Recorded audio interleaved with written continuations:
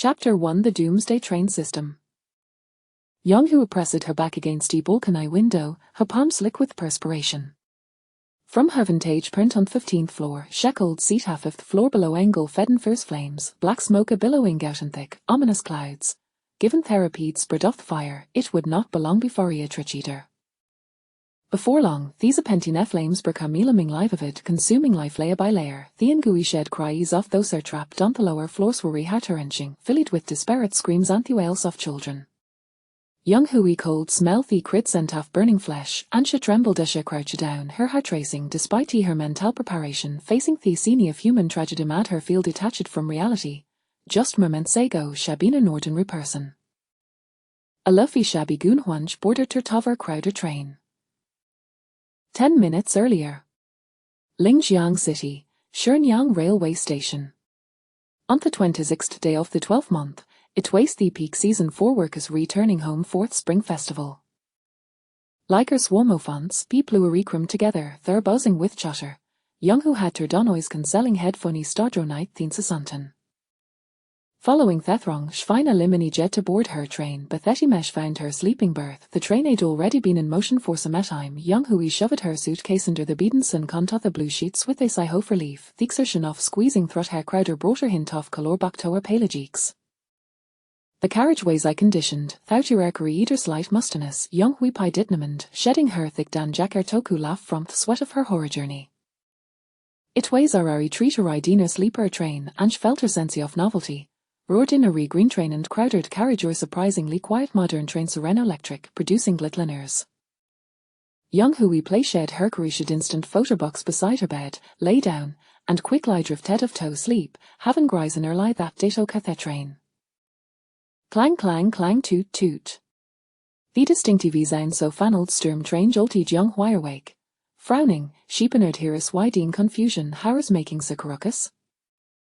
Sitting up abruptly, shzen seed some thing ways amiss. The vibrations and whistle luinoti marnating from her fern boot rather from beneath her. Bother train ways electrically powered where cold thesis sound so fast steam locomotive ebe coming from. Young Hu tightened her grip on the bed frame, feeling the rhythmic vibrations beneath her, slowly gaining her composure. Once fina litic in her surroundings, shackled hard lie believe as it felt like a dream. The partition walls of the carriage had vanished, revealing an endless expanse bunk bed scrammed into a narrow train. The spacing between each bed was less than half a meter, and every bunk was occupied bissamana men and women alike. Young Hui estimated tot shekelled see over 4,000 people, far exceeding their K-Pace train should ever boarded. Her skull prickled waist this some sort of prank show. Shetter need to escape fellow passenger on Latoba met by a pair of dark, penetrating eyes. Two men sat on the bunk to left, dressed casually, his back park resting beside him, hesitant with an air of caution, silently staring got Young away. Hello, do you know how we got there? Young Hu ventured, hoping for a clear. I don't know dot mighty cat was for shetching, and then is it then found mysel fear, the hangman replied of brief pores. Shetching? Young Hu was taken aback she was supposed to be heading to Dongcheng. This person did seem like a liar, yet it was clear they were out on the same train, and how they hardly of fear was beyond comprehension. Similar conversations erupted among the crowd, with Pio Pluakinchinalam, some shouting, and others banging on the oars, calling for the conductor. Thys isn't even the worst part look outside Thedominter need to Thuendao, his forward.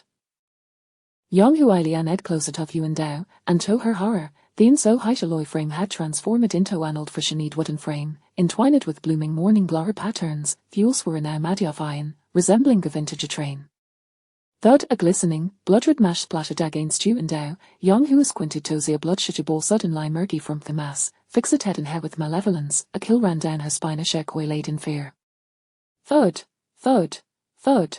Countless grotesque wemerses belted Thuendao like a torrential downpour, quickly staining it with crimson streaks. Young Hu hastily averted her gaze, feeling gust-hive goosey bumps were about to overwhelm her. What a retho see things?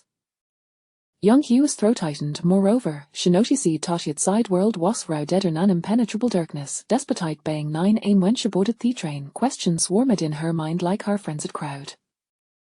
Beep suddenly, the train center comma crackled with a orange electronic noise, forcing Gerta over hurries. The static soon faded, plunging the carriage into an irresolence. A mechanical female lever seat showed. Dear passengers, welcome aboard the Doomsday train. Please estrivatojevi Vethanovi station. Good luck to all. The announcement ended, and no early director speak. Before long, a virtual screen the size of a computer monitor materialized before Young-Hui, resembling a VR game interface. Shglunsi der and everyone else us fixed head on thevered before them, indicating that the screen was visible to each individual but not to another. In the next moment, lines of text began to appear on the screen. Greetings, play Young-Hui. You have been banned to the Doomsday train system. Please see doja rutmost doja Viviatanovi station. Thinovi station will arrive shortly. Countdown 180s, 179s, 178s. No, why was the rent down? Young-Hui felt bewildered, while a those round her began to murmur in panic at the word survive. Another prompt flashed on the screen.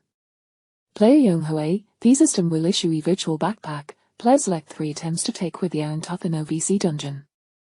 Immediately, a nondescript backpack icon appeared on the screen, revealing 3 empty slots. Young-Hui tentative literature theatre bottle beside her. Item 1 Pure water. It really worked. Thultil sheheld vanished, replaced by a bottle of water in the system backpack waste thighs what they meant per spacey novels. Next, she selected another bottle of water, and a small 2 appeared in the corner of that slot, indicating that similar items could stack in the system backpack. As the countdown neared its end, Young-Hui hastily chose a bag of bread and durst and photo box, as though so Erethian light himsethend. Backpack is full. The train intercom resumed. Dear passengers, the Novisa station has arrived. Please take your belongings and disembark. In the next instant, Young-Hui felt her wavy of designy swash over her, and she lost consciousness. Chapter 2 Novice Dungeon High-Rise Fire 1. Under the blinding sunlight, Young-Hui was slowly up in her theories. In the first second of regaining consciousness, she sprang up like her fish out of water. Ouch, to her surprise, she found herself in a soft bed, having fallen from her abrupt movement. Rubbing her sorry waist, she took a moment to survey her surroundings. Where was had she been abducted? The room had an increasingly hotel-like appearance, spacious, with a large mirror on the left and a few empty hangers in the closet. Further in waist the larger bed where she had awakened, and to her outways a small room that appeared to be a bathroom. Glancing at the bed's editable, she noticed a small scene reading Qingshu Hotel under a card with the number 1501 inscribed in it. Young-Hui called her train's announcement was this the no VC dungeon. Some could happen Ed thought defied explanation, and Young-Hui felt numb. Suddenly, as Stuart's sister crossed her mind, a transparent panel popped up. Survivor Young-Hui, please begin your Novice dungeon high-rise fire survival. The system backpack is ready. Good luck. High-rise fire. Young-Hui was momentarily stunned, grasping the ruaka that taught me and shoes on the 15th floor. A sudden acrid smell wafted into her nostrils, accompanied by screams and cries for help from outside. Her expression turned aggravious hell looked out you and down, where a pillar of black smoke was rising ominously. There was not a for hesitation. Young-Hui shed to the balcony window, peering outside. She neither toward identity fither or south fire. These stemmered mention at high-rise, and decency of dread gripped her heart. Indeed, fireways on the floor below her, like 5th floor, flame shade already spread across the same level, engulfing the entire 5th floor in a of fire. Listening to the heart-wrenching cries around her, Young-Hui's fist led further. She had never witnessed such a tragedy before. As her flames climbed higher, she realized she could not afford to waste any time, whether for the sake of the so-called novice dungeon or her own survival. She had to live. Young-Hui steeled herself, rushing to the door. Beauty shed her net a door knob. She felt a searing heat. Those indicated top flames of smoke had already infiltrated the building. Gritting her teeth, she wrapped her sweater around her hand and twisted her knob. When she opened the door, a thick cloud of smoke rushed in, engulfing her face and nearly choking her. She quickly slammed a door shut, realizing that escaping through her emergency exit was no longer an option. She was just an ordinary worker, having graduated 6 months ago with a penchant for eating, drinking, and travelling. The biggest even she had faced ways awkward like giving thanks at a graduation bank which had never encountered anything like this. However, Shardle was believed in the importance of vigilance, often browsing survival forums, watching survival movies, and joining groups of enthusiasts to discuss strategies. Her family and friends often teased her about the Gap paranoia complex. Now, young who weighs immensely grateful for thathobaish had read about surviving Fiasant forum. Shakold Theadvisage had seen if the dork knob waist to ho tore the waist thick smoke in opening the door, it was no longer the best to meet escape. She needed to find her way to endure longer in harem to zikani escape a route your way forescue. Young Hui quickly car meet herself and rushed into the bathroom, turning on the faucet while also ruining the bath tub terp. The bathroom had neatly stacked towels and soaked ham in the basin. The bath towel waste she can't absorb water slowly, and as the ticket away, she felt the hands begin to tremble.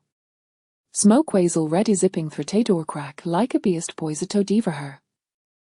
The bath towel swizoaked. Young Hui grabbed him and shed to the door, wrapping the towels around the just to seal the gaps. The smoke finally the mini shed simuit. However, Escher touched the door, shackled feely twice surveying hoted hand before fire was spreading rapidly. Having searched the hotel room, young Hui found usable containers. Suddenly, she remembered had 2 bottles of water in her system backpack. Silently colored out system and the transparent panel popped up again. She quickly selected had 2 bottles of water, took them out, and poured them over the door. The damp towel scald and limon is smoking drink, but her hotel door was warden, and young Hui worried it might be Burnett Thruff. Before long, the 12 bottles were empty, and theatre sizzling against her host door turned into steam. Young Hui continued to deuce at the door, rushing back to the bathroom far in a therapil, finally soaking the entire dough. With the crucial measures completed, she turned dandron to the balcony. She needed her closet window facing the fire to prevent airflow wandala the spread off the flames. Next, she returned to the bathroom, covering her mute hand nose with aid and towel. The earlier rush heard filled the room with smoke, and she felt slightly dizzy. After a few seconds, she dragged her blanket from the bed, plunged it in the bathtub, which was no a full of water, and out also at the blanket. Closing the bathroom door, she stuffed the wet blanket against the garb, curling grip in the corner while a continuous sliper ring water on the door. If the main door to the living room Burnett Thruff, the bathroom door would be her last line of defense. Ashmi canny calibrate water, young Hui pondered whether she was merely theorizing without real experience in a fire. Should burst out and seeks emergency exit. Was climbing down from the window a viable option? Was waiting here retrally the right choice? Would Shetty? Time passed, and as despair deepened, young Hui clutched the instant photo box from her system backpack, rubbing it in her hands. The palms as a box contained hundreds of instant photos, capturing all her beautiful memory essence childhood. Even if she were ready, she wanted to look at something beautiful before the eat. She opened the box, and the topmost photo showed Irina pale blue dress, beaming at her camera or while holding a platio of enticing pork knucklerish. This photo was taken during her trip to Kyoto last summer, where she and her friend shagun at her great lengths to find authentic pork knuckleris, and they were reno disappointed. Authentic Longian pork knuckleris hired little ain't ua offside edishes the pork knuckle wasender, and the skin was multiniamid soft, dissolving and hurting. Young Hui and her friend had never been fond of pork knuckle, yet that day, they'd have it only piece after another. Staring gather hapisel in the photo, young Hui wondered if she would ever experiences its joy again. The heat and the air continued to rise, and the crackling sound soft burning grew alarmingly close. Young Hui clutched heifer toe tightly. Ding! Congratulations, survivor young hero. You have triggered a permanent item their magical memory box. Beautiful memories are a proof of survival in this world. Merry our brilliant smile everlasting.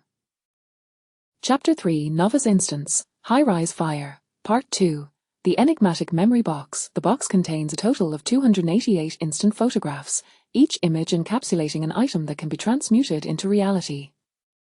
Note: each item can be converted 3 times. 2. Living beings cannot be transformed. The system has detected your craving for pig trotter rice. Please receive Longjiang Pig Trotter Rice 1. A flurry of subtitles erupted from the system panel, leaving Rong Hui momentarily flustered. In a flash of white light, a serving of pig trotter rice appeared on the floor before her. As Rong Hui picked it up for a closer inspection and took a whiff, she realized it was indeed the same dish she had seen in her photographs. Unable to resist the temptation, she had already taken a bite, leaving a noticeable gap in the presentation. Rong Hui felt a mix of emotions. Her heart swelled with joy at having discovered her golden finger, yet she was also disheartened that it had arrived too late. She might not even survive this fiery ordeal. At this moment, she found it hard to focus on savoring the pig trotter rice. Wait, a sudden flash of inspiration struck Rong Hui. Could she find something in those photographs that might aid her in overcoming this predicament? With trembling fingers, she eagerly sifted through the box of images. Upon glimpsing one particular photo, her eyes sparkled with excitement. It was from her first participation in an amateur cross-country hiking event, featuring a ponytailed girl leaning against a mountain bike, flashing a victory sign at the camera, her face adorned with her signature radiant smile. The bicycle itself was not the focal point. Rather, it was the cycling bag strapped to the back of the bike that drew her attention. She recalled how she had fallen in love with cycling, purchasing an array of peculiar gear to carry along. Although aside from bottled water, none had seen any use. Perhaps this was what they meant by our poor students having an abundance of stationery. Among her gear was an emergency fire blanket. When she had bought it online, she had only noticed the word emergency, and mistakenly acquiring a fire blanket instead of an emergency thermal blanket. Rong-hui remembered that this very blanket was still lying in her storage locker, and she had thought she would never have the occasion to use it.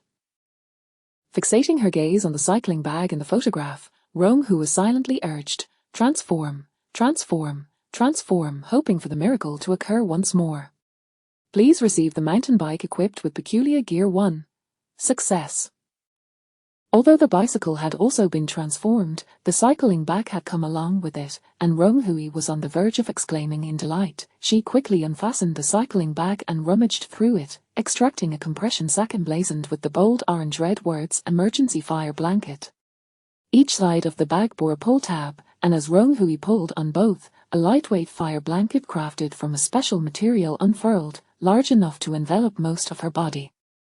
With this advantageous equipment, her options had expanded. Rong-hui promptly lay down in the bathtub, allowing the water to soak her fully. Once her sweater and sweatpants were dripping, she wrapped herself completely in the fire blanket.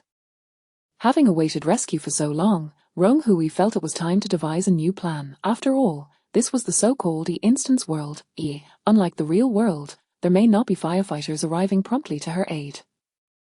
If she remained cooped up in the bathroom, she might only await her demise. The temperature in the room continued to rise. The water previously splashed on the bathroom door had evaporated. Rong-hui touched the doorknob, discovering it was not overly hot. Perhaps the flames had not yet reached her side of the bathroom. Although the main door was likely compromised, wrapped in the fire blanket, Rong-hui contemplated her next move and resolved to burst outside to assess the situation.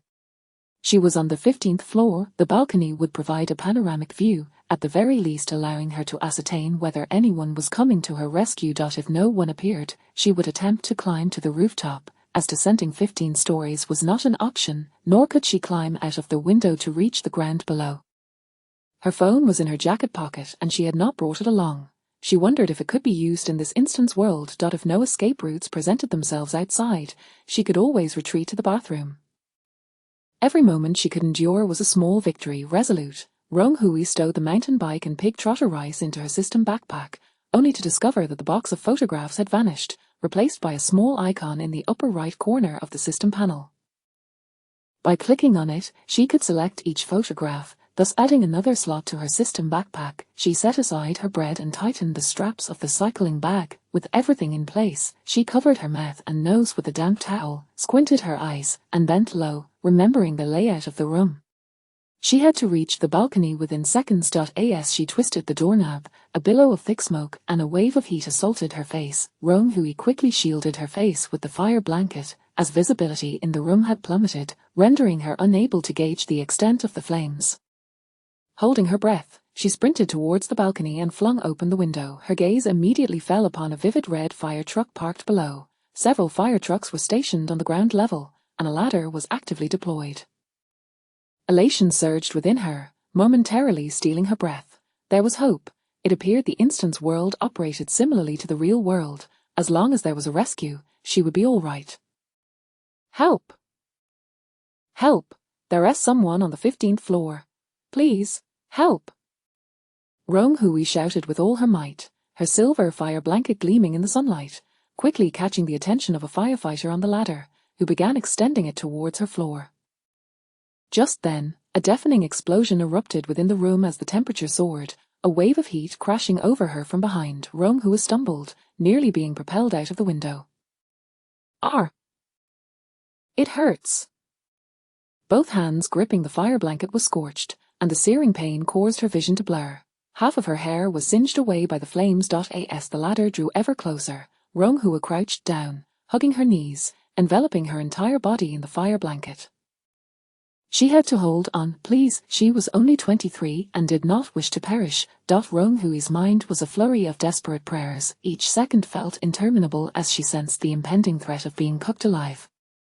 Just as Despair Chapter 4, Rewards for Survival System rules. As Ronghua awakened once more, she had steeled herself for the moment, slowly opening her eyes to find herself still on the train sleeper berth. Her gaze, vacant, lingered on the wooden ceiling above her, while the thunderous sound of the train's wheels grinding against the tracks reverberated around her. It was in this cacophony that Ronghua began to truly grasp the reality of her survival. She assessed her physical state and was astonished to discover that the burns on her hands and calves had vanished, and upon touching her head, she found her singed hair had miraculously returned to its former state. For a fleeting moment, she almost believed that the preceding peril had been a mere figment of her imagination. Around her, others were gradually awakening. Some erupted in joy, while others were engulfed in sorrow. Upon closer inspection, it became evident that nearly a quarter of the passengers had inexplicably vanished from the train. "I can't believe I survived. Mom, that was terrifying. I just want to go home. Sob, sob, sob. Here I'm invincible. A mere fire cannot defeat me."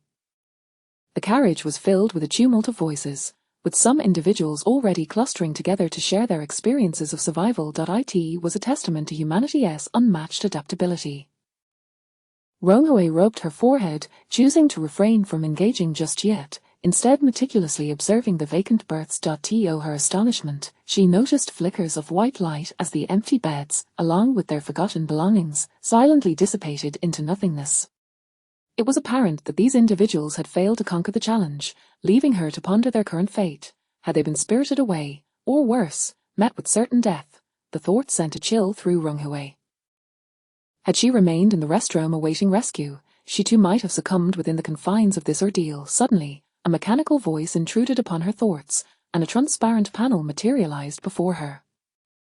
"Survivor Ronghua, congratulations on successfully navigating the novice dungeon, high-rise fire survival. You have attained survivor status. All personal system functions have been activated. Your personal safe house is now operational. Initial safe house configuration. Train sleeper 1 square meter of sanitary space. Note, the safe house is completely secure. The system has detected that you escaped the dungeon with minor injuries. Completion rating A. Final rewards 20 points. Survivor Basic Supply Pack 1. Note: 1. Points can be utilized in the system store, and they are earned by successfully completing instances. Please strive to complete the instances with the utmost quality. 2. As long as players survive the dungeon, all damage incurred upon exiting will be fully restored. The rules of the Doomsday train are as follows and can be reviewed repeatedly. The train must stop at every station. Passengers are required to disembark at their destination. Announcements regarding upcoming stops will commence 10 minutes before arrival. During the train's operation, please refrain from forcibly exiting, lest the creatures outside express their gratitude with your flesh and blood. Death within the dungeon equates to true demise. However, items found in the dungeon may be carried out through the system's backpack. Between 2 stations, there exists a 3-day respite. We implore the living to rest in peace. Ronghua was inundated with a multitude of information and resolved to ponder its deeper meanings at a later time. She gazed at the pristine new system panel before her, which displayed numerous options: personal information, system backpack, system mall, points balance, personal mailbox, public channel, friends list. Upon opening her personal information, she found Survivor, Ronghua, age 23 years old, stamina 981,000, cleanliness 9100, hunger 8100, health 98,100. Values drop to orange below 60 and red below 20. Curious, Ronghua then accessed the system wall, recalling that she had accumulated 20 points from the previous dungeon rewards and wondered what items might be available for purchase. Upon entering the system wall, she felt as if she had stepped into a vast marketplace, where an array of goods from food and medicine to daily necessities and vehicles stretched infinitely before her. However, rarer items, like ships, were priced at a staggering 50,000 points, rendering her 20 points almost insignificant. Continuing her exploration, she also discovered sections for currency and precious metals. In the currency section, 1 point could be exchanged for 10,000 dungeon currency, a detail Rong Hui noted for its potential utility. The precious metal section primarily featured gold and platinum, with 1 point redeemable for 5 grams of gold or 10 grams of platinum. Beyond these categories, the most intriguing was the system's special items section. Upon entering, Rong Hui was captivated by the option to exchange 1 point for an additional backpack slot. Was this not akin to their portable space found in fantasy novels?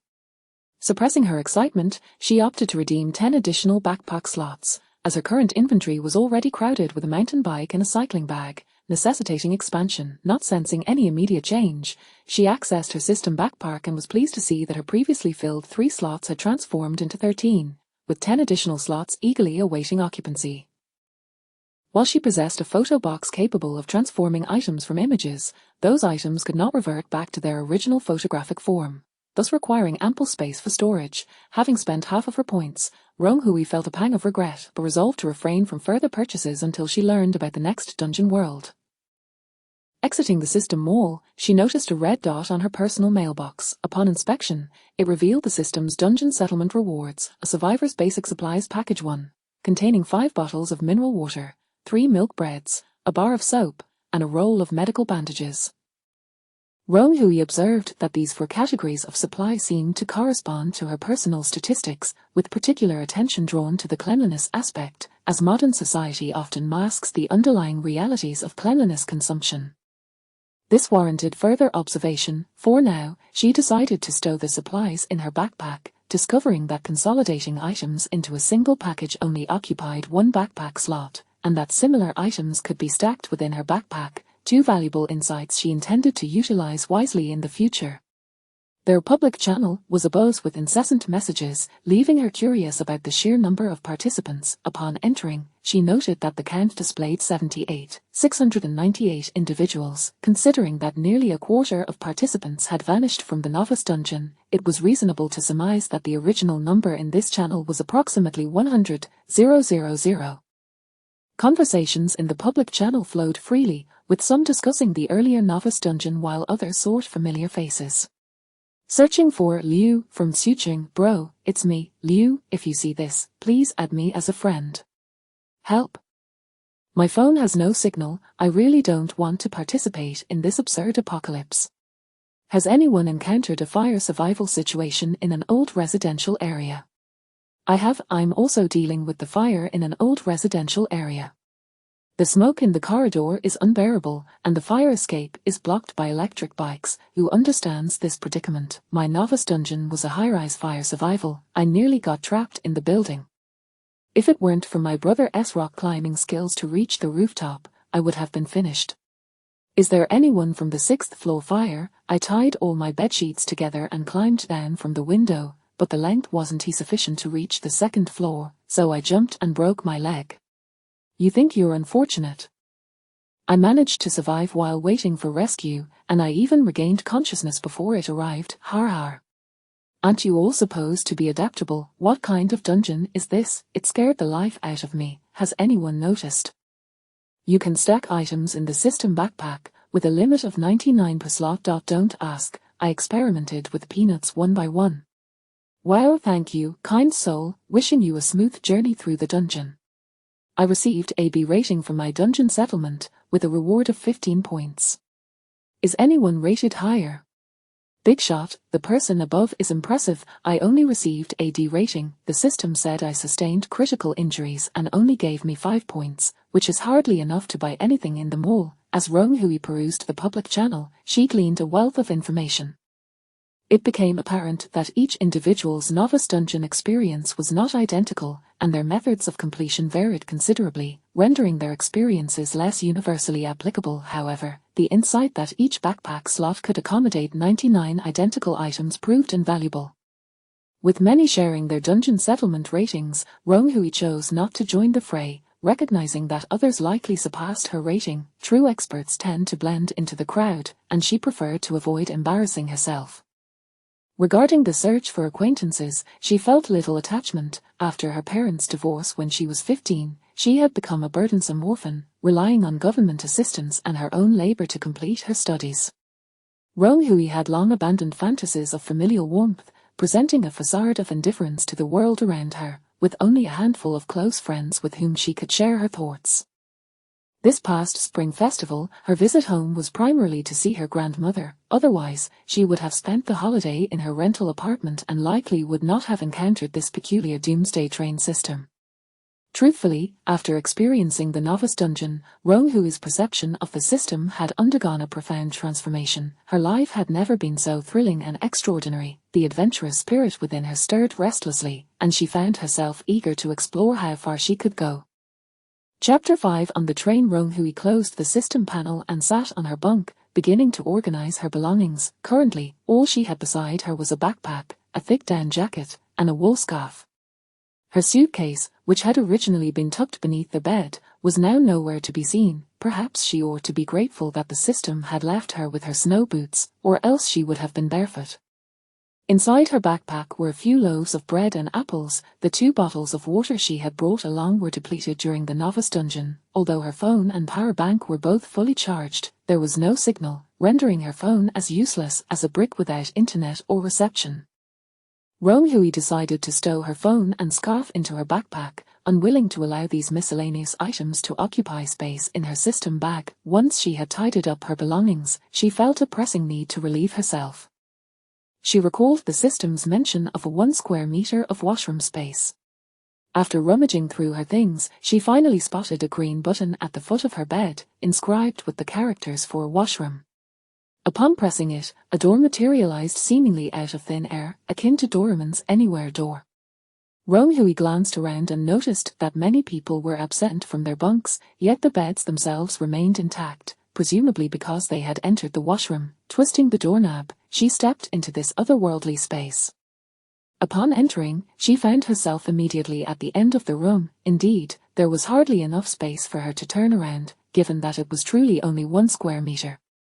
With a mixture of exasperation and amusement, she attended to her physiological needs and was astonished to discover that this minuscule area was equipped with a toilet, sink, and shower. She couldn't help but admire the system's meticulousness. After washing her hands with the soap from her basic supplies, she noticed her cleanliness value had risen from 90 to 100, and her health value increased from 98 to 99. It seemed that everyday items like soap were quite significant for maintaining their health. Rong Hui mentally noted this as she exited the washroom. Upon stepping out, she locked eyes with a young man from the adjacent bunk.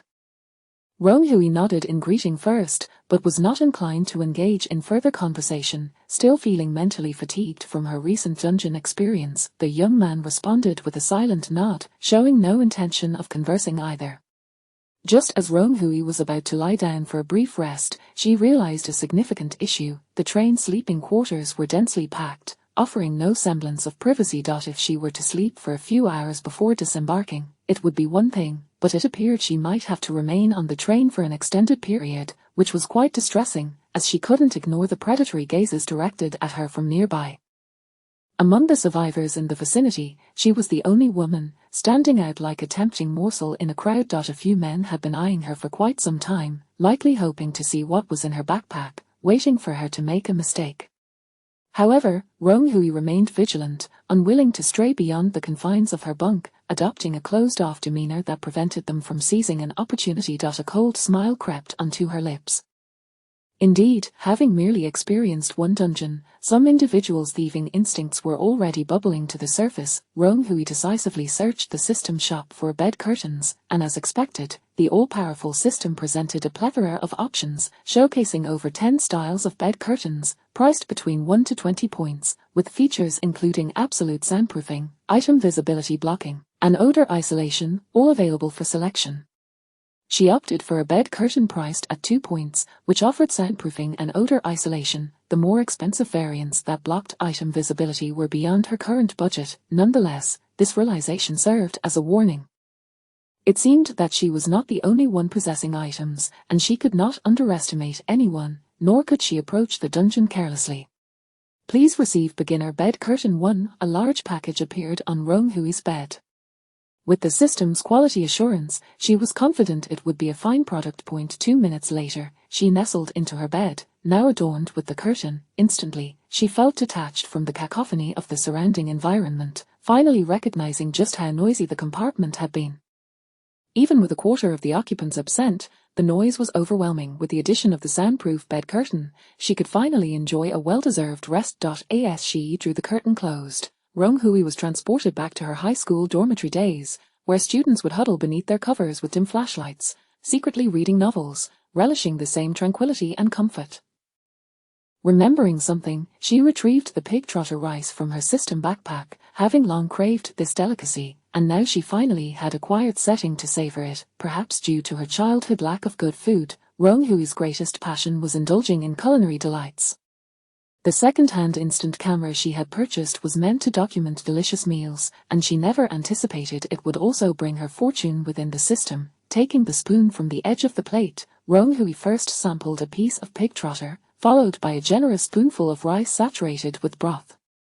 With satisfaction, she squinted her eyes. The pig trotter had been stewed to perfection, tender and succulent, each morsel brimming with rich sauce. The rice was fluffy and well cooked, absorbing the pig's fat and sauce, enveloping the entire bowl in an enticing aroma. With a gentle nibble, the pork melted in her mouth, rich yet not greasy, lean yet not tough, the intense sauce melding perfectly with the pig trotter's freshness, leaving a lingering aftertaste. Rong Hui felt as if she could smell the summer evening breeze, transporting her back to the streets of Chaos Han. According to the item rules she had received, this serving of pig trotter rice had 2 chances for transformation, and not to mention, her photo box contained hundreds of pictures of exquisite food and scenic views. Rong Hui was filled with anticipation for a bright future. Having devoured the entire serving of pig trotter rice, she let out a satisfied burp and checked her personal information. Her satiety value had indeed reached a full 100, and her health value had also risen to 100, though her stamina had dropped to 700. It was time for her to rest. Setting an alarm on her phone, Rong Hui draped her down jacket over herself and succumbed to a deep sleep in the rare tranquility. Ding ding ding ding. The alarm rang out abruptly. Rong Hui groggily opened her eyes and turned off the alarm. It had been a long time since she had enjoyed such a restful slumber. Even the recent fire dungeon had not disrupted her sleep.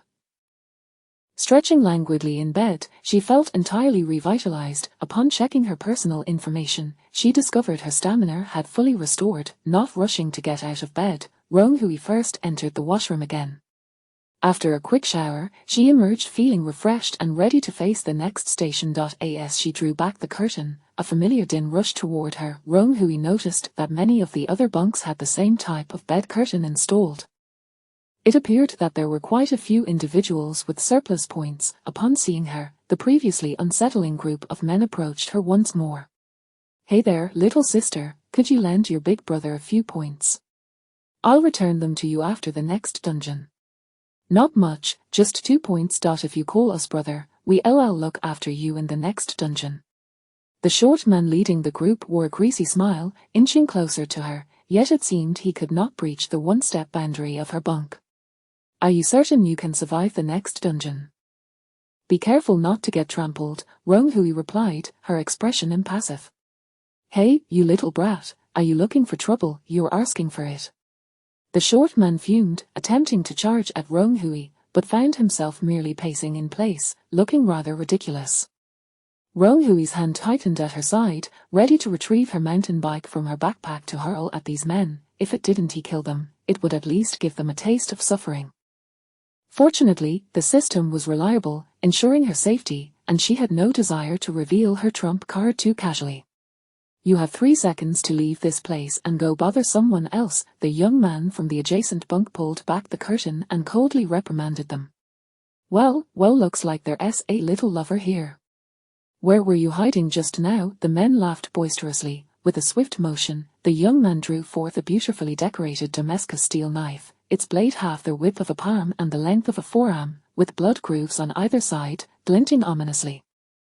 He said nothing more, simply wiping the long knife with a piece of white cloth. The group of men, having never encountered real weaponry before, fell silent, shoving each other back to their respective spots. "Thank you." Rong Hui exhaled in relief. She seldom found herself in disputes and was still inexperienced in handling such situations. No need to mention it, they were simply bothersome, the young man replied, still expressionless as he continued to clean his blade, not seeking any credit. Roan Hui began to understand his character. Having seen him multiple times, he had yet to display any other expression. Hello, I remember we spoke before. My name is Roan Hui, Hui as in comet. I look forward to your guidance. Qin Jun, the man nodded, still devoid of any change in expression. Your knife appears to be sharp, may I inquire how you obtained it? Roan Hui couldn't help but covered this weapon.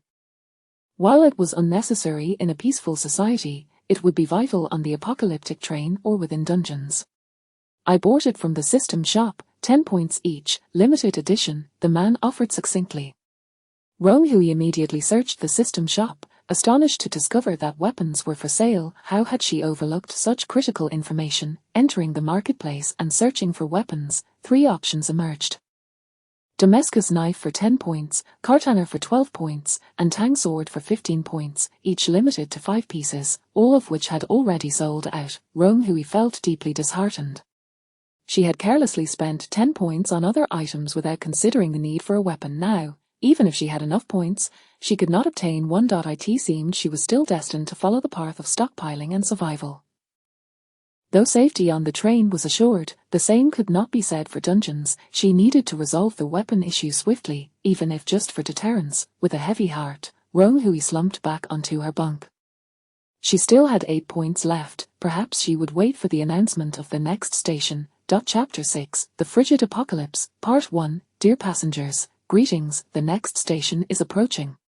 Please prepare to disembark in advance. Next stop, Frigid Apocalypse Station, countdown, 10 minutes, 600s, 599s, 598s. The train's announcement punctually resonated, and once it concluded, the carriage erupted into a fervent buzz of conversation, with the public channel flashing incessantly. What is the frigid apocalypse? Does anyone know? Will it snow? I'm from the south and have never seen snow. Not just snow, they say it's frigid, there might even be hail. What if I only have one hoodie? The system's shop is outrageously expensive. A down jacket costs 1 point, and I only have 3 points left. I spent all my points on food, can anyone lend me 2 points? Brother, what are you dreaming about? Who knows if you'll even be around after your quest ends? How can you speak like that? If you won't lend, just say so, no need to curse at me. I served a few years in the military, any comrades looking to form a team, add me. I need to hire a bodyguard for personal protection in this quest, 100,000 bucks, I'll pay after this apocalyptic quest ends, 100,000 is too stingy. Who would risk their life for you? You can redeem items with points in the system shop. I've already spent all my points on cash. Har har, instant wealth overnight. The carriage was awash with chaotic discussions, mostly trivial complaints. Roan Hui chose not to partake, focusing instead on making thorough preparations within the limited time she had. Since it was a frigid environment, her thick down jacket would come in handy.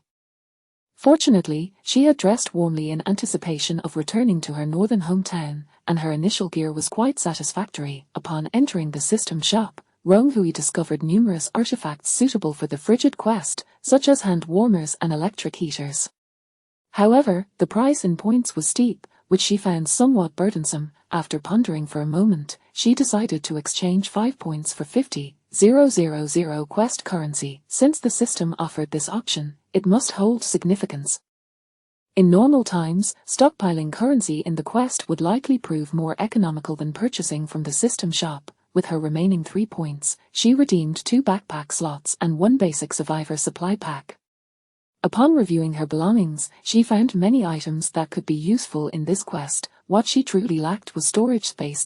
As for the basic supply pack, she already possessed one, so she decided to stockpile a second one just in case. Now, her system backpack contained 1 off-road mountain bike, 1 fully packed cycling bag, 2 basic survivor supply packs, and 12 empty slots for storage. Dressed in her down jacket and snow boots, with a wool scarf wrapped around her neck, Roan Hui felt a light sweat forming in the warm carriage. Her backpack was now empty, but she kept it slung over her shoulder, allowing her to blend in more easily. Before long, the 10-minute countdown concluded, and a flash of white light enveloped the carriage, leaving it completely deserted. A melodious chime echoed in her ears as Roung-hui gradually opened her eyes. Above her loomed a slightly yellowed ceiling. She lay upon a somewhat firm bed, with her phone beside her vibrating incessantly. Roung-hui picked up the phone, frowning at the caller ID that read Ju the penny pincher. She had never encountered this phone before, nor did she recall the name in the caller ID. As the ringtone persisted, she had no time for contemplation and answered, "Hello," her voice tentative. "You still know how to answer the phone, Roung-hui, do you not want this job anymore? Look at what time it is. This is no longer tardiness, this is absenteeism. Do you understand? You clearly don't know your own worth," a coarse male voice roared through the phone, berating her. Roung-hui managed to utter a single word, but was quickly drowned out by the torrent of insults from the other end. Glancing at her phone, she noted it was Monday at 10:20 a.m. Well, that clarified the situation. Roung-hui refused to indulge him. "Are you out of your mind? Can you speak properly, or do I need to hang up?" Despite not understanding why he referred to her as Roung-hui, she certainly did not recognize him. Anyone would feel irked at being unjustly reprimanded. "Fine, you think you're tough, Roung-hui, don't bother coming to work tomorrow, never again." The man on the other end was so enraged he was practically hyperventilating, and Roung-hui felt as if her eardrums might rupture. She promptly hung up, unwilling to waste any more time on him. She had encountered many such insufferable bosses during her school part-time jobs and post-graduation employment, those who, with a modicum of power, behaved arrogantly. However, it seemed the system had assigned her the role of a worker. Rising to survey her surroundings, she realized she was clearly in a young woman's bedroom. Although the walls and ceiling bore the marks of age, the owner had meticulously laid a beige carpet, and the bedspread featured a sweet strawberry pattern.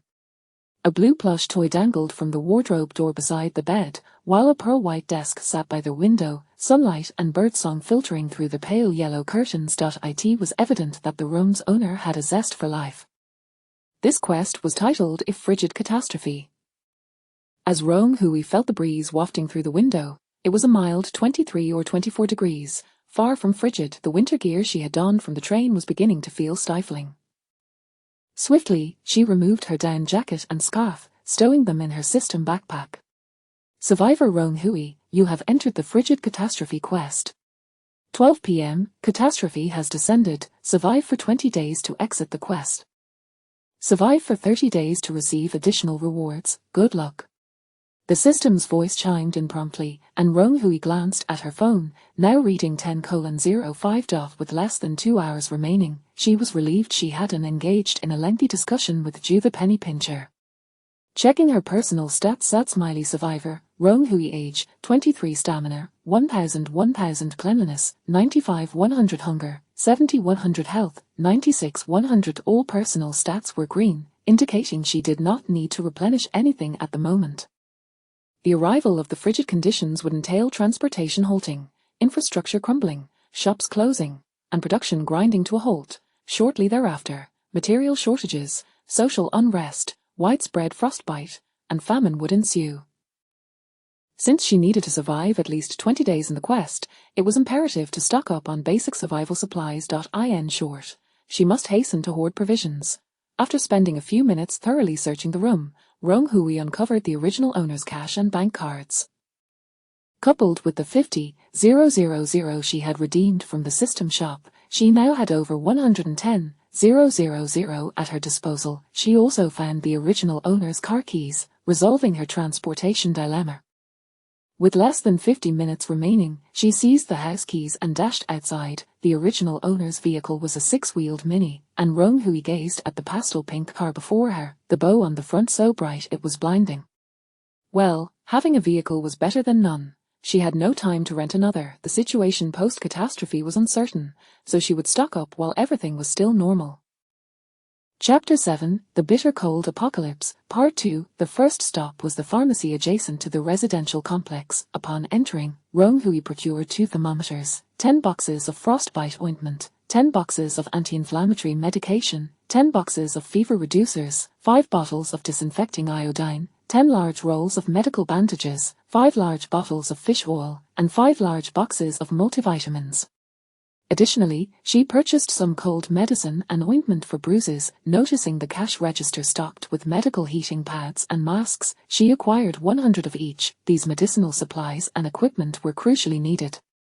In contrast, food was not as urgent. The total expenditure came to over $8,000. The pharmacy attendant beamed with delight as she packed Rong Hui's items into a large paper bag, thrilled to cater to such a major client, significantly boosting her commission. As Rong Hui placed the supplies into her vehicle, a man in his 30s burst into the pharmacy, exclaiming, "Wrap up all the frostbite ointment and fever reducers." The sudden influx of customers seeking frostbite ointment puzzled the pharmacy staff. Without turning back, Rong Hui surmised that this man was likely another survivor dispatched by the system. It appeared she was not the only one navigating this treacherous landscape, thus, her subsequent actions would require heightened caution. Once settled in her vehicle, Rong Hui stored the bag of supplies into her system backpack, intending to reserve a specific compartment for medicinal items. Her next destination was an outdoor equipment store. Given the name of this mission, extreme cold, ordinary cold weather gear would undoubtedly be insufficient. Upon entering the store, she expressed her desire to purchase equipment for skiing and camping. This inquiry aligned perfectly with the staff's expertise, who promptly recommended a state-of-the-art down ski suit that was both warm and waterproof, albeit at a steep price of $8,900. Rong Hui opted not to haggle, requesting to exchange the Odyssey for standard zippered pants, and she purchased 2 complete sets without hesitation. Under the astonished gaze of the store attendant, Rong Hui further selected a windproof tent, an inflatable mattress, an envelope-style down sleeping bag, 2 compressed down blankets, a 40L capacity hiking backpack, a hanging thermometer, anti-slip snowshoes, a rabbit fur hat, wool socks, a windproof mask, and a headlamp. She also cleared the promotional display of protein bars and chocolates at the entrance. Contemplating additional necessities, Rong Hui acquired 10 sets of thermal base layers, 5 sets of fleece clothing, and 100 pairs of disposable undergarments. With hygiene being a pivotal aspect of her personal metrics, she could not afford to overlook it. She requested the staff to pack her purchases in the largest waterproof containers available and even managed to secure 2 commercial-grade craft paper boxes, each measuring 2 meters on each side. The total at checkout amounted to $65,000. Given the limited compartments in her system backpack, she aimed to maximize storage efficiency by packing the supplies into the boxes before placing them into her backpack. Her next stop was a supermarket, specifically one renowned for fresh produce, located a considerable distance from the original owner's residence. Rong Hui believed that the survivor supply kits distributed by the system might represent the optimal strategy for stockpiling, as there were standard answers to follow.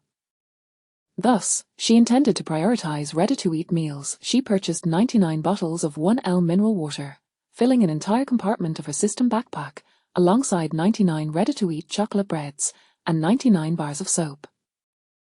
With 1 compartment allocated for medicinal supplies, she felt confident that her 4 essential metrics would remain stable. Having ensured a sufficient stock of basic necessities, Rong Hui finally exhaled in relief, relishing the moment of unrestricted shopping. She had never enjoyed shopping so thoroughly before. Fried chicken purchased, salmon acquired, durian secured. She seized every delectable item within sight. Focusing on ready-made cuisine, she noted that the original owner's home lacked even a pot, indicative of a life spent relying on takeout.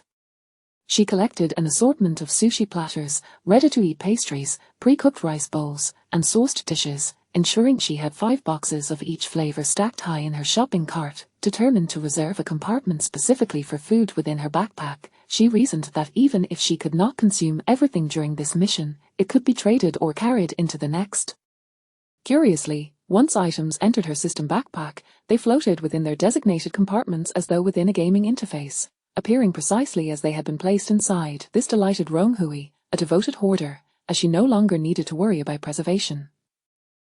Once she had selected her favorites, Rong Hui regained her composure and added a box of luncheon meat, a box of instant noodles, a box of canned meat, and a box of nut-flavored compressed biscuits.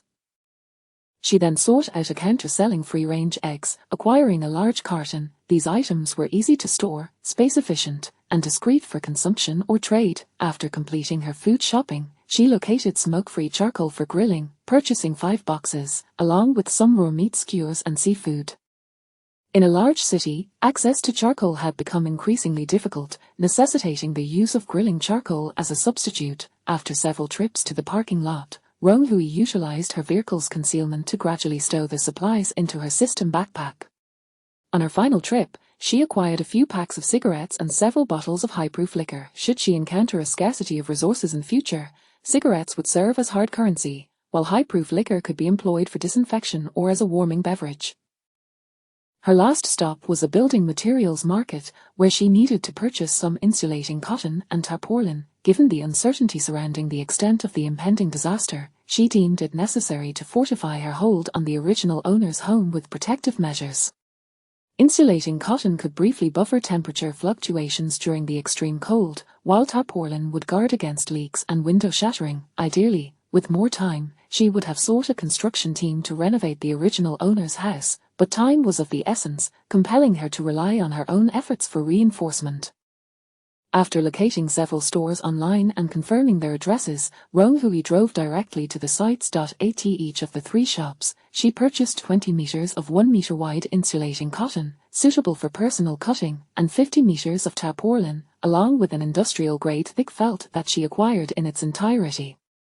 She also procured several bottles of industrial adhesive, nearly exhausting her funds. After loading everything into her vehicle, she glanced at the time. It was 11:35. Acting swiftly, she realized she could still make it home. The system had indicated that disaster would strike at noon, and she dared not gamble on what might unfold should she remain outside at that hour. Driving down to the complex, she checked her phone. 11:45. There was still time. She parked the small pink car in the basement and locked it, deciding to visit the small supermarket within the complex for some inconspicuous daily necessities. Upon entering the supermarket, she noticed the owner stocking the shelves, with stacks of cardboard boxes at his feet. "I don't know what's gotten into people today. A crowd has rushed in to snatch up goods, treating money like it's worthless," he grumbled through a cigarette. Rong Hui immediately recognized that these were likely fellow survivors from the same mission. However, she had not encountered any survivors in the larger fresh produce supermarket. The patrons there had leisurely selected their items, clearly residents of the mission. After a moment of thought, Rong Hui understood that not all survivors within the mission possessed vehicles. The larger supermarket was several kilometers away, making the small complex supermarket the most convenient option for acquiring supplies within the limited time frame. Although she felt some disdain for the original owner's small pink car, she had to admit that having a vehicle was quite advantageous. At the complex supermarket, she purchased some hand sanitizer, tissue paper, and sanitary pads before proceeding to check out. Preparing to return home, the original owner's residence was just 6 floors up. As she exited the supermarket, a biting north wind assaulted her, causing her to squint against the gusts. She distinctly sensed the temperature plummeting and noticed the time had reached 11:55. She quickened her pace. Entering the elevator, she encountered several individuals carrying large plastic bags. Their anxious body language made it evident that they were not local residents. Rong Hui naturally averted her gaze, avoiding any eye contact and maintaining an air of ease. Nearby, a few individuals exchanged furtive glances, and one attempted to initiate a conversation, only to be restrained by another. Upon reaching the 4th floor, the group disembarked. "Why didn't you let me ask? What if she's a player too?" one inquired. "Didn't you see what she bought? Just a few rolls of paper." "Someone taking their time like that definitely isn't a player. We shouldn't expose ourselves," another replied. The group continued their discussion in the 4th floor corridor as Rong Hui listened attentively from the 6th floor, remaining silent. She waited until they entered their apartment before unlocking her own door. Their reference to fellow survivors as players suggested a perception of the mission as a mere game, a notion with which Rong Hui vehemently disagreed. The novice mission had already taught her the harsh realities of survival. She could not afford to view this apocalyptic scenario as a game. Moreover, her independent nature led her to prefer not being seen as a target for others' greed or risking collaboration with strangers. It was wiser to maintain distance, as future interactions could evolve into competition. Upon returning home, Rong Hui sighed in relief, having made it back just before noon. Chapter 8: The Frigid Apocalypse, Part 3, 12. 2000 p.m. The catastrophe strikes. As the system's voice faded, a solitary snowflake drifted down from the sky. Rong Hui prominently hung a thermometer, which currently registered a temperature of 18°C, noticeably lower than it had been 2 hours prior. She moved the sofa and cabinet aside, clearing a space in the living room, and unloaded a plethora of supplies recently acquired from the system's backpack. In the blink of an eye, the floor was strewn with various items. Rong Hui first set aside 2 large boxes from the outdoor supplies store, one designated for food, while the other contained clothing and miscellaneous essentials, including equipment purchased from the outdoor shop and some household items that were not immediately needed. She meticulously sorted the medications into a separate bag, stowing it within the system's backpack. Rong Hui extracted some food items that would be required shortly, ensuring the room did not appear too vacant, and then retrieved the thermal insulation cotton and thick blankets, tucking away the remaining items into the system's backpack. After a considerable effort in stockpiling and organizing, 8 out of the 15 available slots in her system's backpack were utilized: 99 bottles of 1L mineral water, 99 chocolate breads, 99 bars of soap, 1 mountain bike, 2 basic supply packs, 1 large box filled with food, 1 large box filled with miscellaneous items, and 1 first aid kit. The cycling bag that had saved her life in the previous instance was placed inside the miscellaneous box, maximizing the efficiency of her system space. Currently, she found herself lacking a suitable weapon and precious metals, which she would seek out later when the opportunity arose. Within the limited time frame of being thrust into the instance, Rong Hui had accomplished all the preparations possible. Before she could catch her breath, the system's voice abruptly announced sad smiley system phase task released, optional. Survive days 1 to 5 of the instance while maintaining personal values above 80. Completion of this task will yield substantial rewards. Noticing the word optional, Rong Hui understood that this task was not mandatory. Failure to complete it would likely incur no penalties. However, her curiosity about the system's rewards motivated her to attempt the task nonetheless. Having organized her supplies, she settled onto the sofa with a sigh of relief. It had been 2 hours since she entered the instance, and her nerves had remained taut. Suddenly, her phone vibrated twice, drawing her attention to a warning message from the Meteorological Bureau. Due to unknown reasons, strong convective weather will cause widespread hail and freezing rain over the next few days. Citizens are advised to refrain from going outside unless absolutely necessary and to take precautions for warmth. Indeed, her previous concerns had manifested. The extreme cold was far more severe than ordinary rain or snow. There was no time to rest. With a resigned demeanor, Rong Hui rose and began cutting the thermal insulation cotton and thick blankets into appropriate sizes, covering all the windows in her home, particularly those in the bedroom, ensuring no gaps remained. Large hailstones could be categorized as a hail disaster, with sizes ranging from that of an egg to that of a fist. The windows of ordinary residential buildings were exceedingly fragile, and Rong Hui feared that her home's windows would shatter. Freezing rain, a particularly hazardous weather phenomenon, consists of a mixture of ice and water. When it collides with objects at temperatures below 0°C, it freezes instantly, resembling regular raindrops in appearance. However, upon contact, it forms a smooth, transparent layer of ice. Freezing rain can severely damage vegetation and communication systems, also posing risks to aircraft and leading to agricultural devastation. The insulation cotton affixed to the exterior of the windows would cushion the impact of the hail, while the interior insulation would mitigate temperature loss within the home, countering the chilling effects of the freezing rain. Barring any unforeseen circumstances, she anticipated that she would need to endure in the original owner's house for an extended period, necessitating the utmost protection for the premises. If the windows were to shatter, the insulation capabilities of the house would significantly diminish, and its privacy would be greatly compromised. Once all the insulation was in place, the light in the room dimmed, prompting Rong Hui to turn on all the lights, relying on them for illumination in the coming days. Suddenly, a rumbling sound echoed from the heavens, akin to the roar of a beast. Before Rong Hui could discern its source, the hail began to pelt down with a ferocious intensity. The hail was both dense and violent, striking the walls and windows with a cacophony reminiscent of firecrackers. Vehicles parked in the community lot were subjected to a barrage of impacts, setting off a chorus of alarms. The most alarming aspect was the swiftness of the disaster's onset. Many individuals were still at work or out shopping, caught unawares by the hailstorm. Some were struck and fell to the ground, blooded and incapacitated, while others hurriedly fled, leaving the fallen behind without a moment to assist. Those who reacted quickly shielded their heads with bags or helmets, desperately sprinting for cover beneath awnings. Rong Hui gasped in alarm at the chaos unfolding around her, her expression grave. Thankfully, she had acted swiftly. It was her first encounter with hail of such magnitude, and she could only hope her windows would withstand the onslaught. As the hail continued to crash against the windows, she observed for a moment and surmised that there would likely be no immediate issues. After an extensive flurry of activity, her stamina had diminished to 800. Reminded of the system task, she promptly replenished her personal values to full capacity. The sensation of being data-driven was quite peculiar, reminiscent of the survival games she had played previously, where she, as a stockpiling aficionado, would always ensure to fill her in-game warehouse to the brim. Yet, the apocalyptic system differed from a mere game. Pain and injury were real, and so was death.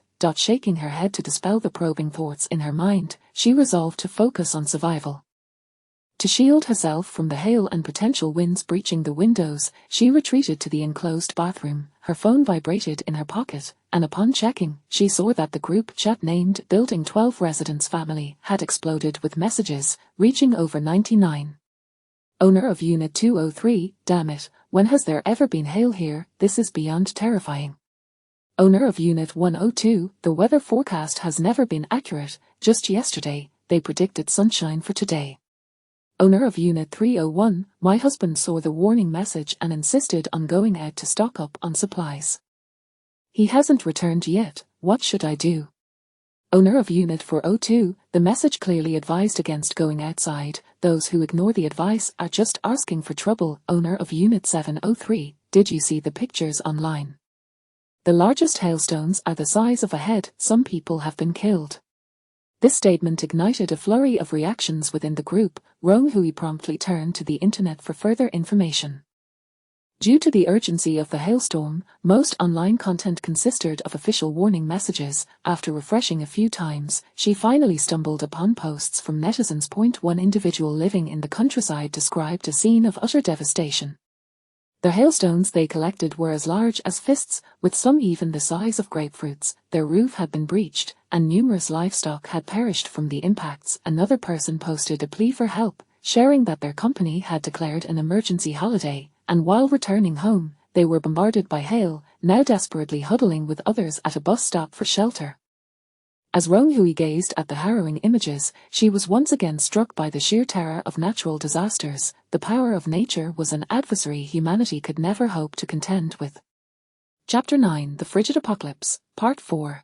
The hailstorm raged on for nearly an hour, the cacophony of sounds echoing around her like an incessant drum. Rong Hui remained ensconced within the confines of the sealed bathroom, seeking refuge from the relentless hail that threatened to shatter the windows. Gradually, the din outside began to diminish, and the hail finally ceased, leaving only the sound of snowflakes whisked by the wind, rustling against the glass. With her limbs stiffened from the cold, Rong Hui emerged from the bathroom, acutely aware of the plummeting temperature. Glancing at the thermometer, she noted it had already dropped to 10 C. She traversed her home, discovering that, aside from the balcony's security mesh which had been deformed by the hail, all the windows had miraculously withstood the onslaught. Breathing a sigh of relief, she donned her down jacket and lifted the thermal insulation to peer outside. The sky was shrouded in a grey haze, with rain interspersed with snowflakes continuing to fall incessantly. The greenery in the community had been battered to the ground by the hail, strewn about with a multitude of white ice pellets, now blanketed by a layer of snow. Vehicles parked on the ground were dented from the hail's impact, and Rong Hui couldn't help but feel grateful that she had parked her little pink car in the underground garage. The air was filled with cries for help and agonized moans. Many were not as well prepared as Rong Hui. Not only had their windows been shattered, but they had also suffered injuries from the shards of glass. From a distance, the wailing of sirens could be heard, and the brief respite from the hail finally allowed the police and firefighters to venture out for rescue operations, soon followed by the sound of ambulances. Their husband from the third-floor apartment was being carried back on a stretcher, and judging by the distraught expressions of his family, the situation appeared dire. With a slow exhale, she found herself unable to discern whether this was a simulated world or the realm of reality.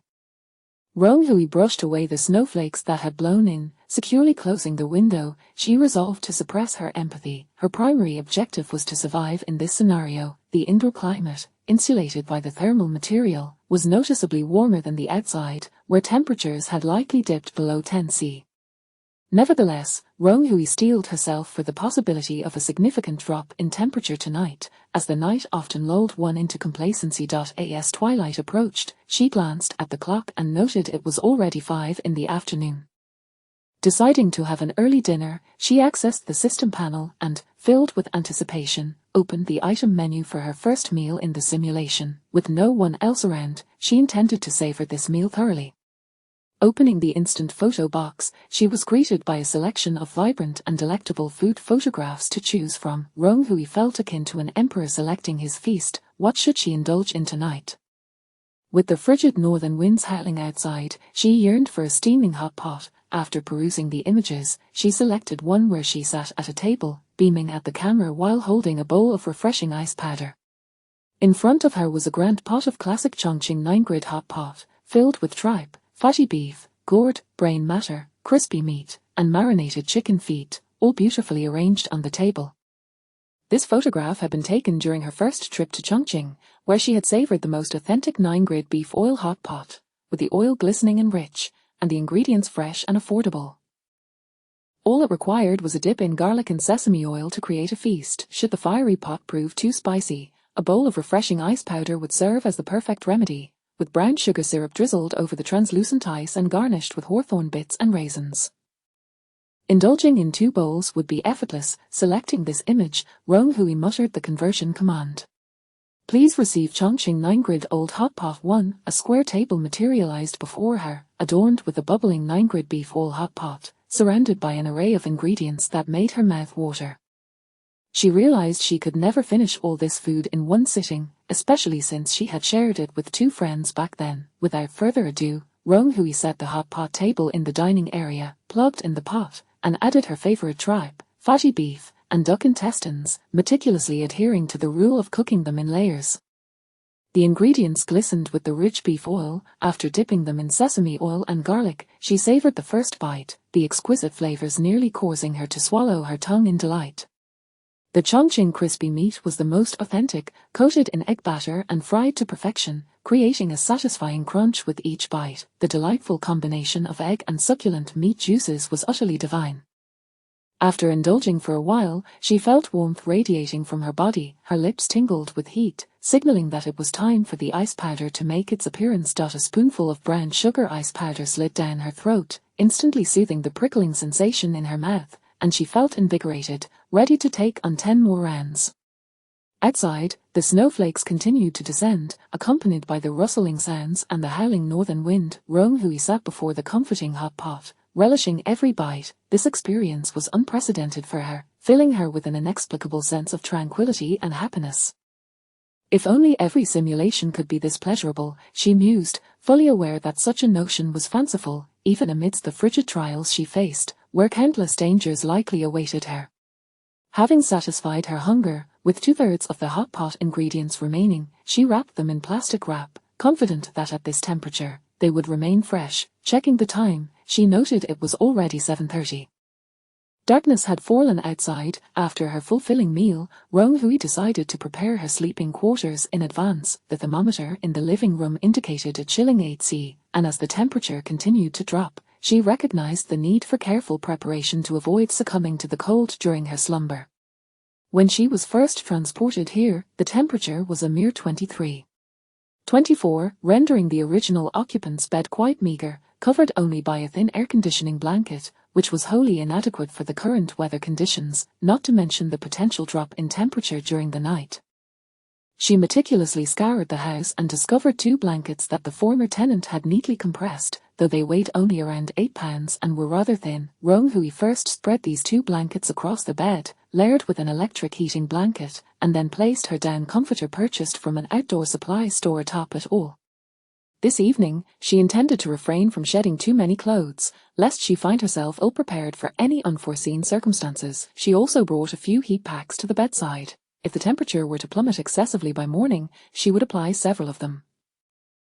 With the bed prepared, Rong Hui was not yet inclined to sleep. She resolved to dedicate part of each day to exercise. As a delicate university student and a novice in the workforce, the concept of physical activity rarely entered her lexicon, yet in the realm of the dungeon, physical prowess proved exceedingly vital. Reflecting on the previous dungeon's high-rise fire, she realized that had her arm strength been sufficient, she could have easily scaled to the rooftop, having witnessed others accomplish such feats in the public channel. However, with her slender arms, even escaping to the balcony could result in a perilous fall, let alone climbing higher. The weight of life and death was a disconcerting sensation, prompting Rong Hui to commit to rigorous training, at the very least to run swiftly and jump high.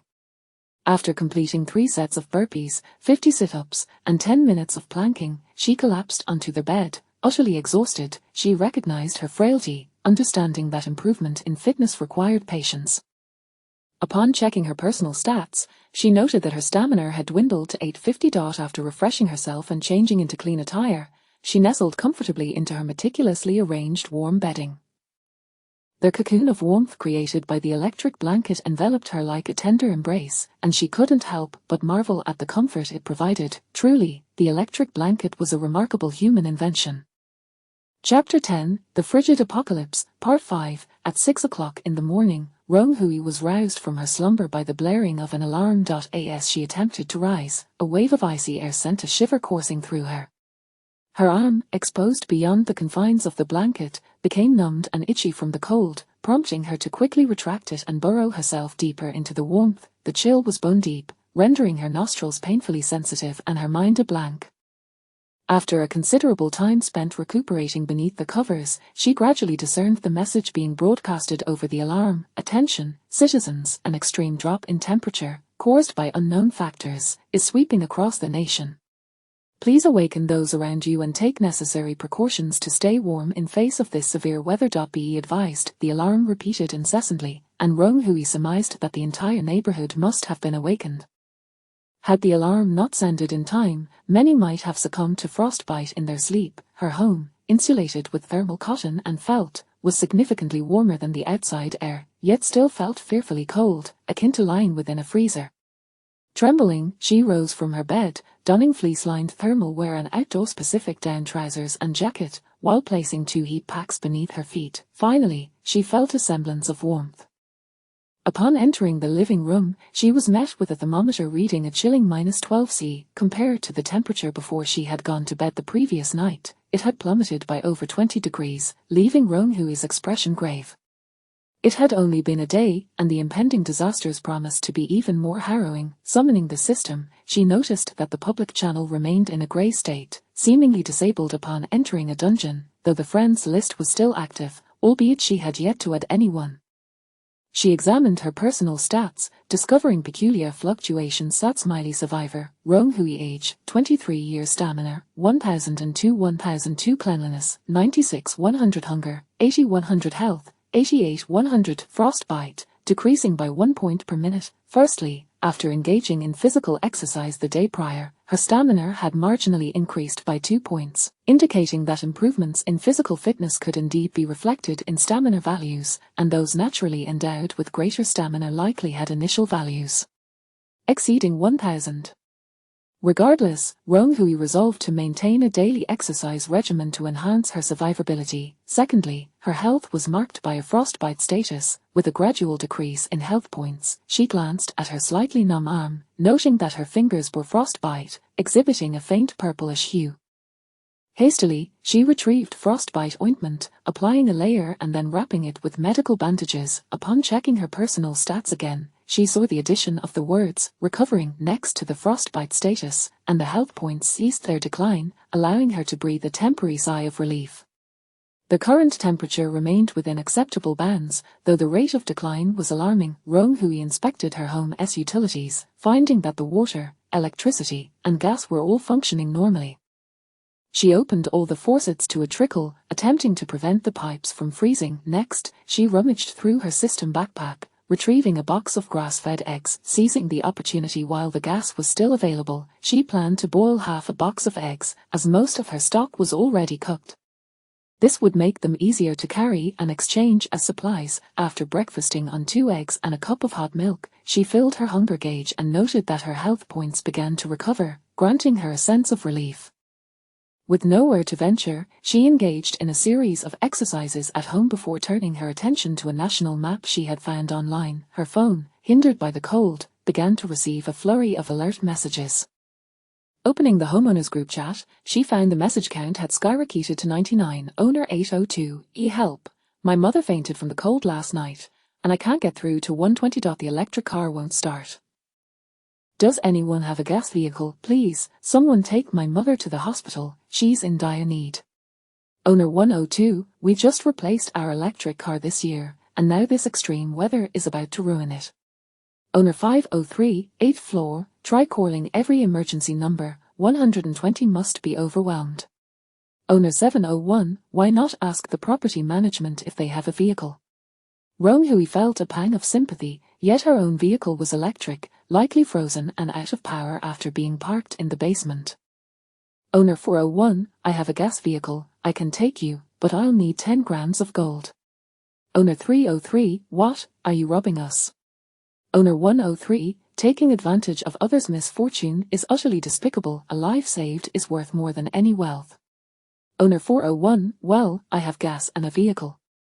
Whether you come or not is up to you. Ronghui furrowed her brow. This owner 401 was asking for gold instead of money, a suspicious behavior in the wake of such a calamity.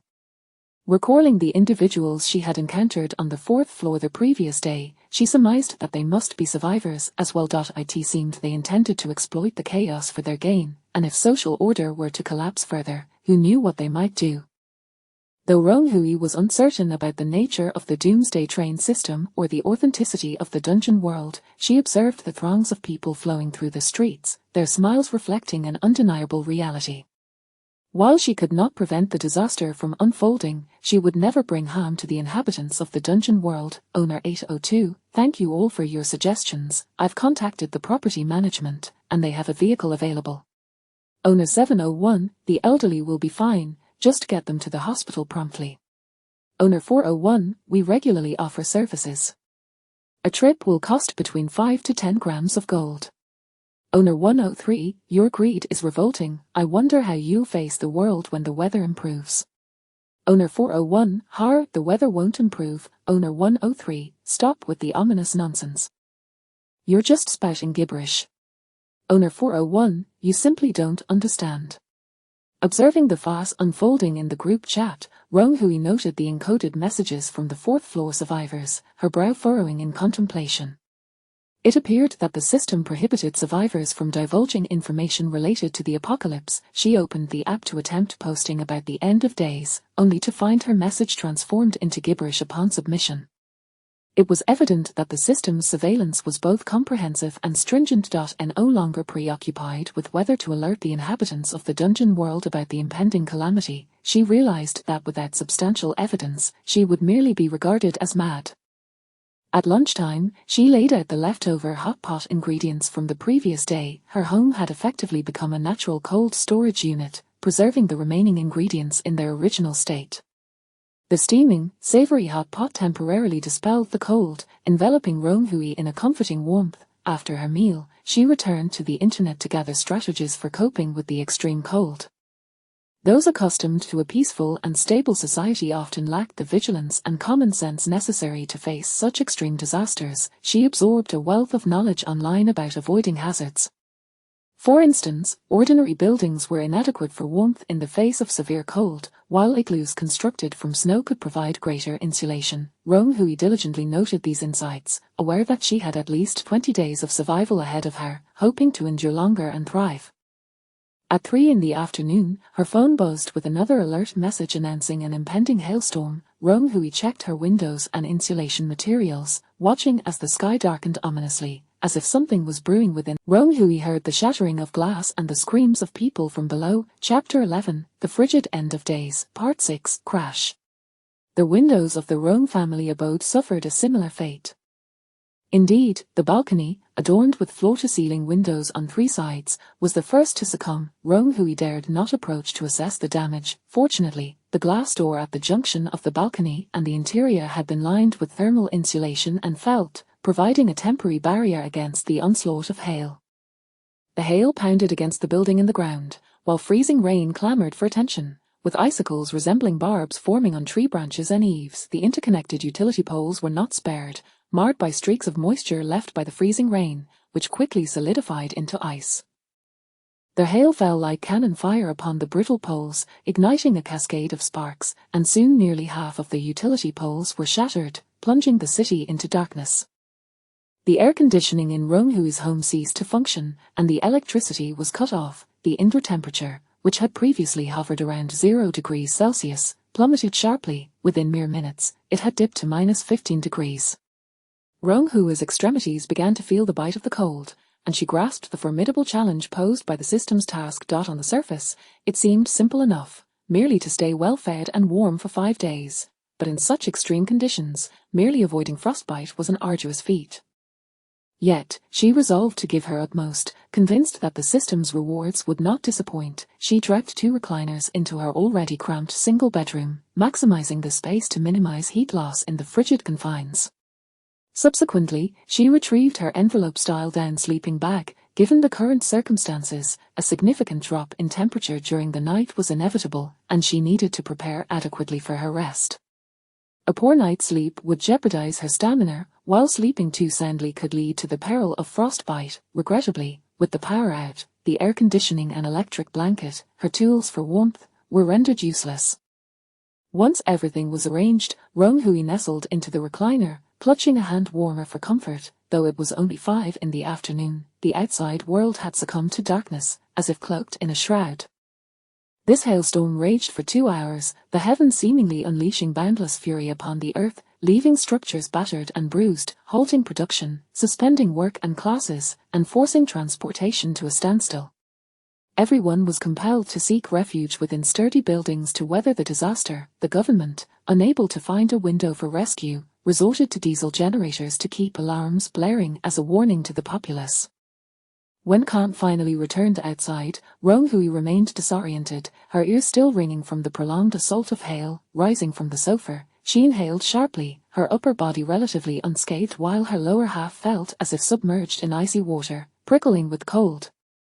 Glancing at the thermometer, she noted the indoor temperature had plummeted to -20 degrees Celsius, colder than a standard freezer. Outdoors, it likely had dipped to -25 degrees. This calamity threatened to claim countless lives. As the wind and snow began to abate, Rong Hui sighed and ventured out to inspect the damage on the balcony. She observed 2 large breaches in the upper left and middle sections, with shards of glass and hail strewn across the floor. Cautiously avoiding the broken glass, she picked up a hailstone the size of a fist, weighing it in her hand, its cold, hard surface sending shivers through her as she imagined the pain it could inflict. Rong Hui used a broom to clear away the hail and glass fragments, temporarily sealing the breaches with insulation, for the windows were beyond repair. Suddenly, a chorus of wailing erupted from several floors below, mingled with the cries of children. Rong Hui furrowed her brow and checked the property group chat, discovering that a family on the 5th floor had encountered a tragedy. When the hailstorm struck, their window had been breached, and their 7-year-old child, unable to evade the onslaught of hail and shattered glass, had sustained a head injury, blood streaming down. Emergency services were unreachable, and the few survivors on the 4th floor with vehicles hesitated to venture out, fearing further hail on the roads. Meanwhile, the young couple on the 5th floor scoured their home for bandages and medicine, desperate to tend to their child before seeking help. In the freezing cold outside, walking to the hospital without a vehicle could lead to dire consequences. The chat buzzed with noise, yet no one offered to share medical supplies. In such dire circumstances, with shops closed and everyone confined to their homes, resources were scarce, and few were inclined to extend a helping hand. The young couple on the 5th floor attempted to staunch the bleeding with cotton cloth, but the wound on the child's head was severe, requiring antiseptic treatment. The thought of potential complications, such as infection or fever, caused the parents' hearts to ache. Knock, knock, knock, a sudden rapping on the door interrupted their sobs. "Who is it?" the man inquired, rising to peer through the peephole, only to find the corridor empty. Cautiously, he opened the door, only to be met by a blast of frigid air. No one stood outside, but a plastic bag dangled from the doorknob. Upon opening it, he was astonished to discover a small bottle of iodine, a roll of medical bandages, and a pack of anti-inflammatory medication, hope for their child. The man hurried back to his wife, using the unknown benefactor's supplies to carefully disinfect and bandage their child's injury. With the anti-inflammatory medication in hand, they felt assured their child would endure until they could reach the hospital. Overcome with gratitude, the young couple wept tears of joy, silently thanking the kind stranger. On the 6th floor, Rong-hui quietly closed the door behind her, warming her frozen hands. She discreetly set down the supplies and departed, neither seeking gratitude nor desiring attention. Alone in her home, the knowledge that she possessed surplus medical supplies could pose a risk, yet she could not turn a blind eye to those in need, thus finding a middle ground. Perhaps inspired by her act of kindness, her spirits lifted somewhat. In the blink of an eye, it was time for dinner, and she resolved to treat herself to something special. After sifting through her photo box, she ultimately chose the warm and comforting pickled cabbage beef rice noodles, recalling her fondness for the local rice noodles during her trip to Changsha, where she had indulged in a variety of flavors over the course of a week. Before long, a steaming bowl of noodles appeared before her. Returning to her bedroom, she savored her meal. The rich, white broth served as a base, while the bowl overflowed with an abundance of ingredients. Crunchy pickled cabbage, tender, flavorful beef, and silky rice noodles. As she lifted a pair of chopsticks, slurping the noodles, the steam enveloped her, flushing her cheeks with warmth. In the midst of the bitter cold, a bowl of steaming noodle soup not only filled her stomach but also filled her heart with contentment. The entire bowl was devoured, every last drop of broth consumed. Rong-hui reclined comfortably on the sofa, feeling a surge of warmth circulate through her body, which had been numbed by the cold. In life, sometimes it is these fleeting moments that make existence worthwhile. Chapter 12, The Frigid Apocalypse. 7. On the 5th day of the relentless cold, at precisely 7 a.m., Rong-hui awoke to the persistent alarm of her clock. For the past several days, she had adhered to a disciplined routine of early morning exercise. As dawn marked the coldest hour. In an effort to stave off the numbing chill, she had been retiring early each night. As she emerged from her down sleeping bag, the frigid air enveloped her, sending a shiver through her body. Glancing at the thermometer, she noted that the indoor temperature had plummeted to a staggering -30 C. Even for someone like Rong-hui, who had been raised in the northern regions, enduring a winter devoid of heating was a formidable challenge. Moreover, such extreme temperatures were rare even in her hometown. Without heating or electricity, she could only imagine the suffering of countless individuals. Fortunately, the outdoor gear she had invested heavily in proved reliable, allowing her to enjoy restful nights. Checking her personal stats, she found her stamina level at 1010, a testament to the effectiveness of her recent workouts, as her maximum stamina had been gradually increasing. Rong-hui firmly believed that quantitative changes would eventually lead to qualitative transformations. After breakfast and completing her exercise routine, she habitually refreshed her personal stats and settled onto the sofa to examine the hand-drawn map of her surroundings. Since the power outage began 2 days prior, hail and heavy snow had not ceased, and the prognosis for electrical repairs was grim. The community had yet to see a return of power. With the air conditioning and electric blankets rendered useless, her phone and computer were also drained of battery, leaving only her power bank with a few remaining bars. Before her power bank was entirely depleted, Rong-hui meticulously sketched an approximate map of the city onto a blank sheet of paper, marking key landmarks such as government buildings, libraries, and major supermarkets. This map had consumed 3 days of her effort, as she understood that disasters would not relent and that once societal order began to disintegrate, she could no longer afford to linger in crowded areas. Sometimes, humans could be more fearsome than natural disasters. H-City, where she resided, was a relatively prosperous southern city, boasting well-developed infrastructure and a large population, most of whom resided in apartment buildings. She circled the major malls and ecological parks in red on her map, believing that the former might house the weapons and precious metals she sought, while the latter, being distant from the urban center, would be a secluded refuge should chaos ensue. As noon approached, the clock struck 12 o'clock, and Rong-hui eagerly awaited the system's announcement. Smiley survivor Rong-hui, congratulations on successfully completing the phase task, surviving the first 5 days of the instance while maintaining personal stats above 80. Please select one of the following rewards: A. Increase maximum stamina by 100. B. 5 system points. C. Life-saving pill. Restores all personal stats by 50. The system has detected your heartfelt gratitude from 2 indigenous people. Accordingly, you may select 2 of the 3 rewards. Rong Hui was momentarily taken aback by the mention of gratitude from 2 indigenous individuals. Surely, this referred to the young couple on the 5th floor. Was there truly a reward for aiding the indigenous people? It seemed the system encouraged survivors to assist them. Regardless, her motivation for helping others was not driven by the prospect of rewards. With a smile, she contemplated her choices. The third option was a certainty. As in an unfamiliar instance world, what one needed most was a means of survival. As for the first and second options, she found herself. Ultimately, she opted to increase her maximum stamina by 100. While system points were valuable, they could be earned later, and as a novice, increasing stamina was a challenge. Upon making her selection, a small black pill materialized in her palm, and her stamina surged to 9001110. She felt a noticeable lightness in her body. Just as Rong Hui reveled in her generous reward, a dismal atmosphere loomed in apartment 401 below. Point for men, bundled like balls in an assortment of thick clothing, huddled together in the living room by the fire, each suffering from frostbite on their ears and hands. Brother Chen, is it truly no issue if we fail to complete the system task? The man referred to as brother remarked, his expression grim. Do you think I don't want to complete it? None of us 4 men stocked up on daily necessities. We're down to sharing a single bar of soap. In the hours leading up to the disaster, they had hoarded food, drinks, and clothes, but had failed to consider essentials.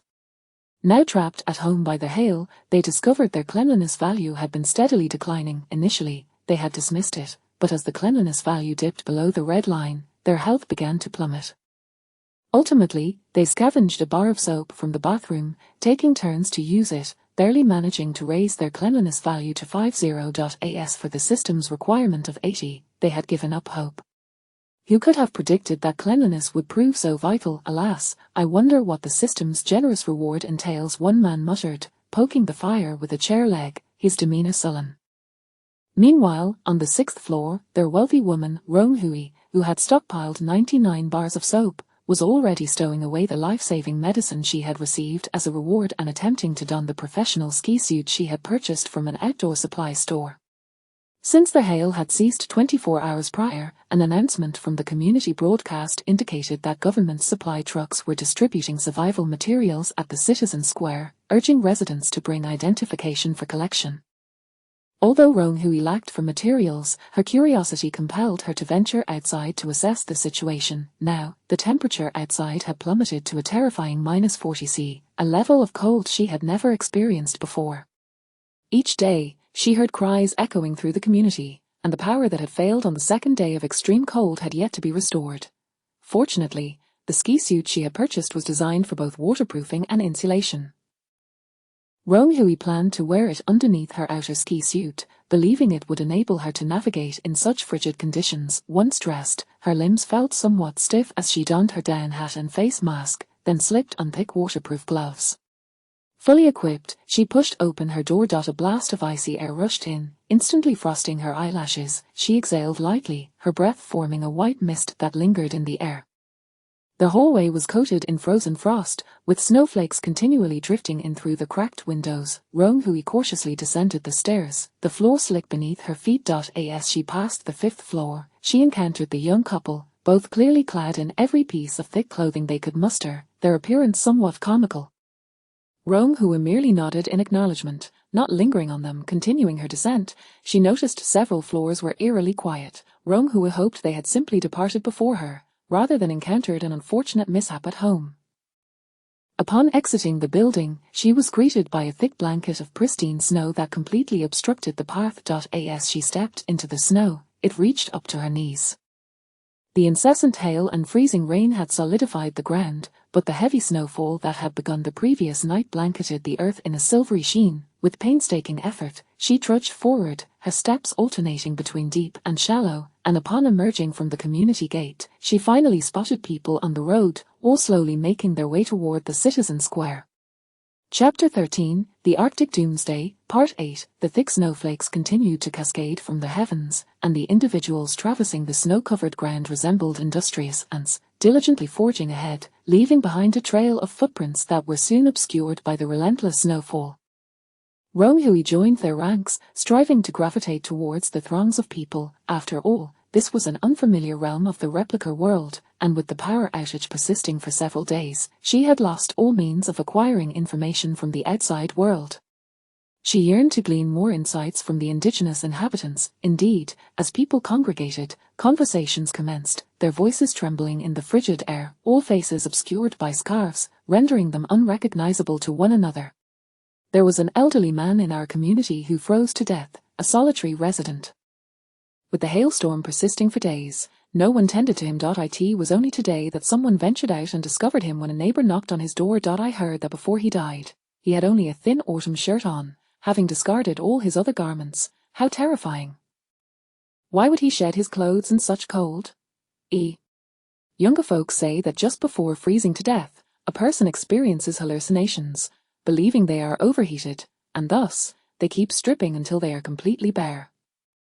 Alas, was he truly alone at home, with no one to care for him? What about his funeral arrangements? At this point, what funeral arrangements? The power has been out for so long that one cannot even call the police. Exactly, after the power went out, everything became inconvenient. The surveillance systems in our community have been vandalized, and there have been thefts every night. Those scoundrels aren't even deterred by the cold. Stealing at a time like this? They must be driven to desperation. Who can blame them? The supermarkets are all shut tight, and there's nowhere to procure supplies. Lately, food and drink have been the prime targets of theft. We've hidden our food more securely than our money. I've heard that the government is regulating the supplies from the supermarkets. The provisions we receive now are likely allocated from there. That seems plausible, though I wonder what we will receive. Ronghui silently melded into the crowd, synchronizing her pace with those around her, absorbing their discussions. The current situation was dire. The widespread blackout and heavy snowfall had rendered government functions ineffective, and some who feared nothing had begun to stir unrest. She pondered whether these individuals were all indigenous or perhaps opportunistic survivors hoping to exploit the chaos. Ronghui's expression darkened. After walking approximately 2 kilometers, hindered by icy roads and relentless snowfall, what should have been a short distance took her at least 2 hours. Fortunately, she finally spotted the grand sculpture in Citizen S Square, its surface blanketed with a thick layer of snow. A row of 6 military green trucks stood in formation, each guarded by soldiers wielding rifles, while 6 lengthy lines wound through the snowstorm. Ronghui did not linger but promptly joined the queue, having found her identification card in the original owner's residence. She was curious about the survival supplies distributed by the government. As more people arrived, the line behind her quickly grew. For some reason, the sight of so many individuals brought her a sense of relief. Amid such harsh natural calamities, humanity always seemed capable of rapidly adapting and persevering. After waiting for over half an hour, it was finally Ronghui's turn. Before her stood a rudimentary 2-person table, at which 2 soldiers in uniform sat upright, taking down details. To ensure clarity in their communication, they had removed their masks, their cheeks tinged with bluish-purple from the cold. Hello, please present your identification card. The supply trucks arrive once a week. Each person must collect their provisions with their ID. For those collecting on behalf of elderly or children, a household registration booklet must be presented. Please look over here. One of the soldiers swiftly recounted the procedure, gesturing towards a machine equipped with a camera. Upon handing over her ID, Ronghui heard the mechanical voice announce, "Identification successful." It seemed the government had deployed facial recognition technology to prevent fraudulent claims. Soon, a hefty white package was handed to Ronghui. She opened it briefly to inspect its contents: a large bag of compressed biscuits, several bottles of water, a bundle of candles, and a few scattered fire-starting tools. Most notably, there was a black bag, swollen with an unknown item. With so many eyes around, Rong-hui did not wish to attract attention. She swiftly secured the package and turned to leave, intending to examine it further at home. However, as soon as she stepped beyond the military vehicle's vicinity, she felt several predatory gazes upon her. Rong-hui pressed her lips together and lowered her head, hastening her pace. Indeed, after walking a few hundred meters, as the supply trucks and soldiers became obscured by the swirling snow, 3 bulky figures lunged forth, blocking her path. "Hey there, lovely. Have mercy, we have 4 elderly and children at home to care for. Seeing you dressed so well, why not hand over your supplies to us?" Despite their words, the 3 men formed a tightening circle, their expressions aggressive and devoid of any semblance of desperation. "The soldiers just said that you can collect on behalf of others with a household registration booklet. The elderly and children each have their own share," Rong-hui retorted coldly, glaring at the trio. "Damn it, stop wasting time with her and hand over what you've got, otherwise, I'll strip you of your clothes and make you run naked." One man could hardly contain his impatience, revealing a vile demeanor. Noting that Rong-hui's gaze flicked towards the military vehicles, the trio sneered, "You'd best hand it over without a fuss. You're far enough away that those soldiers won't save you. Hand over your coat too." Rong-hui's anger surged. In such frigid weather, they sought to rob her supplies and clothing, clearly intent on her demise. A glance around revealed no one nearby. Those who passed by hastily diverted their paths. Humph, these men would not succeed. With a sudden shift in her demeanor, Rong-hui conjured forth a heavy titanium-framed mountain bike, which crashed into the trio with a resounding thud. The men, already burdened by their layers, were sent sprawling into the snow, unable to rise. Seizing the opportunity, Rong-hui swiftly stowed the mountain bike and dashed away, turning to secure the hefty package within her system backpack, as its size made it conspicuous. Fortunately, she was clad in specialized outdoor skiing gear, with a down jacket that allowed for agile movement. Before the men could react, she vanished into the swirling snow. The trio, cursing and scrambling from the snow, exchanged bewildered glances, questioning whether the mountain bike that had appeared and vanished was merely a figment of their imagination. Rong-hui ran far before coming to a halt, her stamina replenished, allowing her to sprint with newfound speed. She sought refuge in a sheltered alley, leaning against her knees, panting heavily. The exertion had sent her heart racing. This incident underscored the significance of weaponry. While her system backpack had afforded her the element of surprise for escape, it would be ineffective against malicious survivors.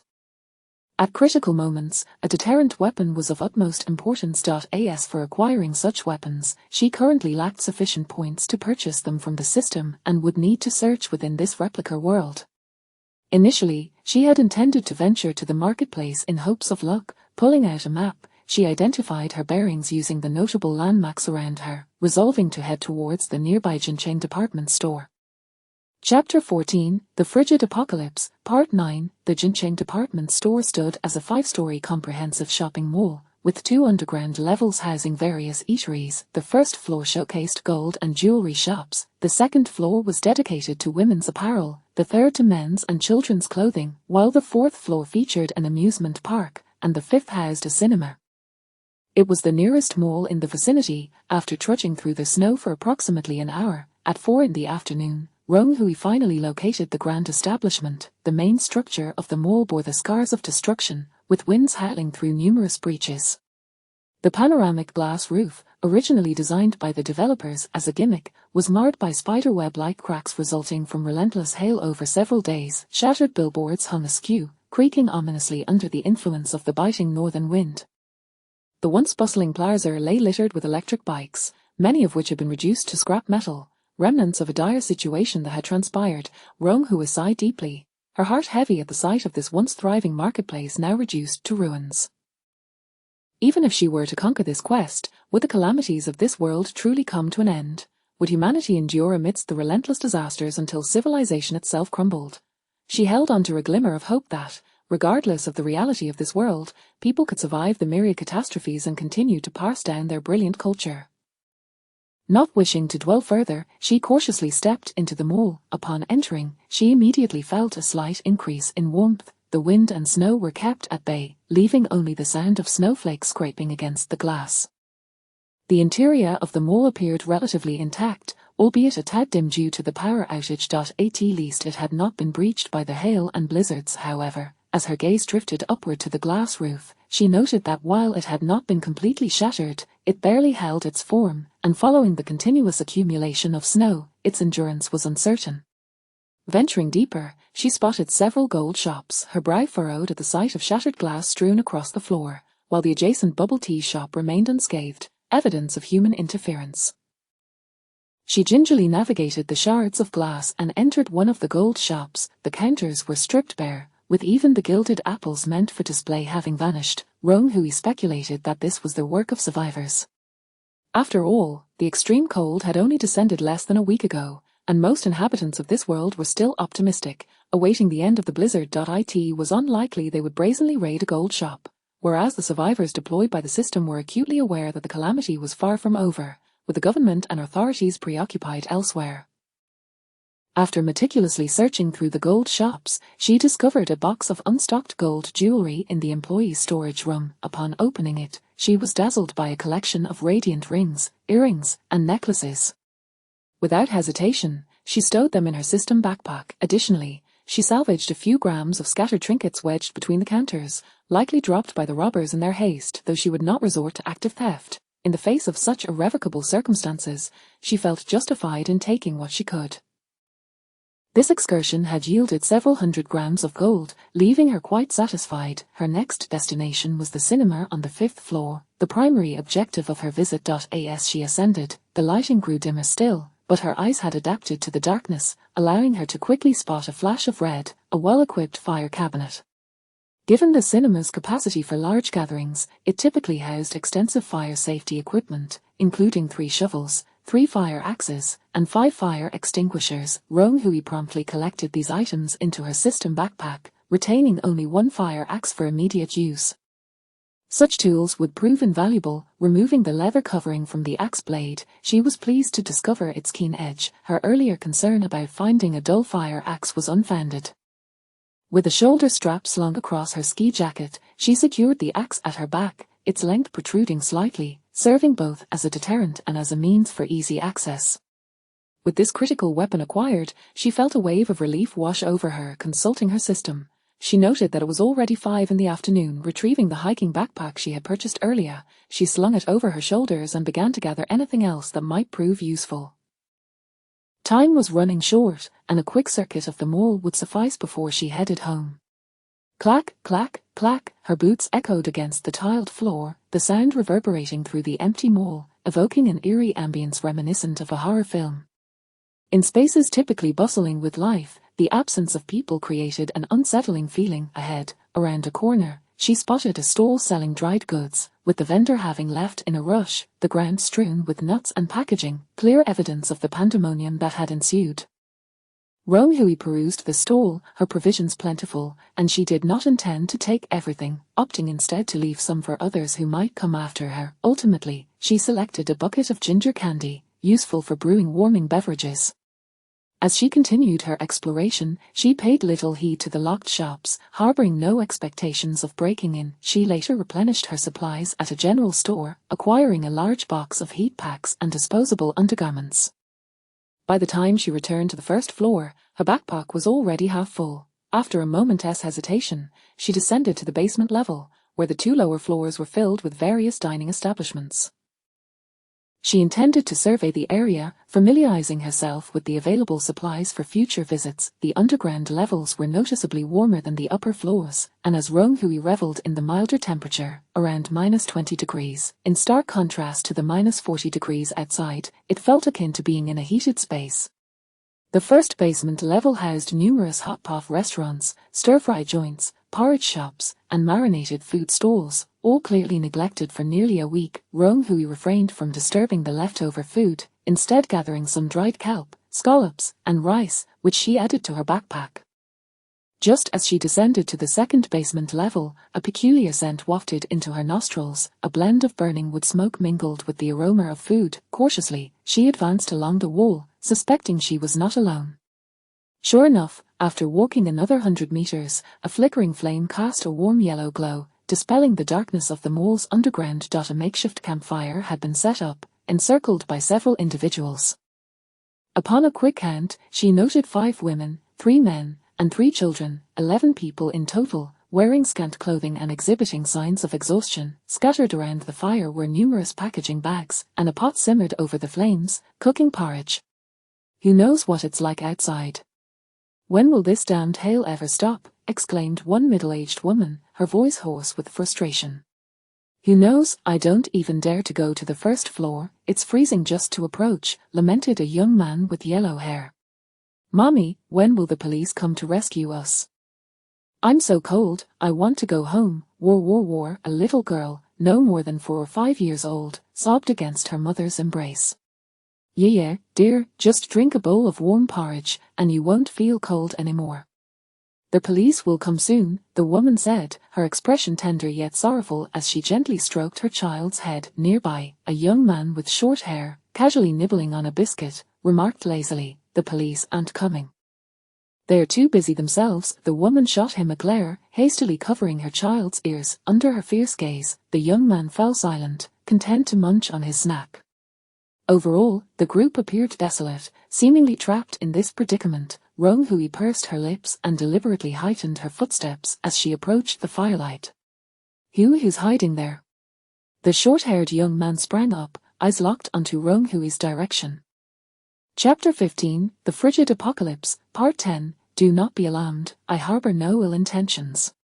Rong Hui endeavored to soften her voice as she cautiously approached the flickering campfire. The warm, orange glow enveloped the girl in a hazy filter, while Rong Hui, clad in a cerulean ski suit and adorned with a fluffy hat, exuded an air of amiability.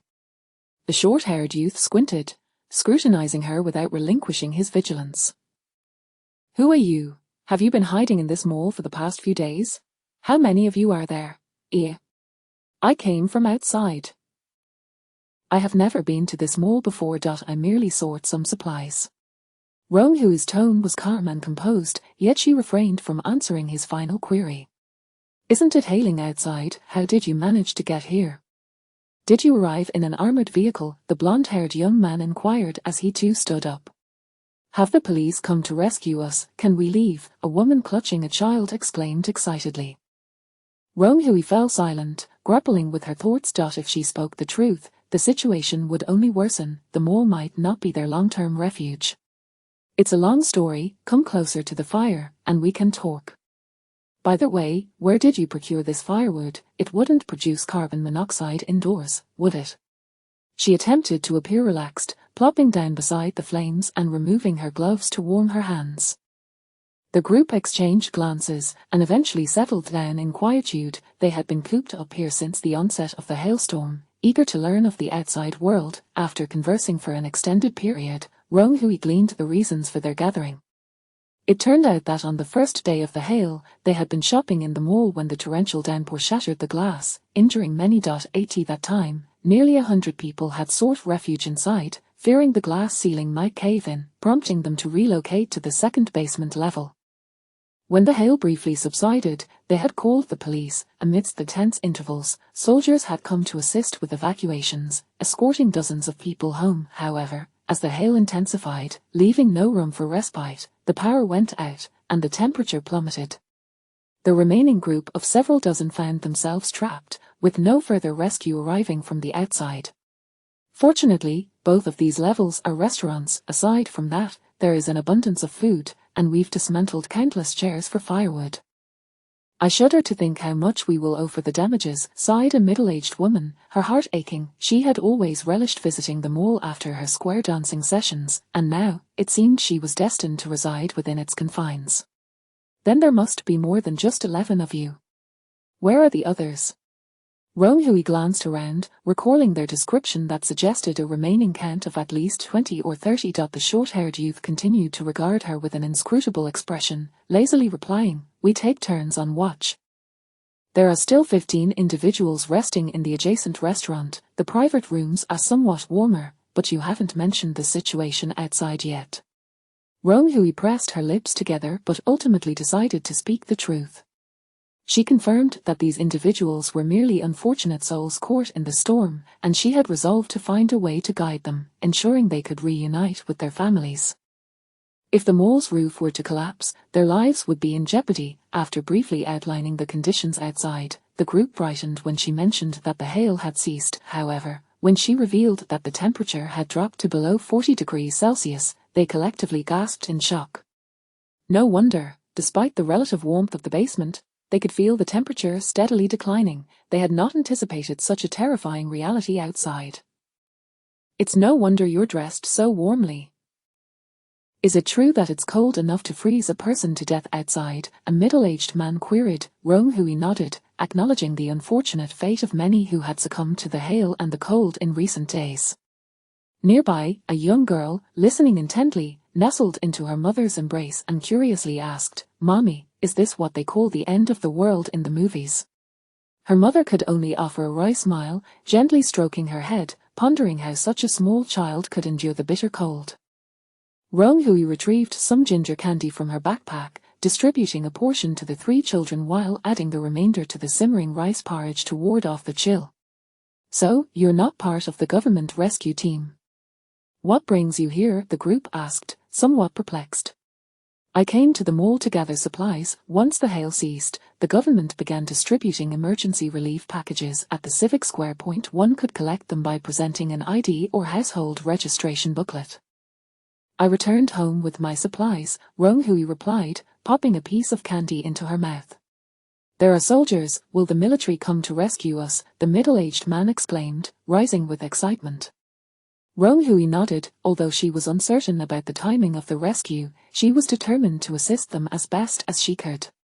However, the power has been out for quite some time, and currently, only fuel trucks can manage to operate. "I will inform the soldiers over there that there are individuals awaiting rescue in the Jincheng department store. Nevertheless, the quickest way home would still be to walk back. Do any of you live nearby? The heavy snowfall outside obscures the direction. I can guide you." Rong Hui recalled several nearby neighborhoods in her mind. "I do. My home is just behind Jincheng Hor Mansion. I was out for a walk with my daughter after dinner when we got trapped here." The woman with the child fixed her gaze on Rong Hui.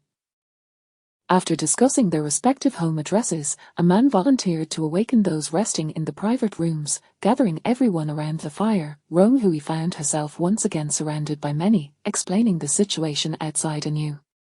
Ultimately, she discovered that half of them intended to make their way home on foot, while the other half had homes further away and wished to await military assistance. Rong Hui took out a piece of paper and a pen, jotting down the individuals' addresses and identification numbers, ensuring she could provide the soldiers with evidence when she notified them.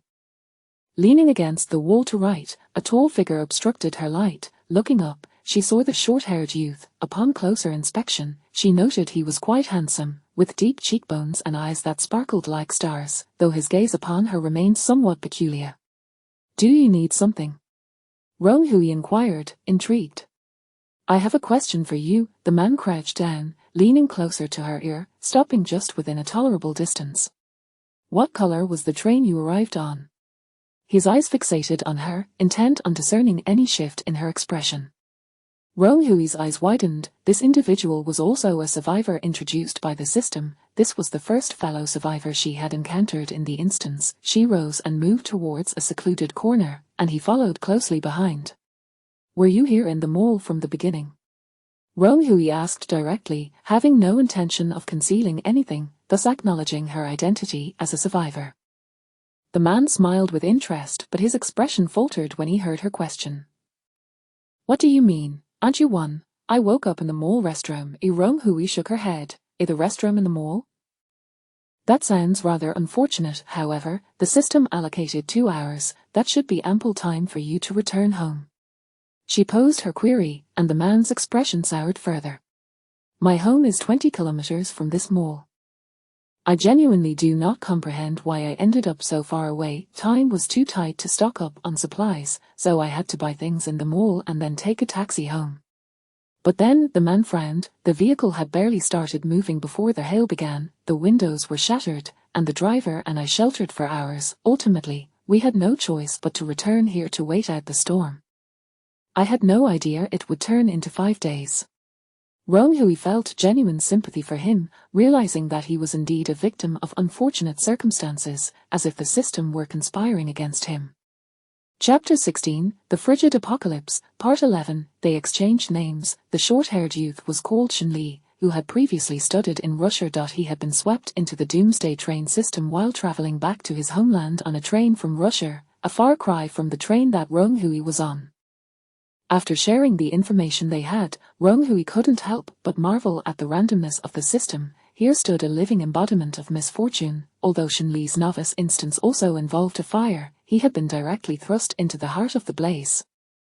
Had it not been for his years of rigorous training, showcasing his remarkable strength as he dangled precariously from the air conditioning unit outside, he likely would not have survived the novice instance. Rong Hui made an effort to mask her expression but couldn't entirely conceal a measure of admiration. It was evident that he was an extraordinary individual to have endured thus far, despite his visibly grim countenance. Shen Li, puzzled, touched his face, wondering why this girl regarded him with such an expression reminiscent of a succulent morsel. Nonetheless, he felt a surge of happiness. In the days prior, he had encountered other survivors, but they had either been erratic and mentally unstable or cunningly scheming to extort him. In contrast, Rong Hui exuded a serene demeanor, radiating integrity, and it was clear she was faring better than he was. He was keen to engage with her. Suddenly, a system panel appeared, displaying a pop-up. Survivor Shen Li requests to add you as a friend. Do you agree?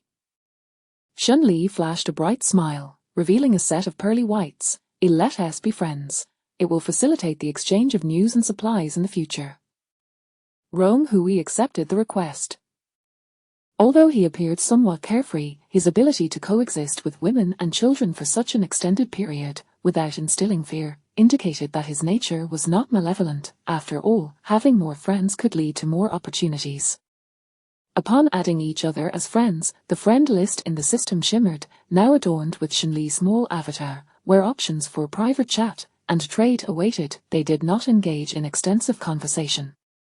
Ultimately, survival in the instance depended on their own capabilities. They returned to the fire, where others were merrily gathering their belongings, their faces alight with the joy of impending homecoming.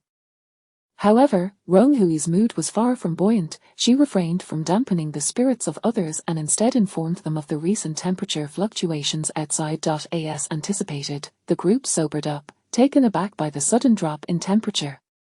Whether you intend to walk home or rely on military rescue, you must brace yourselves for temperatures plunging to at least -45°C. Ensure you don all the clothing you can muster. If anything is lacking, you may search them all. This is an extraordinary emergency, and no repercussions will follow post-event. Rong Hui addressed the group, noting that the warmth of the second basement was a stark contrast to the frigid conditions outside, which would be intolerable for these individuals. Whispers of concern filled the air as they discussed the unfamiliarity of such severe cold in their southern region. It was clear their current attire would be insufficient. The mall is only selling spring apparel. It's unlikely we'll find any heavy clothing. What should we do? Let us see if there are any down jackets available. Or we could layer thin garments. That should suffice for winter wear. Haven't you heard?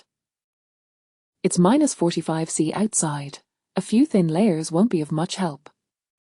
Amidst the lively discussion, Rong Hui chose not to interject, opting instead to lend a hand where necessary, while ultimately relying on their resourcefulness. Eventually, Rong Hui, Shen Li, and 4 selected young men decided to venture upstairs to retrieve some clothing. Realizing it was already past 7 o'clock, Rong Hui concluded that returning home today was unlikely. They would need to make do with a night spent in the mall. As they climbed to the first floor, the 5 of them finally grasped the severity of the extreme cold Rong Hui had warned them about. Their hands and feet tingled with frostbite, their joints felt stiff and unyielding. Concerned for their well-being, Rong Hui led them up to the second and then the third floor in search of warmer garments.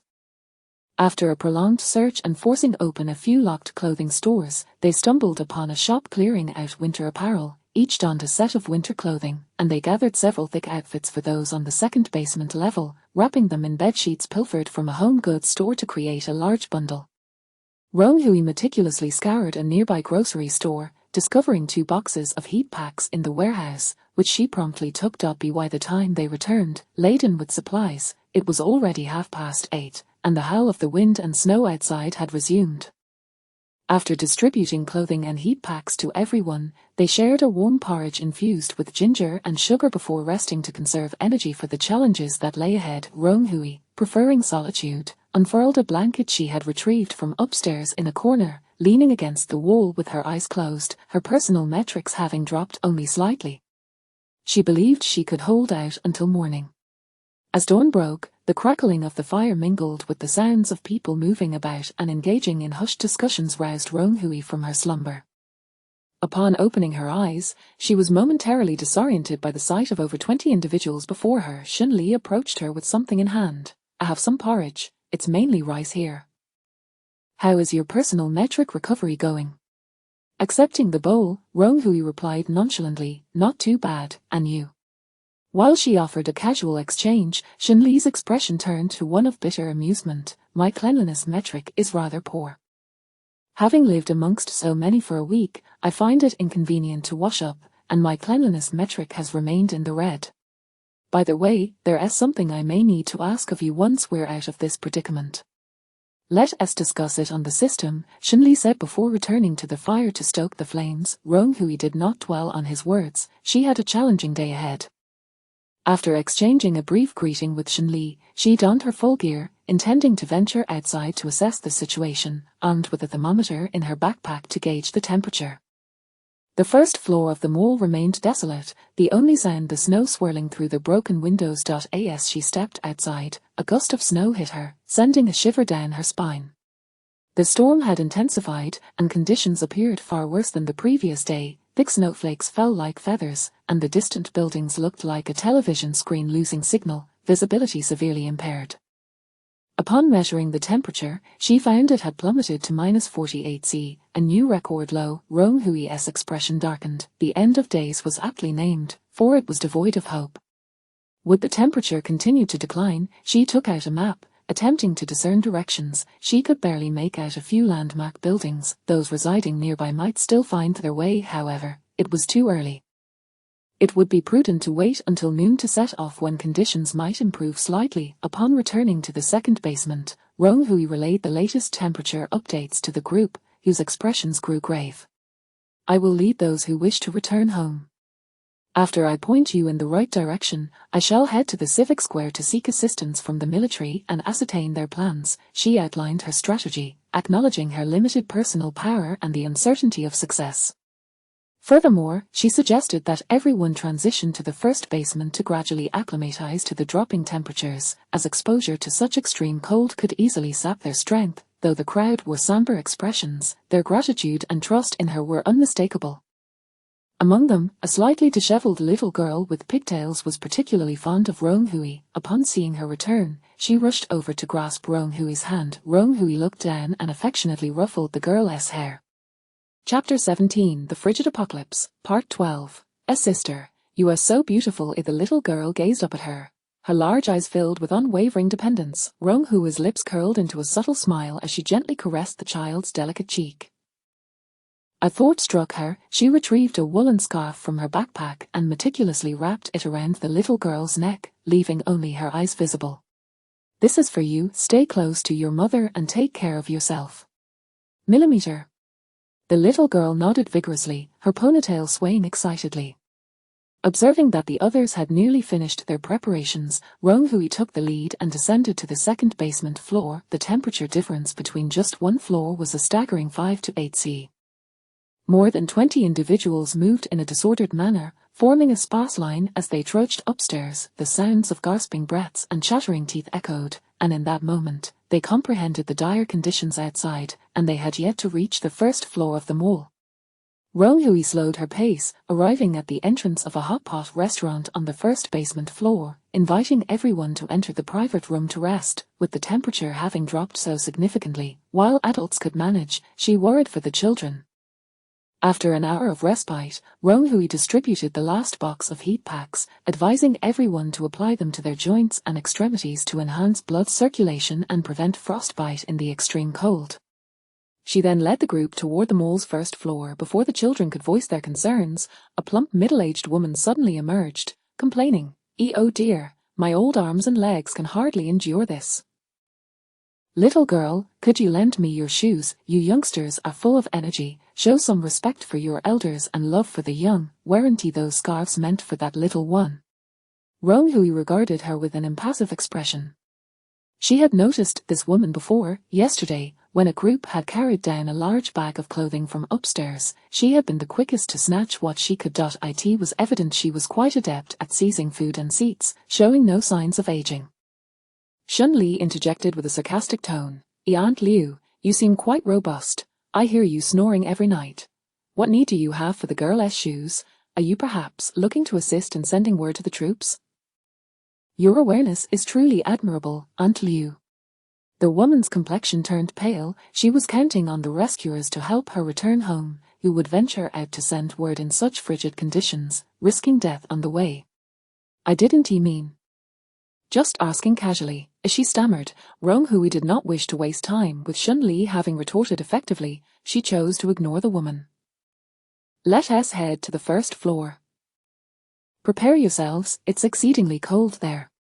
Everyone nodded in agreement, following her closely as they pressed onward, ignoring the middle-aged woman who sought to exploit her age. Upon reaching the first floor, the biting cold rendered everyone unable to speak, the frigid air seizing their lungs painfully, compelling them to bury their faces in their clothing. Rong Hui had begun to acclimate to the temperature, yet she still donned her mask and goggles.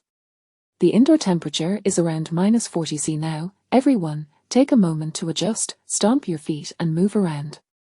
Those planning to walk home, we will set out in half an hour." Upon hearing this, those who lived nearby began to waver, contemplating whether they truly could make the trek home in such terrifying weather. Suddenly, 5 or 6 individuals withdrew from the walking group, choosing to await rescue instead. Rong Hui did not interfere with their decisions and gathered the remaining individuals to review the map. Though her map was rather rudimentary, it sufficed for the locals who had lived here for years. Had it not been for the blizzard obscuring many buildings and signs, they would not have needed guidance. "When we go out, stay close to me and support one another. Watch for the holes in the ground. I will escort you to a point about 1 kilometer from your homes, or those who recognize their houses can break away from the group." "Understood." Rong Hui reiterated the plan. Seeing everyone nod, she refrained from further elaboration, checking her personal values. Only her cleanliness value had dropped below 80, which she would address upon returning home. Shun Li approached, his demeanor serious. "Thank you for your willingness to help me. My home is too far. I can only wait for the rescuers. Would you like me to accompany you to send word?" "No need. I can manage alone," Rong Hui replied, shaking her head. Assisting Shun Li was merely an ancillary task. She was warmly dressed and could traverse the distance more swiftly. At 11:30, the wind outside had calmed slightly, and the temperature stabilized at -46°C. Rong Hui signaled that it was time to depart. Under the concerned gazes of Shun Li and the remaining individuals, a group of 8 stepped closely together into the snowy expanse.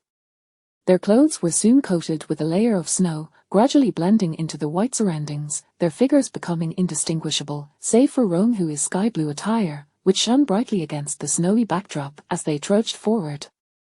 Though her clothing was sufficiently warm, her calves were freezing from the snow, yet she dared not halt, navigating through the vast white ocean in search of direction. 2 individuals spotted their apartment building first, stepping away from the group and laboriously making their way home. Rong Hui led the remaining 5, helping each find their way back. Approximately an hour later, another 4 individuals returned home, leaving only one girl, whose residence was adjacent to the civic square. Hand in hand, Rong Hui and she made their way toward the square. Silence enveloped the snowy ground, only the sound of heavy breathing could be heard. Walking in knee-deep snow felt akin to a prolonged high-knee exercise. At last, the remaining girl showed visible signs of exhaustion, and Rong Hui grasped her hand, half dragging her forward. A journey that typically took mere minutes now stretched to an hour.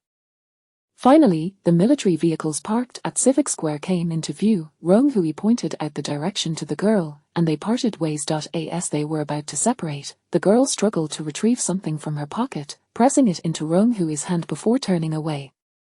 Looking down, Rong Hui discovered it was a blue crystal pendant, a smile involuntarily gracing her lips as she cherished it. Tucking it away in her system backpack, several military vehicles were lined up, and a considerable number of people awaited supplies. Rong Hui approached one of the vehicles and found a soldier, informing him of the situation at Jincheng department store and presenting the previously registered list as proof. The soldier instructed her to wait a moment while he reported to his superior. Shortly thereafter, a stern-looking soldier with several stripes on his shoulder approached. Upon reaching Rong Hui, he saluted respectfully. "Madam, thank you for providing this information. We will immediately arrange for a rescue, and we appreciate your efforts to save these individuals." Rong Hui smiled shyly, suddenly realizing that with her mask on, they could not see her face. She removed it and said, "I didn't do much. I merely helped to relay the message. The roof of Jincheng department store is entirely glass, and if the snow continues to fall, it may very well collapse, potentially trapping these people underneath." Noticing the soldier's bare hands, which were covered in frostbite, she spoke earnestly, "You should be the ones to be thanked for your sacrifices. Please take care of yourselves." The soldier smiled bravely. "This little hardship is nothing, it's just that the snow keeps falling, and we cannot spare personnel for rescue efforts, which burdens the common people." Rong Hui felt a swell of emotions within her. Her eyes grew warm. In her world, there existed such a remarkable group of individuals. Chapter 18, The Frigid Apocalypse. 13. Before long, a raised military off-road vehicle approached, calling for Rong Hui to board and guide them. Rong Hui nodded respectfully to the soldier before swiftly climbing into the passenger seat, surprising the driver, who had leaned over to assist her. With her agile movements, though she appeared slight, her physical prowess was commendable. Without further delay, they plunged into the snow in the green-topped vehicle, as there were 19 individuals at the shopping mall who required transportation home. Consequently, the military had not dispatched an excessive number of soldiers, leaving room for the disaster victims. Snowflakes pelted against the windows, obscuring the driver's view, rendering the world outside a vast expanse of white, save for a few high-rise buildings that retained some semblance of presence. Fortunately, having just come from the mall, Rong Hui accurately directed them. The vehicle jostled from side to side, forcing Rong Hui to grip the overhead handle tightly, her complexion paling. Few were aware that she suffered from severe motion sickness, and she typically dreaded riding in unstable vehicles. The roads were entirely blanketed in ice and snow, with scattered hailstones, while stone pillars and curbs lay hidden beneath, making it impossible to avoid the jolting. The soldiers, well-trained, remained unfazed, while Rong Hui struggled to endure, nearly succumbing to nausea. Just as her health began to steadily decline, the silhouette of the shopping mall finally emerged ahead. The driver halted the military vehicle at the entrance of the spacious square, and before he could utter a word, Rong Hui had already leapt from the vehicle. The soldiers assumed her urgency stemmed from a desire to assist, casting her approving glances. Rong Hui had no time to acknowledge them. She removed her mask and inhaled the crisp, frigid air until the discomfort subsided, leaving her lungs slightly aching. Inside the mall, several individuals had already heard the engines roar and erupted into cheers, with Shen Li leading the charge to greet them. "How was the journey? Did everything go smoothly? Your complexion looks rather pale. Have you been frozen?" Shen Li remarked, frowning as he reached out to touch Rong Hui's forehead. "It's nothing, just a bit unwell. I'll be fine in a while," Rong Hui replied, turning her head to evade his hand. She was not accustomed to physical contact with unfamiliar men and made her way into the crowd. Shen Li's hand lingered in the air, slowly lowering. Since the previous night, he had found Rong Hui's decisiveness and kindness admirable. She seemed to emanate a radiant light, prompting an unconscious desire to draw closer to her, only to realize he had frightened her away. He offered a wry smile. Given the current dire circumstances, it was best to suppress such thoughts. Rong Hui paid no mind to Shen Li's actions. Having led the rescue team here, she considered her duty fulfilled and looked forward to the prospect of returning home with ease. Observing the soldiers tallying the numbers, Rong Hui opened her personal status at Smiley Survivor. Rong Hui age, 23 health points, 650 1110 cleanliness, 75 100 hunger, 70 100 health, 85 100 dizziness, nausea. Her motion sickness had yet to subside, but she could manage to reach home with her current stats. Once the head count was complete, the soldiers unfurled the green tarpaulin at the back of the vehicle, beckoning everyone to board. Under normal circumstances, the spacious military vehicle could accommodate over 20 individuals, but given that the people from the mall were bundled up, tightly packed together, space quickly became insufficient. The soldier in charge of the count decisively instructed Roan Hui to remain in the passenger seat while he would walk back to the main unit, as they were obliged to ensure her safe return, being the pivotal figure in this rescue mission. Roan Hui promptly declined. "No need, I'll walk home myself. My house isn't far, and I don't require a military vehicle." Another reason was that she simply could not endure further jostling. Another ride might induce vomiting.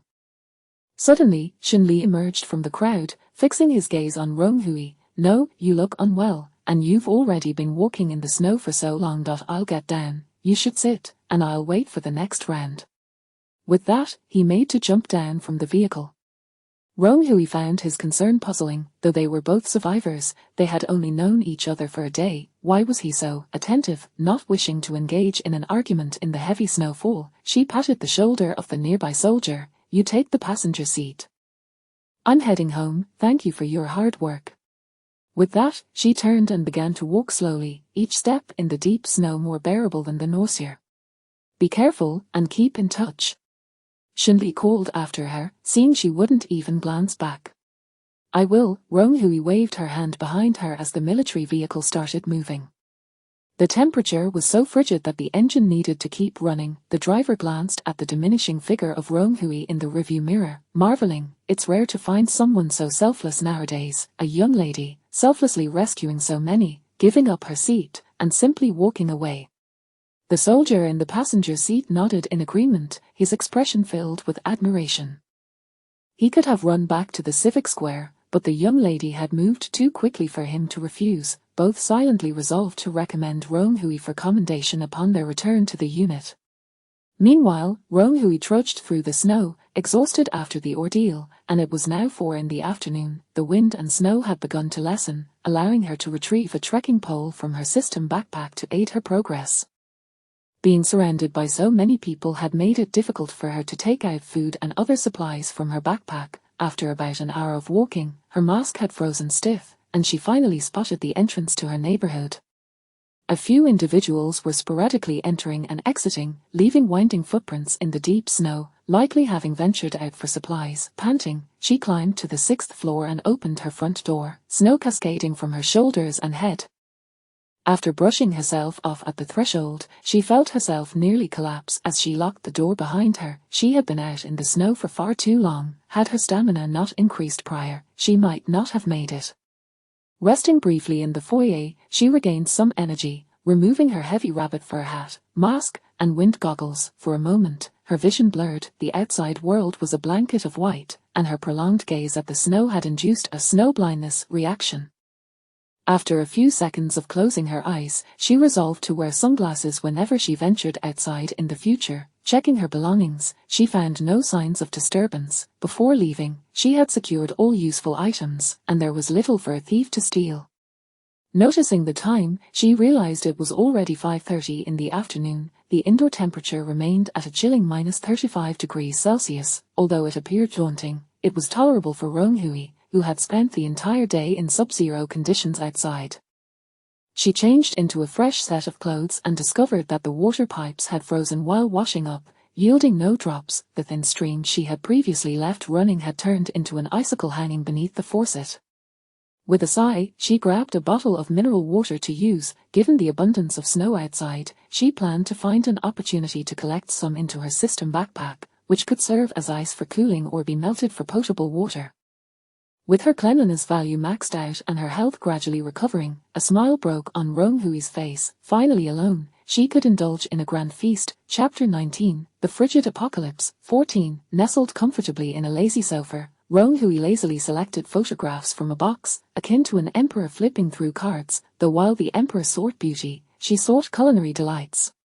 Suddenly, a splash of verdant green captured her attention. Enlarging the chosen photo, she beheld herself and 2 friends gathered around a bamboo table, with a lush bamboo grove in the background and an array of delectable dishes spread before them. This was captured during their trip to Shaexing, Zhejiang, where they had meticulously planned and reserved a local farmhouse, indulging in a sumptuous bamboo feast as arranged by the proprietor. Seated at a bamboo table, using bamboo bowls, and savouring tender bamboo shoots. It was the season of spring rains, and with a roll of thunder, the tender bamboo shoots had just begun to emerge, swiftly harvested for the feast. At the centre of the bamboo table lay a bowl of pristine white soup, a time-honoured recipe from the proprietress, Yinjuxian. Yinjuxian is a renowned yet humble dish from Jiangnan. The crisp, delicate bamboo shoots paired with salted meat and tender pork ribs were stir-fried, then simmered in a pork bone broth for a while, garnished with a few pieces of asparagus before serving. The memory of that rich, savoury flavour made Rong Hui's mouth water. Today, she resolved to indulge in this delightful dish. In a flash of light, a bowl of Yinjuxian accompanied by rice and shakesing yellow wine appeared before her. This yellow wine, a local specialty, had been insisted upon by her friends, its spicy and robust flavour now serving perfectly as a warming comfort. Grabbing a soup spoon, Rong Hui took a hearty sip of the warm, thick soup, feeling a wave of warmth radiate from her stomach throughout her body, even her frostbitten feet beginning to thaw. On this damp, bitter winter night, a bowl of warm soup was enough to evoke a profound sense of contentment, casting aside all thoughts of apocalypse and tasks. Having subsisted on little more than a few bowls of porridge since the previous night, Rong Hui was ravenous, diving into her meal with fervour. The freshness of the bamboo shoots and the tenderness of the ribs complemented each other exquisitely, and with another bite of salted meat, rich yet not greasy, its flavour fully infused into the soup, she relished the subtle freshness bursting on her palate. Accompanying her dishes, she devoured a large bowl of rice, followed by another steaming bowl of soup. Setting down her chopsticks, she comfortably leaned back against the sofa, succumbing to a food-induced lethargy. After enduring a series of arduous trials, she found no desire to resist this moment of languor, simply reclining on the sofa, idle, listening to the howling winds outside, akin to a rock music accompaniment. After a brief nap, when Rong Hui opened her eyes again, she noticed the outside had calmed, and upon checking the system, it revealed that it was already 10 o'clock at night. Just as she contemplated shifting to her sleeping bag for further rest, a notification from the system panel abruptly appeared. Xin Li's avatar flickered slightly, a small red dot emerging akin to a WeChat message alert.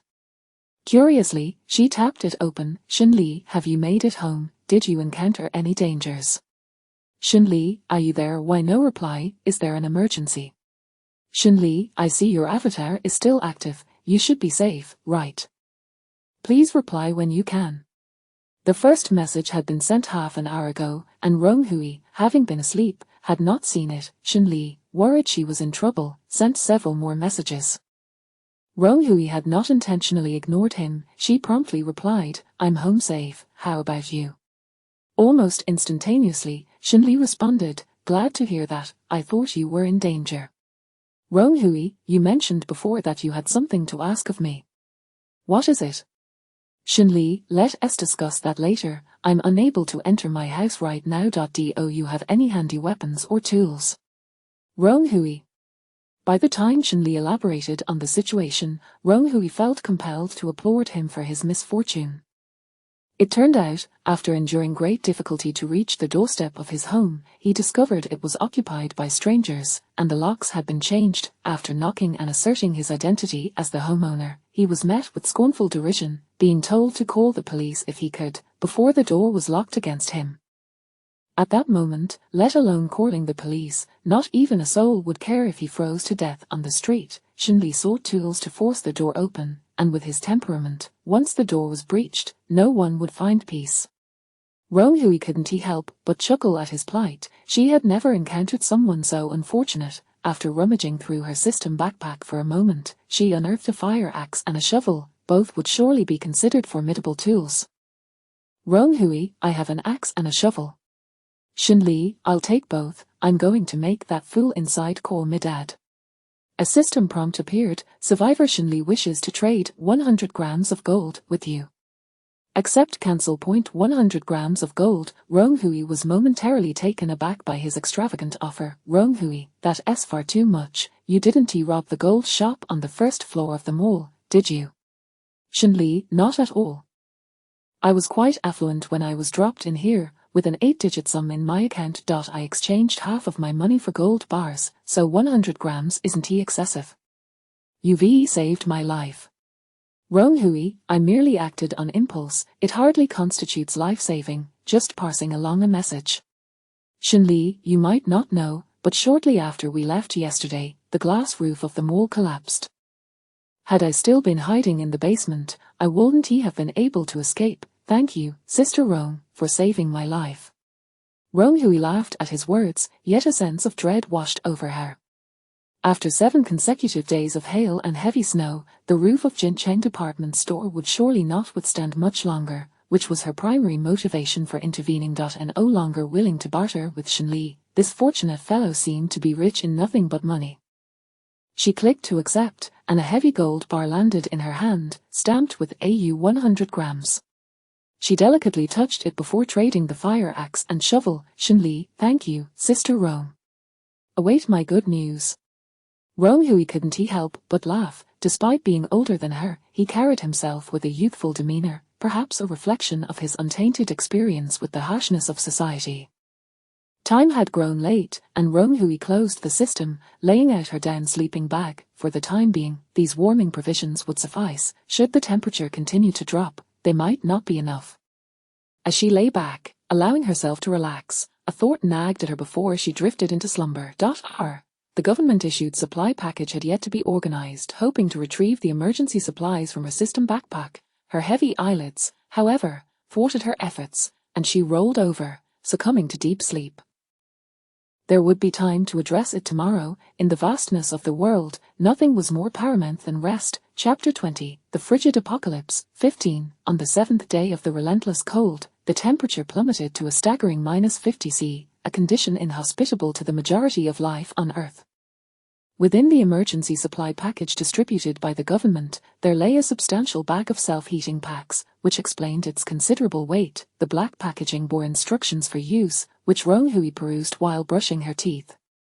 The packs would generate heat upon contact with water, representing a superior version of the ordinary self-heating food packs. In a world where snow was the predominant element, this self-heating pack could prove invaluable.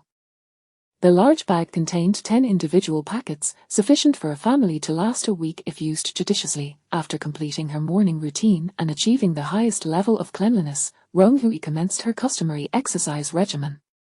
Without the companionship of her mobile phone, she embraced an early-to-bed, early-to-rise lifestyle complemented by physical activity, which made her feel remarkably lighter in body. Just as she contemplated accessing the system to check the time, she noticed 2 unread messages in the notification bar, seemingly sent in the dead of night.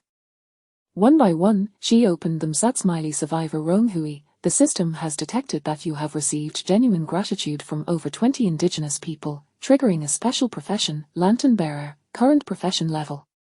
LV1. Initial skill, Light of the Blessed. Those illuminated by the radiance will experience a 10 increase in health. This benefit is not limited in number. Specific individuals may be designated for exclusive light therapy, resulting in a 50 health increase, limited to 3 individuals. Note: 1. Survivors may utilize their skills an unlimited number of times until their stamina reaches 0. 2. Mastery of initial skills or the activation of new abilities can both enhance one's professional level. 3. The skills may be utilized for the benefit of the survivors themselves. Rong Hui wore a grim expression. While the activation of a profession was indeed a source of joy, the name of this particular skill seemed to carry an insult. The heartfelt gratitude of the 20 or so indigenous people must surely be directed towards those in the marketplace, yet it was unexpected that they harbored such sentiments of appreciation. After spending a day with them, Rong Hui encountered a few unruly individuals who spoke disrespectfully to her. She had not anticipated their gratitude, only wishing to act with a clear conscience. In truth, her assumptions were not unfounded. Not all of those she had rescued from the marketplace felt grateful. Some regarded her efforts in traversing through the blizzard to deliver a message as merely a small favor. However, the 2 soldiers who participated in the rescue reported her selfless deeds to their superiors upon returning to their unit, ensuring that she left a mark with the government, which ultimately culminated in the sincere gratitude of 20 individuals. Curiously, Rong Hui activated the skill, and a small oil lamp encased in glass materialized before her. Its transparent shell shimmered, and a warm yellow light cascaded forth like flowing water, illuminating the entire room. The handle of the lamp was crafted from ebony, intricately carved with a morning glory motif. Setting aside the name of the skill, its effect was indeed commendable. The light illuminated a vast area. Yet, she pondered how she had inadvertently veered towards the role of a healer when she had wished to trigger a skill with formidable offensive power. Nevertheless, seizing the opportunity, Rong-Hui concentrated and selected herself, causing the light of the oil lamp to coalesce into a concentrated beam that shone directly upon her. She felt invigorated, the weariness and slight frostbite accumulated since entering the instance dissipating completely. Upon checking her personal stats, health, 100. It was indeed effective. Her health had previously hovered around 88, and she had refrained from further grinding. Now, upon being bathed in the light of the Holy Mother, her health was restored to its maximum, serving as a protective charm. Stowing the lamp away, she opened her second unread message. Congratulations, Survivor Rong-Hui, you have triggered a special item, Ice Crystal Pendant. The world cannot exist without girls. Please carry my blessings and persevere. Note, wearing this pendant increases the health ceiling by 50. Rong-Hui was taken aback with joy. She remembered the girl who had gifted her the pendant yesterday. Despite her exhaustion, she had refrained from burdening her with requests for rest, and now she had bestowed such a generous gift upon her. Although the precise mechanism for triggering this item remained a mystery, it was undoubtedly rooted in the girl's kindness. Fortunately, Rong-Hui recalled her face, and should they meet again, she vowed to express her gratitude in kind. Donning the pendant, a shimmering blue light flickered around her neck, and her health ceiling instantly increased to 150. Now, should she encounter hail, she would be able to withstand it. How splendid it was to embody the role of a healer, capable of both survival and combat. A cascade of good news overwhelmed her, and Rong-Hui promptly resolved to celebrate with a sumptuous breakfast of rich and delicious French toast. After relishing a leisurely morning tea, she grabbed a large bucket from home, preparing to head downstairs to gather ice in the current weather. Filling a bucket with snow, compressing it, and sprinkling a bit of water would soon yield a substantial block of ice. The impending challenges in the instance world remained uncertain. It could become scorching, water scarce, or even frigid, but one thing was certain, ice and snow were plentiful in this bitterly cold environment. Thus, stockpiling some would aid her in facing the forthcoming trials. In the frigid -50°C weather, the community was nearly deserted, save for a few figures near the entrance. Rong-Hui made her way to a sheltered area behind the building, embarking on her ice-gathering endeavor.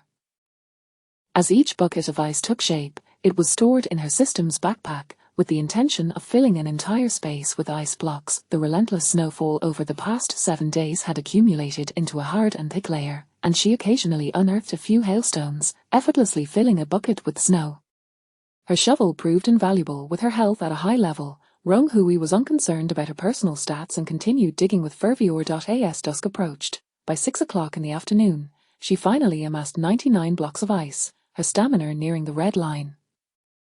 With a significant task accomplished, Rong-Hui returned home, the hallway filled with the enticing aroma of compressed biscuits. It seemed the government's provisions had alleviated many people's immediate needs. In these times, with shops shuttered and factories closed, those living in rural areas fared better, as households in the countryside typically stocked food supplies, ensuring they could endure. However, urban residents faced dire straits. With stores and markets closed, food sources vanished, making the government's distribution of supplies a timely blessing. Chapter 21, The Frigid Apocalypse. 16. In the blink of an eye, several days had passed, and the relentless drop in temperature seemed to be easing, now declining steadily by 2 degrees each day. Though the cold remained bitter, there was a semblance of adaptability. On the 10th day of the Arctic chill, the outside temperature plummeted to a horrifying -56°C. From a certain moment onward, Rong-Hui sensed an unusual atmosphere. Initially, people had comforted themselves with the thought that the inclement weather would soon pass, but as the temperature continued to dip and the heavy snow gradually transformed into ice, showing no signs of improvement, the reassurance provided by the government's recent distribution of supplies began to wane. People slowly came to the realization that this disaster might not be fleeting. Would the meager supplies they had be sufficient for survival? Once panic set in, the fabric of societal order began to unravel. Last night, the shattering of glass jolted Rong-Hui from her slumber, followed by the shouts of men and the screams of women, echoing through the darkened community. Having grown immune to such sounds during the hailstorm, she chose not to investigate. This morning, clad in thick garments and donning a mask, she ventured downstairs to survey the situation, a daily ritual for her. Upon exiting the corridor, she was met with a throng gathered at the entrance of the community supermarket. Though they shivered in the cold, there he Chapter 22, The Frigid Apocalypse, 17, after delivering the supplies, Rong Hui returned quietly, encountering no one along the way. The provisions for the mother and child were scant, mostly items she had no use for.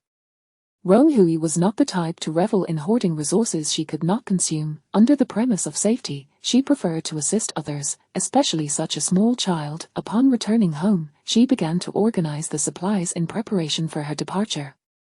With the community bustling and resources scarce, the situation was on the verge of chaos, and it seemed the government had neither the energy nor the will to manage the disorder. Alone, Rong Hui felt powerless to effect any change. Her primary objective was to clear the instance. Surviving for 20 days would grant her passage out of this realm, and with time already past the halfway mark, she resolved to find a desolate place to hide for the next 10 days. Having lived in the instance for 10 days, her stockpile had grown considerably. She had also replenished some supplies at Jincheng department store, but had yet to organize them due to time constraints. Now, it was the perfect opportunity to sort through everything and create some space. After a flurry of activity, the biting cold left her hands and feet somewhat numb. Warming her palms with her breath, she completed the final touches of her organization.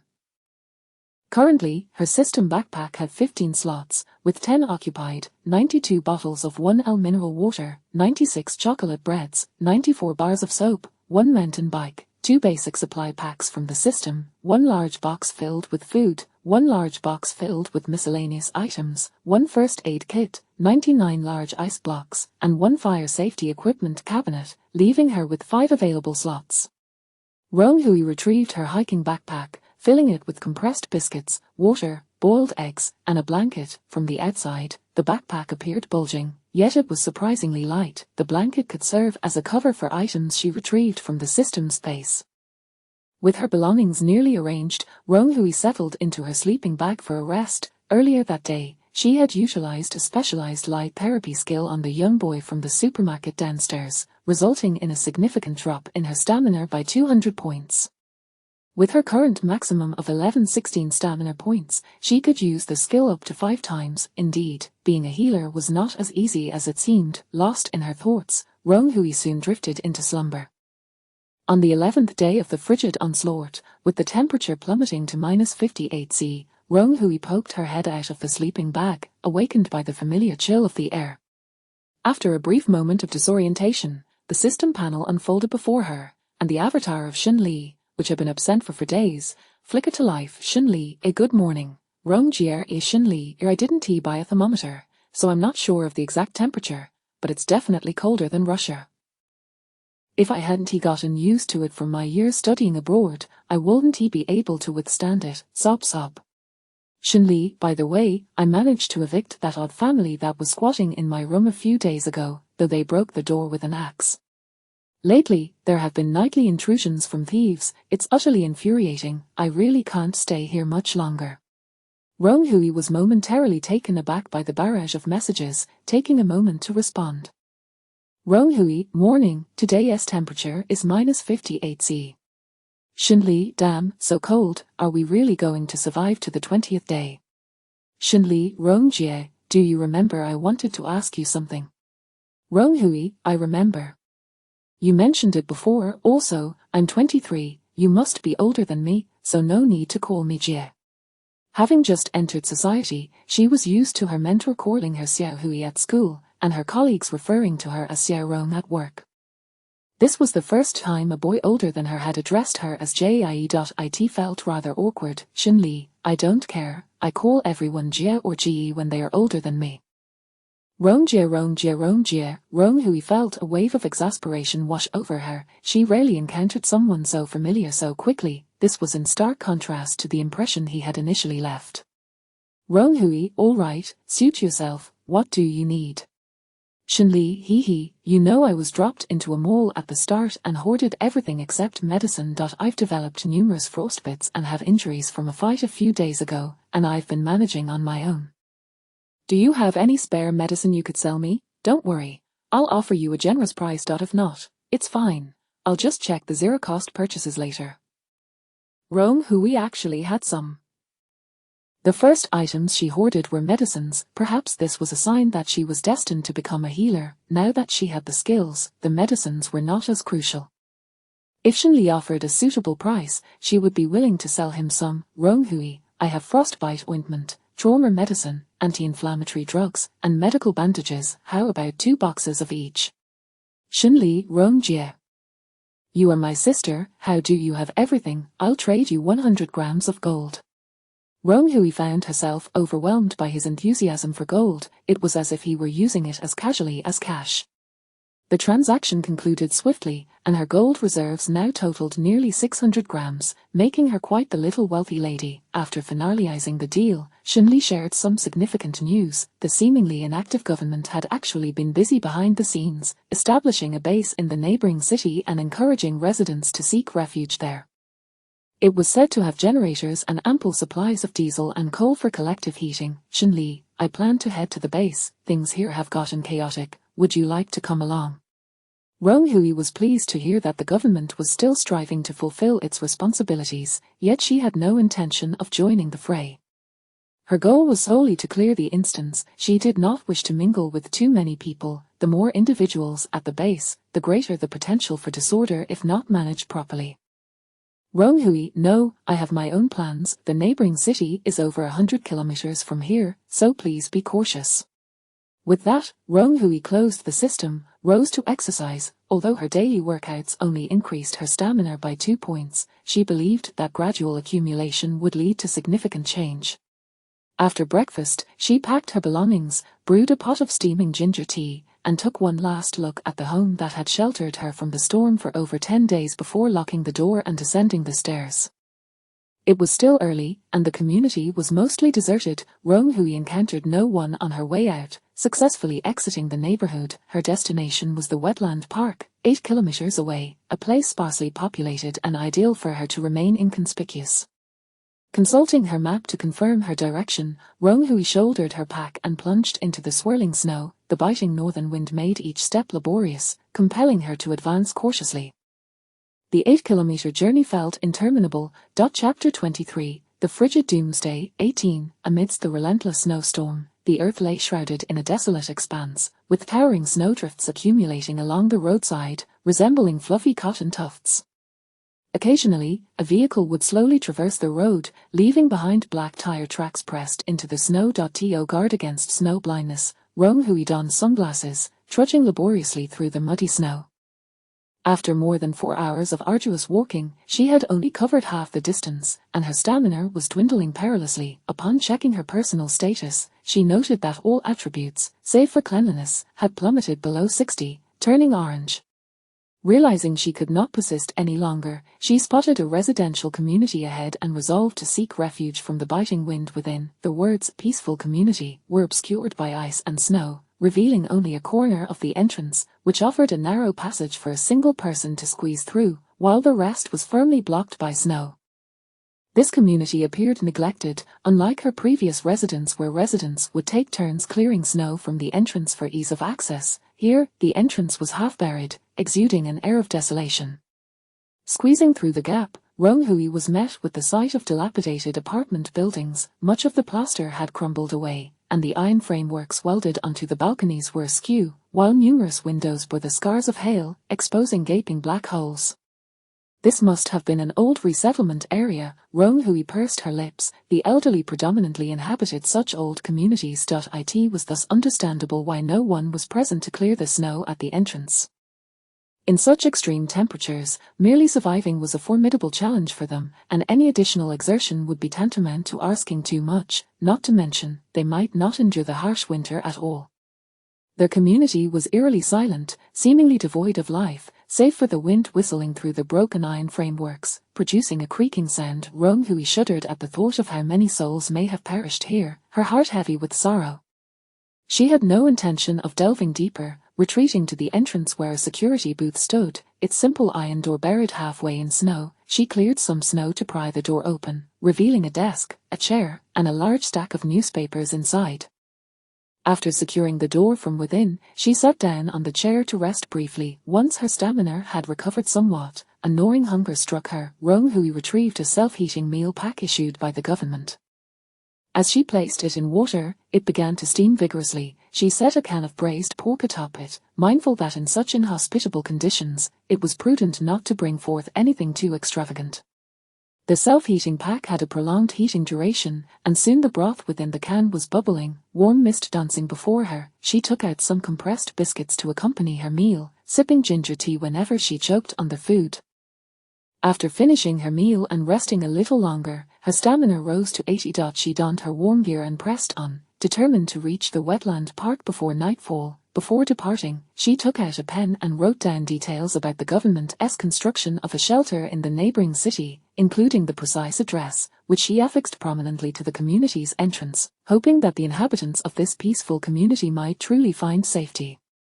The remainder of the journey proved equally treacherous. During this time, Rong Hui utilized her skill to restore her health. Finally, at 5 o'clock in the afternoon, she beheld the gates of Wetland Park. The sky had darkened, though the snowfall had ceased. Feeling invigorated, she hastened into the park. Upon entry, she encountered a spacious outdoor parking lot, sparsely dotted with a few scattered vehicles, their windows and roofs shattered by hail and blanketed in snow, a pitiful sight. Rong Hui yearned to acquire a fuel-powered vehicle. Her only mode of transport was a mountain bike, which proved far too limiting given the heavy snowfall, rendering it unrideable. Yet, she had not encountered any intact vehicles along her route. All had succumbed to the ravages of hail and were thus inoperable. She mentally noted this matter for future consideration. As she ventured deeper, her trepidation grew. The bamboo grove lay in ruins, the wetlands frozen into a solid surface, and the resting pavilions for visitors had roofs that had partially collapsed, a scene that could only be described as tragic. The wetland park was vast, and with the day waning, she could only explore half of it, yet there were no signs of human activity. Clearly, the park had become desolate, with both staff and visitors having fled to safety from the hailstorm. In the vast emptiness of the park, only the sound of the wind persisted, yet, Rong Hui felt a sense of ease. She had no fears of malevolence from others and was spared the sight of the suffering inflicted by disaster. She found solace in this place. Meandering through the park, at 7 o'clock, she discovered the visitor center, a two-story building with a glass facade that had withstood the hail, only displaying spiderweb-like cracks without shattering. Cautiously, Rong Hui pushed the door open. The interior was shrouded in darkness. Holding her breath, she listened intently but heard nothing. She retrieved a small oil lamp for illumination, and in the soft yellow light, the first floor revealed only a reception desk and several rows of chairs, devoid of any notable remnants. Ascending to the second floor with the lamp in hand, she began to notice food packaging scattered about. It was evident that someone had lived here. A remnant fire pit lay at the center of the hall, the floor cloaked in darkness and littered with debris, and an empty vending machine stood forlorn. Rong Hui estimated that around 10 individuals had sought refuge here, congregating on the second floor to avoid the risk of hail shattering the glass on the first. However, the visitor center was lacking in clothing and food supplies. They likely left after enduring 5 days of the hailstorm's peak. Though she had prepared for camping, having a roof over her head would alleviate many troubles. Assessing her surroundings, she furrowed her brow.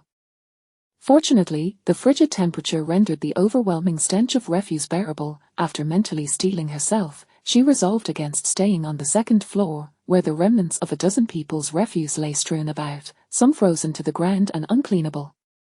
She preferred to pitch her tent in the lobby of the first floor. With her mind made up, she returned downstairs, determined not to ascend again due to the filth. The hour was late, and she placed the oil lamp on the reception desk, allowing its glow to illuminate a radius of about 2 meters.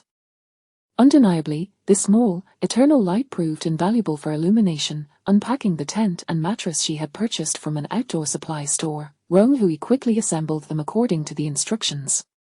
She added a pillow and laid down 2 down comforters, completing her cozy nook. Taking out another self-heating meal pack, she opted not to fuss over starting a fire after her exhausting trek. Finding a small iron kettle, she filled it with water and set it atop the self-heating pack to warm it. The temperature in the wetland park was even lower than in the city, and she intended to fill a hot water bottle for warmth.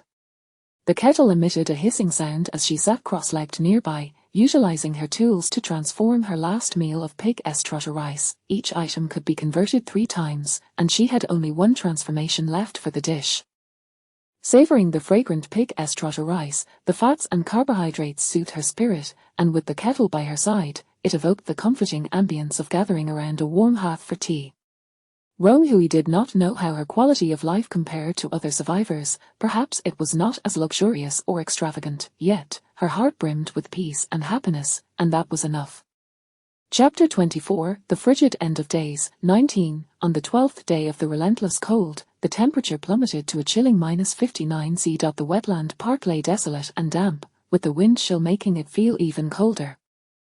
Roan Hui, clad in a thick down jacket and a rabbit fur hat, strolled through a forest deep within the park, where the trees, aged and sturdy, boasted thick trunks and expansive canopies resembling umbrellas, resilient against the onslaught of hail. She ambled along, pausing intermittently to gather dry twigs from the snow-covered ground, intending to construct a modest fire pit as she had ample time today. Perhaps it was due to her acclimatization to this harsh climate or an improvement in her physical condition, but she now moved with ease in such frigid temperatures. After a period of training, her stamina had reached a maximum of 1120, and Roan Hui could now be considered quite agile. She meandered through the remaining half of the park but encountered no signs of other people, only a few small animal tracks, likely from squirrels. Feeling reassured, she leisurely made her way back to the visitor center, arranging several twigs in a conical shape and placing some smokeless barbecue charcoal beneath. She ignited a piece of newspaper to help kindle the flames. In no time, a small, roaring fire was ablaze, and to prevent carbon monoxide poisoning, she opened the door halfway. As the fire crackled, the indoor temperature rose significantly, and Roan Hui retrieved a small iron pot intended for outdoor camping. She added a handful of rice, poured in half a pot of water, and included some dried scallops, shiitake mushrooms, and salt before covering it to simmer gently, preparing a seafood congee for her brunch. The snapping fire emitted warmth, allowing Roan Hui to comfortably squint her eyes as she inhaled the fragrant aroma of rice wafting through the air while admiring the snowy landscape outside. Everything felt so idyllic. Suddenly, the system panel unfolded before her, revealing a message from Shinli, who had disappeared for 2 days. Shinli, Sister Roan, I've arrived at the shelter. It's essentially 3 large gymnasiums connected by heated corridors, reportedly capable of accommodating hundreds of thousands. Roan Hui, so soon? How did you manage to cover over 100 kilometers? Shinli, money makes the world go round. I traded 20 grams of gold for a ride. Shinli, by the way, it's incredibly warm here. God knows how long it's been since I felt temperatures above 0. It's about 5°C in the shelter. Roan Hui was astonished by his efficiency. The roads were far from the navigable state they had been before the disaster. She had seen many paths blocked by ice and snow during her journey, along with heaps of vehicles rendered unusable by hail. Roan Hui, is it crowded there now? Shinli, it's just been established, so there aren't many people yet, but military vehicles are going out to rescue individuals, bringing back many victims. The numbers should increase. Roan Hui, what's the order like? With so many people, be cautious. Shinli, there are patrols every hour, and everyone is in such dire straits that they lack the energy for trouble. However, the food I previously bought is now inconvenient to access. I've been surviving on compressed biscuits and instant noodles for the last 2 meals. Roan Hui empathized deeply. One reason she avoided the official shelter was the inconvenience of eating. Surrounded by people lacking food and clothing, it was exceedingly difficult to withstand the pressure of enjoying better provisions alone, especially since her supplies were not easy to use. Shinli, additionally, currency has effectively become worthless.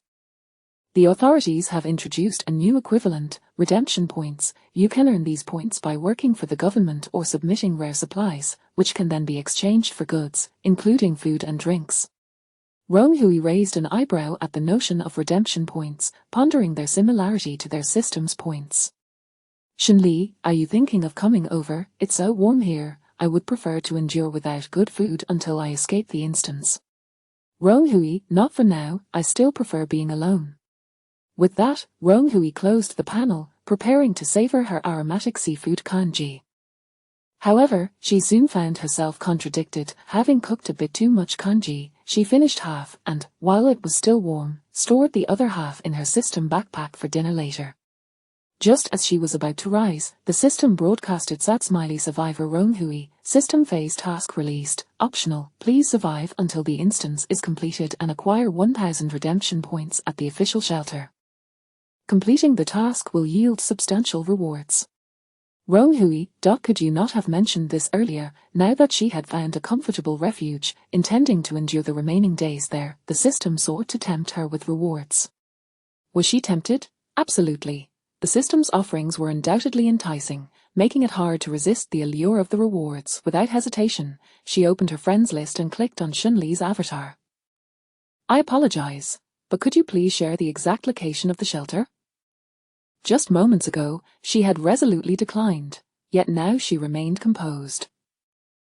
"Shunli, you've had a change of heart, hurry over. The detailed address is actually the Olympic Sports Center in City B. Head north. There should be many people making their way there now. Just follow the crowd, and you can't go wrong." While her hand-drawn map did not include City B, she remained unfazed, having gained a general direction.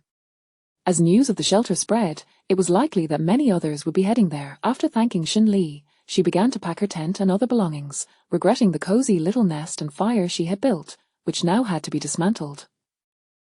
Nonetheless, while tidying up, she utilized the fire to boil several pots of hot water, saving some for her journey and filling a hot water bottle to store in her system backpack. The packing was swiftly completed, and with a deep sigh, she resolutely stepped into the storm. Her primary objective was not to head directly to the neighboring city but to first find a vehicle, as traversing over 100 kilometers on foot was unrealistic. Locating the nearest shopping mall on the map, she planned to check the underground parking lot for any luck. Even if she couldn't find a car with keys, she could still gather some gasoline. Chapter 25, The Extreme Cold Apocalypse, Part 20. The wetland park is situated in a remote location, with the nearest shopping mall approximately 10 kilometers away. Relying on her considerable stamina, Rong Hui pressed on without rest, pausing only twice to utilize her skills to dispel their fatigue status afflicting her health points. As dusk descended, she finally arrived at her destination, Xinyu Plaza. This mall appeared to be newly constructed, with a touch of modernity evident in its decor. The building's exterior was clad in a silvery metallic hue, a significant improvement over the desolation of the Jincheng department store she had previously visited. A towering sign stood at the entrance, originally showcasing advertisements and a panoramic map of the mall, now shrouded in snow, revealing only a small red corner at the top. Time was of the essence for Rong Hui, so she took out a shovel to clear the sign, shaking off the majority of the snow. Through the now clearer image, she discerned the direction of the underground parking lot, with the entrance located at the far right corner of the building. Upon reaching the entrance of the underground parking lot, she was taken aback by the chaotic scene before her. Vehicles lay haphazardly on the slope. Minor collisions were the least of the issues. Some cars were even stacked atop one another, completely obstructing the wide exit. Rong Hui cautiously navigated through the gaps between the vehicles, only to find the parking lot itself in even greater disarray. Cars were strewn about, their windows dark and hollow, a testament to the frantic attempts of their owners to escape, only to be thwarted by the accidents that had ensued. She meticulously inspected each intact vehicle, searching for one akin to an SUV with high ground clearance and robust tires, capable of traversing the current snowy terrain. Regrettably, although a few cars had been left unlocked, none possessed their keys. It seemed those who had sought refuge in the underground parking lot were quite safe at the onset of the hailstorm, and thus had not panicked enough to abandon their keys. This outcome was within Rong Hui's expectations. She had noted on the mall sign that a nearby car dealership was present, where she was certain exhibition vehicles would be found. Making her way through the fire escape to the first floor of the mall, she found herself engulfed in darkness. Her eyes having adjusted to the lack of light, she refrained from using her flashlight, lest she encounter someone seeking shelter who might require an explanation. Fortunately, the first floor of the mall was eerily silent. The sound of a pin drop could be heard, indicating no one was present. She hurried past, eventually locating the 4S dealership. As automobiles are valuable assets, both entrances to the store were secured with iron mesh, but a single employee access door, featuring a wooden lock, was available. Utilizing her fire axe, she swiftly broke the lock. Once inside, she lit a small oil lamp to illuminate her surroundings and, as expected, discovered 5 exhibition vehicles lined up neatly. After inspecting each one, she found the keys in a drawer at the reception desk. Climbing into one of the SUVs, she inserted the key and turned the ignition. Given that gasoline solidifies at around -70 C, she hoped that despite the extreme cold, the vehicle would still start. After a few moments of muffled vibrations, the engine roared to life, and Rong Hui excitedly tapped the steering wheel. Her means of transport was secured. However, the fuel gauge had already begun to sound a warning. She needed to find more gasoline, ideally in ample supply. Before departing, she took some lubricants, a spare tire, and a toolbox from the dealership, ensuring she could address any potential issues with the vehicle. Stowing the SUV in her system's backpack, Rong Hui ascended to the 3rd floor, as indicated on the mall's map, which was supposed to house a children's playground and a gym. Within a small shop offering children's fishing games, she discovered usable tools, a manual water pump and a hose, likely employed by the owner to clean the fish tanks. She rummaged further, but found no suitable containers. Ultimately, she decided to take a large, closed fish tank with a capacity of 288 litres, certainly a commendable vessel. Hastily returning to the underground parking lot, she selected a large 7-seat van, opened the fuel cap, inserted the hose to the bottom of the tank, and connected the other end to the pump to begin siphoning fuel. After switching between several vehicles, the fish tank was filled, enough to refuel the SUV 5 or 6 times. Finally, she topped off the SUV's tank as well, feeling utterly exhausted. Summoning the system panel, she noted it was already 10 o'clock at night, and her stamina had dipped below the critical threshold. And no longer willing to exert herself, she recognized that traveling at such a late hour was unwise.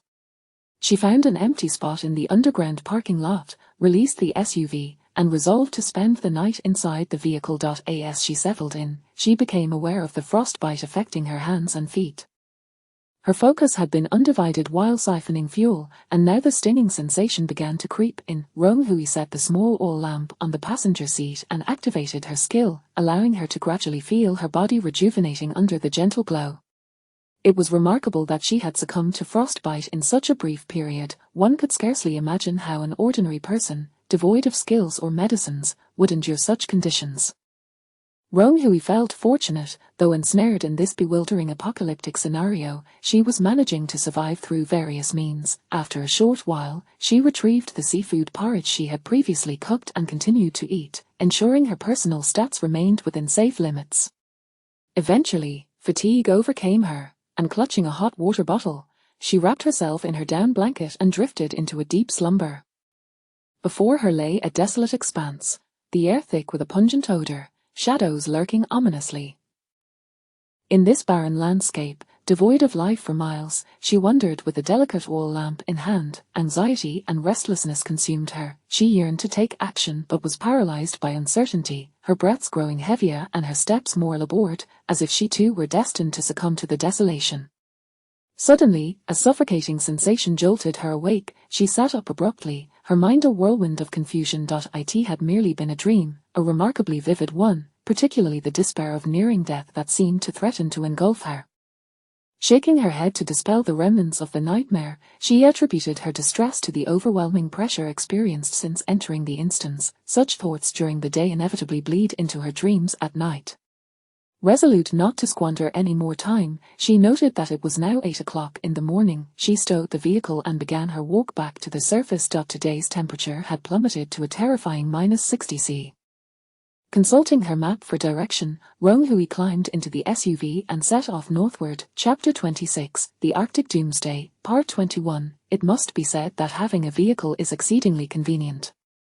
Rong Hui cautiously navigated the icy roads. Although her speed barely reached 35 miles per hour, it was still exponentially faster than walking. Today, the snowfall was relatively light, and the flakes that landed on the windshield swiftly slid away, rendering the use of windshield wipers unnecessary. With unwavering focus, Rong Hui kept her gaze fixed ahead, vigilant against any sudden developments. As she ventured further north, the number of pedestrians and vehicles on the road increased, indicating that news of the refuge had spread, prompting many to make their way there. However, the bitter cold of -60 degrees Celsius compelled people to hunch their necks, daring only to press forward, lest they risk freezing if they halted. As Rong Hui drove past, those on the roadside cast envious and yearning glances at her. She feigned ignorance. With so many in need of assistance, helping one would mean helping them all, so she chose to disregard them entirely. "Mommy, I'm so cold, so cold," a little girl shivered as she clutched her mother's hand. Clearly well cared for, she was bundled in layers of thick clothing, topped with an oversized adult down jacket, moving like a small penguin. "Fear not, my dear dog, we shall soon reach the refuge, where there is warmth and food. You must hold on." The mother, her lips blue with frost, forced a smile for her daughter. The woman, Wang Li, 36 years of age, was divorced and lived alone with her daughter.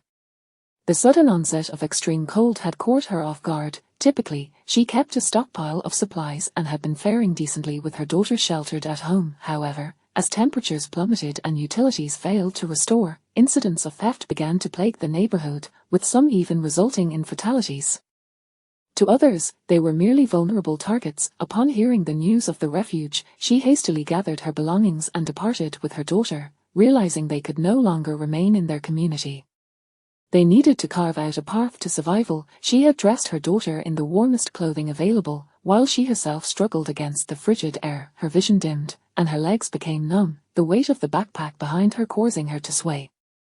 Wang Li lowered her head, biting her lip hard to stay awake. Alas, fate was unkind. Amid her daughter's terrified screams, she collapsed. Chapter 27, The Frigid Doom, Part 22. In an effort to conserve space, she extracted her mountain bike and stowed it in the trunk of her car, subsequently packing the vehicle away into her system backpack, thereby saving a valuable compartment.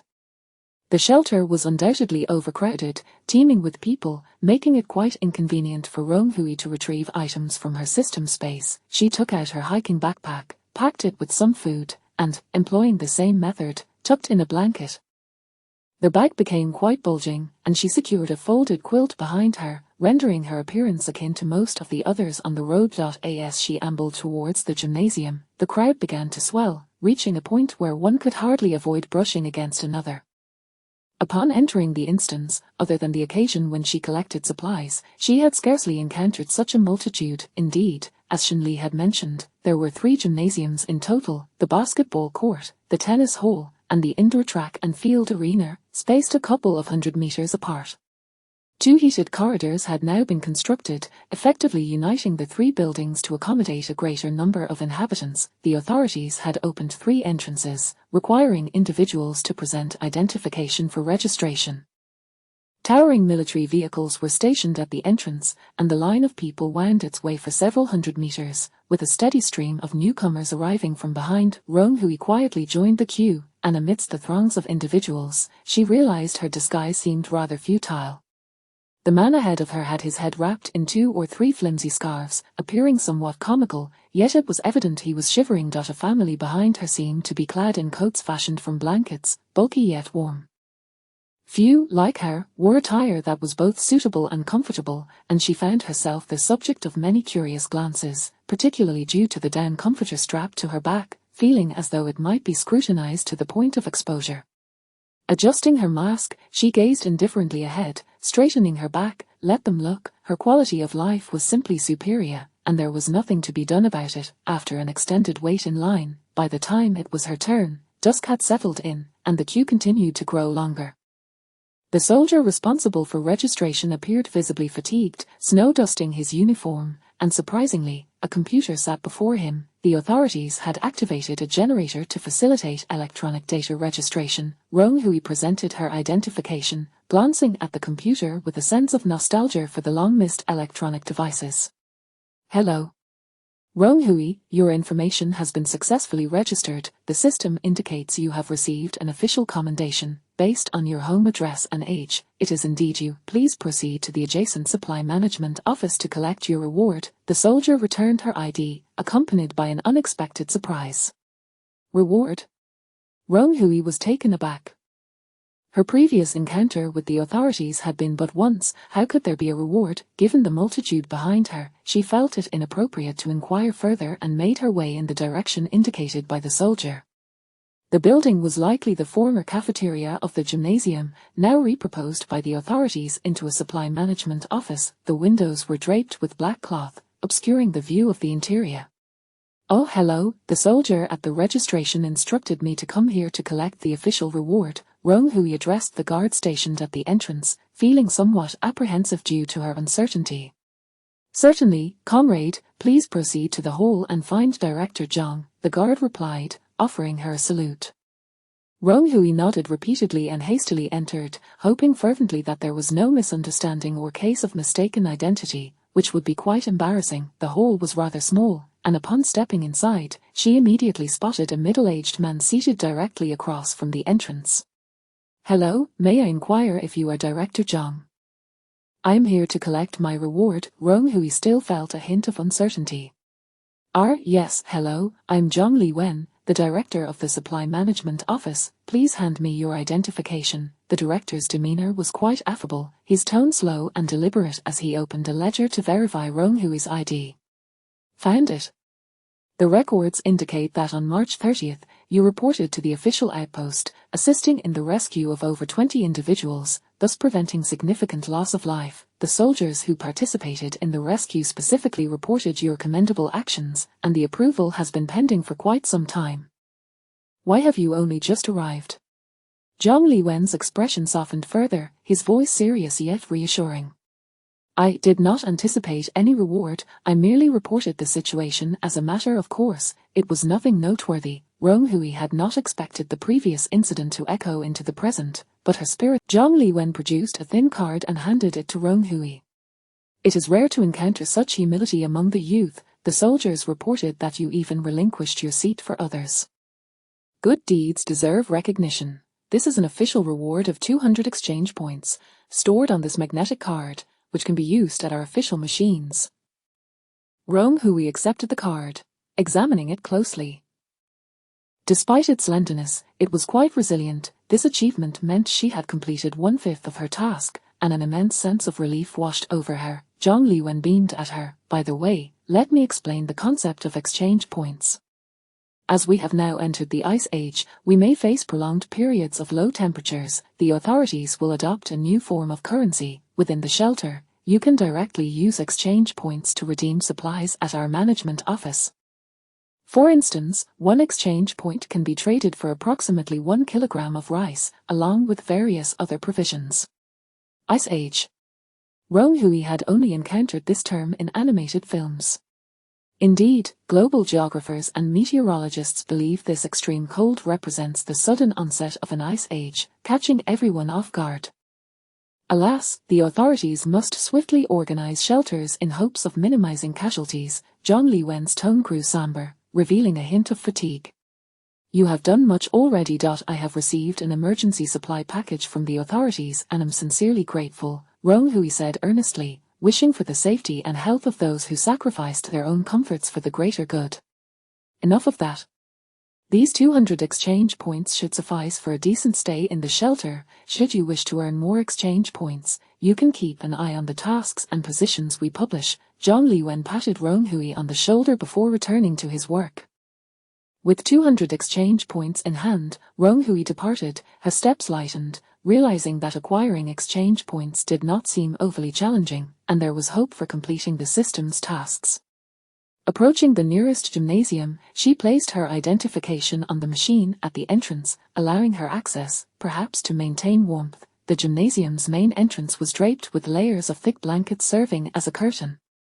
She pushed through the barrier, and a wave of warm, humid air enveloped her. Her goggles instantly fogged up, akin to stepping into a steam room. She quickly removed her glasses and hat, certain that the temperature within the shelter had risen above freezing.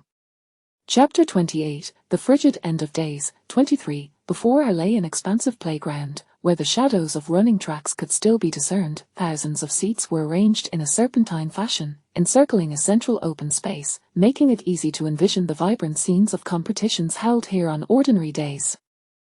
Yet now, the once vacant area was teeming with people, some even laying down makeshift bedding, as they reclined closely together, akin to sharing a single quilt. The stands were cluttered with various items, and since the crowd was not overly dense at the moment, a few individuals occupied multiple seats, reclining in slumber.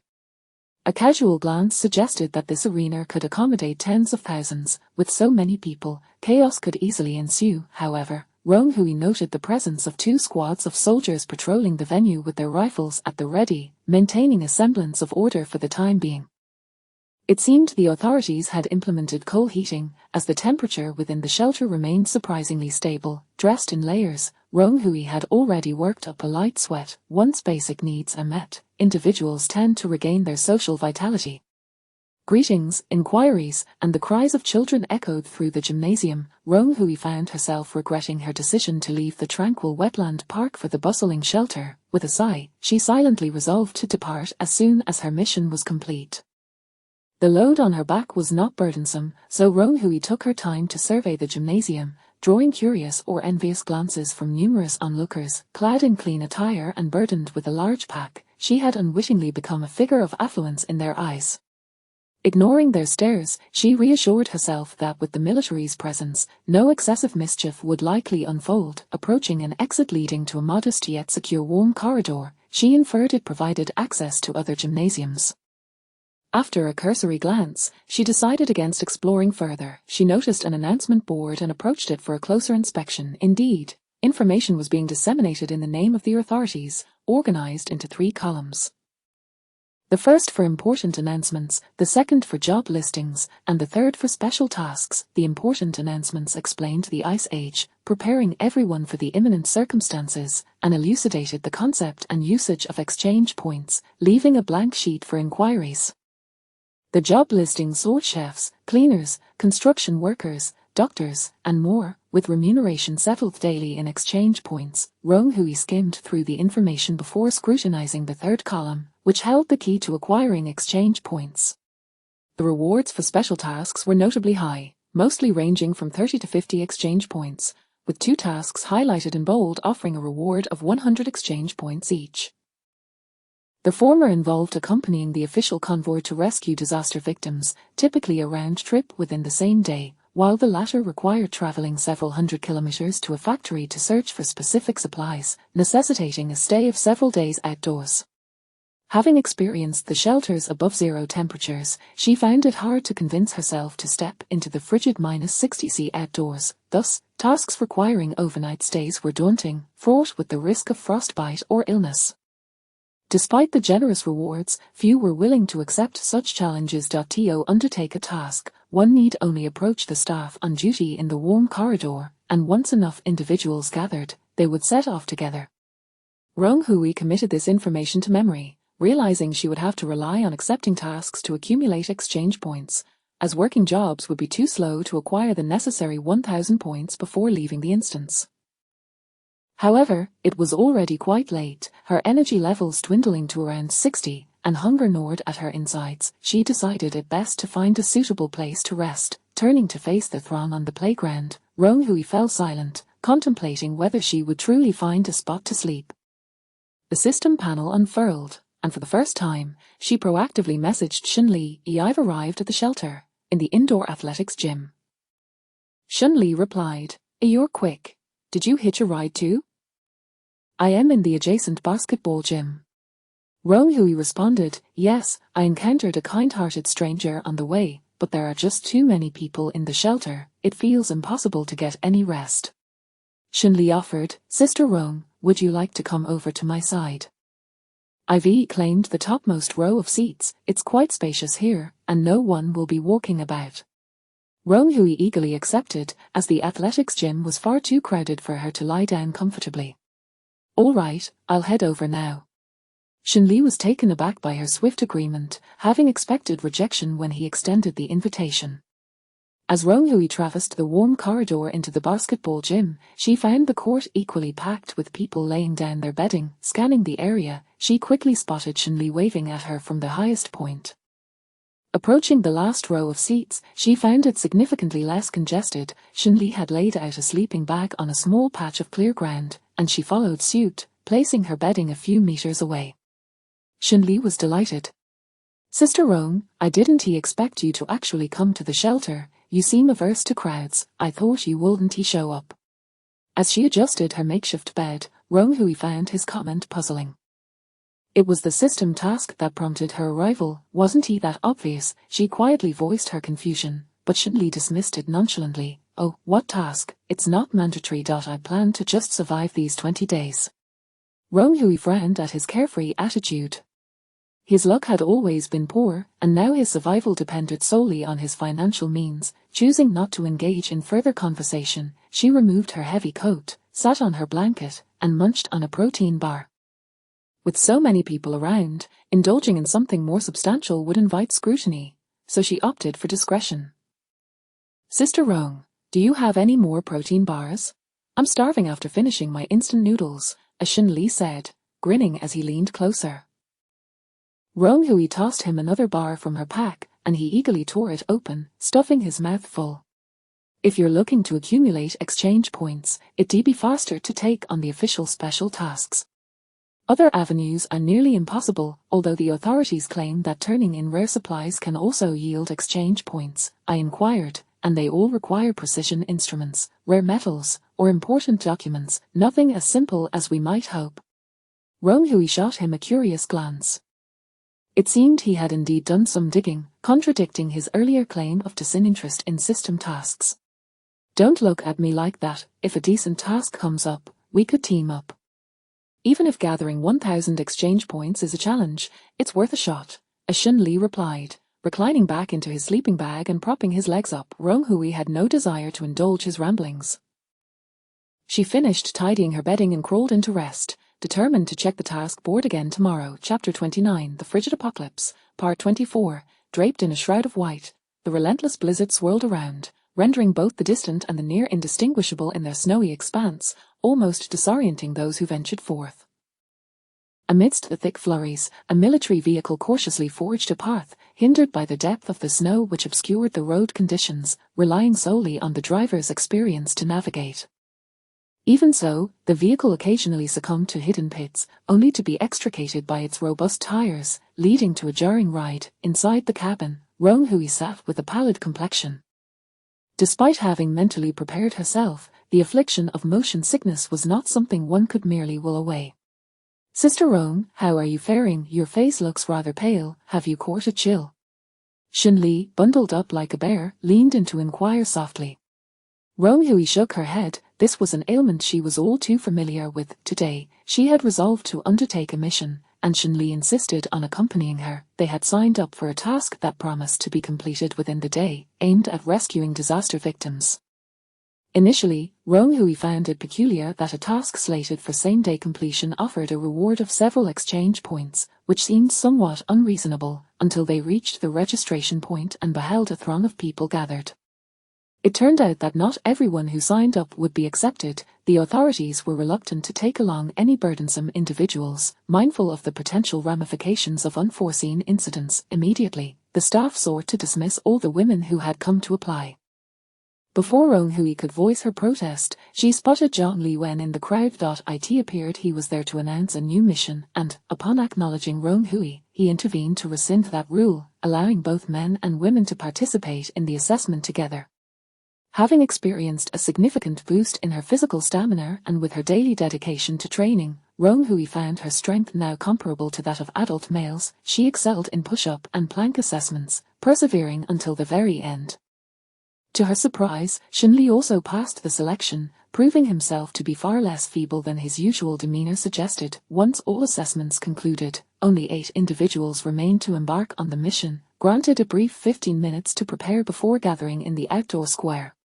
The task at hand involved rescuing disaster victims from the municipal library, where dozens had sought refuge, some afflicted by illness or injury, necessitating their safe return. Upon reaching the square and spotting the familiar green military vehicle, Roan Hui felt an instinctive aversion, her expression betraying her hesitation. "Why aren't you getting on?" "Hurry," called out a soldier assigned to the mission. Reluctantly, Roan Hui steeled herself and boarded the vehicle. Fortunately, the library was not too distant from the gymnasium, and they arrived at their destination just before she could succumb to nausea. The library sign had been damaged by hail, with several letters missing, leaving only faint traces behind. However, the building's structure appeared sound and resilient, suggesting that those sheltering within had taken this factor into account. This mission comprises 13 individuals. The driver will rest and inspect the vehicle, while the remaining 4 will each lead 2 others to conduct a thorough search of the premises. Should any danger arise, signal for immediate assistance. We reconvene on the ground floor no later than 1 hour from now, it commanded the lead soldier, delineating the task distribution the library boasted for floors, and they would search each level in groups of 3. Understood. The 4 teams responded in unison as they filed into the library. Upon entering, Rong Hui was greeted by a familiar acrid scent that set her brow furrowing in concern. Indeed, on the first floor, they discovered numerous charred remnants of books, a grim indication that, in the biting cold of -60°C, those seeking warmth had resorted to burning literature. Following her team to the second floor, Rong Hui found further evidence of this desperate measure. They uncovered 16 victims whose inadequate clothing rendered them unable to stray from the warmth of the fire, now weak and clinging to one another in their near-death state due to insufficient food. With great effort, Rong Hui and her team assisted in relocating the victims to the first floor. Each level harbored more disaster survivors, and tragically, they also stumbled upon several lifeless bodies, victims of the unforgiving cold. Once all were transported to the ground floor, the lead soldier organized those rescuing the victims to construct a larger fire. In a moment, someone ignited a pile of books with a lighter, and the flames erupted rapidly, spreading as the pages wafted into the air and landed on the seated individuals. Panic erupted as garments caught fire, inciting terrified screams. The disaster victims, already on edge, succumbed to chaos, their frantic movements inadvertently trampling the fire pit, sending sparks flying and igniting previously unaffected areas. Stay calm.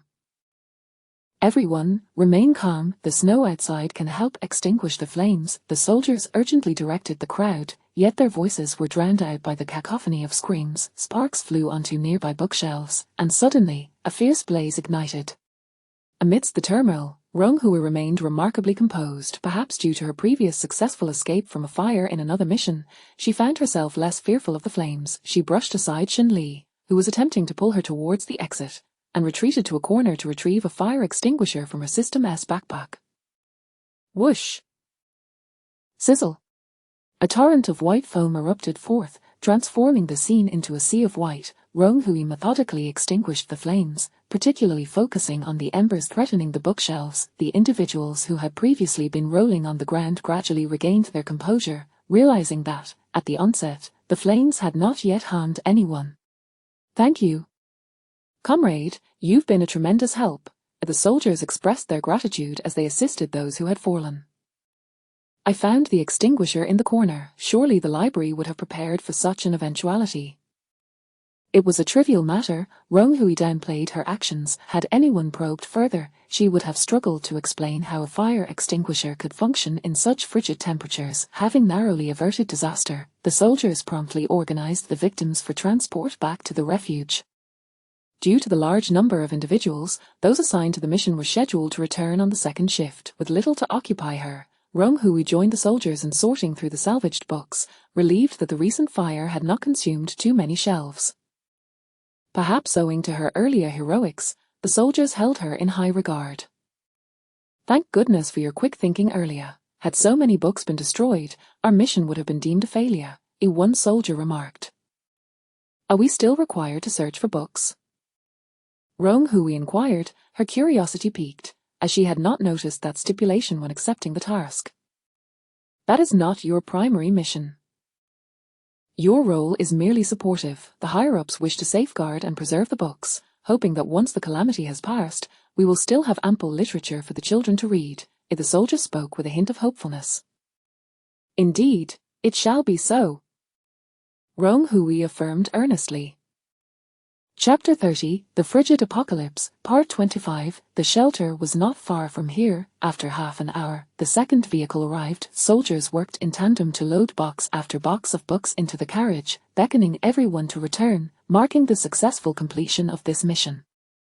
Observing the carriage, now even more crowded than before, Rong Hui resolutely decided to part ways from the group and make her own way back. I have some personal matters to attend to, so I will not be returning with the vehicle. May I ask if I should collect my supplies at the exchange point or at the Wonghall's office? She inquired of the leading soldier.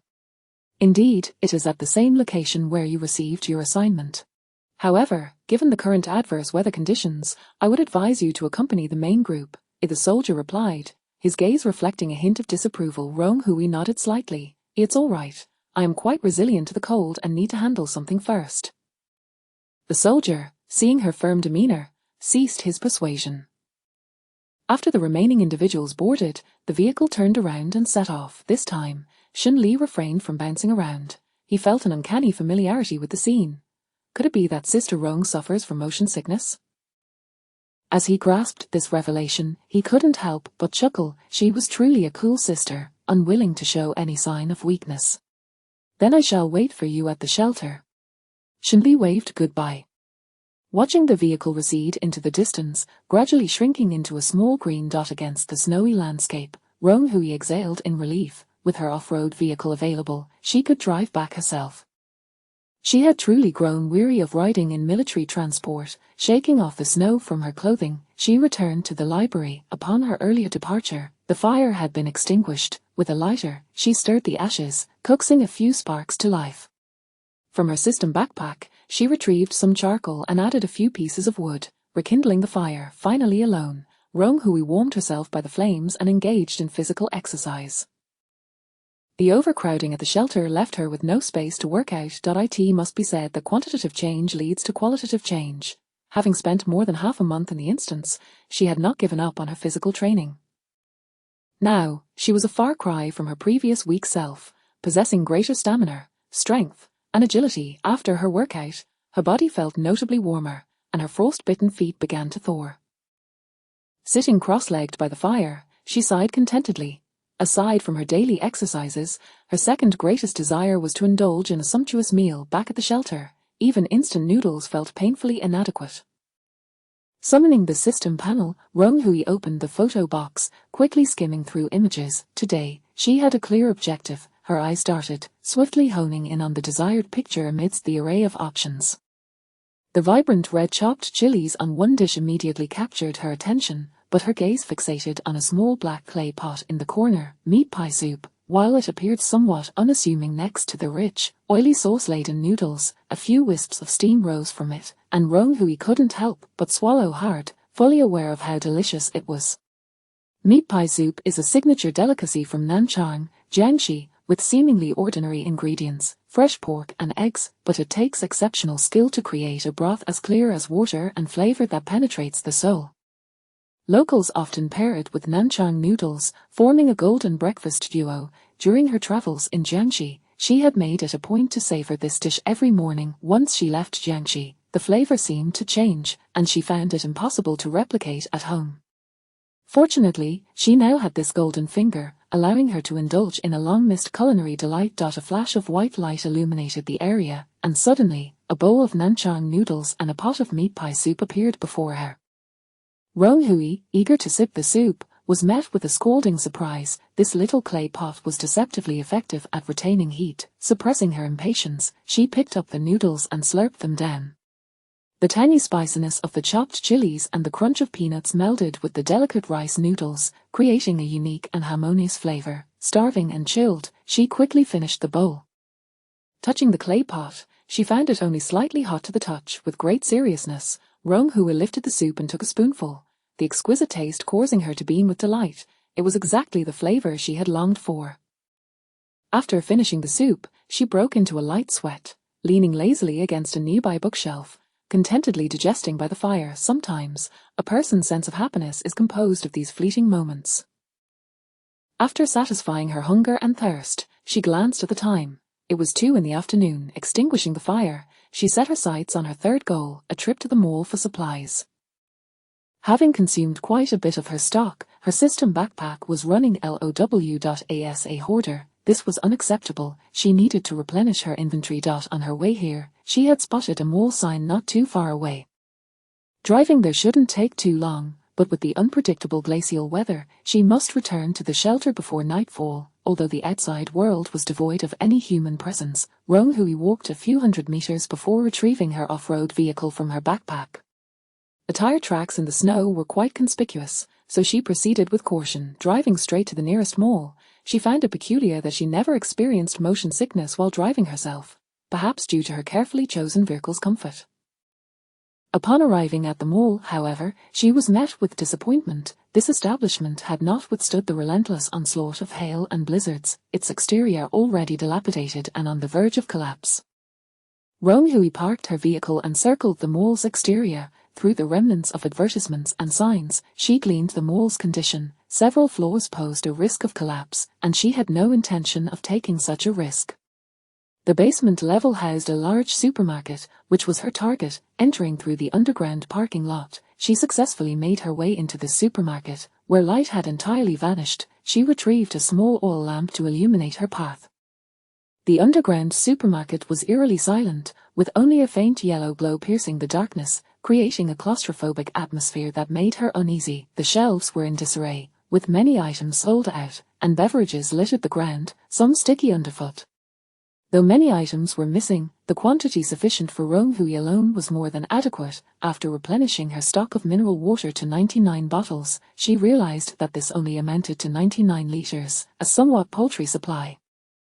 After a moment of contemplation, she found an empty shelf nearby and transferred the mineral water from her system backpack onto it, discovering that 99 bottles only filled a small portion of the shelf.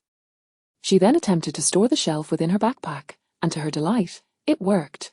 The system recognized the water bottles and the shelf as the same item due to their connection at the base.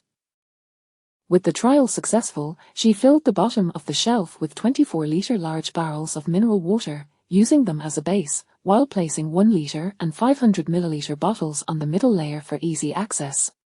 On the top 2 layers, she placed any beverages she fancied: milk tea, fruit juice, carbonated drinks, and beer, until the shelf was brimming. After retracting the shelf, her system backpack now displayed a shelf filled with goods. The success of this initial step invigorated her. Next, she freed up for more empty shelves, organizing food, daily necessities, medicine, and miscellaneous items from her system space onto them, thereby creating ample room for her newly procured supplies. Having endured the extreme cold for some time, she refrained from taking any frozen vegetables, fruits, or fresh produce, opting instead for a plethora of canned goods, biscuits, jerky, and dried fruits, along with filling the shelves with chocolate. After retracting the 4 shelves, the satisfaction of a hoarder soared to its peak, and Rong Hui couldn't hide her smile. Chapter 31, The Frigid Apocalypse. 26. The underground supermarket was damp and cold, resembling an ice cellar. Frost coated the corners and floor, and each step echoed with a crunching sound. Holding a small oil lamp, Rong Hui continued her exploration under the gentle glow of the light.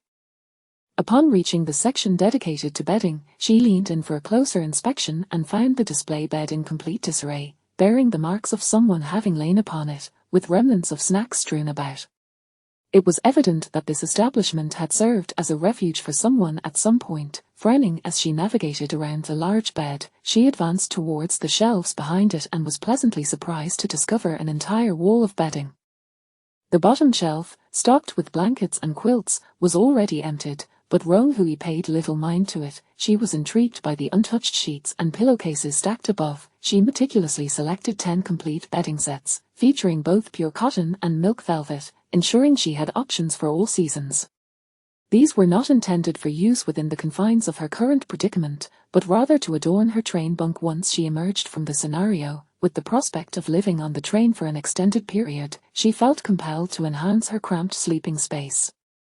Having lived with her grandmother since childhood, who was exceedingly frugal, Rong Hui had always experienced a hodgepodge of bed linens, adorned with various faded peony patterns. Throughout her adolescent years, she had yearned for a complete set of bedding, a modest desire that had yet to be fulfilled. Now, as she stepped into the workforce, with her meager salary barely covering her living expenses, she had not anticipated the luxury of shopping in this peculiar apocalyptic scenario. Sighing in satisfaction, she selected a few plush pillows that were priced extravagantly and placed her chosen bedding on a shelf designated for miscellaneous items.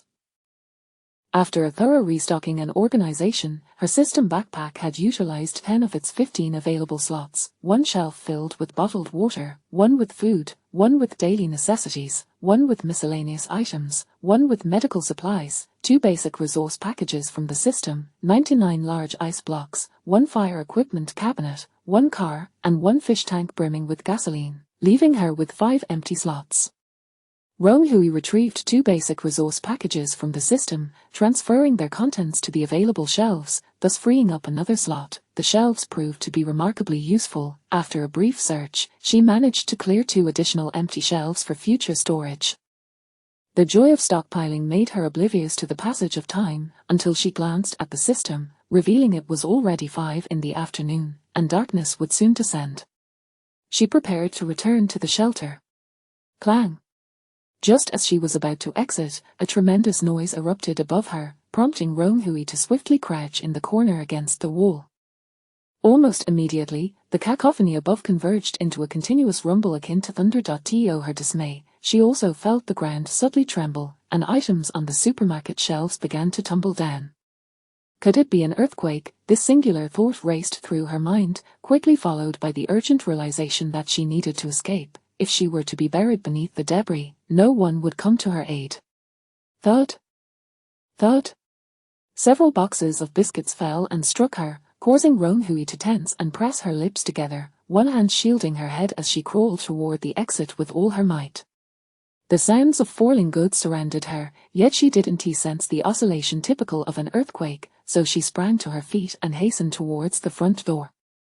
The supermarket connected to an underground parking lot, and she intended to find refuge near the load-bearing columns. Successfully reaching the parking lot, the thunderous noise persisted above, interspersed with piercing, tearing sounds that were far from ordinary.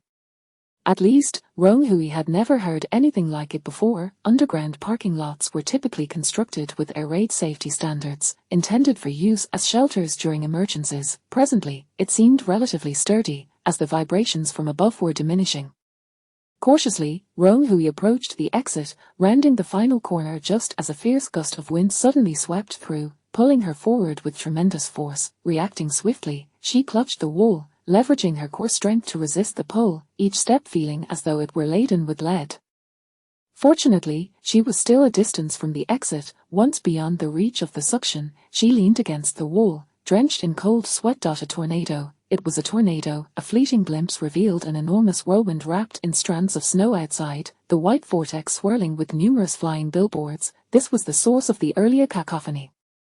She had narrowly avoided being swept away by the tornado, and the sensation of being on the precipice of disaster was particularly unsettling. Though adrenaline kept her from collapsing, Hui's expression darkened.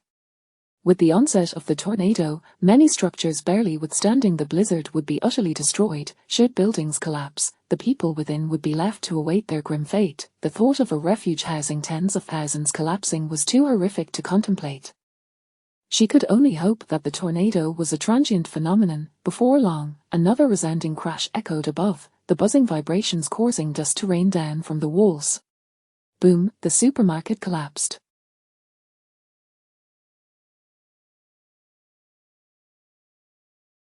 Hui's complexion paled. The establishment was already riddled with damage, and the tornado was the proverbial last straw. She fixed her gaze on the light of the exit. Should she notice any signs of the Time ticked by, and while the parking lot continued to shed dust, it remained relatively intact. Hui dared not relax her vigilance, listening intently to the sounds around her. Suddenly, the system panel sprang to life, startling her again with a message from Xinli. Xinli, Sister Rong, a tornado has appeared. How are you? Hui, I'm all right, hiding in the underground parking lot. How is the shelter faring? Xinli, the authorities have detected a new wave of severe convective weather, so they've been reinforcing the gymnasium, but they didn't anticipate it would be a tornado. Several construction workers were swept away while working outside, and those queuing at the entrance were not registered. Everyone was let in to take refuge. The shelter is now overcrowded. Hui furrowed her brow. The more people there were, the more chaotic it became. If the shelter were sturdy enough, it would be manageable. If not, it could endanger so many lives. However, she quickly remembered that the system's mission deadline extended until they exited the scenario, which indicated that the shelter should be able to withstand the turmoil. The authorities surely had ample resources and manpower to weather this crisis. Exhaling deeply, Rong Hui endeavored to relax her body. Since she had accepted the mission, she was committed to seeing it through. She would indeed have to return to the shelter. Chapter 32, The Frigid Apocalypse, 27. Uncertain how much time had elapsed, the eerie noises outside gradually subsided. Rong Hui shifted her feet, inhaling sharply as she felt a prickling coldness and numbness in her calves, akin to being pierced by needles. Noticing her health status had deteriorated to frostbite, she retrieved a small oil lamp and utilized her skills to restore her health to full capacity, gradually warming her hands and feet. The disturbances outside had diminished, prompting Rong Hui to venture out and assess the situation. After performing some warm-up exercises to prevent a recurrence of her previous ordeal, she cautiously made her way back to the exit. The sky outside had turned pitch black, heightening her sense of caution. Soon, she arrived at the corner where she had nearly been swept away moments earlier. This time, the airflow was gentle, merely producing a chill that suggested the external temperature had plummeted to unprecedented lows. Confirming that the tornado had ceased, she slowly descended to the ground. The entrance to the parking lot was largely obstructed by various debris, but fortunately, a narrow gap remained. Filled with relief, Rong Hui reflected on the fragility of human life amidst such rampant disaster. Being trapped in an underground parking lot could easily cost her life. Squeezing through the opening, she finally breathed a sigh of relief upon feeling the howling northern wind. This cold breeze, which could ordinarily render a person immobile, felt relatively mild in comparison to the preceding tornado. Raising her lamp high, she illuminated the remnants of the once bustling mall, which now stood as a mere skeleton. Its vast structure collapsed into the darkness. As she gazed at the contours of the ruins, a profound silence enveloped her. Despite the pervasive darkness, the devastating power of the tornado was evident. She recalled that during her drive here, at least 2 or 3 mid-rise buildings had surrounded her, yet now, only heaps of architectural debris were discernible, an overwhelming sense of desolation washing over her. In the face of apocalypse, perhaps the most terrifying aspect was not the threat of starvation or frostbite, but rather the loss of hope. As Rong Hui surveyed the grim scene before her, her spirits sank to an all-time low. She would have preferred to remain an ordinary person in a lively and peaceful world than to play the part of a formidable figure in this so-called apocalyptic scenario. The clock struck 2 in the morning. The tornado had persisted for several hours. Grabbing her off-road vehicle, Rong Hui resolved to return to the shelter immediately. After all, she still needed to claim her hard-earned exchange points. The road conditions were abysmal, and the journey was bumpy, yet thankfully, the vehicle held up well, allowing her to arrive at the shelter without incident. From a distance, she spotted the shelter's exterior and felt her heart lift. The 3 gymnasiums appeared remarkably sturdy, having endured the tornado's wrath with only a few sheets of metal roofing torn off, and repair work was already underway. This perhaps reflected the formidable resource mobilization capabilities of the authorities. Rong Hui's mood brightened as she noted the government's continued efforts, indicating that the situation had not yet reached its nadir.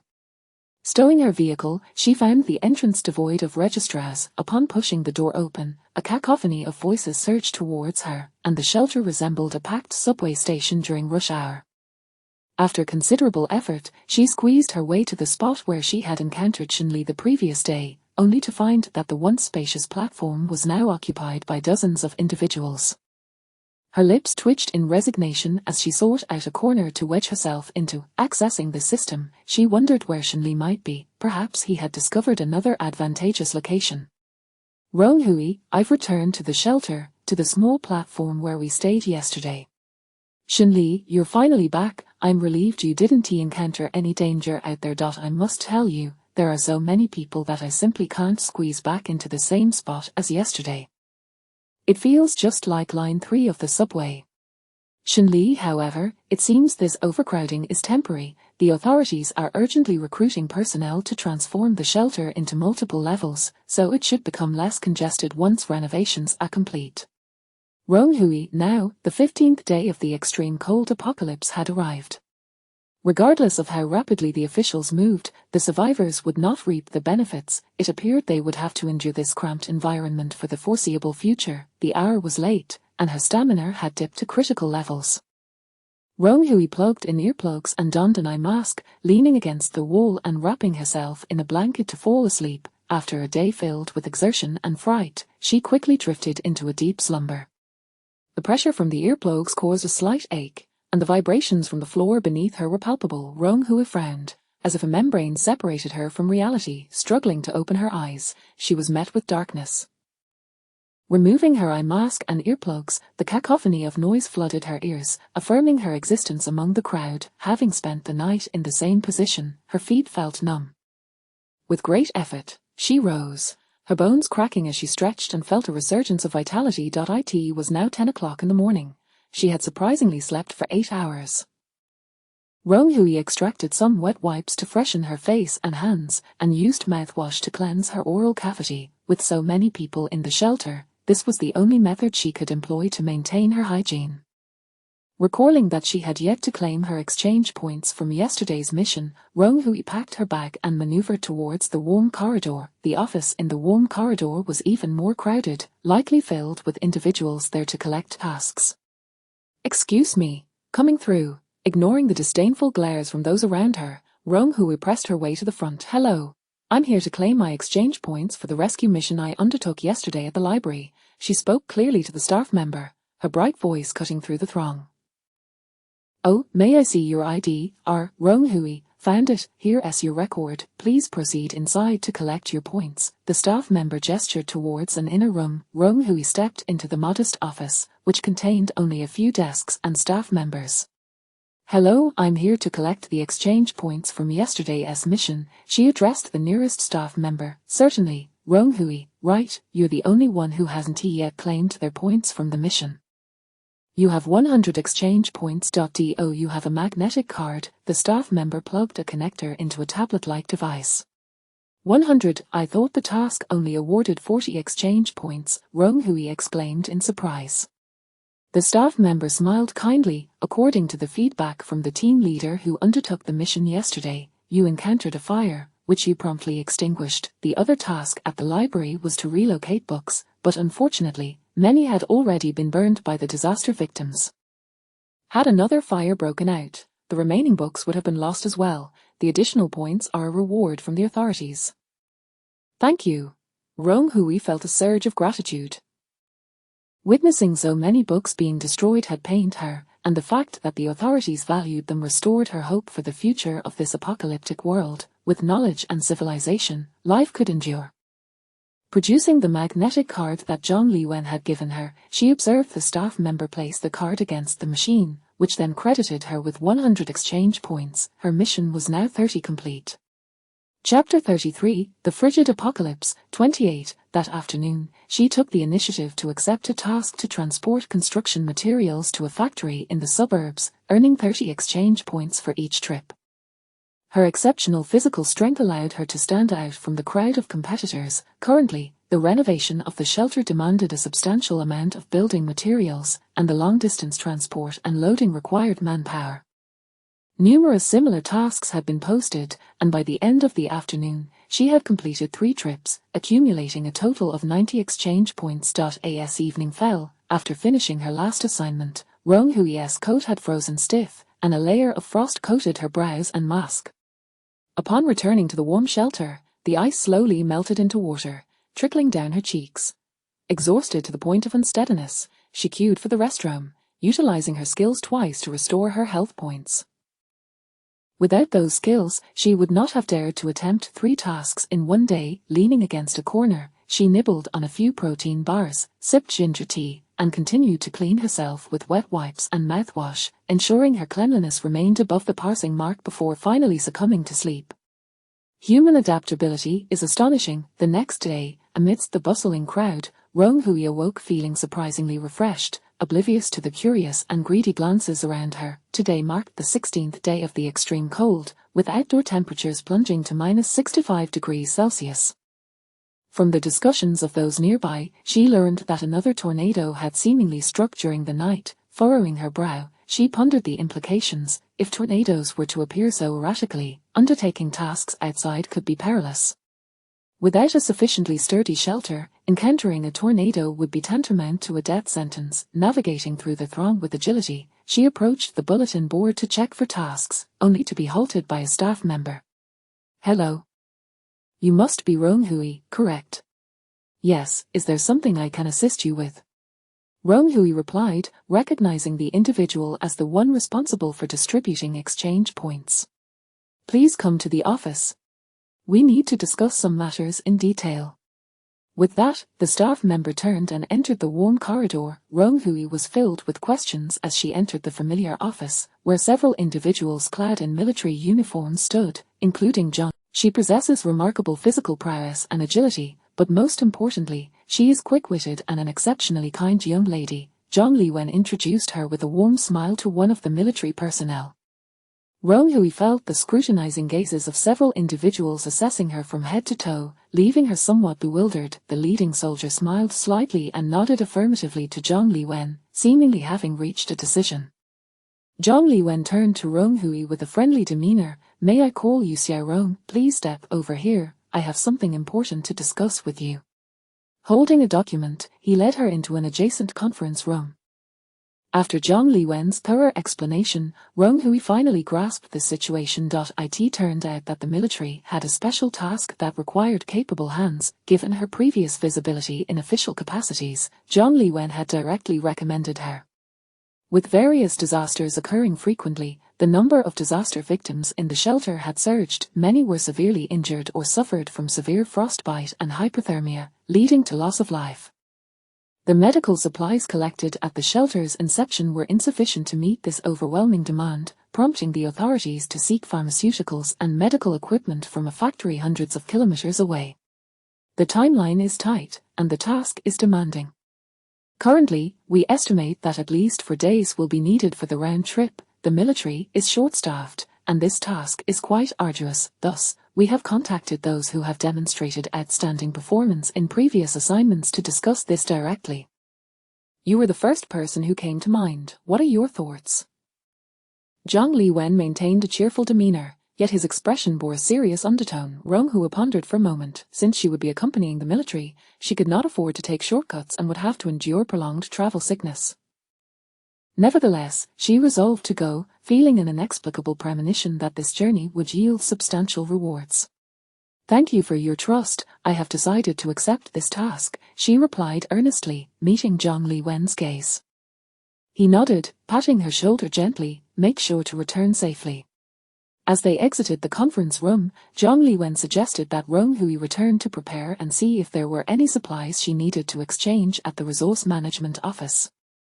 They would also seek a few more individuals, planning to gather at 10 o'clock in the morning to set off. Rong Hui's exchange points had been accumulated for completing system tasks, and she had no intention of using them. The items stored in her system backpack were already plentiful. However, as the next few days would involve group activities, accessing her system backpack would be inconvenient. Stepping out of the warm corridor, she headed to queue at the entrance of the large restroom in the shelter. There were 4 restrooms in total, 2 large and 2 small, and queuing was a common necessity. The large restroom featured several shower stalls, though few used them, as personal hygiene was often overlooked in such frigid weather. Rong Hui decided to visit the shower stalls to organize her necessary supplies, conveniently allowing her to wash up and maximize her cleanliness. The line at the women's restroom was particularly long, but seeing that she had ample time, she patiently waited. Suddenly, a young woman's voice rang out from the crowd. "Did you steal my things?" A hush fell over the murmuring crowd as people craned their necks to identify the source of the commotion. Always eager for intrigue, they turned their attention to the unfolding scene. At the front of the line, a young girl clung to an older woman, her eyes reddened with urgency, glaring at the woman accusingly. "It's you. You've been crowding behind me the whole time. Where's my chocolate? What have you done with it?" As she spoke, the girl reached for the woman's pocket, but the older woman slapped her hand away sharply. "Who do you think you are, you little brat? Are you out of your mind? Don't you dare touch me." The older woman was stout, her voice sharp and cutting. "How could it not be you? Just a minute ago, it was in my pocket. You were the one nudging me the whole time. If it wasn't you, then who else could it be? You were even trying to run away. If you weren't guilty, Why would you try to bolt after waiting in line for so long? The girl, though slight in stature, spoke clearly and logically, undeterred by the older woman's aggression. Who knows who touched you? Maybe it was some wild man who grabbed your backside. How dare you shout so loudly, you shameless little thing. The older woman's piercing voice carried far, drawing a growing crowd around them, causing the girl's face to flush with humiliation. Roan-Hui had been resting with her eyes closed but was now startled by the ruckus. As she glanced at the boisterous woman, she noted that the older woman was wearing an oversized down jacket, cinched around her waist with a scarf, the bulges at her back betraying her hidden intentions. Frowning slightly, Roan-Hui recognized that the woman had likely stolen something, but she had no desire to intervene in such trivial matters. The patrol team was already approaching, it was best to let them handle it. Just as she was about to close her eyes again, her gaze inadvertently fell upon the girl's profile, and she froze, staring intently into her eyes. This person, she recognized. It was the girl who had gifted her the ice crystal pendant. Chapter 34, The Frigid Apocalypse. 29. The world cannot exist without girls. Please persevere with my blessings. Note, wearing this pendant can increase your health limit by 50. Roan-Hui vividly recalled the description that accompanied this item upon its activation. It was through this very pendant that she had managed to survive time and again amidst the calamity, and she felt immense gratitude towards the girl who had gifted it to her. Although the girl had only revealed her eyes at the time, Roan-Hui distinctly remembered a beauty mark at the corner of her right eye. Comparing her to the person before her now, Roan-Hui was filled with unwavering certainty. With a few swift strides, Roan-Hui approached and, from behind, seized the matron's neck with a powerful grip. Oh! The matron, taken by surprise, found her breath stifled as her body involuntarily arched backward, her hands flailing to pry Roan-Hui's arms away. Seizing the opportunity as the matron's hands left her waist, Roan-Hui deftly unfastened the tightly bound belt, causing an array of items to tumble from her clothing: candies, bread, canned goods, and a box of chocolates. The surrounding crowd erupted in astonishment as the stolen goods were revealed. After releasing her hold, Roan-Hui stepped back, while the matron coughed, clutching her neck, and turned to glare menacingly at Roan-Hui. Those are my chocolates. How dare you claim you didn't steal?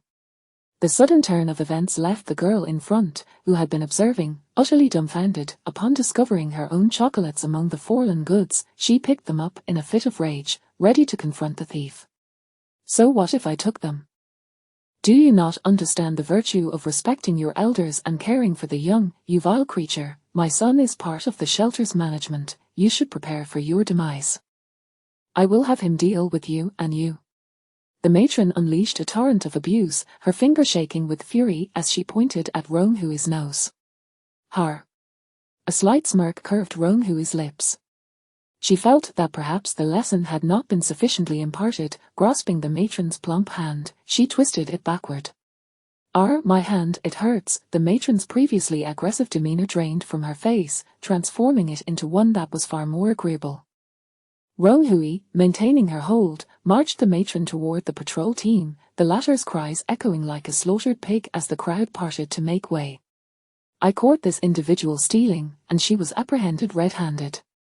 I hope for prompt action, Roan-Hui declared, dismissively wiping her hands with a piece of paper. The patrol team, taken aback by her display, quickly adopted a serious demeanor upon hearing her words. Thank you. May I inquire where you apprehended her? At the entrance of the first large restroom. The people in line there witnessed it. You can verify with them. After a brief nod, Roan-Hui departed, aware that she needed to regroup soon and time was of the essence. Upon returning to the restroom entrance, she gazed at the lengthy queue with a sigh. Once again, she would have to line up anew. Just then, a delightful round face emerged from the front of the line, waving enthusiastically at her. It was the girl who had given her the pendant. Roan-Hui's heart warmed, and she approached her side. I remember you, brave heroine, you've come to my aid once more, the girl exclaimed, her eyes gleaming with joy, the beauty mark seemingly dancing. Roan-Hui couldn't help but smile in return. Heroine, I merely lent a hand. By the way, my name is Fang Chen. I am so grateful for your help. The most valuable possession I have right now is this box of chocolates. I plan to treat myself to one whenever I feel weak, and I was terrified at the thought of losing it. She lovingly caressed the chocolate box, cautiously opening it to extract a generous handful. Stuffing the overflowing chocolates into Ronghui's arms, Fang Qian grinned. Take these, without you, I would have suffered a silent loss. I hope these chocolates bring you joy. Ronghui hurriedly cradled the chocolates to prevent them from spilling, chuckling helplessly. She had intended to express her gratitude to Fang Qian, only to find herself on the receiving end of a bounty of chocolates. The system's assertion rang true: the world cannot exist without girls. With time pressing, Ronghui did not linger on pleasantries. She swiftly stowed the chocolates into her pocket, quelling the envious glances from those nearby. Fang Qian, may I ask a favor? Could you let me take your place in line? I am rather pressed for time. Of course, you are my benefactor. I shall join the queue at the back. With that, Fang Qian flitted away like a butterfly, gracefully moving to the end of the line while flashing a smile back at her. Ronghui unveiled her first genuine smile since entering the instance. Such a charming girl was a treasure bestowed by the world. Determined to express her gratitude to Fang Qian, she recognized that she could not bestow too many resources at once. Possessing too much could draw unwanted attention. Fang Qian's position was quite forward, and it wasn't long before she reached the front of the line, lifting the curtain to enter the shower room, where a dense cloud of steam enveloped her. After locking the door, she finally found solitude. Ronghui emptied her backpack, then retrieved supplies from the system to reorganize her belongings, carefully filling her pack with food, water, daily necessities, and medicine, ensuring that it was packed securely and efficiently. Given the lengthy duration of this mission, she could not afford to underestimate anyone. The ruse of using a blanket to obscure her actions when retrieving items from the system was no longer viable. After zipping up her backpack, she tucked 2 thermoses of ginger tea into the side, securing her trustworthy down sleeping bag beneath the pack, and finally attached a knife to the outer pocket. With that, her backpack was ready. Next, she swiftly shed her clothing, washed her body, and changed into a fresh set of snug attire, maximizing her cleanliness for the task ahead. With her preparations complete, Ronghui donned her clothes and tightened the buckles of her backpack against her body. Contemplating the token of gratitude for Fang Qian, she reflected for a moment, deciding not to give too much at once to avoid drawing unnecessary attention. She retrieved a pack of jerky, a bag of ginger candy, 2 tubes of frostbite ointment, and a box of anti-inflammatory medicine, binding them tightly together and placing them into an opaque bag, which she then concealed within a sanitary napkin box. After thoroughly checking for any potential flaws, Ronghui finally stepped out of the shower room. Chapter 35, The Bitter Cold of the End Times. 30. She had been inside for quite a while, and outside, Fang Qian's figure had already vanished. Ronghui squeezed through the crowd, searching frantically. If she didn't manage to find her now, their next meeting might not occur for another 4 days. The throng was bustling, and Ronghui scrutinized every young girl, hoping that Fang Qian had not strayed too far. Hey! Hero, are you looking for me? A light hand playfully patted Ronghui on the shoulder. She turned abruptly, and indeed, it was Fang Qian. Ronghui smiled briefly, grasping her hand and leading her towards a secluded corner. I haven't yet introduced myself. I am Ronghui, as in the comet. Come with me for a moment. Reaching the foot of a stairwell, Ronghui handed Fang Qian a box of sanitary pads. Inside here are some supplies to improve your living conditions. I fear that providing you with too much may cause complications. Once the shelter is repaired and you have a secure place to stay, I shall give you the rest. Fang Qian looked at her in confusion. My period is about to start soon. Thank you. Ronghui's lips twitched slightly. It's not just for your period. Wait until no one is around to open it. I'm in a hurry to fulfill my mission and may not return for several days, so please take care. Having finished her admonition, Ronghui was reminded to check her backpack. She reached into her system space and retrieved a pack of 30 sanitary pads, handing it to Fang Qian. Take this as well. Do take care. I must be off now. Goodbye. Time was of the essence, and Ronghui turned to weave through the crowd, hastening towards the exit, leaving Fang Qian. After a few seconds of bewilderment, Fang Qian regained her composure and called out in a clear voice, "You take care too." Ronghui did not look back, merely waving her hand in farewell. When she hurriedly arrived at the office, it was precisely 10 o'clock. A line of soldiers stood neatly arranged, poised for action. Besides the uniformly dressed soldiers, there was a motley group of individuals scattered nearby, presumably fellow participants in the mission, consisting of 6 men and 1 woman. As Rong Hui approached, they cast curious glances in her direction. "Rong Hui, over here, come collect your supply pack," a Zhang Li Wen, clad in military uniform, called out from the crowd. It was the first time Rong Hui had seen Zhang Li Wen in military attire, and she was puzzled. Wasn't he the director of the Supply Management Office, a person of high authority? Was he also joining this mission? Swallowing her questions, she walked up to Zhang Li Wen and received a heavy box labeled Military Emergency Supply Pack. "Thank you," she replied succinctly, then made her way towards the group of extra personnel. Well, a lovely young lady has arrived." A tall, burly man whistled as Rong Hui walked by, his muscular chest seemingly ready to burst from his clothing, leaning forward with a sidelong glance at her, a foul odor of smoke wafting toward her. Maintaining her composure, Rong Hui passed him by, moving directly to the farthest side. Har, look at that, the beautiful lady ignores you, and even the petite one doesn't pay you any mind. A shorter man beside the tall one gave a hearty slap on his shoulder, unabashedly mocking him. The tall man furrowed his brow in annoyance, swiftly shaking off the shorter man's hand. "HMPH, get lost." "Well, you know what they say, a knife hangs over a man of lust," the short man sighed dramatically. Rong Hui appeared utterly indifferent to their antics, not casting them a single glance. Beside her stood the only other woman in the group, at least 5'9", dressed in a sharp tactical outfit, her face obscured by a mask, revealing a pair of captivating eyes that slanted upward. Rong Hui exchanged a brief nod of acknowledgement with her. A leader from the office stepped forward to address the crowd. "All right, everyone is here. Our mission this time is to search for medical supplies and equipment at the pharmaceutical factory and safely bring them back. The soldiers will take the lead in this operation, and Director Zhang Li Wen will oversee the command during the mission."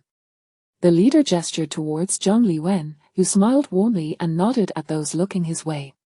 Director Zhang is an expert in structural engineering. Should the pharmaceutical factory collapse, we will require his assessment to determine our next steps to ensure everyone's safety.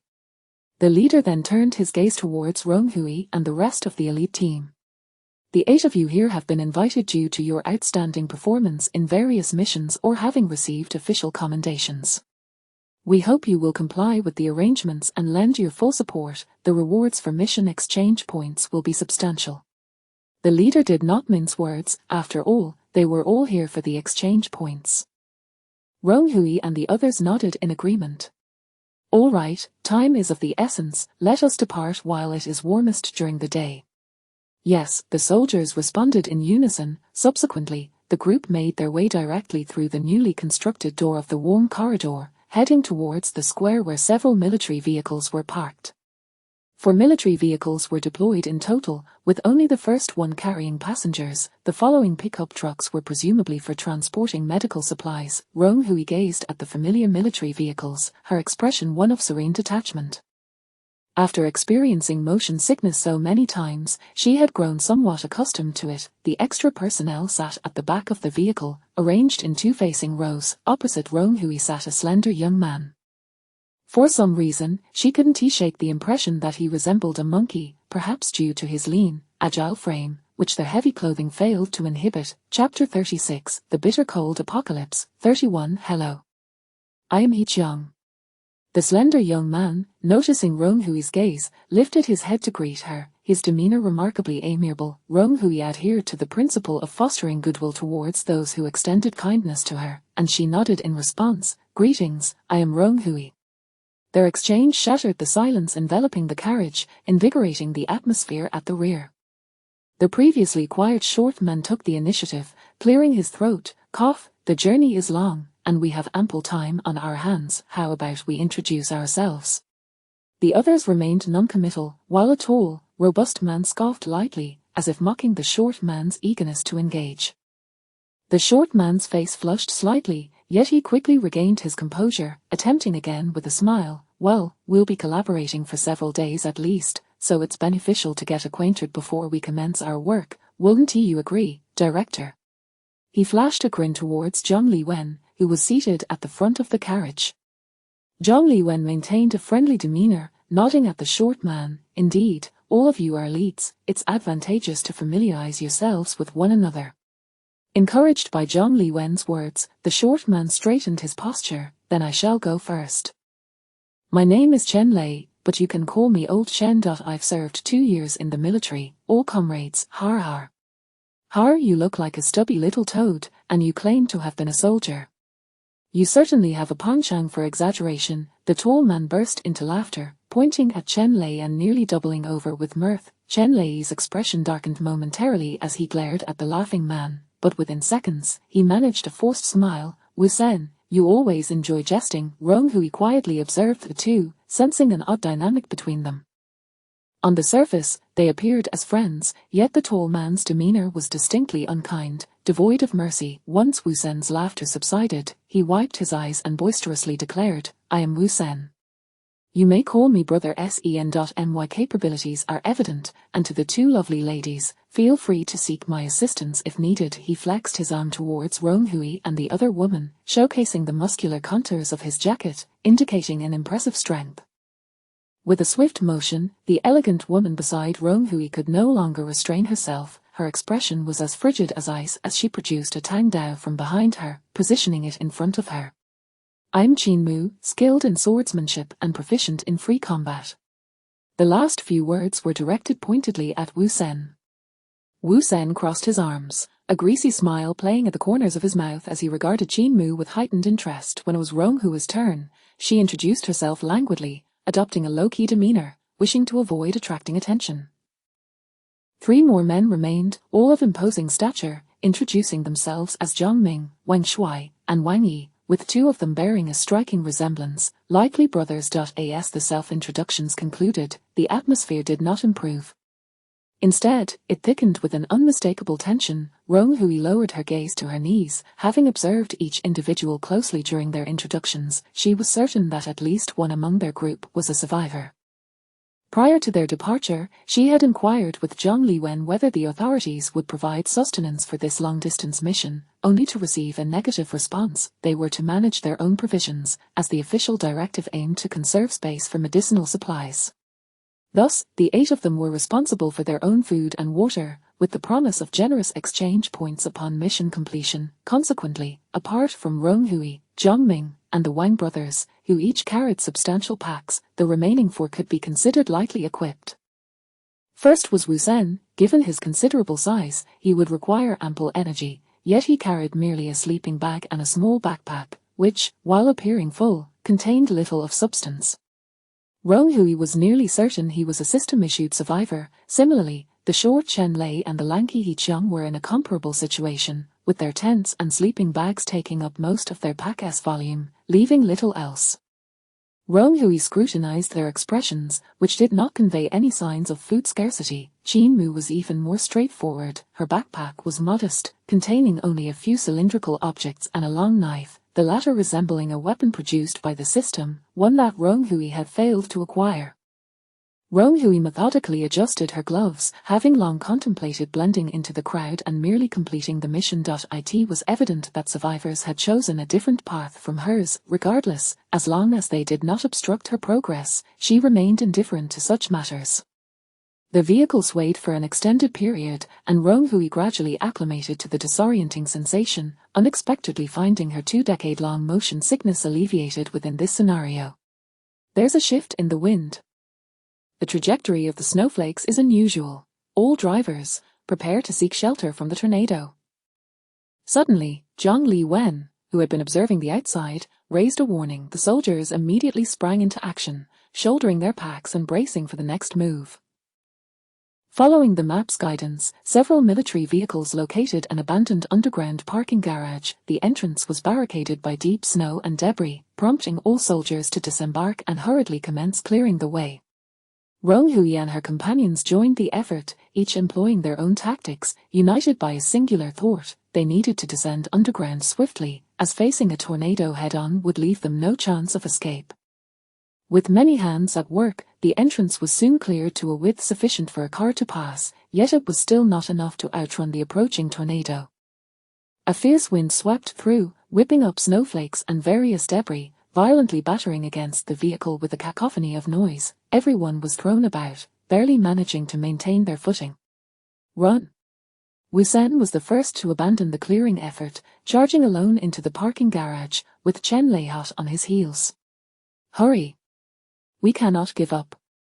Zhang Liwen shouted, bracing himself against the gale with his arm raised in defiance. The remaining individuals did not falter, hastening their efforts. Once the more rigid debris was cleared, Zhang Liwen instructed the driver to charge through the snow pile into the garage. Finally, all four military vehicles entered in succession, and only then did the others follow suit into the shelter. Boom! Mere seconds later, the tornado, with its unrelenting force, swept through the entrance of the parking lot, instantly lifting the trash and snow into the air, even sending a vehicle spiraling through the vortex, its destructive power astonishing. Those hiding within the underground parking garage gasped for breath, their hearts racing from the sheer terror of the moment. Chapter 37, The Frigid Apocalypse. 32. Chen Lei approached awkwardly. Director Zhang, are you all right? I was terrified by the sound of the wind just now and ran down without knowing what was happening. I truly apologize. Wusen, standing nearby, scoffed. In such a perilous situation, isn't it quite normal to seek shelter? We are not your soldiers. His tone grew increasingly assertive. Zhang Liwen calmly brushed off the snowflakes from his clothing, looked up, and smiled warmly. It is only human nature to seek fortune and avoid misfortune. Such behavior is entirely understandable, especially in an emergency. However, he adjusted his collar. I hope that the two of you will not flee when executing the tasks we have planned. A subtle undercurrent of emotion flickered in his smiling eyes. TCH, easy for you to say, Wusen retorted with a derisive laugh, while Chen Lei nodded repeatedly, his expression tinged with embarrassment. All right, let us all take a moment to rest here. Based on our previous observations, this tornado, with its diameter, is likely to last for about 2 hours. We, Zhang Liwen glanced at his watch, will continue our journey around 8 o'clock. The soldiers, well-trained, adept, sat cross-legged to rest. Rong Hui and a few others gathered beneath a nearby support pillar, and Chen Lei, noticing, beckoned Wusen to join them. You two brothers are quite nimble in your movements. I admire that, Wang Yi remarked sarcastically, propping his chin on his hand. Chen Lei remained indifferent, but Wusen's anger flared. Are you looking for a fight? Wang Shui patted his brother's shoulder, quelling his ire. My brother is young and speaks rather bluntly. I hope you can overlook that. His smile was warm and genial, starkly contrasting with his brother's temperament. Moreover, we venture out to take risks for the sake of earning exchange points. Why should we turn on each other? Chen Lei quickly seized the opportunity to defuse the situation. Not at all, we were merely joking, ha ha ha. Wusen, with a scowl, shrugged off Chen Lei and distanced himself from the group, retreating to a corner to rest.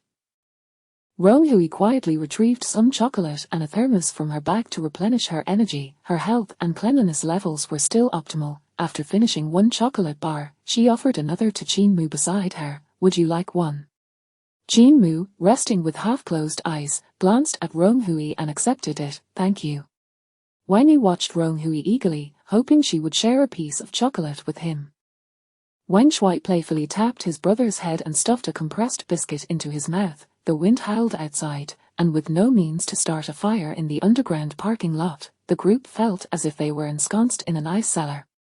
Had it not been for their commendable physical condition, enduring such weather would have been exceedingly challenging. Having satisfied her hunger and thirst, Rong Hui tidied up her thermos when Zhang Liwen approached. Rong Hui, please come with me. I need to discuss something. The others seated nearby turned their curious gazes toward Rong Hui, but she remained unperturbed and followed Zhang Liwen to a quieter spot. Once they were a short distance away, Zhang Liwen rarely allowed his smile to fade, adopting a serious demeanor. Xiao Rong, I believe you can sense the many unstable factors within this team. For the time being, we can only choose the most capable individuals to form a squad, yet we cannot guarantee that everyone possesses good intentions. He stepped inward, continuing, in truth, your group's mission extends beyond merely exploring the pharmaceutical factory. Rong Hui's brow furrowed in confusion. Is there another task? The extreme cold has persisted for some time now, and chaos is beginning to manifest in various regions. Certain illicit groups have already formed a considerable presence. On our way to the pharmaceutical factory, we will pass through the Luosu service area, which, according to official intelligence, has been occupied by several escapees from prison who have recruited numerous criminals, frequently setting up roadblocks to commit robbery. Zhang Liwen's voice was somber. He then produced the route map, indicating the Luosu service area. We previously dispatched a team of soldiers to cleanse this scum, but they concealed themselves well, even using scantily clad women and children as shields, resulting in several children suffering from frostbite. You few will travel in a separate vehicle, luring the criminals into attempting a robbery. Your task is to gather intelligence on their operations and assist the authorities in apprehending them en masse.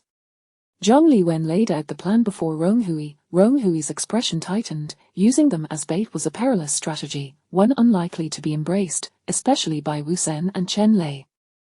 Zhang Liwen seemed to perceive her thoughts. I understand the risks associated with this plan, but I also know that each of you possesses the ability to protect yourselves. I hope you can take on a leadership and mediating role within the team, maximizing your strengths. There was an undertone in his words. Rong Hui maintained her composure, feigning ignorance. It appears that earning exchange points is indeed no easy feat. I am willing to attempt this plan, but the others may not agree. What then? Rong Hui said with a wry smile. Zhang Liwen appeared to have a solution in mind. Leave the rest to me. You only need to respond proactively. Xia Rong, you are brave and resourceful yet inherently kind, which is why I wish to entrust you with command. He patted her shoulder. I will do my utmost to give it a try, Rong Hui replied, nodding steadily. Chapter 38, The Frigid End of Days. 33. The two engaged in conversation for only a few minutes before concluding a significant matter and returning to the area where the crowd was gathered. Zhang Liwen approached the resting place of their auxiliary personnel and said, Please gather around, there is an important matter we need to discuss.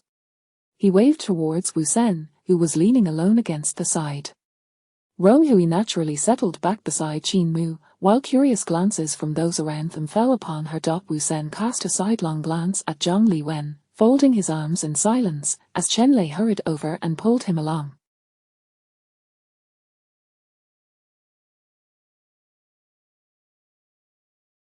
With everyone assembled, Zhang Liwen began, You all are here to earn exchange points by accompanying us on missions. This is something we are all aware of. Currently, there is a new task, and I am curious if any of you are interested. What about the pharmaceutical factory mission? Is that still valid? Wang Yi's expression shifted. Yes, the pharmaceutical factory task is indeed valid. It is our primary mission and must be completed. This new task does not conflict with it. If successfully accomplished, you will receive double the exchange points. Zhang Liwen produced a map. Is it truly double? Please, Director Zhang, elaborate on the new task. Chen Lei's small eyes immediately sparkled with interest, fixated intently on Zhang Liwen. Zhang Liwen smiled gently and reiterated the task details he had previously shared with Rong Hui, indicating the Luosu service area on the map. This organization is called Chiqian. Not only is the name audacious, but most of its members are also known criminals. As far as we know, they have currently gathered over 50 individuals, engaging in arson, murder, and robbery, led by a psychopathic murderer who is about to face execution. However, this recent calamity has allowed him to slip through the cracks.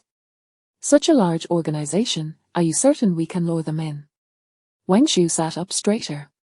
Moreover, according to your previous experiences, this organization harbors not only ruthless individuals but also clever strategists. Can we truly handle this with just the few of us? Wang Shu's words voiced the concerns of the group, and Qin Mu frowned as she regarded Zhang Liwen. Thus, I reiterate, should this new task be accomplished, you will be rewarded with double exchange points.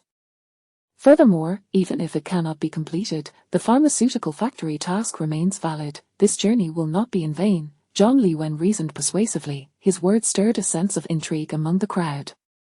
In truth, Zhang Ming and the other two were relatively calm, but Rong Hui observed the hesitant expressions of those around her, noting the flicker of temptation in their eyes. If they too had accepted the system's task, then exchange points would hold great significance for them. I shall join this task. Rong Hui suddenly declared, after all, taking risks on an expedition is meant to earn exchange points. Gaining a bit more is worthwhile. I will join as well. Wang Yi chimed in, his elder brother taken aback by his younger sibling's sudden exclamation. Wang Shu sighed with a wry smile, then I shall give it a try as well, but let me make it clear from the outset, our safety will take precedence, and the task will come second. Zhang Liwen nodded affirmatively. He did not intend to encourage them to rush into danger. With 3 individuals stepping forward, the remaining members also expressed their willingness to undertake the new task. Wu Sen wore a sour expression but refrained from opposing Chen Lei's decision to join. Excellent. I am exceedingly grateful for your understanding. You are all individuals of notable strength, and I trust that completing the task will be well within your capabilities, Zhang Liwen praised. As we require someone to oversee and strategize the group's actions, I hereby appoint Rong Hui as the captain of your small team. To Zhang Liwen's surprise, the first to object was none other than Chen Lei. Director Zhang, this young lady looks rather inexperienced. How can she be a captain? Zhang Liwen remained unperturbed. And who do you believe would be more suitable, you? Me? Of course not, it should at least be Wu Sen, his strength is probably the greatest among us. Chen Lei's eyes darted around, but he hesitated to nominate himself. Wu Sen smirked, still leaning with his arms crossed, his nose in the air. Chen Lei's remark resonated with him. Understand that being a captain is no easy task. They must not only plan strategies but also bear the responsibility that if the mission ultimately fails, they will lose 30 of their exchange points for the pharmaceutical factory task, Zhang Liwen observed, watching the crowd with satisfaction as he noted Chen Lei's retreat and Wu Sen's disdain. Zhang Ming, who had remained silent, finally interjected, isn't that unfair? Who would want to be the captain under such conditions? Zhang Liwen chuckled softly. Rong Hui is a top student from a prestigious university, possessing a quick mind and commendable skills. I believe she is the most suitable choice for Captain Rong Hui. What say you? Although they had previously agreed, Rong Hui feigned contemplation for a moment before responding. I suppose I agree. Everyone here is quite capable, and I believe the task is indeed achievable. Qin Mu had remained largely unresponsive throughout, but upon Rong Hui's acceptance of the captaincy, she cast her a sidelong glance before returning to her task of sharpening her knife. Regardless of who took on the role of captain, it made little difference to her. Zhang Liwen nodded in approval. We will arrange for a vehicle specifically for your small team. The Luosu service area is not far from here. You will be able to operate independently from this point onward. Rong Hui, come and collect a walkie-talkie. Among the official convoy, there were various talents, and they quickly located a van from the parking lot, which would be ready for the road after some repairs. Zhang Ming voluntarily took on the role of driver, waiting for the outside storm to subside before they could embark. Rong Hui retrieved the walkie-talkie and leaned against a pillar, contemplating their strategy. In facing such a vast organization, the focus of their small team's mission should not solely be on how to annihilate the enemy, but rather on how to expose all their strengths and hideouts without raising suspicion, allowing the authorities to eradicate them in one fell swoop. By the time the external chaos had settled, Rong Hui's mind had already formulated a rough plan. Chapter 39, The Frigid End of Days. 34. The soldiers gathered and formed ranks, preparing to set off. Zhang Liwen donned his outdoor gear and approached Rong Hui, saying, Little Rong, the Chechen faction is exceedingly cautious of any traces of the authorities. The moment they catch a whiff of military presence, they vanish without a trace. Here, we must part ways. Our immediate plan is to search for supplies at a nearby garment factory, and we can promptly return if necessary. Noticing that no one was around, Zhang Liwen handed a small black handbag to Rong Hui. This is for you. Take care of yourself. You have 2 days for the task of luring the enemy. If there is no progress by then, retreat to the pharmaceutical factory. As Rong Hui accepted the handbag, her fingers brushed against the rigid, cold shape of a firearm, causing her eyes to widen in astonishment. A gun, such a critical item, and he dared to entrust it to her. But I don't know how to use it, she confessed candidly. Har har, it's not mandatory to use it. It can serve as a deterrent. We must reach our destination before dawn. Remember to keep in touch via the walkie-talkie. Farewell. Zhang Liwen rejoined the soldiers and returned to the military pickup truck, the engines roaring, leaving behind a van and their 8 members. Rong Hui stowed the handbag into her backpack, which was, in fact, stored within the system. She had previously harbored an interest in firearms, having perused numerous threads and studied basic foreign weaponry, though her knowledge was limited to loading and disengaging the safety. She had never handled a real weapon. This gun could now be considered one of her trump cards. Captain Rong, what did Director Zhang just give you? A secret weapon? Chen Lei's beady eyes had caught sight of Rong Hui opening her backpack, and he approached with a smirk. Rong Hui remained expressionless. It's a spare battery for the walkie-talkie. He provided it to me. Do you wish to check? Not at all, I trust you completely. Har har har, Chen Lei chuckled awkwardly. Ignoring him, Rong Hui called for everyone to board the van. Unbeknownst to her, after she turned away, Chen Lei cast a dark glare in her direction. In his mind, Zhang Liwen's repeated private conversations with Rong Hui suggested she had employed some underhanded tactics to gain favor. What could she possibly know to be a captain? Despite the sinister thoughts swirling within him, Chen Lei wore a smile as he scampered up to the van, even making space for Wu Sen. Wu Sen looked down on Chen Lei's sycophantic demeanor. He held Rong Hui in utter contempt. Rong Hui took the passenger seat and embarked with this motley crew. As they drove out of the parking lot, only the faint sound of the wind accompanied them, a silence reminiscent of the calm before and after a tornado. Everyone visibly exhaled in relief. In the face of overwhelming natural disasters, human efforts often seemed futile. Captain, where are we headed now? It's already 8:30 at night, Zhang Ming inquired, gripping the steering wheel, uncertain of their direction. Rong Hui produced a map, circling the Losu service area. Zhang Liwen's team was heading to a garment factory in a different direction, a decision that surely bore significance. She traced a route and directed Zhang Ming, return to the main road and head west. We need to find a place to rest for the night. In her operational strategy, their encampment held great importance. Zhang Ming complied. Driving westward, the broad road was deserted except for their vehicle, though numerous tire tracks glistened coldly under the light. Damn it! This weather is truly bizarre. In our world, how could temperatures plummet so low? Chen Lei shivered uncontrollably, unable to suppress his expletive. His words revealed much, prompting glances from Qin Mu and He Qian towards him. Rong Hui remained unfazed, while Chen Lei seemed to realize he had misspoken, covering his mouth and glancing around. Wu Sen scoffed, mocking his foolishness. Rong Hui observed him through the rearview mirror. Chen Lei was indeed peculiar, his overly smooth demeanor making his straightforwardness seem like a coded message. 5 kilometers from the Losu service area, they stumbled upon a village. Rong Hui instructed Zhang Ming to stop. She disembarked and wandered about, ultimately selecting a 3-story farmhouse, complete with a small courtyard. Half of the surrounding wall was buried in snow, the windows were dilapidated, yet the roof remained intact, providing temporary shelter from the wind and rain. As night deepened and snowflakes fell gently, Rong Hui stepped inside, the snow reaching her knees. We will stay here tonight. It's spacious and offers a clear view, conducive for observation. Everyone was freezing, yearning to start a fire for warmth, and they filed into the courtyard.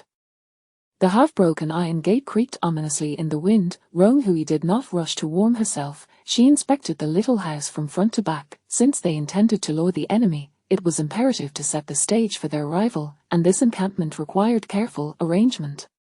She entered the front room, stamped her feet to shake off the snow, expecting to find everyone gathering for warmth. To her surprise, she encountered a standoff between Wu Sen and Wang Yi. Wang Yi held several legs of a stool, evidently just dismantled, his brow furrowed tightly. Did you not bring only a small backpack? Where did the charcoal come from? You haven't been searching for fuel. Don't tell me this is what you brought with you. Wu Sen nonchalantly held a large bag of charcoal, the packaging clearly branded, indicating it was not freshly acquired. His gaze was mocking and malevolent, showing no intention of responding to Wang Yi's inquiry. After all, the characters in this narrative were mere lowly beings. He was the sole individual descended from a superior world. Wu Sen regarded the inhabitants of this realm with a condescending air, viewing them as nothing more than ants, akin to NPCs in a game. Chapter 40, The Frigid Apocalypse. 35. The atmosphere had plummeted to an icy stillness. Wang Yi fixed his gaze upon Wu Sen, whose expression was rife with malevolence. He found himself perplexed. What could Wu Sen possibly take pride in? He always wore a condescending demeanor, reveling in the misfortunes of others. He and his brother were not fools. They had sensed the peculiarities of this group from their very first encounter. Not only did they lack sufficient supplies, but their attitude was also marked by an unsettling distance and unfamiliarity. Initially, he had attributed this to the eccentricities of skilled individuals. However, it was not until Wu Sen brazenly extracted a large bag of suspiciously oversized charcoal from his backpack that Wang Yi's astonishment turned to indignation. Not only did Wu Sen show no signs of shame, but he even regarded Wang Yi with a glimmer of anticipation, as if curious about his reaction. Wang Yi felt akin to a laboratory mouse subjected to the scrutiny of a researcher, which ignited a deep-seated irritation within him, pushing him to the brink of tolerance. Wen Shuai, having returned with a bundle of dry twigs he had scavenged from the backyard, keenly sensed the tension in the air. With a stern expression, he discarded the twigs and stood beside his younger brother, inquiring about the unfolding situation. After hearing Wang Yi's account, his demeanor softened. What did I expect? Everyone's supplies are bound to be concealed for a reason. Why must you pry? This is a matter of personal privacy. He then approached Wu Sen. Let us not harbor such ill will. We may need to collaborate in the future. Collaborate? Wu Sen scoffed, vehemently shaking off Wen Shuai's hand as if it were tainted with filth. Whether you'll have a future to speak of remains uncertain. You. Wang Yi's face flushed crimson with rage as he clenched his fists, ready to charge. Wen Shuai intervened, positioning himself in front of his brother to quell his aggression, lowering his head to obscure his expression. Captain Rong, how much longer will you observe? Must we descend into infighting before even commencing our mission? What could she possibly say? The deeper the entanglement, the more inextricable the situation became. Who could comprehend her plight? She merely wished to accrue exchange points, yet here she was, confronted with the insufferable presence of Wu Sen. Continuing to brush the snow from her attire with faint nonchalance, she remarked, in this frigid weather, with temperatures plummeting below 60 degrees, it's remarkable how irate everyone seems. Your physical resilience is commendable. I arrived late. I simply wish to accomplish our task. We are all thrown together temporarily. If anyone wishes to withdraw from this mission, now is the time to depart. You should still be able to catch up with Director Zhang and the others. Silence enveloped the group, the frigid air intensifying their discomfort. Picking up the dry twigs, Rong Hui produced a flint and began assembling a fire. I have a way for everyone to vent their frustrations. Would you care to hear about it? With a crackle, the flames leapt high, and Rong Hui methodically fed the fire with twigs and wood, quickly forming a substantial blaze. HMPH. Wang Yi was the first to crouch down, thrusting the leg of a chair into the flames, momentarily suppressing the fire's roar. The air began to circulate once more, the orange glow casting an artificial warmth upon their faces. No one could resist the allure of the comforting fire, and the group gradually gathered around it. Rong Hui poked at the flames. I have an idea, but I require a better understanding of each of you. For clarity in our roles, please introduce your abilities and specialties. The wood crackled as the flames devoured it, yet no one responded to Rong Hui's request. Well, should anyone choose not to cooperate, they will be deemed to have withdrawn from this mission. Rong Hui decisively brushed the ash from her hands. Time is of the essence. I shall begin. I possess considerable strength and endurance. I am quite resilient to the cold, swift of foot, and have commendable physical attributes. I can easily take on 3 adult men single-handedly. Wu Sen let out a whistle, glancing at Qin Mu with a playful demeanor. So, can the illustrious Qin take me on alone? Swish!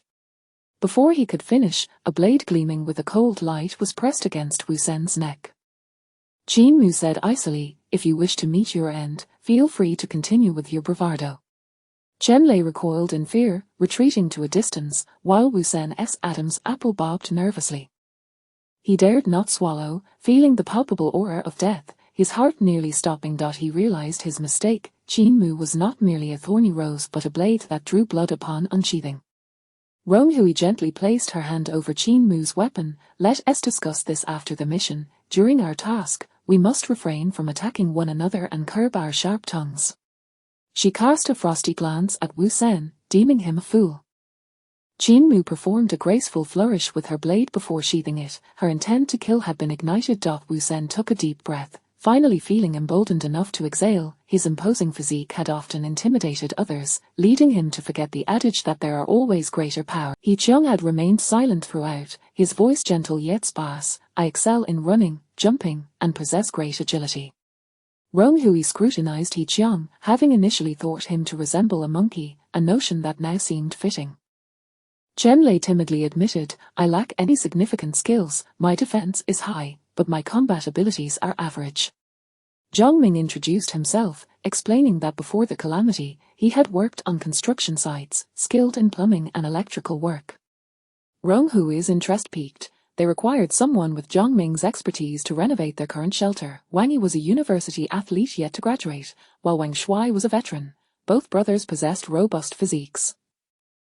Chapter 41, The Frigid End of Days, 36. After a brief introduction, the atmosphere remained utterly unchanged. Rong Hui's was completely unfazed, her thoughts solely focused on swiftly completing the mission, determined not to allow anyone to hinder their progress.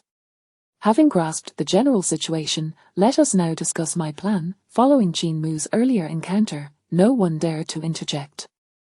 Rong Hui's turned her gaze to Qin Mu. You and I will first lure the enemy, capturing 1 or 2 individuals for interrogation to ascertain the specifics of their faction. He Qiang, you shall accompany us as well. Both Qin Mu and He Qiang nodded slightly. Furthermore, Zhang Ming, your expertise is particularly required for a specific arrangement. Please set traps around the small building and the courtyard, of various types, design what materials and manpower you will need and communicate it to me. Rong Hui's recalled various traps she had seen before. In this apocalyptic setting, there was no need to consider the legality or morality of causing harm. Whatever was necessary would be done. Traps? Are we not merely resting here temporarily? You intend to set traps in this place. Zhang Ming straightened his posture, a serious expression crossing his face. Of course, we must entice them to come to us. We will engage in a fierce battle here. Rong Hui's narrowed her eyes. She nodded at Zhang Ming. The traps must possess significant lethality, sufficient to incapacitate individuals temporarily. You may collaborate with Wang Shuai to discuss the details, and we shall formally set them up by tomorrow. Wang Shuai, having served in the military, certainly possessed knowledge beyond that of ordinary individuals. Turning her attention to the eager Wang Yi, Rong Hui's hesitated slightly. As for the remaining 3, you shall assist with the trap set up for now. Your roles will come into play later. Wang Yi's expression dimmed instantly, but Rong Hui's paid him no heed. Each of the 3 had their own unreliability. She summoned Qin Mu and He Qiang, donned her outdoor gear, for the night was the most opportune time for a successful ambush. Time was of the essence, and every moment must be utilized wisely. They would set off immediately. At 11:30 at night, they traversed a wide road blanketed in thick layers of snow, braving the biting cold winds. The 3 relied on the faint beam of their flashlight, struggling to move forward, for the nighttime temperatures were ill-suited for human activity. Rong Hui's had initially hesitated, pondering whether a nocturnal assault might prove fruitless.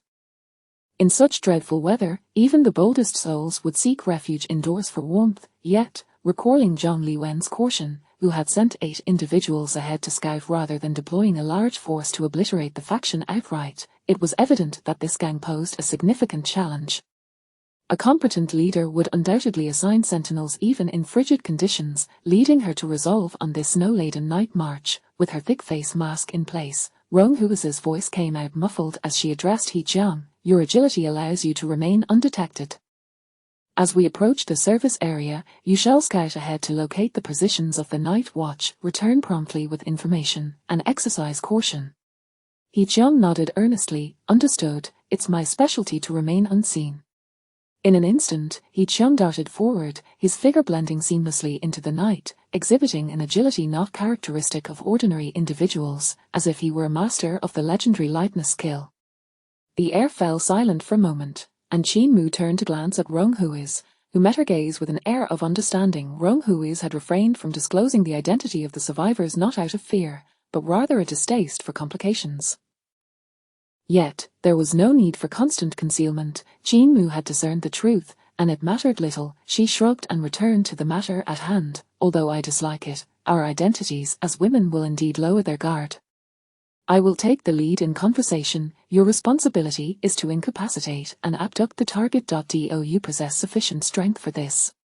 Rest assured, I could take on their headquarters directly if needed. Jin Mu's dagger was sheathed at her back, wrapped in cloth, resembling a long-handled umbrella, as per Rong Hui's request. The two ceased their conversation, lowering their heads against the biting wind and snow, leaving behind winding footprints in the snow, which were soon obscured by fresh flakes. Approaching within 800 meters of the Luosu surface area, Rong Hui called for a halt. This distance was close enough to capture any patrolling sentinels. They did not wait long before He Qiang's figure appeared before them like a spectre. In the eastern corner, there are two individuals on watch, approximately 300 meters from here. His voice remained calm, devoid of emotion, delivering promising news.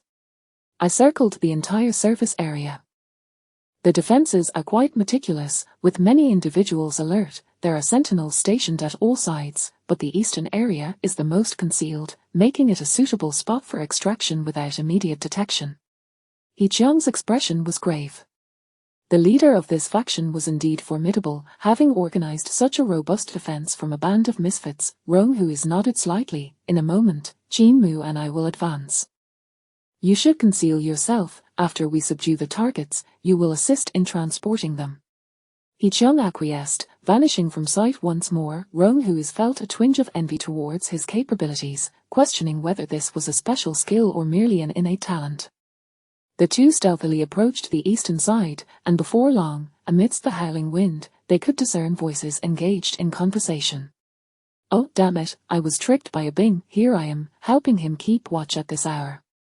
Third brother, why not return to rest?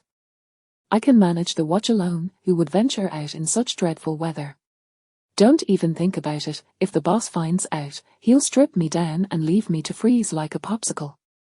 I just need to hold out until sunrise. The two men, bundled like small hills, leaned against the wall, one wielding a stick, engaged in idle chatter. Suddenly, a timid voice broke through. Excuse me, is this the Luosu surface area? Who? The two men tightened their grips on their sticks, responding with a sharp demand. Chapter 42, The Frigid Apocalypse. 37, seemingly startled by the demeanor of the two individuals, the crisp female voice trembled even more. I am a good person, merely here to ask for directions. Rong Hui and Jin Mu huddled in the shadows of a nearby wall, their slender figures discernible despite the layers of clothing. One of the men, wielding a stick defensively, exchanged uncertain glances with his companion, inquiring, Third brother, do you think these two might pose a threat? Should we report this to the boss? The presence of two women at such an hour felt decidedly amiss. The man, addressed as third brother, furrowed his brow, sharing the same doubts, yet the sight of the trembling women ultimately eased his vigilance, perhaps awakening a more lascivious inclination. He lowered his stick, inching closer. Who are you two? What brings you here at this late hour? The previously speaking woman seemed to regain some composure, hesitantly stating, My sister and I are on our way to reunite with our family. They are at the shelter in City B. A kind older brother directed us earlier, mentioning that finding the Luosu surface area would bring us closer to the shelter. The two men exchanged intrigued glances upon hearing this, realizing that the one who had given directions must be affiliated with their gang. After all, the shelter was in the opposite direction, and these two young girls had clearly fallen for the ruse. And you, speak up. The other man prodded Jin Mu with his stick, who had remained silent, her tall stature making her appear somewhat masculine. Jin Mu clenched her hands, while Rong Hui grasped her arm, as if in fear, giving it a slight shake. What do you want me to say? Jin Mu emitted the most delicate sound of her life, prompting Rong Hui to freeze and cast a glance her way. The timid tone seemed to amuse the two men before them, causing them to retract their sticks. You've come to the right place. This is indeed the Luosu service area, and the shelter is nearby. We are the staff of the shelter. Rong Hui, filled with joy, stepped forward with childlike innocence. Really, that's wonderful, sister, we have finally found the shelter. However, entering the shelter requires registration, and you've arrived too late. You cannot enter tonight, why not rest at the service area for now? The men's eyes roamed over the two girls with lascivious intent, knowing they rarely encountered such appealing company. Rong Hui, oblivious to their intentions, appeared utterly trusting. That sounds great, we were just worried about where to sleep tonight. We parked our vehicle on the road over there, and it's filled with supplies. Would you like us to bring it over? The men grew even more excited at the mention. Where is the car? Hurry, take us to it, and we'll find a place for you to park. Their gang had rules. Capturing mere individuals provided fleeting pleasure, but obtaining supplies was a significant achievement. It's just over there. Rong Hui gestured into the distance, indicating He Chang's ambush position. I'll go fetch the car. We'll accompany you to help. The two men feigned sincerity, primarily concerned that the sound of the car might attract unwanted attention and jeopardize their prize. You're all so kind. Rong Hui's voice rang with clarity as she gradually led them outside. A few minutes later, they arrived at the roadside, where the snowstorm had indeed left several dark tire tracks visible, yet the vehicle was nowhere to be found. Where's your car? The man's demeanor soured, impatience creeping into his tone. It's right here. Can't you see it? Rong Hui tilted her head, looking at the two men, her hand waving dismissively. What do you mean? Oh. Suddenly, a tearing sound sliced through the air behind the men, followed by a resounding thud, as a heavy object struck the back of their heads, rendering their bodies as limp as noodles. Jin Mu stood calmly, wielding a tang knife, while He Chang brandished a thick branch. Be gentle, don't kill them, Rong Hui instructed, checking their breathing and confirming they were still alive. She assigned, He Chang, you take care of the slender one, Jin Mu and I will handle the heavier fellow, let us get them back. Shadows slipped into the night, and the faint traces on the ground were gradually concealed by the forelings. The trio, all possessing strength beyond the average, soon returned with the two men in tow. Upon entering the small courtyard, they could hear Zhang Ming and Wang Shuai inside, seemingly engrossed in devising traps. Wang Yi sat by the fire, drowsy, but it was Chen Lei who first spotted their approaching figures. What have you brought back?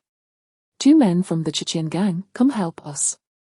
The unconscious men were still quite heavy, and Rong Hui was already sweating lightly. The commotion drew everyone's attention, and she instructed them to bind the two men and gag them. We just need to ensure they remain alive. We will need them to relay information back. Wang Shuai handed Rong Hui the design sketches in his possession. Here are some traps we've thought up. Take a look at them. I'll take care of these two. Rong Hui examined the rudimentary diagrams, recognizing the basic concepts, including rudimentary suspended traps and snares, as well as several simple mechanical traps.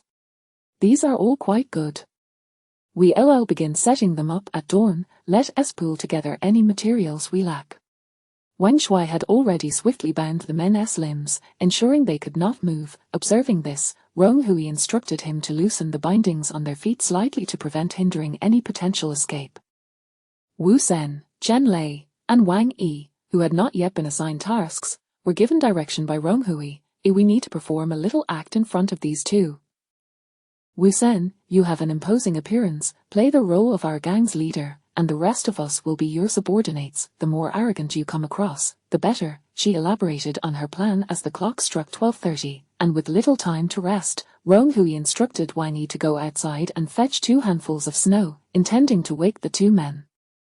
Wang Yi dutifully returned with 2 full buckets of snow, dousing the unconscious men's faces and heads. The heat from the fire caused the snow to quickly melt, and the icy water trickled down their necks, prompting involuntary spasms as they awoke.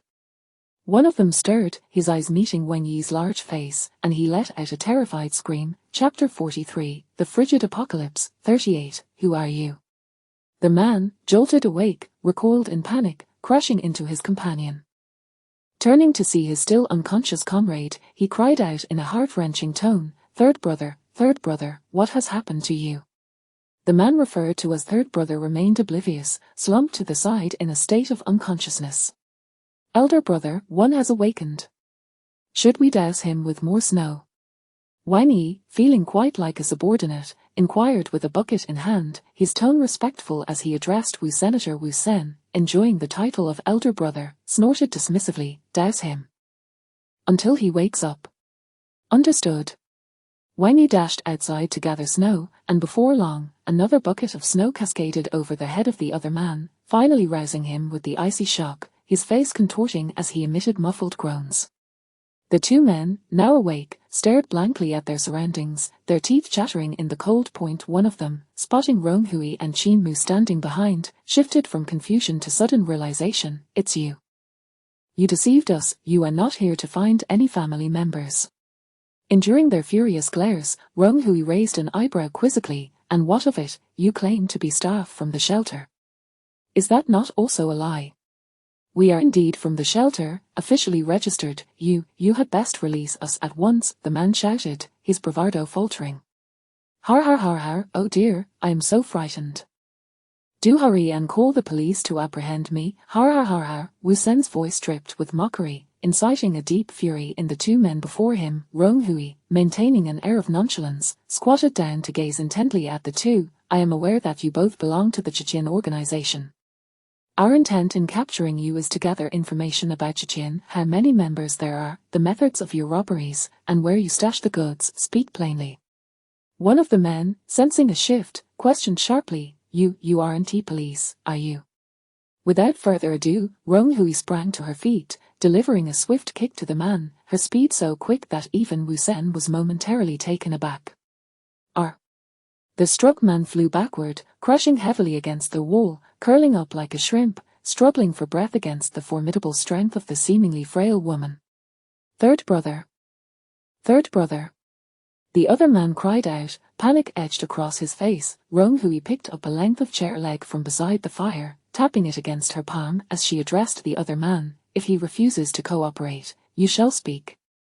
What are both your names, and why do you refer to him as third brother? Bar, you filthy whore, who do you think you are? The man spat defiantly, refusing to answer. Alas, Ronghui sighed in exasperation. Wang Yi, step in and teach them how to be cooperative. She handed the chair leg to him. I'll handle it. Wang Shu squeezed past the eager Wang Yi, snatching the chair leg from her grasp. Ronghui shrugged, retreating to warm herself by the fire. Wang Shu's imposing figure loomed closer, casting a shadow over the two men, who huddled together in fear. Didonti, our leader will not spare you. The sounds of fists meeting flesh and wood splintering soon filled the air, intermingled with the men's cries for mercy, until they finally became willing to converse. After an extensive interrogation, the two men divulged all the information they possessed. After all, they were merely ordinary individuals taking advantage of the calamity, lacking any iron will. It turned out both were inmates from B City prison, one sentenced to 3 years and the other to 4.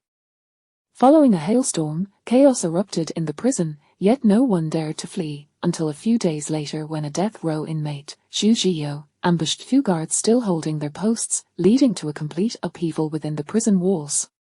As the weather worsened, Xu Zhiyou escaped with a group of prisoners, looting supermarkets and seizing an old residential area, committing heinous acts for a time. During this period, their ranks swelled, recruiting many like-minded individuals, expanding to a force of over 50.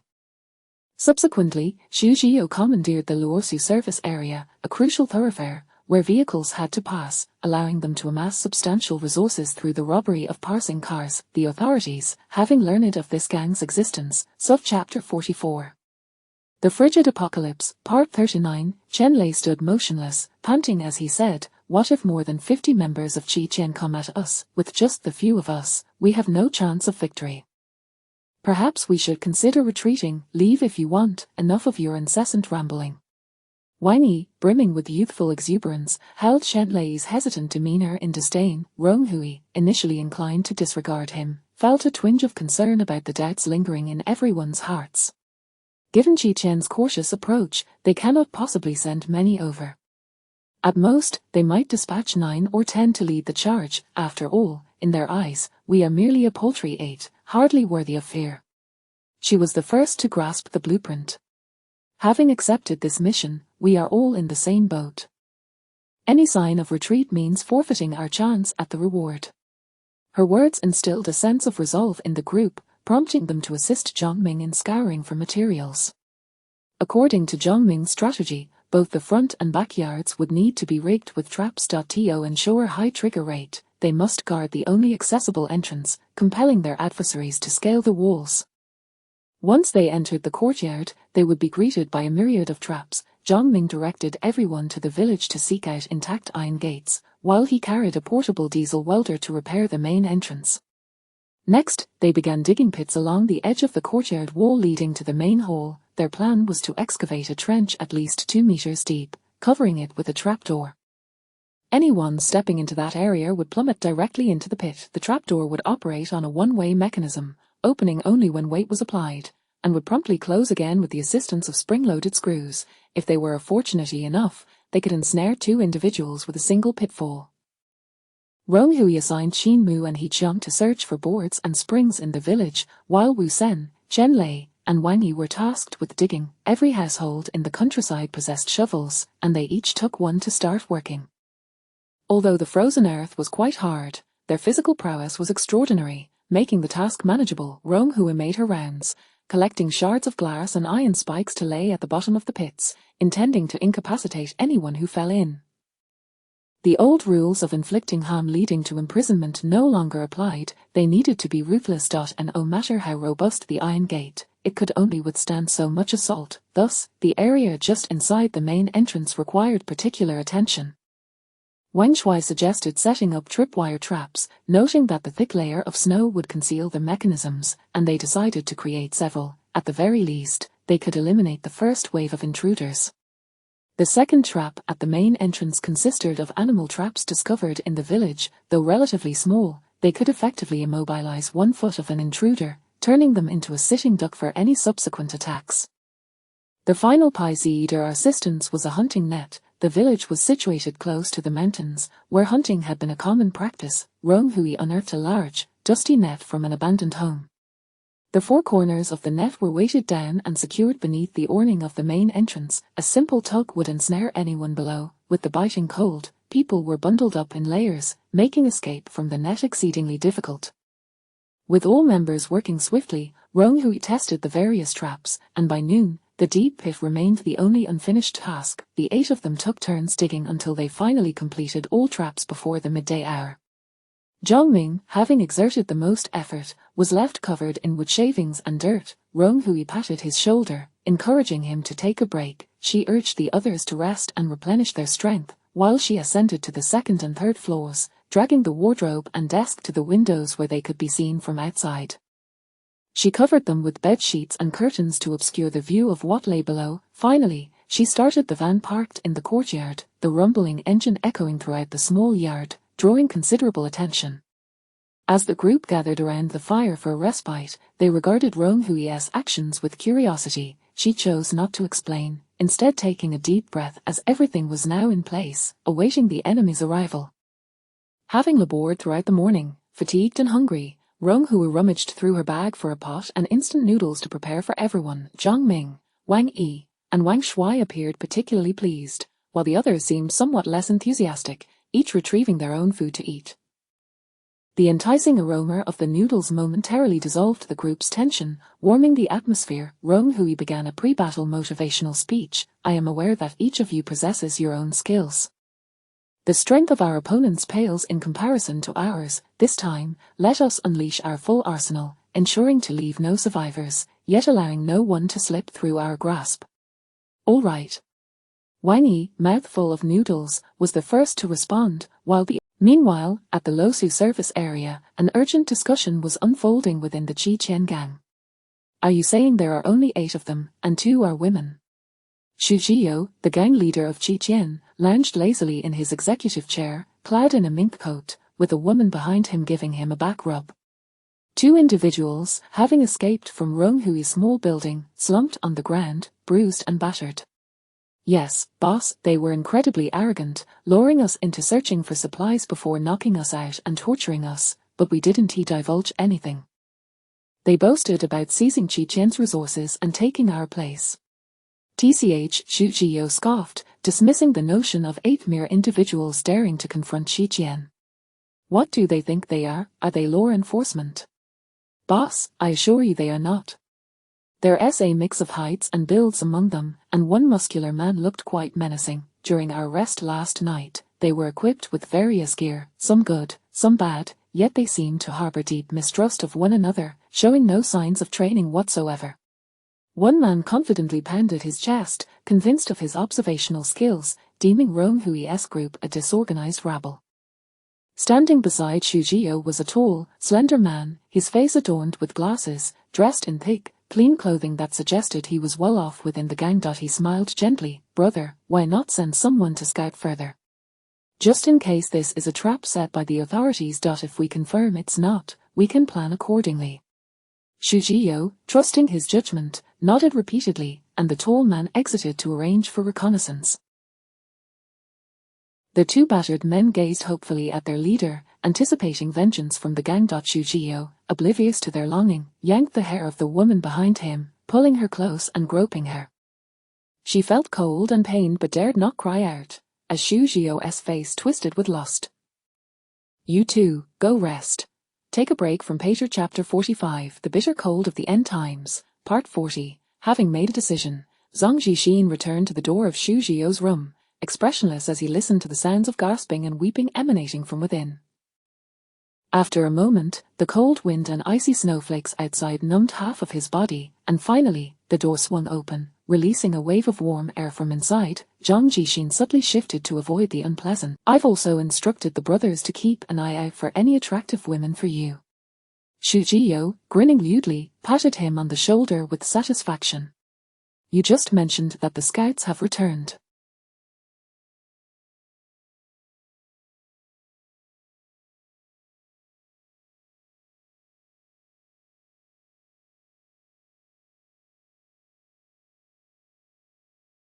What did they report? Those individuals are indeed not to be feared. They are merely taking advantage of the chaos to seek power, and they've set their sights on us at Chichen. They have met their match. Zhang Jixin responded dismissively. After those traitors were tricked last time, I wonder if they will return to confront us. Keep an eye out. Aside from the legitimate enforcers, we need not fear the rest, Shujio said, lighting a cigar. Zhang Jixin nodded, a fleeting glimmer of sharpness flashing in his eyes, expertly concealed. Elder brother, your wisdom is unparalleled. These individuals have already confirmed they are not enforcers. Leave them to me. I'll arrange 2 teams to retrieve both them and their supplies for you. Time swiftly passed to 12:30 in the afternoon, the warmest moment of the day. Rome Hui believed they would not launch a night raid, as ordinary people could not endure such frigid temperatures. The extreme cold of night would render their limbs stiff, preventing them from exerting their full strength. She packed her belongings and added a few pieces of coal to the fire, raising the indoor temperature significantly, making it feel roughly 50 degrees below zero. Rome Hui shed her cumbersome ski suit to maintain the agility of her limbs, retrieving the fire axe from her pack and removing its sheath. Weighing the axe in her hand, she felt a surge of adrenaline. Today, blood was certain to flow. As everyone prepared, some wielded knives while others brandished clubs. Wu Sen produced a large cleaver from an unknown origin, his imposing stature making it appear quite formidable. Before long, distant sounds of laughter and curses reached them, and Rome Hui tightened her grip on the axe. They're coming. A group approached, voices growing clearer, but Rome Hui could not discern their number through their chatter. She only knew that none would escape today. Wang Yi, Wen Shui, you two go guard the left and right walls. The door has been welded shut, so someone will surely attempt to scale the walls. Wait for them to fall into the trap, and then strike. Rome Hui calmly instructed. Understood.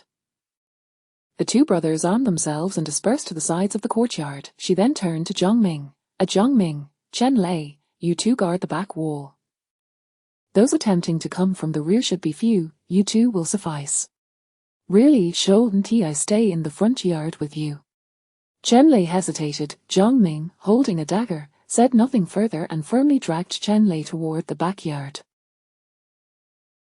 Chen Lei stumbled. What are you doing? I can walk myself. He angrily swatted Zhongming's hand away. The rest of us will remain in the main room, adapting to the situation. Each of you possesses exceptional strength. There's no need for pretense among us, Rong Hui implied. Rest assured, we shall leave them with but a breath of life. Qin Mu slowly drew her blade, its cold gleam reflecting on her face.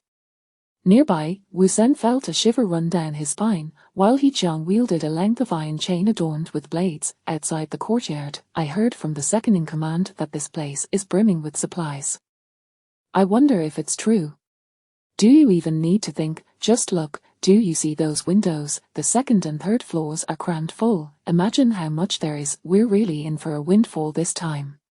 They're just 8 people, right? We have 2 teams of 12. This will be a piece of cake.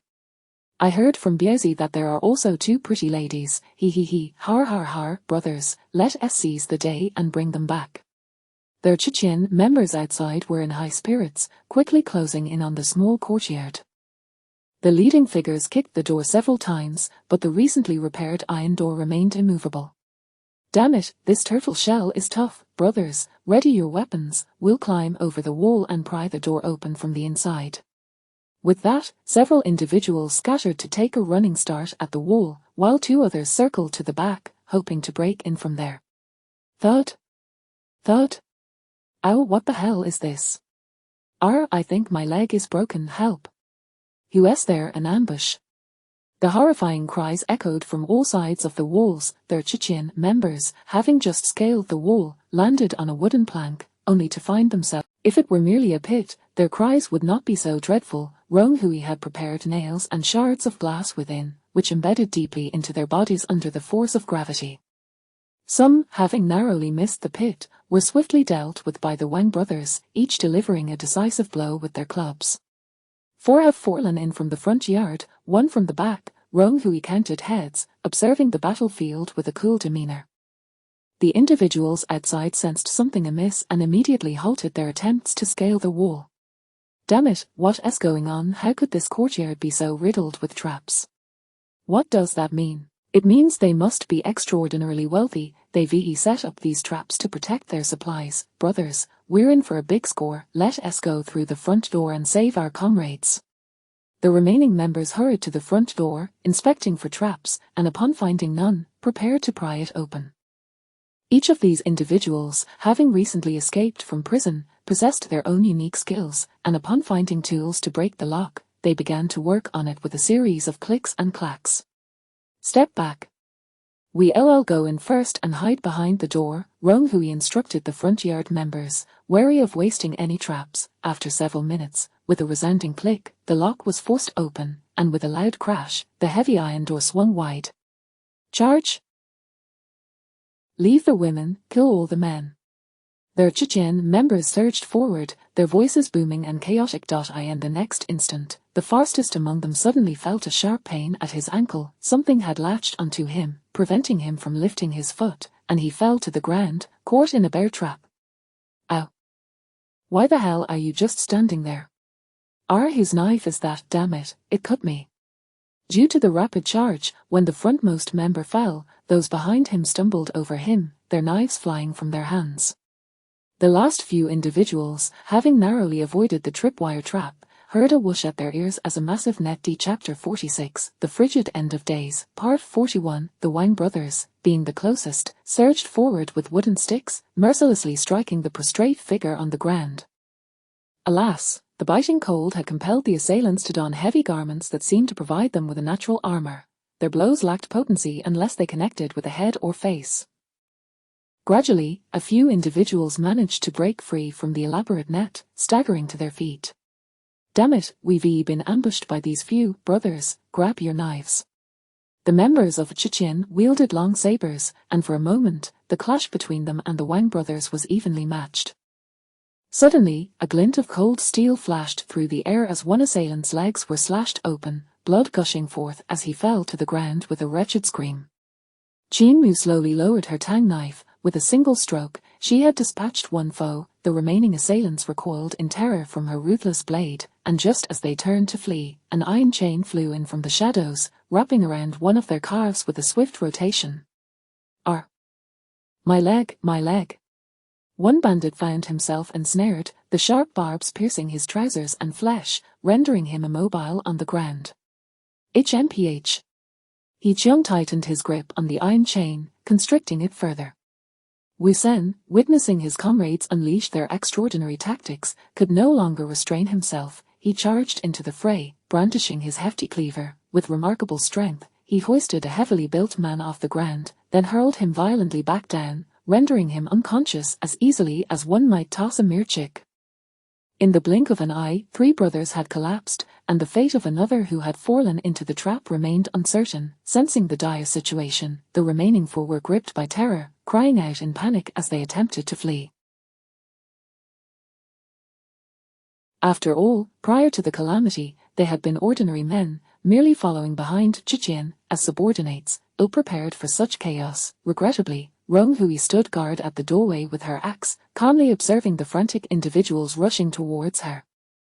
She recalled the locations of several pitfalls and swung her axe at the remaining foes. The sharp and heavy fire axe in her hands unleashed its maximum lethality. With several swift strikes, one assailant's clothing was severed, leaving behind tattered remnants stained with blood as he fell, howling in agony.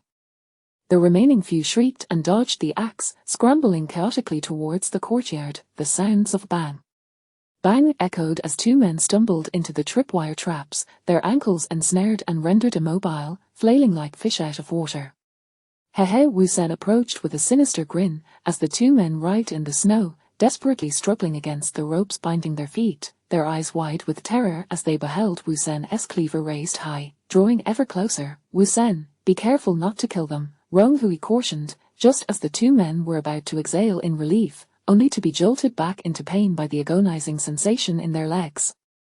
Wu Sen struck down, severing a chunk of flesh. He treated the incapacitated men like a butcher would his livestock, carving away several pieces of meat, blood splattering across the ground and melting the snow into crimson patches, the cries of agony ringing deafeningly in their ears. Rong Hui shook her head, wiping the blood from her axe. As long as it didn't result in death, it was acceptable. Now only 1 assailant remained. She regarded the trembling figure like a lion eyeing its prey. Signaling to Qin Mu and He Chiang, they understood and surrounded the last individual, binding him tightly with ropes. Rong Hui had previously noted that this man had been issuing commands among the group of assailants, lurking at the back.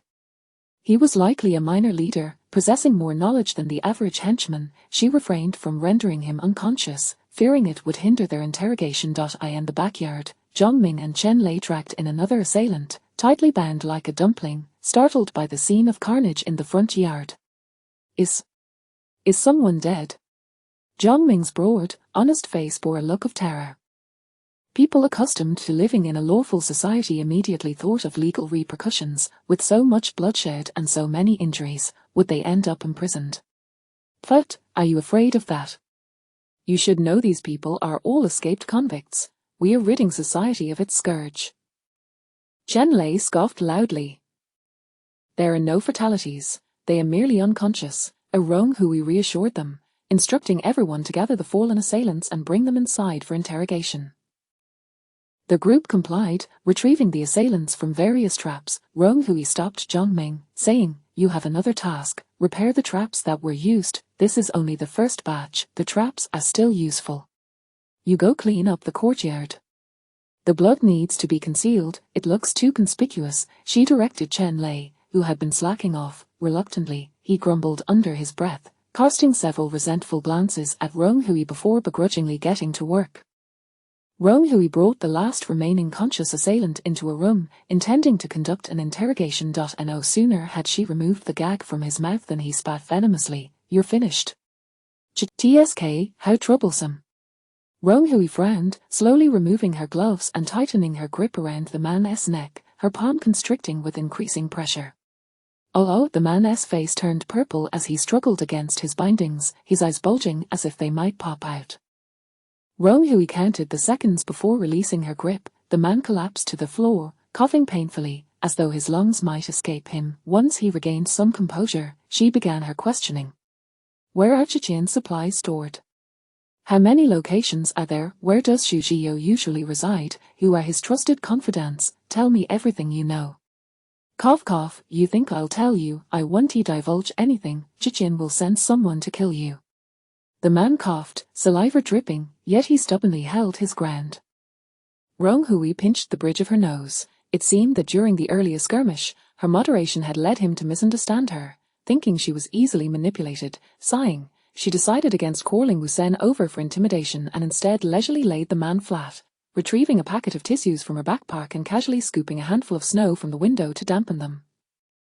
Having watched period dramas, she recalled a punishment from antiquity known as Tiajiarguan, where wet paper was placed over a person's face to suffocate them, typically resulting in death after 5 or 6 layers. This method was not overtly brutal and left no visible scars, yet few could withstand the terror of suffocation. Initially, she had no desire to resort to such extreme measures, fearing the mess it might create. However, the man's lack of cooperation left her no choice but to escalate her tactics. Chapter 47, The Bitter Cold Apocalypse. 42. Rong Hui approached slowly, and the man seemed to sense something amiss, his gaze darting about anxiously.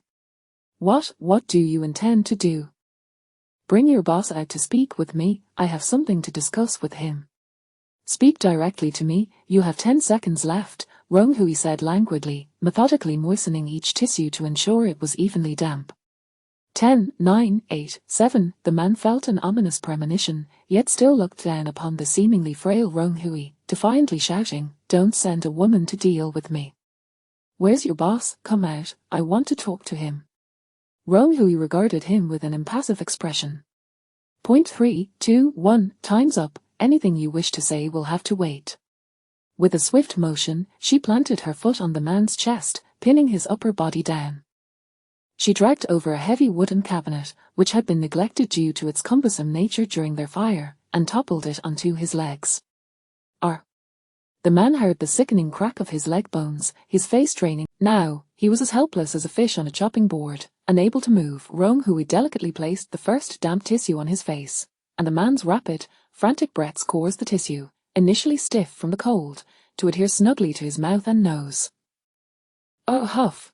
The man desperately attempted to turn his head to shake off the tissue, but Rong Hui kicked him into the corner. His chapter 48. The Extreme Cold Doomsday. 43. Captain Rong. Sister Rong, what is the situation? Did you manage to get any information? Upon seeing Rong Hui emerge with a map in hand, Wang Shuai approached her with eager curiosity.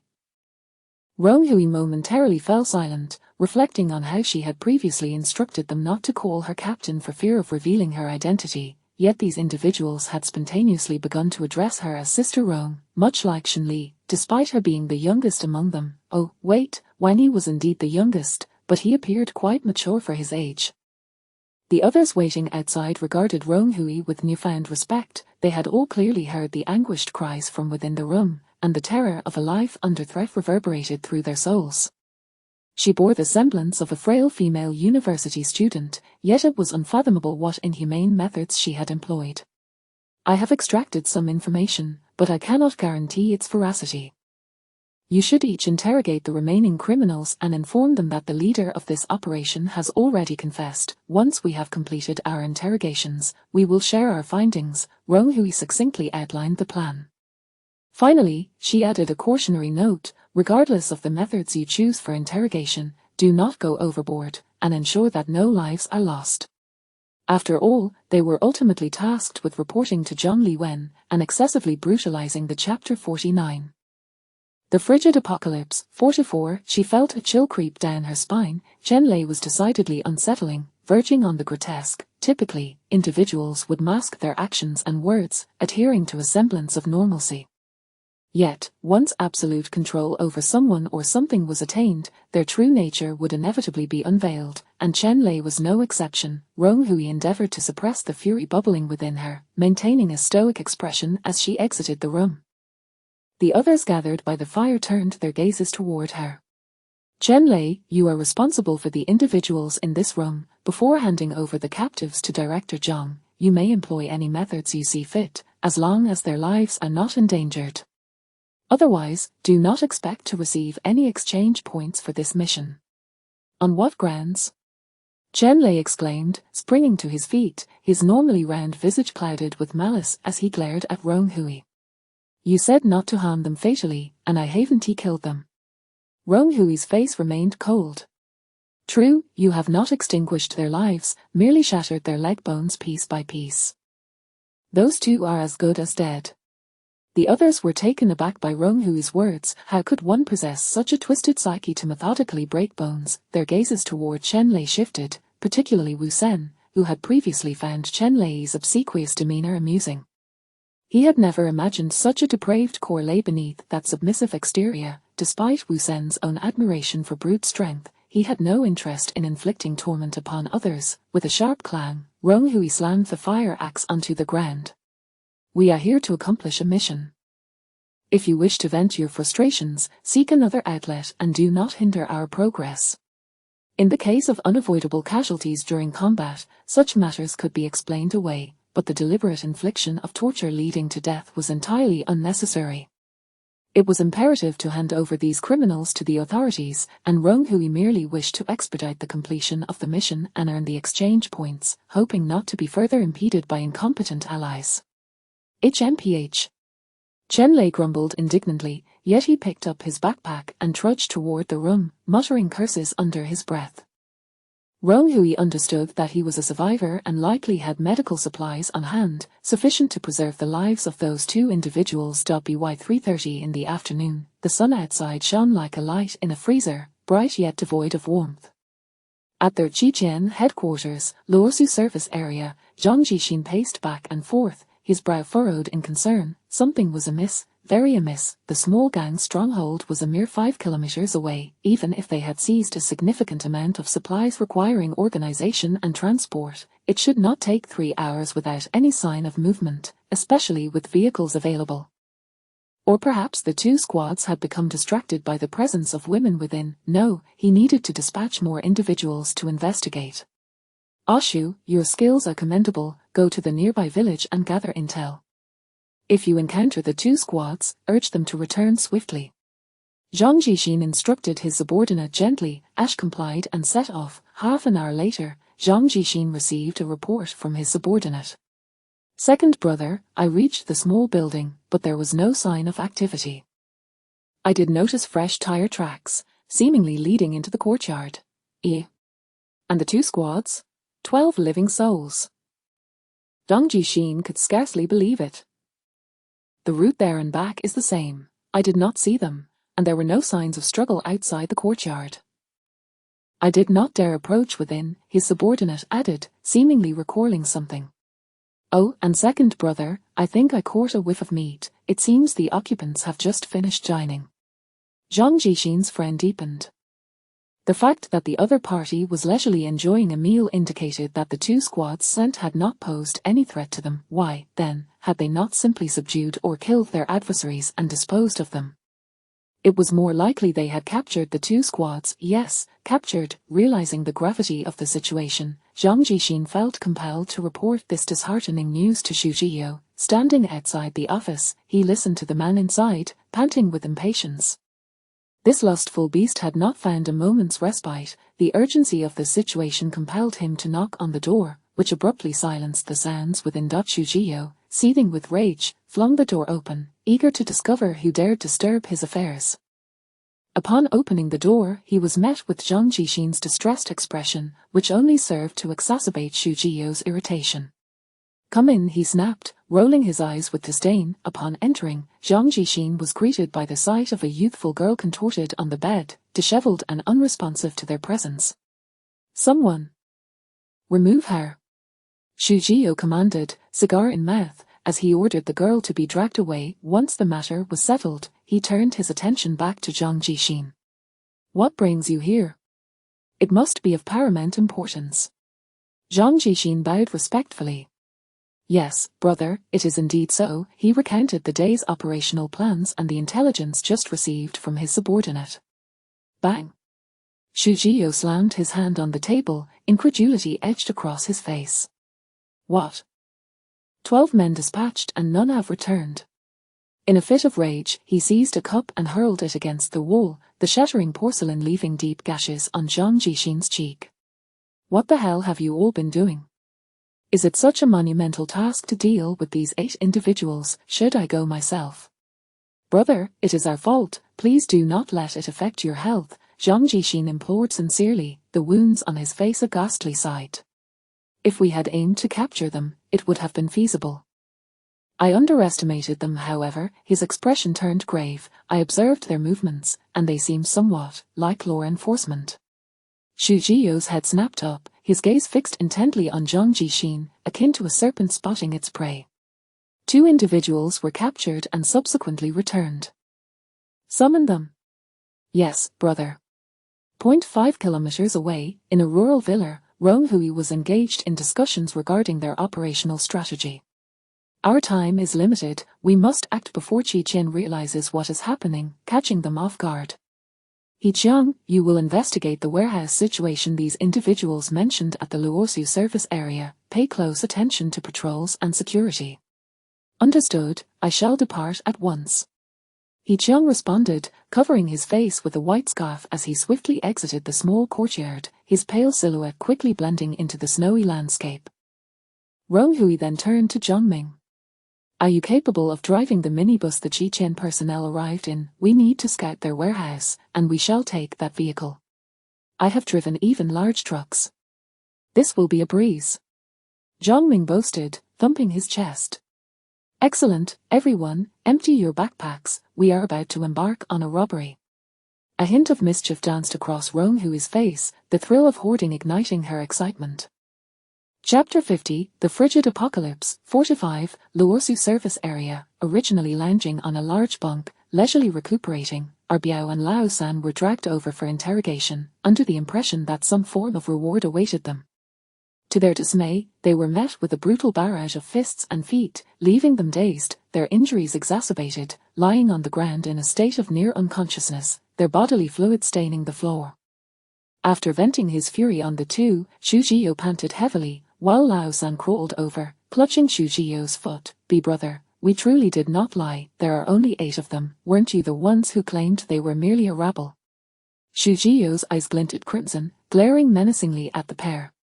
Why yes, but aside from that gang leader and 2 younger men, the rest are frail and elderly, I swear, brother, har. Xu Jiyo lifted his foot and stomped down hard on Lao San's hand, producing a chilling crack of bone. So, are you suggesting that a bunch of frail old folks could defeat 12 of us from Qiqian? Am I feeding you just to be deceived? Our brother, we truly had no idea.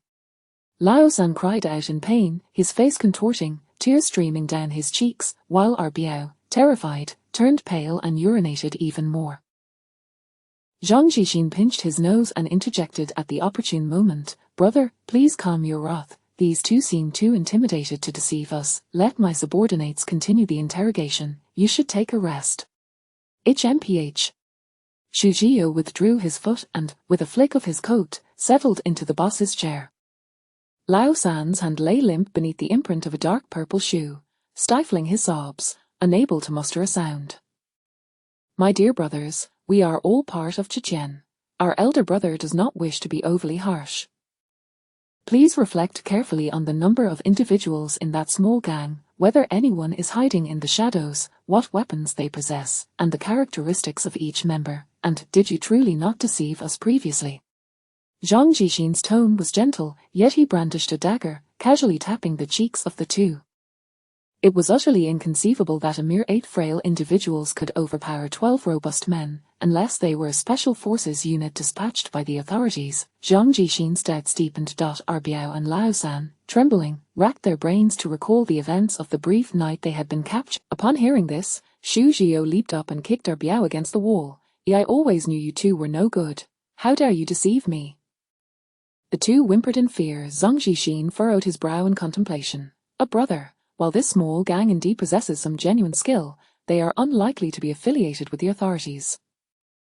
It is possible that someone with expertise is guiding them from behind, attempting to lure us into a trap.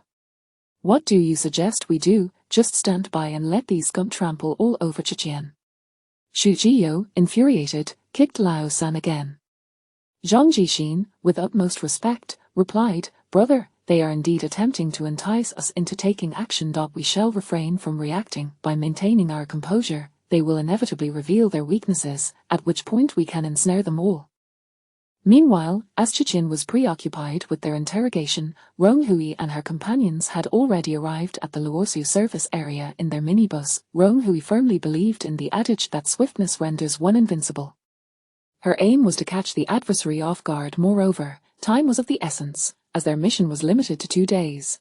Just then, He Chiang returned with news. The location of the warehouse was indeed accurate, and the captives had not dared to lie, as it was concealed in a hidden area to the left rear of the gas station. Utilizing his exceptional agility, he circled the warehouse several times, confirming that 4 guards were stationed there. Due to the bustling activity at the service area during the day, they had not assigned anyone to patrol, believing no one would dare to intrude into Chichin's territory in broad daylight, unaware that uninvited guests had indeed arrived. Before departing the small courtyard, Rong Hui instructed everyone to securely bind the captives, ensuring their escape was impossible. With weapons and empty bags in hand, the 8 of them set off with great enthusiasm to rob Chichin's warehouse, marking one of the most exhilarating moments of their recent days.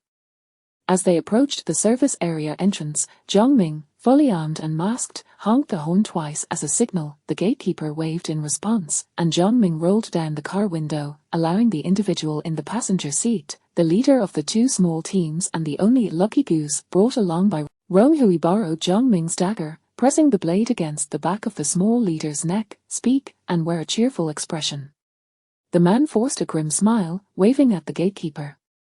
Upon seeing his face, the gatekeeper relaxed. "Captain Li, why are you back so soon? Looks like you had a good haul today." Har. Chapter 51, The Frigid Apocalypse. 46. 3 vigilant guards encircled the minibus, closing in cautiously. One of them grasped the walkie-talkie hanging from his waist, poised to alert other gang members at the first sign of trouble. "Oh dear, how did Da Shan fall? Did one of the dogs we brought back bite him?" Captain Li was coerced out under the threat of a knife, his expression rigid, obscured partially by the car window, rendering the guards unable to discern his features. "Indeed, we brought back a few wolfhounds this time. We shall feast on dog meat hot pot tonight. Har, though we must be cautious in capturing them." "Is that true?" The guards, somewhat skeptical, exchanged glances. The man holding the walkie-talkie harbored a fear of dogs, having been bitten in his youth, and thus lowered the device, shielding his hand and face with his coat. Just as they reached the door of the vehicle, a shadow sprang forth with a swift motion. The figure, as agile as a swallow, leaped onto one of the guards, snatching the walkie-talkie from his grasp. With a swift movement, he encircled the guard's neck with one arm, twisting it viciously, rendering the guard motionless and crumpling to the ground. The entire episode transpired in less than 2 seconds. The other 2 guards stood frozen in shock, only reacting in a flurry once their comrade lay lifeless on the ground, brandishing their long knives and shouting, "Who goes there?" Yet, only the fallen guard possessed a walkie. Chapter 52. The Bitter Cold Apocalypse. 47. He certainly did not conceal his identity as a carnivore. With a powerful leap, he climbed onto the beam of the house, the first to reach for his beloved smoked chicken. "Woo, my smoked chicken, at last, I can savor it." Wen Yi's mouth watered as he touched the chicken, unable to suppress his inner yearning. He opened his mouth wide and took a hearty bite of the chicken leg, only to hear a resounding crunch as the frozen, rock-hard smoked chicken nearly knocked his teeth out. His elder brother, Wang Shuai, observed his younger sibling's foolishness with a sigh and a shake of his head. After nearly 20 days of subsisting on tasteless compressed biscuits and bread, it had been a great hardship for his brother, who was accustomed to a better life. Little did he know, for those like them who could eat their fill and stay warm amidst the calamity, it was already an enviable existence. Everyone was busy calculating what to take.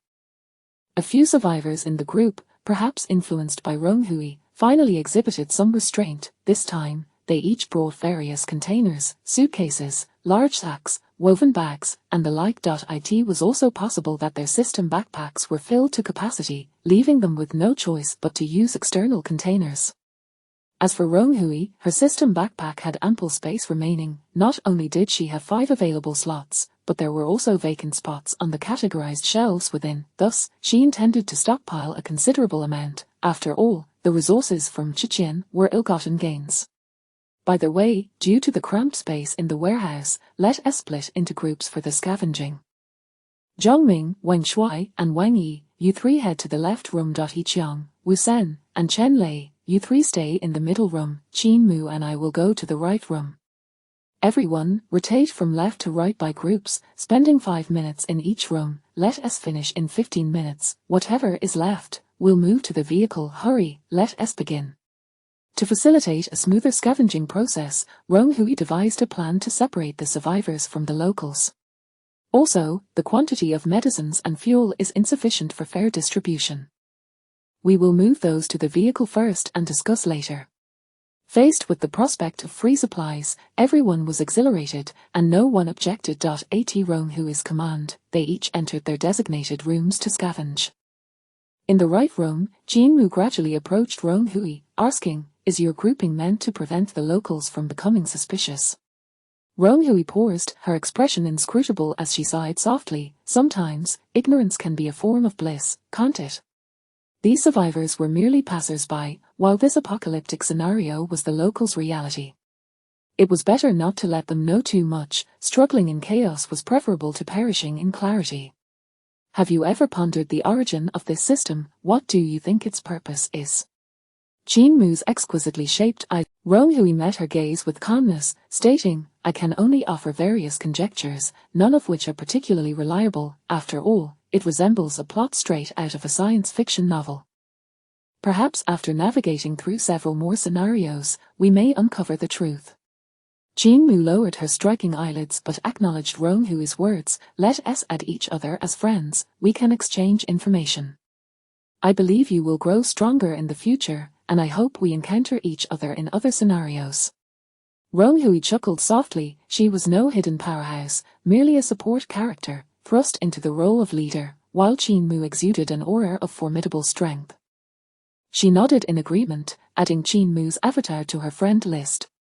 "A minute has already passed, let us commence our scavenging."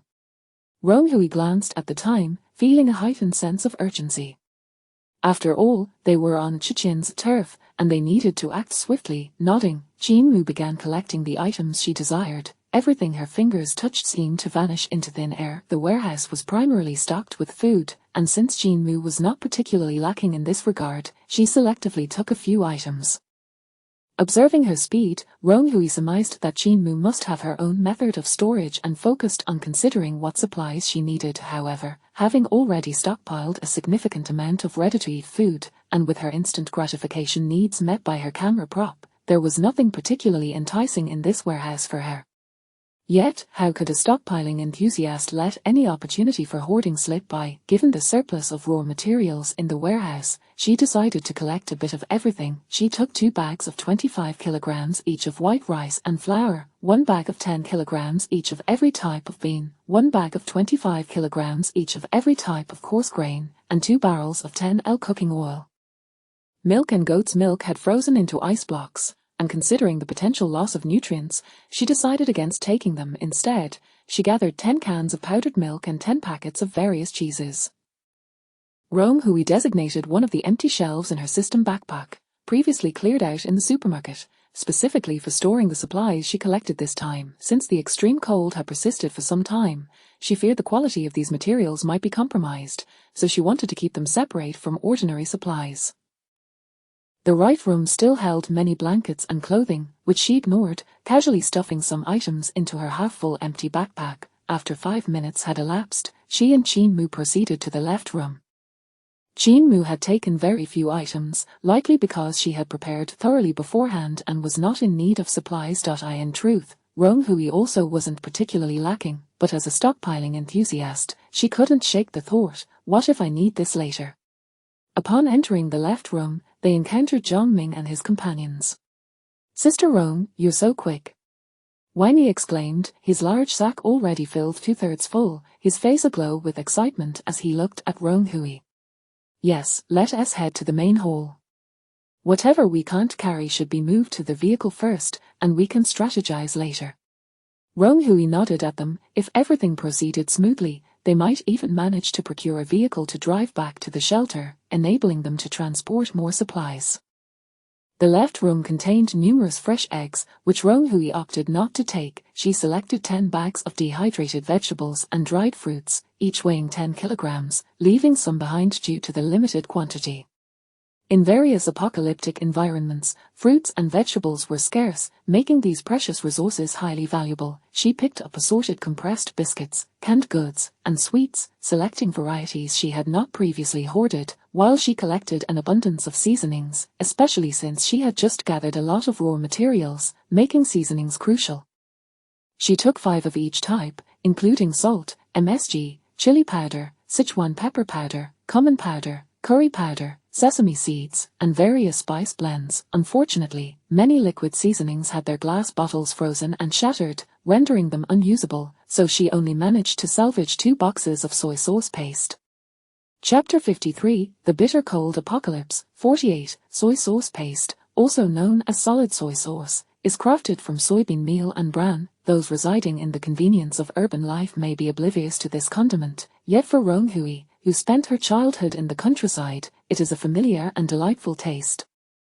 Typically, soy sauce is a liquid, but its packaging and transport can be quite cumbersome, particularly in rural areas where transportation is often inconvenient. In contrast, solid soy sauce paste overcomes the challenges of portability and storage associated with its liquid counterpart, maintaining a similar quality and flavor while offering a delicious taste that is easy to consume and affordably priced. When dissolved in warm water, it transforms into ordinary soy sauce. However, in Rong Hui's memory, the most delectable way to enjoy it was to dip vegetables directly into the paste. In the countryside, where culinary delights were scarce, during moments of tastelessness, she would plead with her grandmother to scoop a small piece of soy sauce paste into a bowl. She would then dip a boiled egg along with fresh green scallions into the paste. A piece the size of her pinky finger could accompany her through an entire little vegetable garden, allowing her to savor tender cucumbers, young eggplants, radish greens, and tender bitter melons. Her grandmother would affectionately pat her round belly, teasing her as a little mole. The gentle visage of her grandmother suddenly surfaced in her mind, causing Rong Hui's eyes to well up with tears. She lowered her gaze, not wishing for Qin Mu beside her to notice. Originally, she had boarded this train with the intention of returning home to celebrate the new year with her grandmother, only to find herself ensnared in this so-called apocalyptic scenario. She couldn't help but wonder whether her grandmother might think she had gone missing and shed tears of sorrow. Exhaling a heavy sigh, Rong Hui shook her head, casting aside the melancholy and weakness that had crept into her thoughts. Even if she were to wander alone in an unfamiliar place, she would never falter. Regaining her focus, she continued to survey the supplies within the room. The assortment was largely similar to that in the adjacent room, with dried fruits, vegetables, and seasonings being the most significant finds. She refrained from taking much more, returning to the central hall alongside Qin Mu. In the hall, they encountered Wu Sen and his companions. He Qiang wore a nonchalant expression, while Chen Lei appeared vexed, glaring at Wu Sen. After all the trouble of finding a box of erguatu at the back, you've hoarded it all for yourself. Shouldn't you share a bit with us? It turned out they had unearthed a box of liquor hidden among a pile of clothes in the left room, likely stashed away by the warehouse keeper. Both Wu Sen and Chen Lei had stumbled upon it together, but before Chen Lei could devise a plan for sharing, Wu Sen swiftly stashed the liquor into his backpack, disregarding Chen Lei entirely. Oh, if you were slow, that's on you. It's just a box of erguatu, hardly worth such a fuss, Wu Sen retorted, indifferent to others' opinions, not sparing Chen Lei a glance. The two continued their bickering as they entered the right room, neglecting Rong Hui and Qin Mu in the process. Rong Hui shrugged, let them settle their trivial matters themselves. As the supply gathering reached its conclusion, the items in the hall had been pilfered by other groups in 2 waves, leaving only half behind. What remained was mostly clothing, bedding, rice, flour, and a heap of Haagen-Dazs's ice cream on the floor, which no one seemed to regard in the frigid weather. Rong Hui, however, found herself quite intrigued. Admittedly, it was somewhat embarrassing to confess that she had never tasted Haagen-Dazs's ice cream in her life. As a child, she would drool over advertisements on television but never mentioned her desire to her grandmother, knowing they could not afford such luxuries. Now that she was capable of earning her own money, her enthusiasm had waned, replaced by other delectable treats, but now, her excitement was rekindled. Why not seize the opportunity for free? Vanilla, strawberry, rum, chocolate, she would take them all. In a flurry, she gathered an entire bounty of ice cream, piquing the curiosity of Qin Mu, who cast her several inquisitive glances. After days of heavy snowfall, Qin Mu now regarded the ice cream with a hint of trepidation, while Rong Hui beamed with delight as she collected it all, truly an oddity. The beams of the hole still hung with an abundance of meat, of which roughly 2/3 had been taken by others. Rong Hui tilted her head to select from the remaining offerings. She was not in need of meat, ultimately choosing only 3 large hams. The vacuum-sealed packaging remained intact, showcasing the renowned Jinhua ham. Upon seeing them, a flurry of exquisite ham dishes flashed through Rong Hui's mind. Honey-glazed ham, ham with lotus root, chicken and sea cucumber with ham, and the poetically titled, On a Moonlit Night at the 24 Bridges. With a gulp, Rong Hui swallowed her saliva. She needed to find an opportunity to use her props to recreate some of these dishes. She recalled having tried these delicacies during a trip to Zhejiang and had even taken instant photos. 15 minutes swiftly passed, and everyone began to gather their assorted bundles in the hall. Wang Yi was the most extravagant, dragging a sack resembling a small mountain and sporting several strings of sausages around his neck, forming a rather unique necklace. There's too much stuff. Everyone, please place your packages on the vehicle first, then return to transport the remaining supplies. We must leave no food behind, aside from bedding and clothing. Rong Hui directed the group in their efforts. Their Chichen minibus, measuring 8 meters in length, had been modified, with the original seats removed to accommodate easy storage in the rear compartment. It was evident that the 12-member team from Chichen would have to sit on the floor during their journey.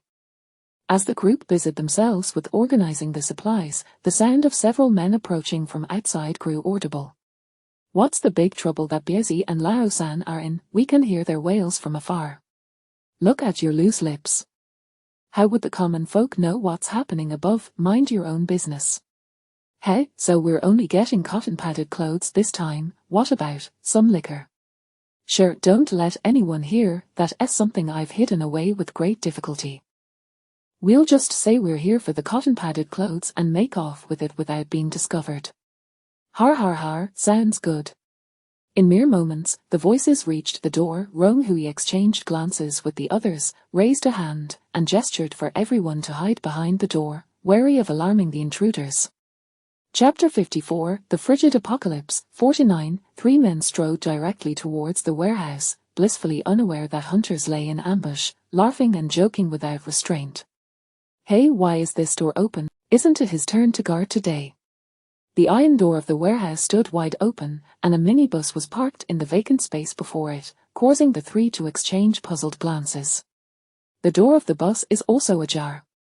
I just saw Brother Lee returning from a mission. Perhaps they are all inside moving things. That's possible, old son. Dasher, we're here to collect our supplies. A vague male voice emerged from within the warehouse. Hey. Just come in, it's been a hectic day. The speaker's identity was indiscernible. The 3 men scratched their heads, harboring no suspicion, for Chichen had a large number of members, and it was common for them to encounter unfamiliar faces. Thus, they boldly walked inside. Behind the door, Rong Hui exchanged a glance with Qin Mu and He Qiang, signaling each other, both understanding their respective targets. As soon as the 3 men stepped into the warehouse, they sensed something amiss. The entire hall appeared to have been ransacked, with shelves nearly stripped bare, and the enticing cured meats that usually hung from the rafters had vanished without a trace. No. Something's wrong. We need to call for help. The fastest reacting man began to retreat slowly, his instincts warning him of impending danger. Rong Hui Ku Chapter 55, The Bitter Cold Apocalypse, Part 50, Luosu Service Area. A tall, thin man, clutching a list of items to collect, trembles his way towards the warehouse clad in a cotton coat. Tonight, I need to gather rice, salt, dried vegetables. Alas, why must we only have meat once a week? How I long for meat. Slurp. Each time he collects supplies, he salivates at the sight of the meat hanging from the beams above. But alas, the guard is too stringent, and he can't even snag a bit of grease. After circumventing 2 large snowdrifts, the warehouse looms before him, its main door wide open and exposed to the elements, the iron door creaking ominously in the wind. Ordinarily, at least 4 guards would be stationed outside, and sensing something amiss, the man cautiously tiptoes closer. "Hello. Is anyone there? I've come to collect supplies." Silence envelops him, broken only by the howling northern wind. Drawing a wooden stick from his waist, he steels himself and steps inside the warehouse, the last rays of the setting sun casting a dim light upon the bare beams above. With a resounding thud, the stick slips from his grasp, and his mouth drops open in shock. The meat, it's gone. Looking around in despair, he sees empty shelves, resembling gaping mouths of monstrous beasts. Panic-stricken, he bolts outside, shouting, "Is anyone there? The warehouse has been robbed. Someone, please come, the warehouse has been robbed." A sheet of paper dances in the wind before fluttering to the ground. "What?" Upon entering, I found the shelves completely bare, save for a few blankets and clothes. All other supplies have vanished. With a resounding crash, the vase on Shujio's table meets its demise against the wall, shards of porcelain scattering, cutting the man's ears and face as he collapses in terror. "Be brother, please spare me." Zhang Jixin enters the room, his expression grave. He has just completed a swift patrol of the territory. The main warehouse has been emptied, not a morsel of food remains, the 2 smaller storerooms are intact. Shujio's fury erupts as his eyes widen, seemingly capable of piercing Zhang Jixin with his gaze. A strategy of silence. Is this what you call a strategy of silence? What a ridiculous notion. It seems your wits have been befuddled by a donkey kick. In just 1 hour, the warehouse was cleared out. What's next? My life. His finger jabs heavily at Zhang Jixin's forehead, forcing him to retreat step by step. Zhang Jixin bows his head low, lips pressed tightly together, his countenance darkening with suppressed rage, unnoticed by the enraged Shujio, who remains oblivious to the murderous intent brewing within him. "Brother, I believe I saw Liao driving back and forth in a minibus twice today. Could it be his doing?" The man on the ground timidly raises his head, revealing the suspicious detail he had observed. He had some acquaintance with Liao and had wanted to greet him when he saw him pass by earlier in the afternoon, but Liao had ignored him completely. Initially, he thought Liao had become aloof after being promoted to captain, but now it appeared he might be embroiled in something far more sinister, even orchestrating the warehouse's emptying. Liao. Wasn't he leading 2 squads on a mission? When did he return? Shujio grabs the man's collar, demanding answers in a harsh tone. The man cowers, shielding his head. "It was around 3 or 4 in the afternoon. Liao dares to betray me. Very well."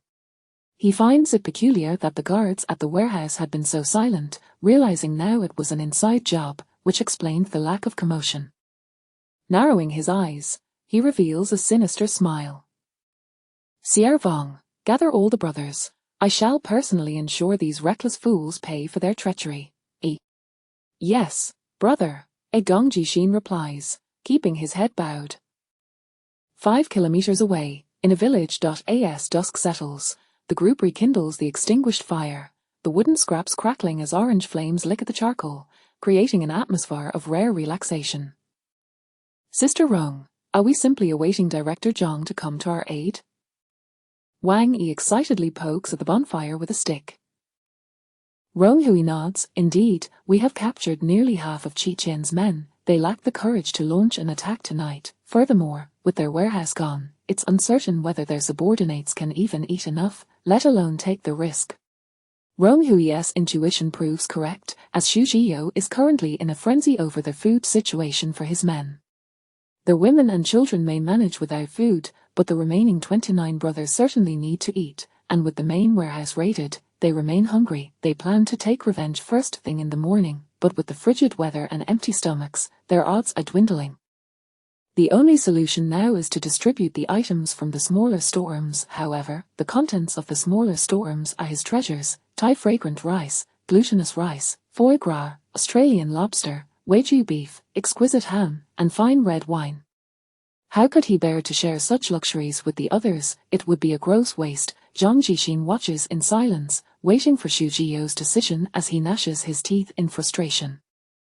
Finally, Xu Zhiyou resolves to take out a large bag of fragrant rice, a whole ham, and 2 bottles of liquor, ensuring his brothers can have a hearty meal, believing they will reclaim their goods by dawn.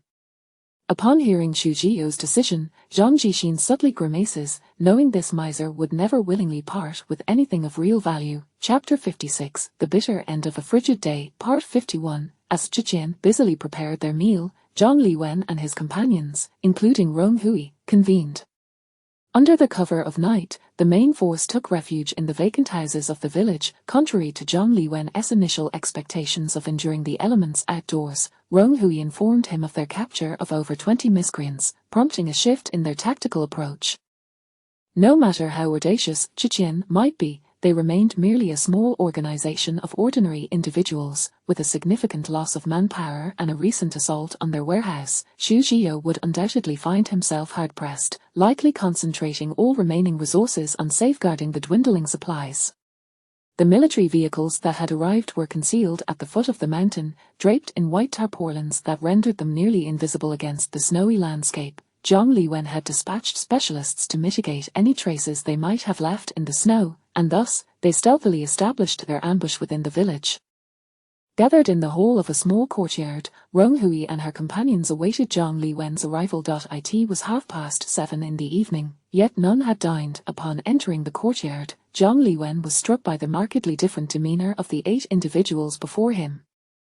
Perhaps due to their collaborative efforts, the previously antagonistic atmosphere had dissipated. While it could not be described as harmonious, they no longer stood as foes.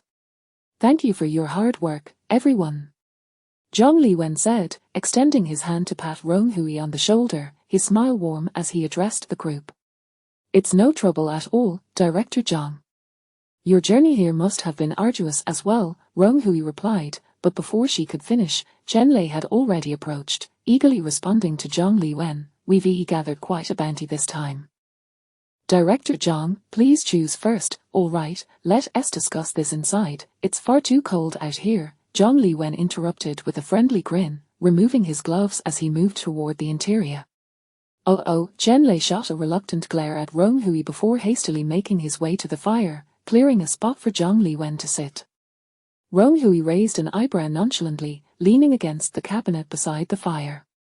"We launched a surprise raid on Zhiqian's main warehouse, and the spoils were plentiful. While not particularly rare items, we secured a substantial amount of rice, flour, and cooking oil.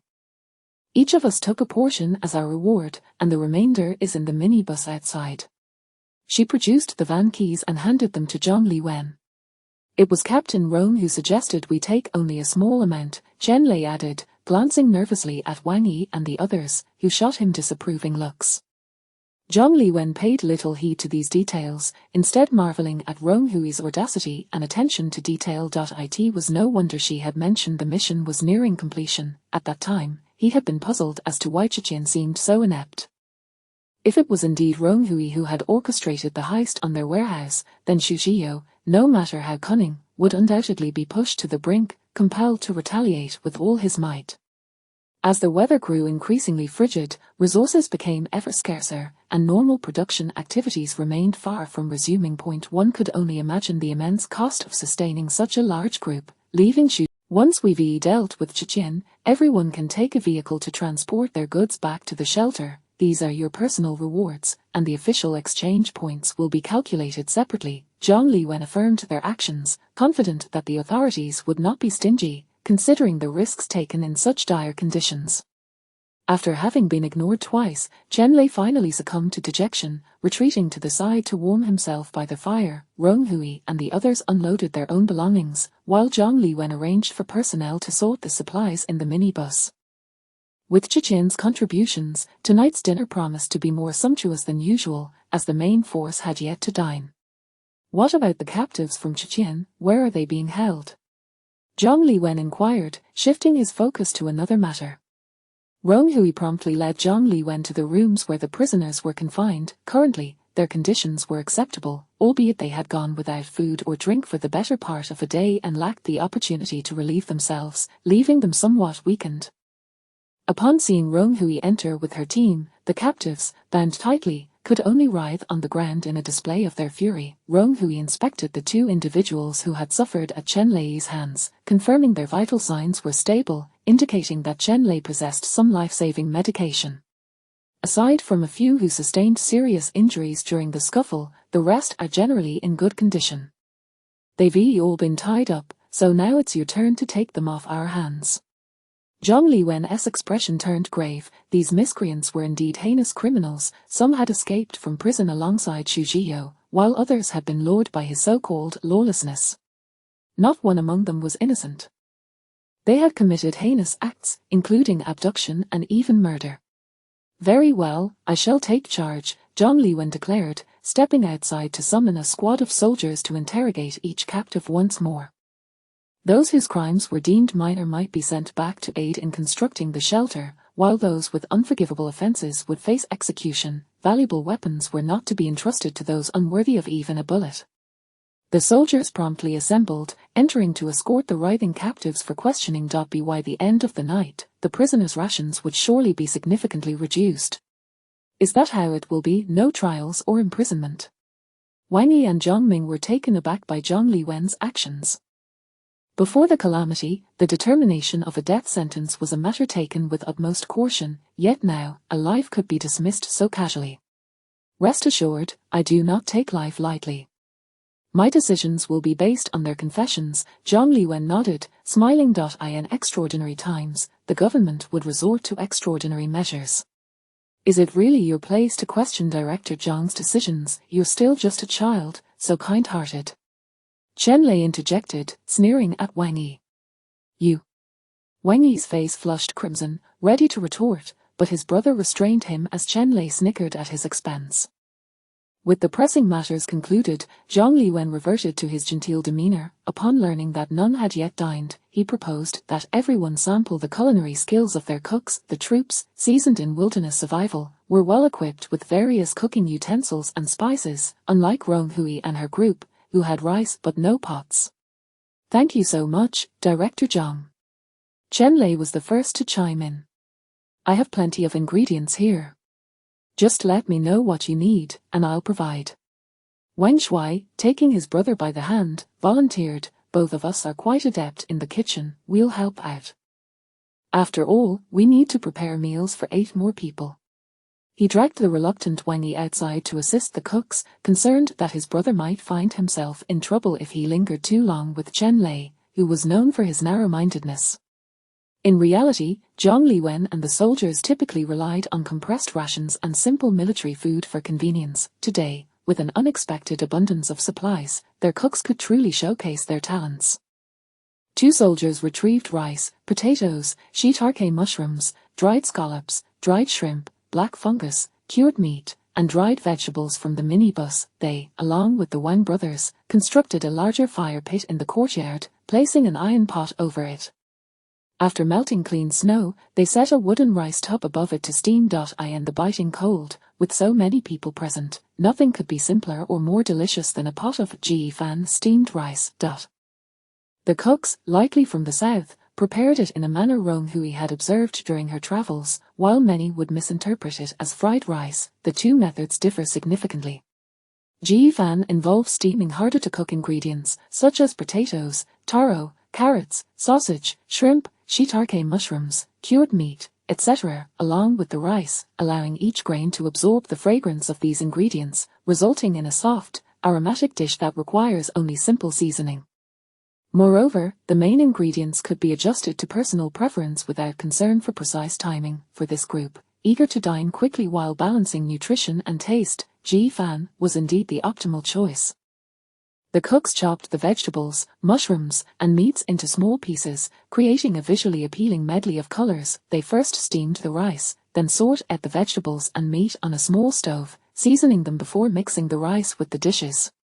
During the mixing process, no heat was needed. The thick wooden rice tub retained all the warmth and aroma. When the cooks finally brought the food into the room, the delightful fragrance filled the air, tantalizing everyone's senses. Wow! This smells incredible. Your cooks are truly talented. He Jiang, who had been lingering in the background, was drawn in by the aroma, staring hungrily at the wooden tub. Zhang Liwen smiled modestly. Food is essential. One must always ensure a hearty meal, regardless of the circumstances. Come, everyone, let us dine. The enticing scent quickly drew everyone to the wooden tub, leaving little room for bickering as they focused solely on enjoying a bowl of ji fan. Rong Hui also stepped forward to serve herself a generous portion. The grains of rice glistened with a hint of sauce, and as she scooped a spoonful, the scattered shrimp, diced cured meat, and soft potato pieces revealed themselves, offering a tender, fragrant experience that seemed to banish the cold. In a night where temperatures plummeted below 60 degrees, sharing a meal from the same tub with a group of strangers was a novel experience. The delectable aroma wafted into the makeshift interrogation room, inciting the previously anguished captives to wail, "Eat! So fragrant, we want to eat, perhaps we should confess everything." The following morning, Zhang Liwen organized the soldiers for ambush and vigilance, dispersing them throughout the village. Soon, only Rong Hui and her 7 companions remained in the courtyard, while the captives were tucked away in an inconspicuous empty house. Rong Hui and Zhang Ming meticulously readied their traps, the air thick with tension. As the late morning sun pierced the white mist, the faint sound of engines could be heard. Zhang Liwen, peering through binoculars, spotted something and relayed to Rong Hui via walkie-talkie, "They have arrived." Chapter 57, The Frigid Doomsday. 52, the sound of wheels scraping against the snow faintly echoed in the air. Perhaps even the heavens wished to witness this duel. It was a rare day devoid of snow and wind, making it impossible to ignore the commotion surrounding them. Bathed in sunlight, a distant silhouette of a bus could be discerned. Rong Hui brandished a fire axe before him, while Wu Sen and his companions gripped their weapons tightly. Even Chen Lei had drawn 2 knives. Rong Hui maintained the same positioning as before, dispersing everyone into the front and backyards, all aware that today would undoubtedly mark a decisive confrontation.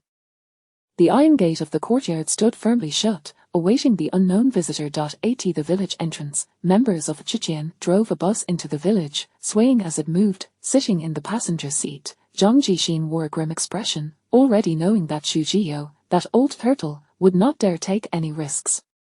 Just the night before, he had spoken passionately about leading his brothers to avenge them, yet at the crack of dawn, he had retreated with 4 subordinates, claiming it was to secure the rear, when in truth, he was merely afraid of sustaining even a scratch. Previously, he had evaded even the official siege, a true ancient turtle. Zhang Jixin thought bitterly. He pretended to be brotherly with Xu Jiyou, yet when it came time for battle, he showed no hesitation in shirking responsibility. Perhaps he could seize this opportunity to eliminate Xu Jiyou. A glimmer of resolve flashed in Zhang Jixin's eyes. Suddenly, the walkie-talkie emitted a crackling sound, snapping Zhang Jixin back to reality. Upon pressing the button, he heard Xu Jiyou's faint concerned voice, "Little Zhang, do be careful. Should anything unexpected occur, contact me at once. Your elder brother will come to assist you. You must understand, we cannot both act at the same time. What is that saying? Yes, a precious son does not sit in the hall of the throne." Zhang Jixin felt a pulse throb at his temples, closing his eyes to take a deep breath before replying respectfully, "Of course, elder brother, your safety is of utmost importance. Rest assured, today I shall bring you good news." Having left 4 subordinates by his side, Chichen now had only 24 men on board the bus, leaving half the seats unoccupied. Zhang Jixin furrowed his brow deeply. If those who had previously vanished had defected, then the opposing forces would outnumber them, making this battle precarious. He lifted the suitcase that had been resting at his feet onto his lap, unclasping it to reveal an exquisite repeating crossbow, compact and meticulously crafted, about the size of 2 adult male hands.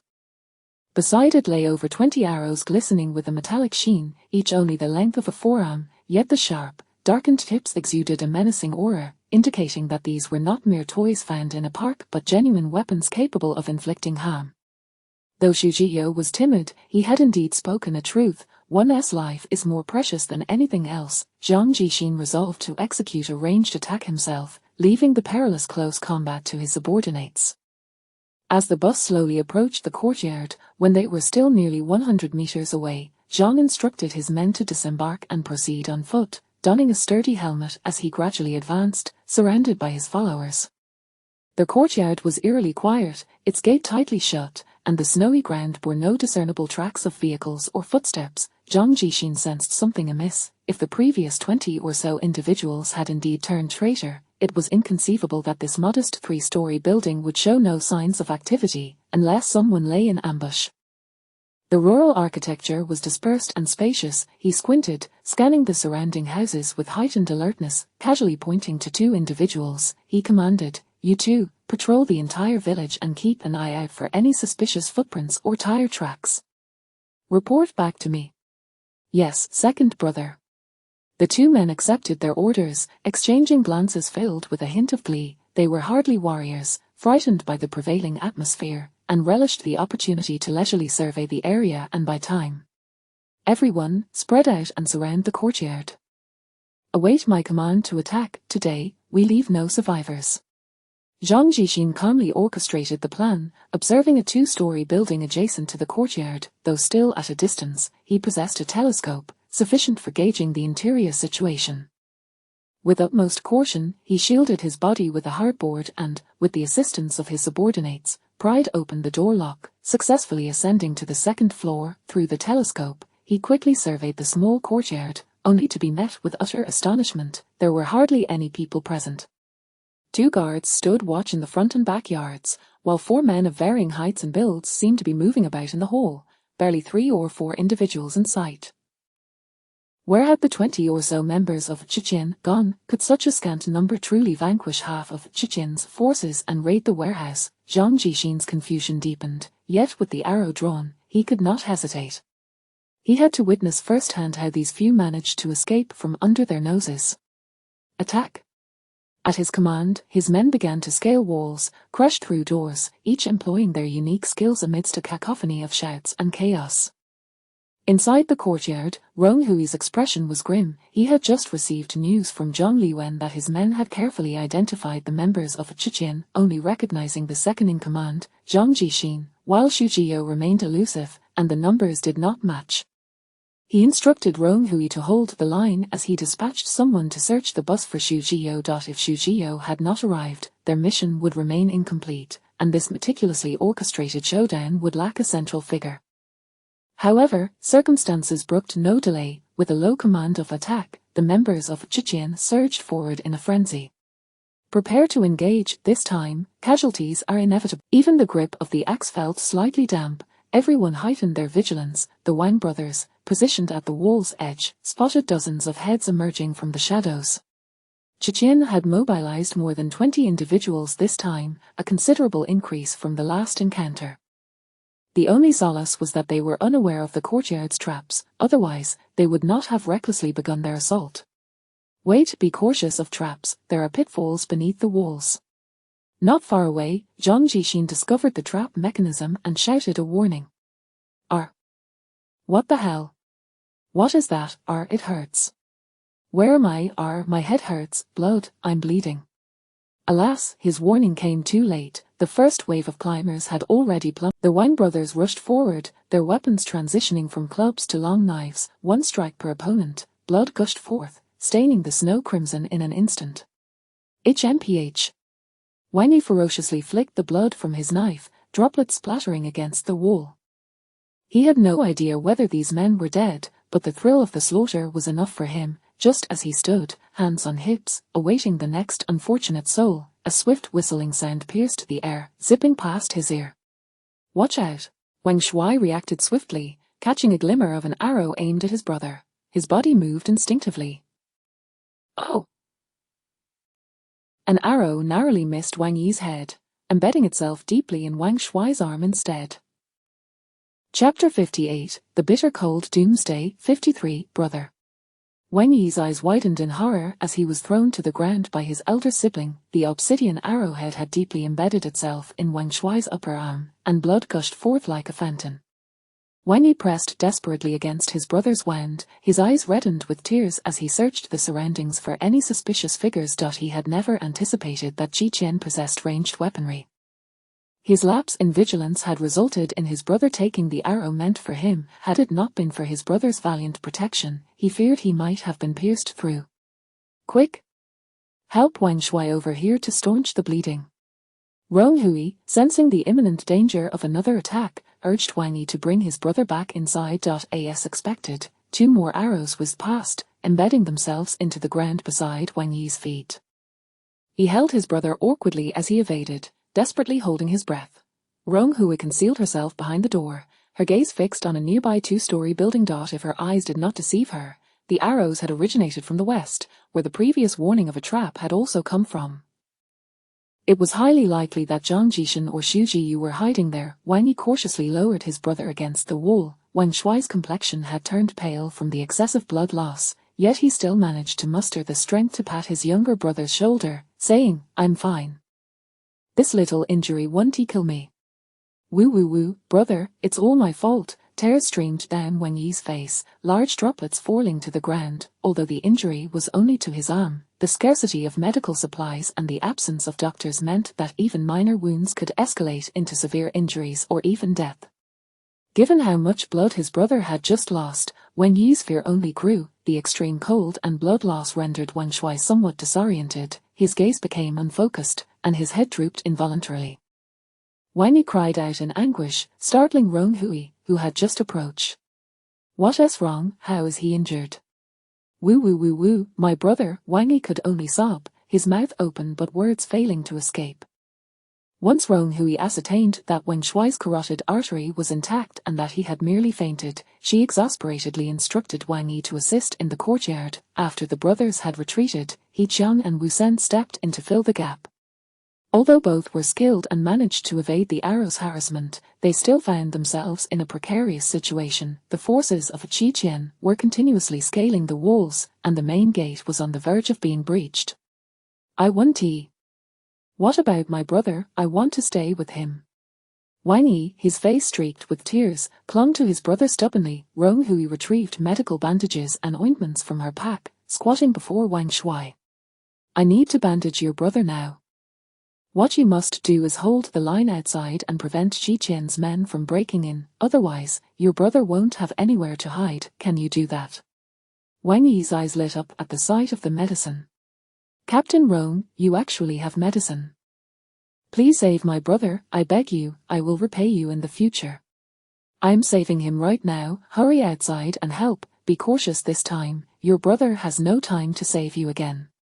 Rong Hui maintained a calm demeanor, her hands moving swiftly as she cut away the clothing around the wound, revealing the gruesome injury beneath.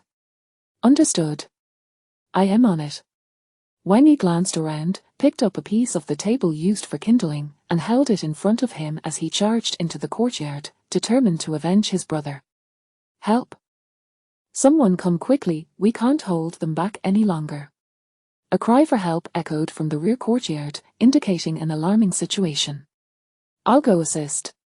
Qin Mu, brandishing a tang knife, prepared to rush to the back. "Be extremely careful. They seem to have bows and crossbows," Rong Hui warned gravely as Qin Mu nodded and departed. With everyone else gone from the room, Rong Hui took out a small oil lamp, using a cloth to gag Wang Shuai, preventing him from biting his tongue. She held the exposed portion of the arrow steady with a gentle grip. "Hold on for this moment." As her words fell, she yanked the arrow out abruptly, blood spurting forth in a straight line. The blood splattered against the wall. Resem Chapter 59, The Frigid Apocalypse, 54, Director Zhang. This is Wang Shuai. The Chechen faction has employed crossbows, launching their assault from the western side of the courtyard. I have sustained an injury to my arm, and Captain Rong is concerned that Xu Jiyo and Zhang Jixin may be lurking in that vicinity. He instructed me to report to you. Wang Shuai's articulate and composed voice resonated through the radio, reaching Zhang Liwen's ears. In a concealed tile-roofed house within the village, Zhang Liwen furrowed his brow. With only 8 members remaining under Rong Hui's command and Wang Shuai now incapacitated, the lack of visibility regarding Xu Jiyo was indeed distressing. "Report? We have apprehended 2 Chechen miscreants who have been skulking about the village," a soldier announced, bringing forth the 2 men dispatched by Zhang Jixin for reconnaissance. You are military personnel. Please don't arrest me, I know nothing." The 2 men turned pale at the sight of so many uniformed figures. Zhang Liwen narrowed his eyes, sensing that these individuals might possess some useful information. With a decisive wave of his hand, he commanded, "Interrogate them." In the small courtyard, the urgency of the battle escalated. With Qin Mu holding the fort in the rear, Rong Hui had little to worry about. The dazzling dance of Tang Dao's blade made it easier for Zhang Ming and Chen Lei to assist her, as the absence of excessive restrictions allowed Qin Mu to unleash her full potential. The situation in the front courtyard was far more grim. Although Wu Sen's formidable strength allowed him to effortlessly toss assailants like mere chicks, his bulk made him an easier target for the crossbow bolts. Arrows whizzed past him as he dodged left and right, narrowly escaping injury. Meanwhile, He Qiang's elusive movements proved invaluable. As arrows flew towards him, he deftly evaded them, forcing the attackers to focus their assault on Wu Sen and Wang Yi, leaving the two overwhelmed. "Captain, head to the eastern wall." He Qiang caught sight of Rong Hui in his peripheral vision, slicing off an assailant's arm with a fierce shout. Wu Sen and Wang Yi were struggling to evade arrows, and the eastern wall was almost unguarded. Two enemies were clambering out of a pit, stepping over the bodies of those who had fallen earlier, brandishing their machetes and charging forward. Rong Hui did not flinch. Instead, she advanced swiftly, swinging her axe and leaving D. Chapter 60, The Frigid Apocalypse, 55, in a state of urgency. Zhang Jishan, beset by doubt, stepped into the courtyard. "Good day, second brother." The greetings from his subordinates reverberated painfully in his ears. He silently waved his hand, dismissing the path they offered him, and stood at the entrance, ever cautious. Rong Hui observed the tension in his right hand, which was clenched tightly behind him, lightly gripping a crossbow. Wu Sen, with arms crossed and muscles knotted like a small mountain, raised his nose defiantly, displaying an utter disregard for the encirclement. "So, you are the second in command of Qiqian. You are rather slender, aren't you? I hope you're not a woman in disguise." His nonchalant tone was infuriating. "Har, your tongue is as foul as your demeanor. I can smell your arrogance from this distance. What does it matter if you are brawny? Look at you now, surrounded like a fool." Zhang Jishan retorted with a cold laugh, covering his nose with his empty left hand, his eyes filled with disdain. "He says you are muscle-bound yet simple-minded." Chen Lei chimed in quietly, stoking the flames of discord. "What did you say? It seems you are courting death. Dare to repeat that." Wu Sen rolled up his sleeves, ready to charge forward, startling the men encircling Qiqian, who instinctively stepped back in unison. Wu Sen's imposing physique was indeed intimidating. "Do not act rashly." Rong Hui and He Qiang each restrained Wu Sen. "He is trying to provoke you." HMPH. Wu Sen begrudgingly struggled a couple of times, shaking off their grip. Rong Hui stepped forward, her voice booming and resolute. "Our leader has no desire to converse with mere lackeys. Summon the leader of Qiqian to speak with us." Zhang Jishan regarded the girl before him, clad in a thick sky-blue coat, her furry hat adorning a face slightly flushed from the biting cold, streaks of blood marring her visage. Her eyes sparkled like stars, and in her hand, she wielded a large orange axe, stained with blood. Initially, he had assumed she was a mere pawn of this small gang, employed for some nefarious purpose, but her performance in battle had left him astounded. The hefty axe, which most men would struggle to wield, she handled with ease, striking indiscriminately, showing no hesitation even when blood splattered across her face. Zhang Jishan's attempted ambush had been deftly evaded, revealing her true strength, which belied her seemingly delicate exterior. Moreover, the glances exchanged among her companions hinted at a hierarchy, with the girl seemingly at its helm, prompting Zhang Jishan to adjust his glasses with intrigue. "With just the few of you, there is no need for our elder brother to intervene." "You shall soon encounter him," Zhang Jishan thought, yearning for Xu Jiyu to make an appearance, yet knowing that the old schemer was overly cautious, delegating all risks to his subordinates, and thus unlikely to show himself. Wu Sen, panting heavily, could no longer contain his frustration. "Damn it, enough with the chatter, allow me to demonstrate what it means to be muscle-bound." Before he could finish, Wu Sen hurled a cleaver towards Zhang Jishan's face. "Second brother, watch out." With tremendous force, the cleaver flew straight for Zhang Jishan, slicing through the air with a whistling sound. Prepared, Zhang Jishan raised a rigid board he had at his side, crouching behind it. The cleaver embedded itself deeply into the board with a resounding thud. Had he not been ready, the blow would have surely been fatal. "Brothers! Charge!" A shout erupted from among the remaining members of Qiqian, and a rush ensued. Rong Hui and her companions executed their unique tactics, standing back to back in a desperate defense. He Qiang's iron chain danced with finesse, striking down several assailants as they fell like autumn wheat. Chen Lei, terrified, screamed in panic, seeking refuge behind He Qiang. Qin Mu's saber was as graceful as autumn leaves, yet far more lethal. capable of taking lives in an instant.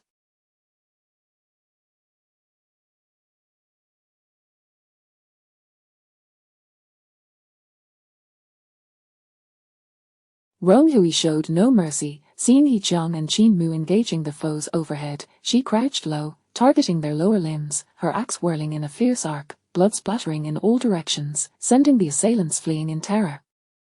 Zhang Jishan peered over the board, meticulously assessing the battlefield, and at last, his confusion dissipated. It became clear why these 8 individuals could so easily decimate Qi Qian. They were far from the frail and feeble he had expected. They were akin to Seres, utterly unlike the denizens of a peaceful society. Moreover, he began to notice peculiarities. As thoughts swirled in his mind, his hands remained deft, the intricate crossbow tracking the movements of his adversaries, poised for the right moment. At that instant, in a fit of rage, Wu Sen relentlessly pounded the thugs with fists the size of sandbags, leaving his back unguarded. Zhang Jishan seized the opportunity, launching an arrow with blinding speed. The sound of the arrow slicing through the air reached Wu Sen's ears, and with a quick reflex, he ducked. Alas, the arrow struck one of his own men, who let out a pained scream, collapsing from the fatal wound inflicted by his own second brother. HMPH, what a second-in-command indeed. Even his own men fall by his hand. Wu Sen jeered, hoisting a thug high above his head and flinging him toward Zhang Jishan, the body landing at his feet, blood spilling forth. Zhang Jishan's expression darkened. He felt the scrutinizing gazes of his subordinates upon him, filled with doubt, yet he could only remain hidden behind the board, biding his time, for engaging in close combat would be tantamount to courting death. The remaining subordinates dwindled, most having succumbed to Wu Sen's might. Fixated on Wu Sen, Zhang Jishan's eyes, bloodshot with intensity, soon spotted an opening, and he released another arrow with lightning speed. Wu Sen, still wearing a sneer, prepared to evade the projectile, when suddenly, Chen Lei inexplicably shouted, "Watch out," and lunged toward Wu Sen. In Wu Sen's eyes, the world seemed to slow, akin to a movie in slow motion. He was confident he could dodge the incoming arrow, but just as he initiated his evasive maneuver, Chen Lei shoved him back into position. Confusion, rage, and fear filled Wu Sen's gaze as he could only watch helplessly as the arrow approached. Thud. It struck him squarely in the left eye. The barbed arrow had penetrated deep into his brain, and in his final moments, Wu Sen beheld the cruel smile of Chen Lei. Wu Sen managed to utter a single word before he succumbed to eternal darkness. Chapter 61, The Frigid Apocalypse. 56. Like a small mountain, Wu Sen collapsed unexpectedly, catching everyone off guard. The battlefield fell into a momentary paralysis. Even Zhang Jishan was startled. He had indeed been aiming at Wu Sen, but he had also prepared himself for the possibility of Wu Sen evading the shot. Who could have anticipated that it would be one of their own who betrayed him? Rong Hui rushed to Wu Sen's side, desperate to stabilize his life with her skills. Light of the Holy Mother heals a designated individual, restoring 50 health, applicable to 3 individuals or fewer, designated. Wu Sen. Skill ineffective, cannot be used on deceased targets. Rong Hui clenched her fists, gently closing one of Wu Sen's unyielding eyes, her head bowed, obscuring her expression. Brother Wu. Please get up, it was I who caused your demise. Chen Lei scrambled over, rolling and crawling, pounding his chest heavily while pushing against Wu Sen's lifeless body, wailing loudly, I intended to shield you from the arrows. Brother Wu. Rong Hui cast a cold glance at his theatrics. Had she not witnessed the entire event, she might have been deceived by his shameful display. She had always trusted Wu Sen's skills. It was merely the sound of the arrow slicing through the air that had drawn her gaze, inadvertently leading her to witness Chen Lei's deliberate lunge. She distinctly remembered that, at the moment Wu Sen was struck, Chen Lei's expression was one of elation and surprise, hardly that of a comrade, but more akin to a bitter enemy. Chen Lei's actions were undoubtedly premeditated, though Wu Sen had often spoken harshly, and she harbored no particular camaraderie towards him. The loss of a vibrant life that had fought alongside her just moments ago, and at the hands of their own, was profoundly disheartening. As if in response to the somber atmosphere, snow began to fall from the sky, blanketing the grotesque blood and bodies, rendering the landscape a pristine white, as though nothing had transpired. Tai Mu approached, shaking the blood from her tang knife. She had initially intended to eliminate Wu Sen after their mission, only to find that someone else had beaten her to it.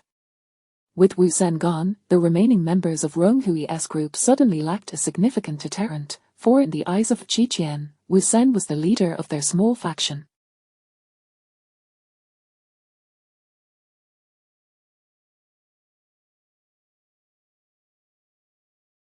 Now that their leader had perished, Zhang Jixin felt emboldened enough to set aside his defenses, surrounding the remaining few from Qi Qian. It seems you've turned against each other. I've never seen comrades push toward the muzzle of a gun before, Zhang Jixin mocked, and upon hearing his words, the expressions of Zhang Ming and the others shifted. Though they had not witnessed the scene directly, Chen Lei's phony wails and Wu Sen's terrifying corpse instilled a fear that Chen Lei's next target might well be themselves. Shut your mouth. I didn't do it on purpose. Chen Lei, sensing the growing mistrust and wariness from those around him, protested hoarsely. Zhang Jixin appeared to find the situation amusing, laughing heartily. Har har har, you didn't shield him when it mattered. You were merely waiting for him to dodge before you acted. Do you think others are fools? You. Chen Lei's face turned a deep shade of purple, his lips quivering, struggling to utter a single word. I advise you not to resist. Your leader is already dead. Tell me where the supplies are, and we at Qi Qian will treat you well. With Wu Sen, their primary combatant, gone, Zhang Jixin felt considerably more relaxed, viewing the remaining few as no real threat. Second brother, can we finish off these two? Rong Hui remained stooped, unresponsive, as if she hadn't heard their lewd remarks. Qin Mu narrowed her slender eyes, coldly raising her tang knife, the still drying blood dripping from its blade. The members of Qi Qian closed in slowly, much like cats stalking their prey, with Chen Lei pushed to the forefront, his legs trembling uncontrollably. After this encounter, it was clear to everyone that he was no good. The sound of shoes scraping against the snow crackled through the air. Rong Hui's expression remained calm, seemingly devoid of fighting spirit, when he continually glanced at her, seeking a strategy, yet found none. Just as the thugs approached within arm's reach, Rong Hui suddenly struck, drawing a dark gun and aiming it directly at Zhang Jixin. Earlier that morning, she had placed the gun given to her by Director Zhang into an easily accessible pocket, but with limited ammunition and average accuracy, she had been waiting for the perfect moment. And now, that moment had arrived. Zhang Jixin's previous caution had proven wise. From the distance of a courtyard, Rong Hui had no real hope of hitting him. Fortunately, Wu Sen's death had relaxed his vigilance, allowing him to stand merely a step away from her. The dark barrel gleamed with metallic luster, the weight of the gun exuding authority. Cold sweat instantly broke out on Zhang Jixin's brow. For reasons unknown, he felt certain that this gun was genuine. Where did you get that toy gun? It's laughable. Regardless of the circumstances, he felt compelled to bluff. In case she had no bullets, the man who had earlier mocked sprang forward, attempting to grab Rong Hui's arm. Hey, little lady, I'm not in the mood for games. You dare to point that at our second brother? Rong Hui deftly dodged the man's lewd advance, pivoting the gun and firing a shot at the snow beside Zhang Jixin's feet, the sound echoing as the snow erupted high into the air. The gunshot stunned both allies and enemies alike. He Qiang and Qin Mu widened their eyes in disbelief. They had been ordinary people before entering this ordeal, having never encountered a real firearm. The acrid scent of gunpowder filled the air, and an eerie silence enveloped the crowd. Zhang Jixin gulped audibly, feeling the remnants of the bullet lodged in his shoe, yet the extreme cold dulled his sense of pain for the moment. Step back. We can talk this over, Zhang Jixin barked at his subordinates, forcing an ugly smile onto his gaunt face. Young lady, that thing can kill. Let us have a nice chat without resorting to violence. Rong Hui continued to aim the gun at him, her expression unyielding. Who exactly has been the one resorting to violence? It's us. We were wrong. I'll leave right now, okay? Zhang Jixin's face turned pale, his words tumbling out in confusion. Have your men retreat outside. Rong Hui commanded coldly. Zhang Jixin hesitated for a moment but ultimately complied, repeatedly insisting, retreat. You all go outside, wait out there. Among his remaining men, only a few could still stand. Having been terrified by the gunfire, they hastily fled, disregarding Zhang Jixin. The chaotic sound of their retreating footsteps caused veins to throb on Zhang Jixin's forehead. These fools were utterly lacking in decorum. Rong Hui pressed the gun's barrel against him. You contact Xu Zhiyou and have him come here immediately. Zhang Jixin wore a face of despair. It's not that I don't want to, but Xu Zhiyou is extremely cautious. He's more careful than the turtles in the river. There's no way he'll come here. I want to gamble with my life. You have to believe me. Chapter 62, The Frigid Apocalypse, 57. Within the humble abode where the troops were concealed, Zhang Liwen's expression grew grave upon hearing the sound of gunfire. The moment firearms were employed, it signified the use of their last resort, and it was evident that Rong Hui and her companions were undoubtedly facing a dire predicament. Report, Commander. We have extracted information. The two miscreants indicated that Xu Zhiyou is in hiding and has not arrived, accompanied by 3 or 4 bodyguards, only sending Zhang Jixin to lead them, relayed a soldier as he rushed to Zhang Liwen with the updates. The captured individuals trembled at the sight of the military personnel, having confessed without enduring any severe punishment. Bang! Zhang Liwen's fist struck the table with force, his teeth clenched in ire. That old scoundrel. It was unexpected that Xu Zhiyou was not merely cautious of the authorities, but was wary of any potential threats to his safety. Send someone to investigate what transpired at the small courtyard and why gunfire has erupted, Zhang Liwen commanded, dispatching 2 reconnaissance soldiers despite possessing binoculars that were insufficient for clarity on the situation. Understood. In tandem, he assembled all soldiers, readying them to assist. Can you hear me? What is the current situation? Do you require our intervention? Zhang Liwen inquired through his walkie-talkie, binoculars in hand. Director Zhang, we are currently in a standoff with Qiqian. Captain Rong is negotiating with Zhang Jixin, came the response from Wang Shuai, who, due to his injuries, remained hidden. He hesitated upon seeing the walkie-talkie's signal light illuminate, yet ultimately relayed the situation, omitting the detail about Rong Hui wielding a firearm. He feared that the authorities might apprehend her due to her possession of a gun. Zhang Liwen's brow furrowed in concern. All right, inform me immediately of any urgent developments. This time, capturing Zhang Jixin was assured, yet Xu Zhiyou remained uncertain. They still had to execute their mission at the pharmaceutical factory and could not afford to linger with the Qiqian for too long. If their plan to lure the enemy ultimately failed, they would have to retreat for the time being. In the small courtyard, Zhang Jixin raised his hands high, pleading earnestly with Rong Hui, young lady, I am merely following orders.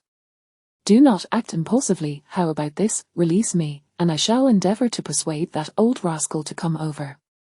Nearby, Wanyi scoffed at his deceitful words. Releasing you would be akin to setting a tiger back into the mountains.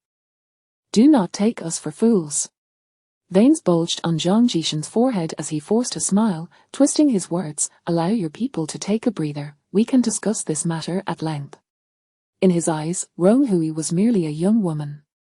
While he feared the gun in her possession, he underestimated her fundamentally. Once her comrades were absent, he could easily manipulate this young lady. After a fierce battle in the snowy terrain, their legs had long since lost feeling, and in the stillness, one could even hear the chattering of teeth from an unknown source. With her teammates remaining would serve little purpose. Rong Hui gestured behind her. You all should head inside, bring Wu Sen in as well. Wu Sen had been of considerable assistance. At the very least, he deserved a proper farewell. No way. Captain, it is too perilous for you to be alone. Wang Yu was the first to voice his opposition. Zhang Jixin was cunning and crafty. How could she withstand him single-handedly? Rong Hui, however, was disinclined to repeat herself, dismissively waving her hand without a glance. He Qiang and Qin Mu, seeing her resolute determination, sheathed their weapons and retreated indoors, while Zhang Ming helped Wang Yi carry Wu Sen inside. Only Chen Lei remained frozen for a moment before suddenly snapping back to reality and rushing inside. The small courtyard soon emptied, leaving only Rong Hui and Zhang Jixin standing in the center, a thin layer of snow accumulating on the raised arm of her gun, unmoving. Zhang Jixin's eyes half-lowered, glinting with calculation, his mind racing to devise a scheme to deceive Rong Hui. Where is your crossbow? Rong Hui inquired casually, as if engaging in trivial conversation, yet Zhang Jixin appeared momentarily frozen, his pupils dilating. I recall you entering with the crossbow. You did not hand it over to anyone else. Rong Hui tilted her head, scrutinizing Zhang Jixin. He was clad in a thick, taut leather coat, ill-suited for concealing items, and there were no pouches at his waist. Now he stood empty-handed, for even the most exquisite of crossbows could not simply vanish into thin air. As the truth of concealment dawned upon him, Zhang Jishan's demeanor shifted, the odd suspicions replaying in his mind, gradually coalescing into a coherent realization. His hand slowly descended as he fixed his gaze upon Ronghui. You are a survivor, and you know, it would be more accurate to say, you all are survivors. Zhang Jishan finally grasped why these individuals possessed commendable abilities yet bore no signs of training. To dare provoke Qi Qian, with merely 8 people, they were undoubtedly survivors, equipped with remarkable skills and tools. Ronghui's expression betrayed no surprise. She had long wished to see what the crossbow Zhang Jishan. In that moment, she realized that unless some fantastical change had occurred in this world, Zhang Jishan must have stored the crossbow within a system backpack. Thus, his true identity was laid bare. I am indeed a survivor, but not all of them are. Ronghui deftly flipped the gun, shaking off the snow from her shoulder. So, do you intend to continue fighting? Zhang Jishan found himself momentarily speechless. If they were indeed all survivors, then why were they being manipulated within the confines of the instance to engage in futile conflicts, resulting in senseless casualties? The chaotic state of affairs left him momentarily at a loss, simply wishing to bury his face in his hands. Chapter 63, The Frigid Apocalypse. 58. A profound silence enveloped the air, as ominous clouds drifted in, obscuring the remaining light. It seemed yet another blizzard was imminent. Ronghui's expression was shrouded in ambiguity, yet her gaze radiated an all-seeing insight, fixated on Zhang Jishan. Furrowing his brow, Zhang Jishan questioned, if you are indeed a survivor, why provoke Qi Qian in a bid for this so-called leadership? They all understood that the primary mission of a survivor was simply to endure, perhaps engaging in some auxiliary tasks assigned by the system. Yet, Ronghui and her companions exerted tremendous effort to confront Qi Qian, even at the cost of one of their own, a desperate endeavor that was evidently out of the ordinary. Not quite. Suddenly struck by a realization, Zhang Jishan's eyes widened. Are you doing someone else's bidding? Are you seeking revenge on us? His mind raced through the various factions and organizations that had recently clashed with the Qi Qian, but he could not identify a plausible target capable of hiring these 8 individuals to do their bidding. The backing must be formidable. As he continued to harbor doubts and dismiss them, a colossal entity surged through his thoughts, and he had a moment of clarity. The government. Are you working for the government? This was more an assertion than a question. If they were indeed sent by the government to dismantle Qi Qian, then Ronghui's possession of a firearm would be explicable. The replica world mirrored their reality almost perfectly, making it exceedingly difficult for ordinary individuals to acquire weapons. Furthermore, all surviving survivors were acutely aware that the system's latest auxiliary task required 1,000 exchange points. It would consequently make sense for them to serve the government in exchange for those points. Ronghui was not surprised that he had discerned this, for otherwise, she would not have been regarded as a Qi Qian's strategist. With her arms crossed, she regarded Zhang Jishan with an air of nonchalance. Since you've guessed it, I shall not conceal the truth from you. I do not know how you came to associate with Qi Qian, but as a fellow survivor, I urge you to adhere to the rules of this realm. I do not recommend opposing the government. Zhang Jishan lowered his gaze, obscured behind thick lenses, his expression inscrutable. Clenching his jaw, he suppressed the resentment bubbling within him. How could this woman, so comfortably poised, possibly understand the hardships he had endured over the past 10 days to survive? In the real world, Zhang Jishan was a highly intelligent individual, employed at a research institute. Although he lived in a peaceful society, he had been diagnosed with emotional dissociation as a youth, rendering him incapable of accurately perceiving emotions or alleviating anxiety. The only moments of tranquility he found were during animal dissections, where the creatures were utterly defenseless, providing him with a sense of control he craved. However, during a business trip, he inexplicably found himself ensnared in this apocalyptic train system, compelled to participate. Upon entering the instance, he had found himself imprisoned, a dire beginning. The devastation unleashed during the calamity was terrifying. He narrowly evaded hail several times but could not withstand the biting cold and hunger. To survive, he supported Xu Jiyu's uprising against the prison guards. Had Xu Jiyu not taken the lead, he would have done so himself, after enduring days of inadequate sustenance and warmth, he dared not rely on the government for his life.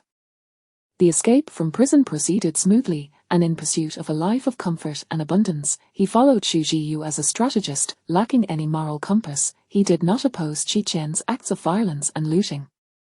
Rather, he actively contributed ideas and strategies. One day, a girl, claiming to be his sister, inexplicably sought refuge with him, though he had no prior acquaintance with her. Nevertheless, Xu Jiyu took a liking to her, and without hesitation, he offered her up, feeling no moral burden.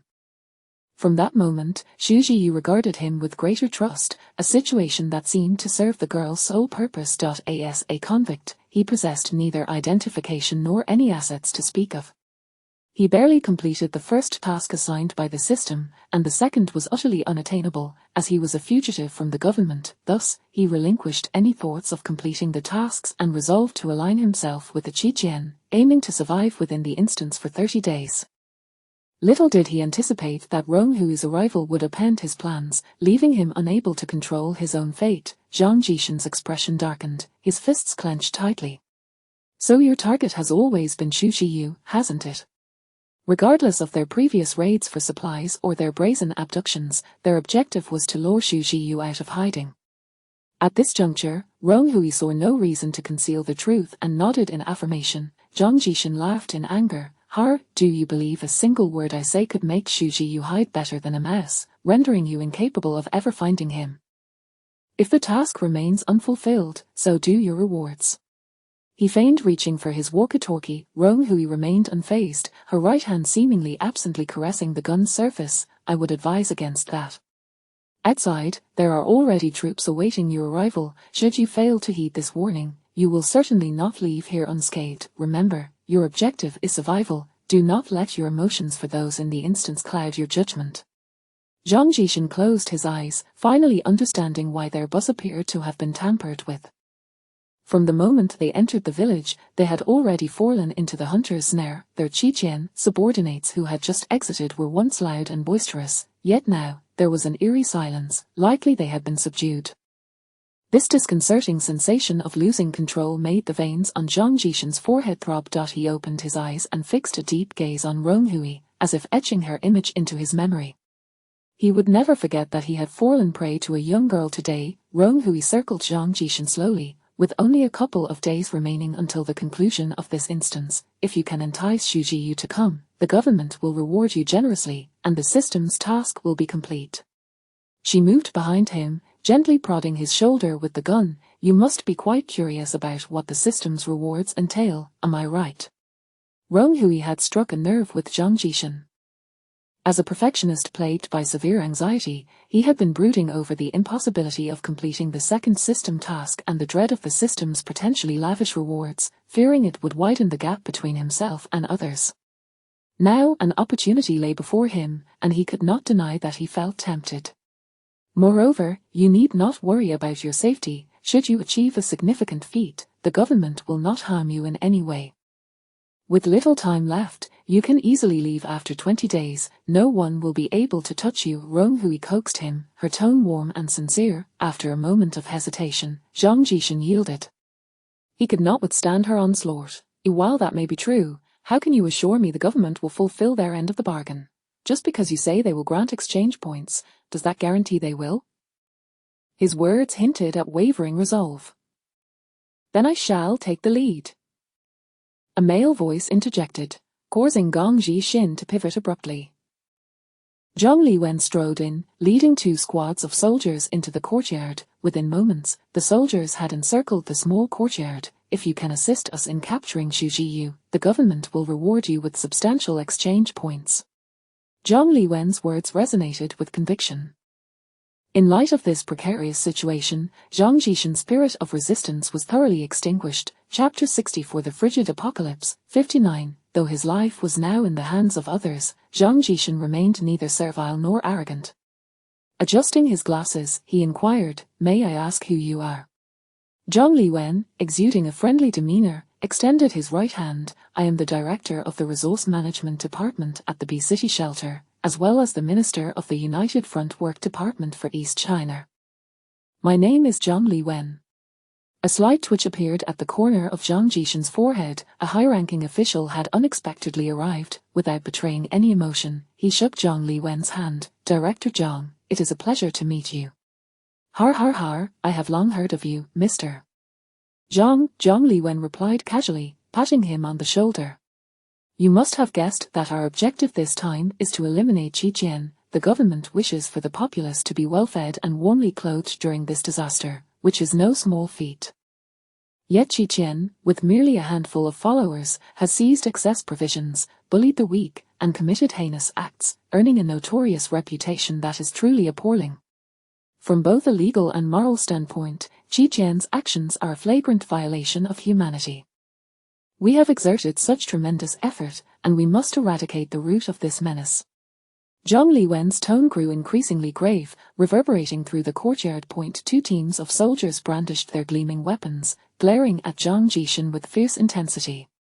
Despite the frigid temperature of -60 degrees, a thin sheen of sweat appeared on his back.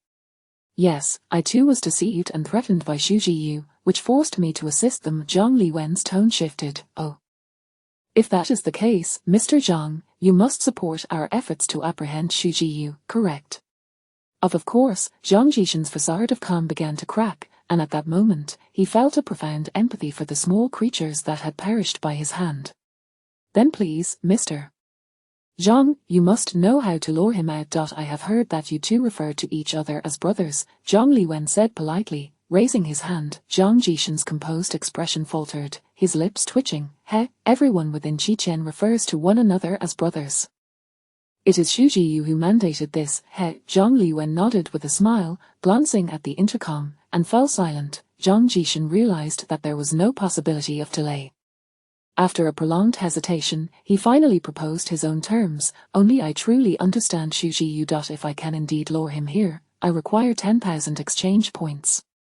The people resting in the front hall gasped in astonishment, and Rong Hui cast a sidelong glance, taken aback by Zhang Jishan's audacity. Even in such dire circumstances, he dared to make such a bold demand. Truly, he was a remarkable individual who could rise to the position of second-in-command in Qiqian straight from prison. However, 10,000 exchange points was indeed a considerable sum. Zhang Jishan likely underestimated the purchasing power of exchange points at the shelter. Previously, Zhang Liwen had explained to Rong Hui that one exchange point could roughly be exchanged for 1 kilogram of rice, which was significantly more valuable than the original currency. 10,000 exchange points could sustain hundreds of people. Very well, I will put it plainly, if you assist in capturing Xu Jiyu, the government will grant you 10,000 exchange points.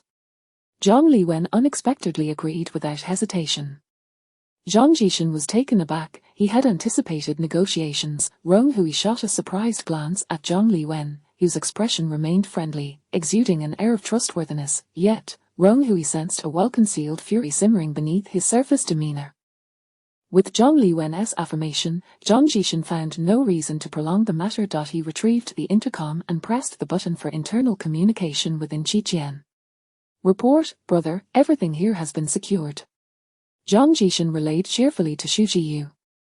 As expected, Xu Jiyu had been anxiously awaiting his news and jubilantly clapped his hands on the chair. Xiao Zhang, well done, you are indeed my most valued younger brother. What of those who betrayed us? Have they all been dealt with? Brother, those 20 or so brothers did not betray us. They were merely knocked unconscious and locked up by this small gang. They have all been rescued, and not a single brother is missing. Har har har. Excellent, Xu Jiyu, do not treat them poorly, only a fool would betray us. Xiao Zhang, you should bring everyone back now. Tonight, I shall host a celebratory banquet for you. Xu Jiyu's affable tone made Zhang Jishan break into a cold sweat. Brother, this gang has hoarded an extraordinary amount of provisions. The rice is piled high like a mountain, and we found several boxes of your favorite Mao Tai. Xu Jiyu was overjoyed. Really? Quickly, bring it all back. Zhang Jishin feigned difficulty. But the brothers are all here, and we currently have no vehicles to return. We also found the supplies that were previously stolen from the warehouse, and we cannot transport everything at once, brother. Why not hold the banquet here in the village? It would be a good opportunity for you to see if there are any valuable items to add to the storeroom. On the other end of the intercom, Xu Jiyu was somewhat reluctant. He was comfortably ensconced in a well-fortified shelter and was loath to venture out into the cold. The environment in the village was hardly as cozy as his meticulously arranged space. As Xu Jiyu sought a reason to decline, Zhang Jishan dropped a bombshell. By the way, brother, this small gang knows how to enjoy themselves. We captured 2 rather attractive women. Did you not mention that you were tired of the women from the service area? These 2 are far prettier than the previous ones. One is beautiful, and the other is pure. You will surely be satisfied. Swish. Qin Mu, resting in the front hall, drew her tang knife, her half-covered face as cold as ice as she glared menacingly at Zhang Jishan. I was merely finding a reason. I meant no offense, Zhang Jishan stammered, retreating behind Zhang Liwen and weakly explaining to Ronghui. Zhang Liwen gestured for Qin Mu to calm down, and upon seeing Ronghui give her a knowing look, she reluctantly sheathed her knife, casting a lethal glare at Zhang Jishan. Zhang Jishan wore a bitter smile, appearing as a hapless scapegoat, while Ronghui raised an eyebrow, her eyes devoid of warmth. She never took Zhang Jishan's superficial emotion seriously. Anyone who had survived from prison to the present was assuredly not a simple character. On the other end of the intercom, Xu Jiyu's interest was piqued. Amidst the recent turmoil, he had no desire to entertain the women from the service area, yet here fate had delivered him 2 stunning beauties. This was a clear sign that he was indeed favored by fortune. Now consumed by desire, Xu Jiyu dismissed the brutal cold and exclaimed with excitement, "Good lad, you truly understand me. I am on my way. Keep an eye on the women and do not allow anyone beneath you to play with them first." Chapter 65, The Bitter Cold Doomsday, Part 60. Zhang Jishan responded in a humble manner, confirming that Xu Jiyu was indeed coming. He switched off the intercom and respectfully handed it to Zhang Liwen. "Director Zhang, it's not my intention to offend, but Xu Jiyu is quite the libertine. This is the only way to entice him here." A smile adorned Zhang Liwen's face as he accepted the intercom, patting Zhang's shoulder with a robust hand. "Well done. Mr. Zhang is truly a talent. You flatter me, sir. Previously, I was coerced into committing acts against my better judgment. I hope you won't misconstrue my intentions," Zhang Jishan replied earnestly, his expression one of utmost sincerity. "Har har, how could that be?" Zhang Liwen waved his hand dismissively. "We shall soon rely on Mr. Zhang to perform this act. I will conceal my men. Leave it to me." 2 squads of soldiers swiftly retreated like flowing water, vanishing into the village, the woods, and the snowy expanse under Zhang Liwen's command. Their exceptional quality and rapid movements sent a chill down Zhang Jishan's spine. Having navigated the intricacies of this scenario for so long, he still possessed a trump card. It was only through this advantage that he had the fortitude to negotiate. However, witnessing these well-trained troops, he couldn't help but feel relieved that he had not resisted. Otherwise, he might have remained trapped in this scenario forever. Individual strength will always pale in comparison to the might of the state apparatus. Those resting to warm themselves in the front hall relocated to the backyard. "Captain Rong, should we assist?" Wenyi supported his brother, gradually placing Wen Shui against the wall to rest. Observing the mission nearing its climax, he felt a twinge of excitement. "How do you look down upon Director Zhang? He is the Minister of the United Front Work Department. Just don't hinder our efforts." Chen Lei, having regained his energy, jumped into ridicule Wenyi. "The enemy lore mission ends here. We need not intervene further. Everyone, take a well-deserved rest. By the way, regarding how Wu Sen met his demise, I witnessed the entire ordeal and will report to Director Zhang accordingly." Rong Hui was discreetly searching for a large storage bag within the system space to collect Wu Sen's remains, as a final farewell. Chen Lei exploded upon hearing this. "Damn it, how do you intend to report it? Don't distort the facts. I clearly stated it was an accident." Rong Hui raised an eyebrow, casting a cold glance at him. "Why are you so anxious? I haven't stated how I would report this matter, yet here you are, jumping to conclusions. Hey, someone must be feeling guilty, murderer." Wenyi seized the opportunity to throw in a sarcastic remark, only to be grasped by his brother's wrist, suppressing the rest of his words.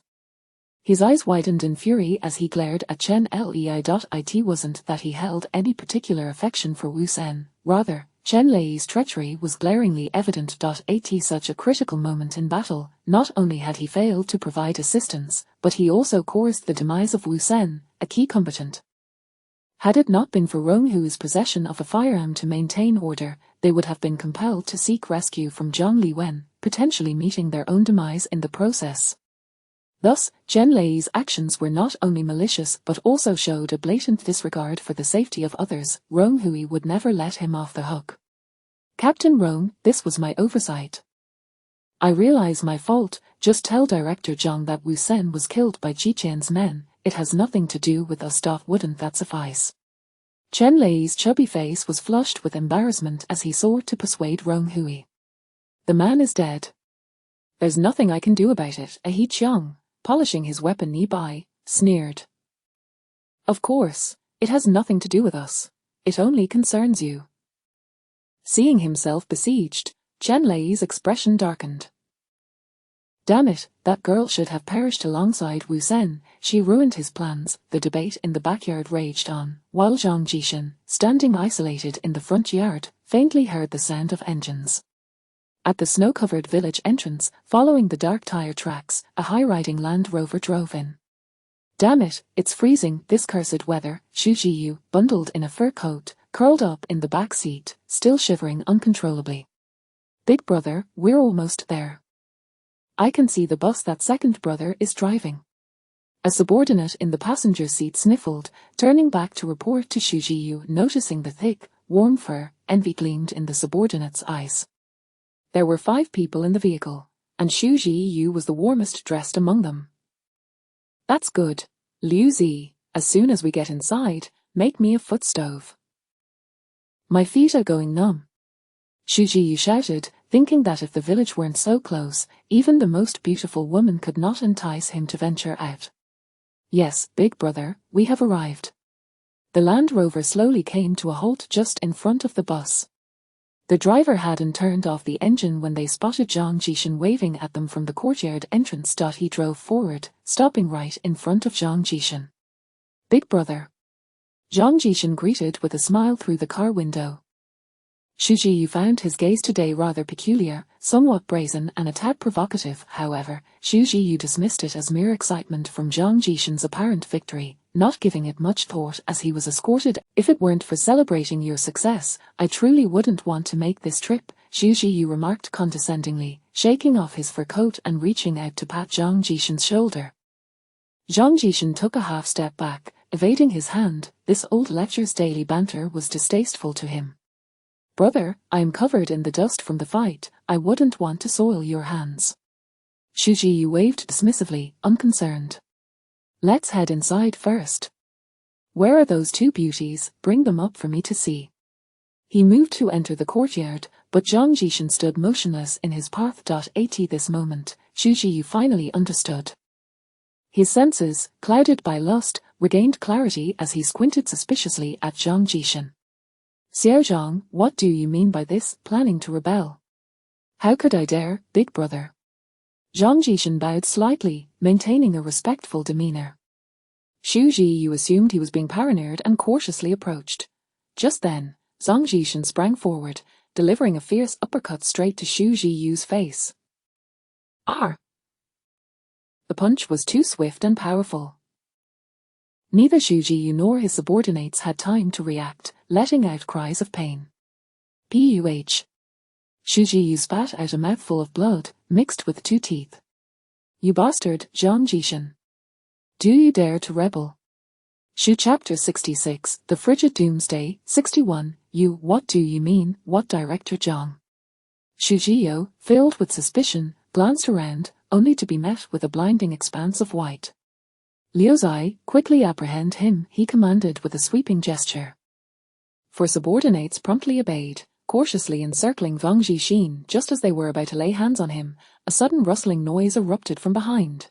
Already a startled bird, Xu Jiyu turned in panic, only to confront the ominous barrel of a firearm.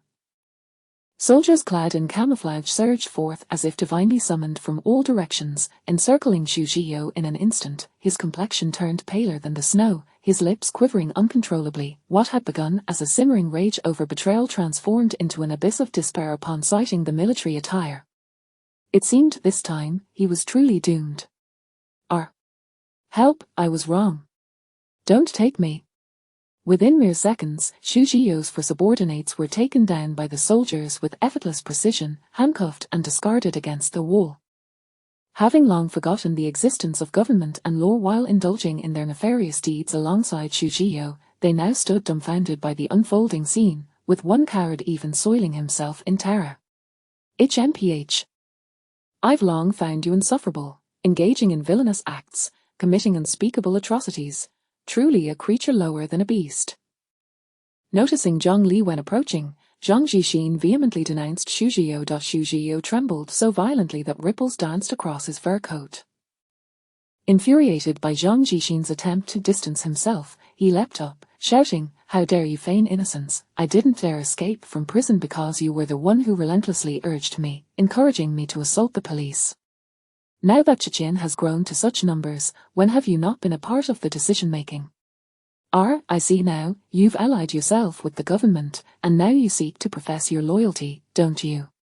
Xu Zhiyo's face shifted from pale to a sickly shade of green, glaring at Zhang Jixin like a vengeful spectre. Har har har, where is this director Zhang you speak of? I possess evidence of your orchestrating the arson of a residential building, resulting in the deaths of an entire block of people. I shall let them all know just how malevolent you truly are. Zhang Jixin's eyes widened in disbelief, and he retorted loudly, "Cease your baseless accusations.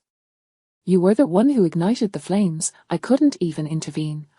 Is that so? Then I must gather evidence. Xu Zhiyo, now indifferent to the soldiers and their firearms, perceived Zhang Jixin as having long since allied with the government and orchestrated this series of events, leading to his fall from the leader of a gang of over 50 to merely a fish on the chopping block.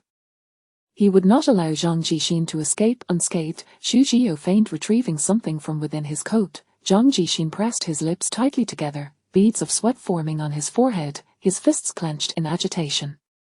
That incident was their first large-scale robbery after escaping from prison, targeting a mid to high-end residential complex. They began with Building 1, robbing households one by one of supplies and women. Initially, the residents dared not leave their homes, locking themselves in, only to be met with violent entry and loss of life.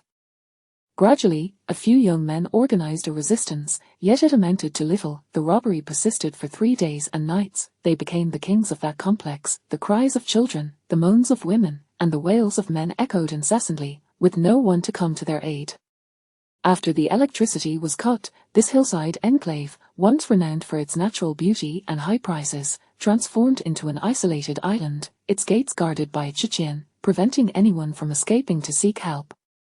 Just as they were concluding their plunder of the last building, they discovered that all entrances had been cemented shut unbeknownst to them, while the residents, seizing the opportunity during the robbery, had found materials from a still under renovation unit and, through collective effort, sealed off the stairwell, hoping to deter these beasts. In truth, Chechen, having already amassed an abundance of goods, could have easily ignored that building. Their supplies were more than they could carry. However, after 3 days of being treated as emperor, Xu Zhiyo could not tolerate this defiance and raged below for quite some time. At the moment Zhang Jixin sought to gain his trust, he proposed a vicious plan, to set fire to the stairwell, suffocating the residents with the smoke as they ascended. What was originally intended to barricade Chechen would become their tomb.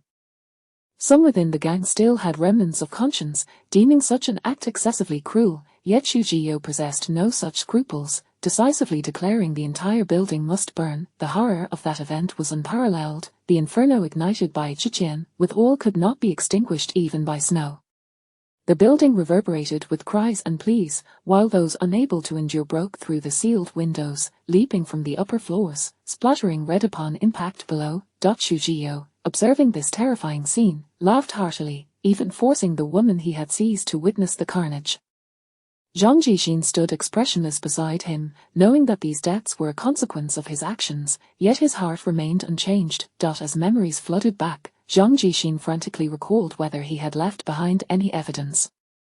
Surely not, he had merely suggested it, and the fire had been set by others. His hands were clean. If Zhang Liwen were to learn of the truly heinous plan he had once proposed, would the promised exchange point still remain? With a slow motion, Zhang Jixin concealed his hands behind him, revealing a crossbow in an instant. He could not allow Xu Jiao to live to see Zhang Liwen. You think you can survive alone? How naive. Xu Jiao slowly extracted something from his bosom, malice glimmering in his eyes. Whoosh, an arrow shot forth, piercing Xu Jiao's heart with brutal force. Bang! Almost simultaneously, Xu Jiao drew a handgun from his chest, and in the last moment before collapsing, fired a shot that struck Zhang Jixin's neck. Xu Jiao stared in disbelief at the arrow's fletching. Blood gushed forth, and he fell heavily, eyes wide open in death. Meanwhile, Zhang Jixin clutched his neck, which was spraying blood, his vision dimming. He finally understood what Xu Jiao had concealed all along. During the attack on the prison guards, he had paid close attention to their sidearms but had never discovered their whereabouts. Unbeknownst to him, Xu Jiao had covertly taken one. Xu Jiao had no evidence, he merely sought to kill him. The bullet had grazed his carotid artery, blood saturating his clothing. Zhang Jixin's vision blurred, collapsing beside the door, faintly glimpsing Zhang Liwen's face. Director Zhang, the exchange points, his obsession compelled him to utter those words. Zhang Liwen, having witnessed the entire scene, approached with measured steps. How did you sustain such grave injuries? There are no hospitals available now. Mr. Gong, you must hold on. Stop the bleeding, help me, Zhang Jixin gasped, his voice barely a whisper. Chapter 67 The Frigid End of Days. 62. Zhang Liwen slowly crouched down, meticulously examining the injuries of his companion. Where is the medic? Come and take a look at him. A soldier, hastily carrying a medical kit, rushed over, lifted the eyelid of Zhang Jixin, and inspected his hand to glimpse the wound. He did not even open the medical kit. Report: this gentleman's gunshot wounds are far too severe. He requires a blood transfusion. However, at this moment, the medic's voice trailed off as he cast a sympathetic glance at the man on the ground. Those present understood his implication. It seemed Zhang Jixin was destined to await his demise. No. Cough, cough, please help me stop the bleeding. With a bandage, Zhang Jixin's lips moved as blood froth began to spill forth. Weakly, he lifted his blood-soaked hand, gripping the medic's sleeve with desperation, distorting the thick camouflage fabric. Director Zhang, the soldier stumbled back, caught off guard by the sudden exertion of strength from Zhang Jixin, casting a hesitant glance at Zhang Liwen. Do not worry. Just attend to your duties. Zhang Liwen displayed not a hint of urgency on his face as he waved his hand. The soldier pried Zhang Jixin's fingers open one by one and departed with the medical kit. In utter despair, Zhang Jixin slumped down, finally comprehending that Zhang Liwen had deceived him from the beginning. He would never redeem him for bringing out Xu Jiao. Now, as he teetered on the brink of death, it appeared Zhang Liwen was rather pleased to eliminate him without having to dirty his hands. You are so cruel. The color drained from Zhang Jixin's face, taking on a pallid hue, his eyes losing focus. Zhang Liwen brushed the dust off his gloves, regarding him with a puzzled expression. Am I cruel for a murderer who set fire to a building? Zhang Jixin's eyes widened in disbelief. How can you be certain it was me? Xu Jiao had not produced any evidence, after all. The sins of your Qichen gang have long been meticulously recorded by us. The government was preoccupied with the shelter issues, leaving you unaddressed. Now, your retribution has arrived. Zhang Liwen rose, casting a shadow from above onto Zhang Jixin, his expression icy. I was left with no choice. I am guilty. Zhang Jixin lowered his head, tears welling in his eyes. I was once a good person, driven to this point by the state of the world. Director Zhang, I know I am dying. Please take these. He struggled to retrieve a key from his pocket, extending it towards Zhang Liwen. One of Xu Jiao's small storerooms is in the basement of the staff cafeteria. This is the key. There should be another on him. I hope it will be of assistance to you. Cough. I can die without regrets. His hand trembled as he offered the key.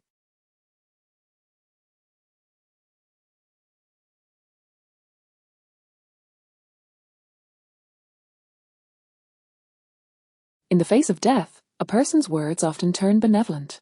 Zhang Liwen squinted at him for a moment, then bent down to accept the key. Cough, cough. I have but one dying wish. I hope you can fulfill it. Director Zhang, a Dong Jixin gasped for breath. Could you carry me inside to wait for death? There is a saying in my hometown, a person should have a roof over their head before they die, to ensure a smooth reincarnation. Tears streamed down his face, sincere and heartfelt. Previously, Zhang Jixin had awaited Xu Jiyou by the small courtyard gate. Now, he lay in the same position as Xu Jiyou, blocking the entrance. Zhang Liwen had initially intended to move both men to a secluded area. He held no belief in Zhang Jixin's words. The most likely scenario was that he hid medication, hoping to treat himself when no one was around. However, his penetrating injury was severe, and with excessive blood loss, he would merely await death without modern medical assistance. You two, come over here, search these two men, and then carry them to the side room, Zhang Liwen called to two soldiers. He was eager to address the ensuing series of trivial matters and had no time to engage in a battle of wits with Zhang Jixin. Were it not for the military's discipline, which forbade direct harm to surrendering prisoners, Zhang Liwen would have relished the opportunity to personally see him off. Regardless, it was nearly time. Even if Zhang Jixin had concealed medication, he intended to unearth it. Thank you, I can die with my eyes closed. Upon hearing these words, Zhang Jixin slowly closed his eyes, surrendering to the soldiers as they searched him. His crossbow and arrows were taken, along with a few pieces of chocolate, but no medications were found. Once searched, he was unceremoniously tossed into the firewood shed. In the back courtyard, Ronghui and the others heard the sounds of argument and gunfire, locking the door in fear. They had resorted to using firearms, and they had no authority to intervene. It was only after a quarter of an hour that Zhang Liwen sent someone to knock on the door, prompting Ronghui and the others to finally open the bolt. Miss Rong, Ji Qian has been eradicated. Director Zhang requests your presence in the front hall for a meeting. A tall, spirited soldier nodded at them, his eyes reflecting the relief of a task well accomplished. Har har, it is indeed Director Zhang who has taken action. Congratulations. Chen Lei squeezed through the crowd, producing a cigarette from seemingly nowhere to offer to the soldier. This is a Huazi, care for a smoke? The soldier stepped back, fully opening the door to the backyard. Thank you for your kind offer, but we must adhere to our discipline and cannot accept anything from you. Please proceed to the front hall. Chen Lei awkwardly retracted his hand, feigning nonchalance as he twirled the cigarette between his fingers, resting it on his cap. Hey, what's a mere cigarette? The open door revealed the front courtyard scene. Several soldiers were dismantling traps left behind, while four captured Chechen thugs squatted against the wall, hands atop their heads. Blood splattered the walls and snow, a chilling sight. This was quite a hard-fought battle. No one was injured, I hope. Ronghui inquired with genuine concern for the soldiers. To her surprise, the soldiers laughed. Har har, we should thank these two gang leaders. In the end, they fought amongst themselves, sparing us the trouble. Ronghui listened in astonishment to the dramatic turn of events, marveling at the poetic justice that befell the wicked. In the front hall, Zhang Liwen was reviewing the list compiled by his subordinates, which detailed all the captured Chechen thugs. Upon seeing Ronghui and the others, he wore a warm and friendly smile. Welcome. Congratulations, your mission to lure the enemy was a resounding success, aiding us in the eradication of Chechen. This is a momentous achievement. Ronghui, preoccupied with her thoughts, noticed the absence of Xu Jiyou and Zhang Jixin's bodies, feeling a twinge of curiosity. Director Zhang, what has become of those two? Why do I only see bloodstains? Because they were a hindrance to our comings and goings, we disposed of them in the firewood shed. As he spoke, Zhang Liwen appeared to remember something amusing, recounting Zhang Jixin's earlier performance to them. However, he has been searched thoroughly. There are no medications, only awaiting death. Something felt amiss. Ronghui's sixth sense warned her that Zhang Jixin must have had ulterior motives. Without pausing to explain, she dashed into the firewood shed. Inside, the shed lay empty, save for Xu Jiyou's lifeless body. Zhang Jixin had vanished without a trace. Chapter 68, The Frigid Doomsday. 63. Ronghui's actions were swift. leaving others several seconds behind in their response. What's the hurry? Chen Lei grumbled, his head unashamedly leaning forward. Wang Jixin has escaped, a Rong Hui replied, her expression darkening. The shed bore remnants of extensive bloodstains, and Xu Jiyu's lifeless body lay desolate on the floor. The dimly lit shed, devoid of windows, prompted Rong Hui to activate her flashlight, allowing Zhang Liwen, who had just entered, to discern the scene within. This old fox, even on the brink of death, managed to flee. Zhang Liwen furrowed his brow deeply, decisively summoning a tracking expert from the military. Xiao Sun, check which direction he fled. The courtyard is guarded. How could he have escaped in such a short time? Could he still be in the yard? Despite Zhang Jixin's injuries being potentially fatal, the unease lingered due to the absence of his corpse. Soldiers donned shoe covers and scoured every corner, concluding their search shortly thereafter. Report: no suspicious footprints or blood traces found, only remnants of Zhang Jixin's blood.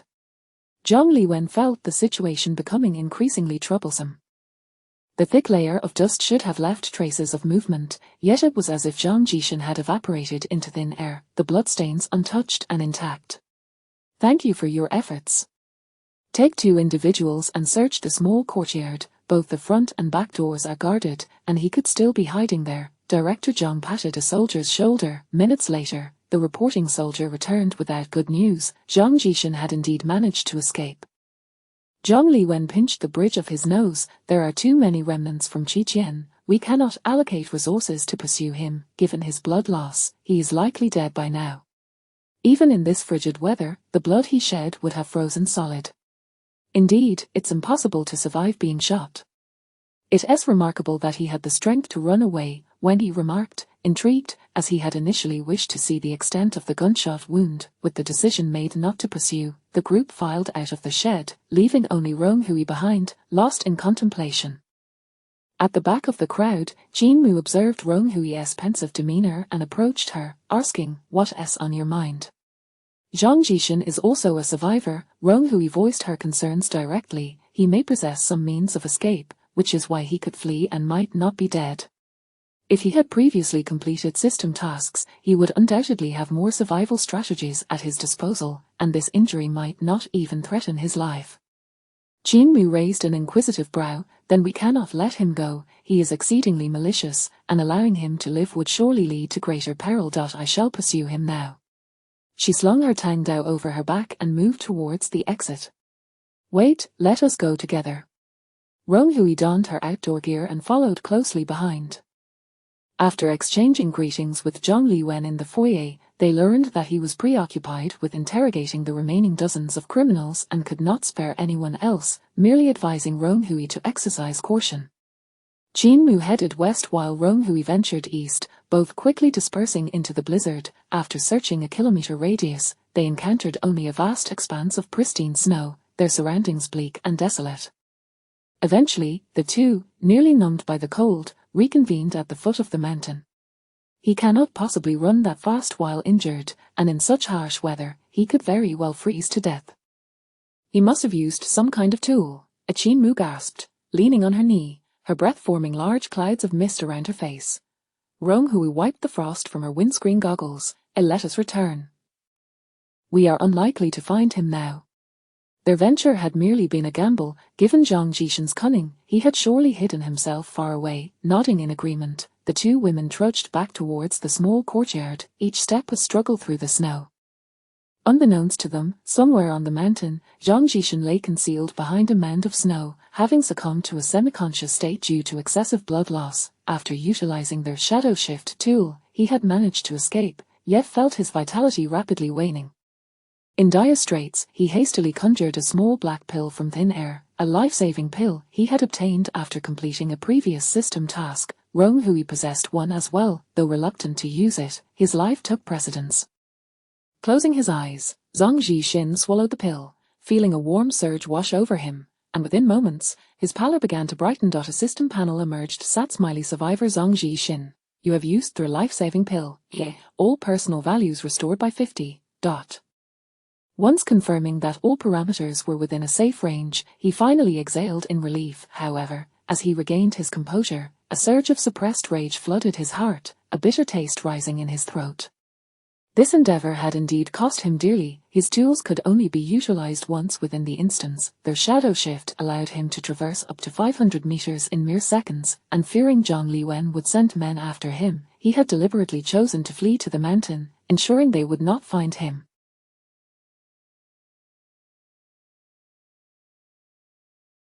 Yet, the mountain's treacherous terrain and lower temperatures made Zhang Jishin acutely aware that the warmth from the pill was rapidly dissipating. With the life-saving drug consumed and his weapons lost, his system backpack now contained only a meager assortment of food and daily necessities hastily scavenged from Qiqian, rendering his situation pathetically dire. With Qiqian eradicated and no refuge to seek, he could only wait 20 days to exit the instance, otherwise, he would have nowhere to turn, unable to seek vengeance against Zhang Liwen nor fulfill the system's 30-day survival task. Zhang Jishin pounded his chest in frustration, vowing in his heart to exact revenge on Ronghui. This girl had orchestrated everything, being one of the principal architects of his tragic predicament. Moreover, she would undoubtedly complete the system task and claim the rewards, a thought that gnawed at him with seething resentment. Having confirmed her status as a survivor, Zhang Jishin contemplated that there would surely be future opportunities to cross paths. With a sinister determination, he resolved to dissect her slowly, ensuring she met her end in terror. Yet, in stark contrast to Ronghui's current state of comfort and warmth, Zhang Jishin realized that he needed to prioritize his own survival over the next few days. Chapter 69, The Frigid Apocalypse, 6-4. As Ronghui and Qin Mu arrived at the entrance of the small courtyard, they removed their frost-laden masks, only to be met with a throng of people crowding in the backyard, the cacophony of voices carrying far and wide. Spouting nonsense. You little brat, go home and suck on your mother's milk. Stop playing dumb, it was you who caused Wu Zhen's death, we all witnessed it. Director Zhang, you mustn't believe his fabrications, Brother Wu was merely unfortunate, struck down by that old rogue, Zhang Jishin, with a single arrow. I regret not being able to save him. You're a murderer, do you think we can't tell the difference between genuine intent and feigned concern?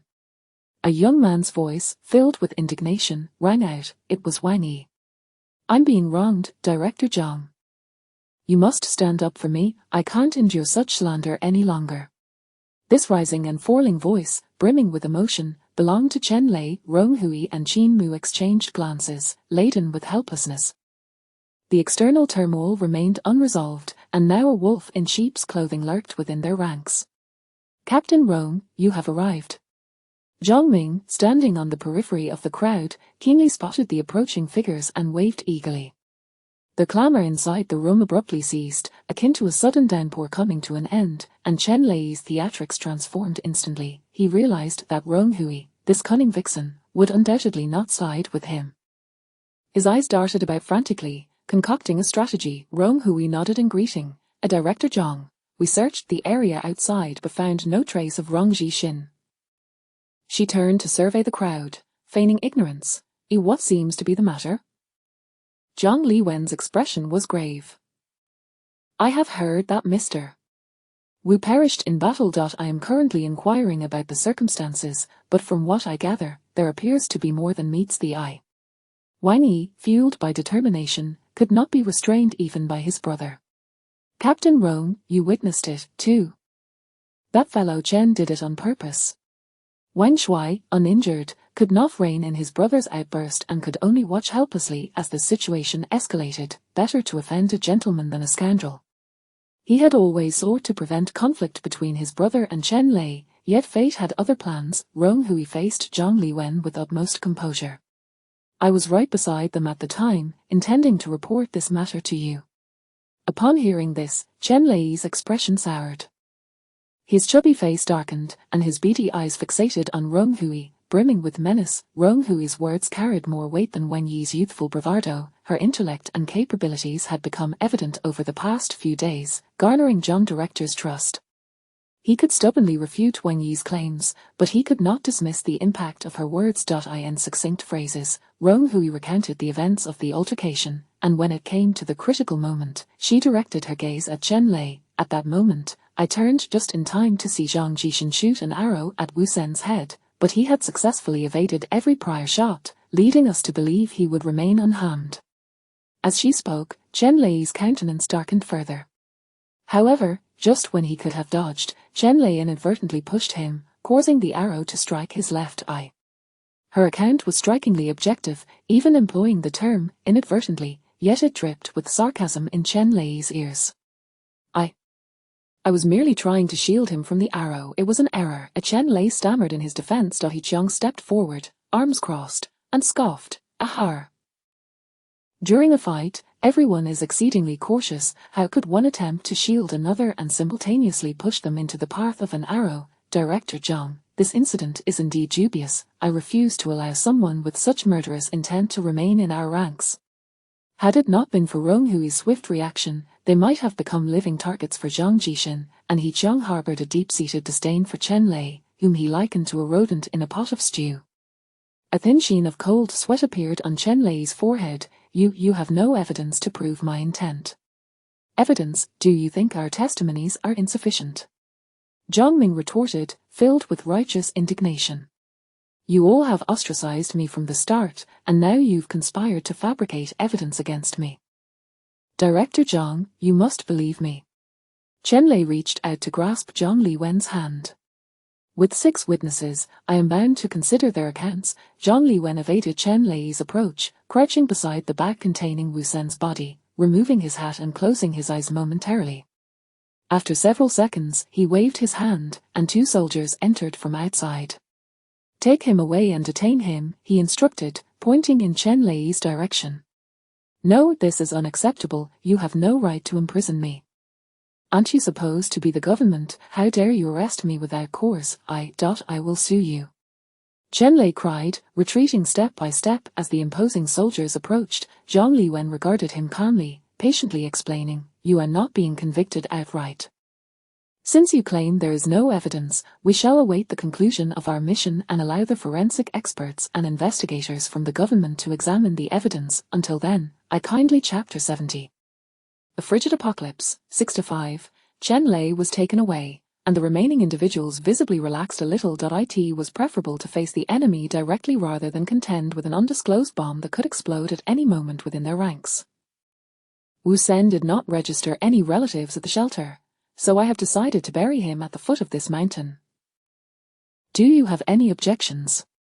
Zhang Liwen instructed someone to retrieve a military body bag, intending to handle Wu Sen's affairs first. Rong Hui exchanged glances with He Qiang and Qin Mu. "We have no objections. Let him rest in peace," they replied. A complex feeling stirred within Rong Hui. This was his first encounter with the death of a survivor. If he perished within the instance, would he truly remain here forever, as the system claimed? What happened in the real world? Did Wu Sen simply go missing, or were all traces of his existence erased? Given the system's vast powers, Rong Hui believed it could achieve such a feat. He did not feel sorrow, merely a tinge of regret. It was unexpected that Wu Sen ultimately fell at the hands of his own, while it was Wang Yi, whom he had previously looked down upon and regarded as an NPC, who stepped forward first to defend him. "Director Zhang, it's fortunate that you are here to assist. Otherwise, the ground outside is frozen solid, and we few would be unable to dig." Zhang Ming's concerns were quite pragmatic. Without the army's help, they might have had to bury Wu Sen under snow or awkwardly place him in a pit that had previously served as a trap. Zhang Liwen waved his hand, signaling the soldiers to carry Wu Sen away. "There are numerous trivial matters to attend to, so I shall take my leave. You all rest for a while." Rong Hui and the others nodded, watching Zhang Liwen depart. Finally rid of that plague, Chen Lei. "I feel so light." Wang Yi leaped up like a monkey, brimming with vitality, his eyes slyly surveying everyone, as if seeking credit for the feat, considering he had bickered the most fiercely with Chen Lei before Rong Hui's return. All right, you're the one who can jump the highest." His brother Wang Shui patted him on the back, chiding him, though his eyes were filled with affection. He had raised this younger brother before enlisting in the military. While he wished to protect him, he did not want to stifle his zest for life and joy. Wang Yi placed his hands on his hips. "Of course. By the way, it's already afternoon, and we haven't eaten yet. Should I whip up something delicious?" His exuberance was infectious, prompting He Qiang to smile and ask, what do you intend to make?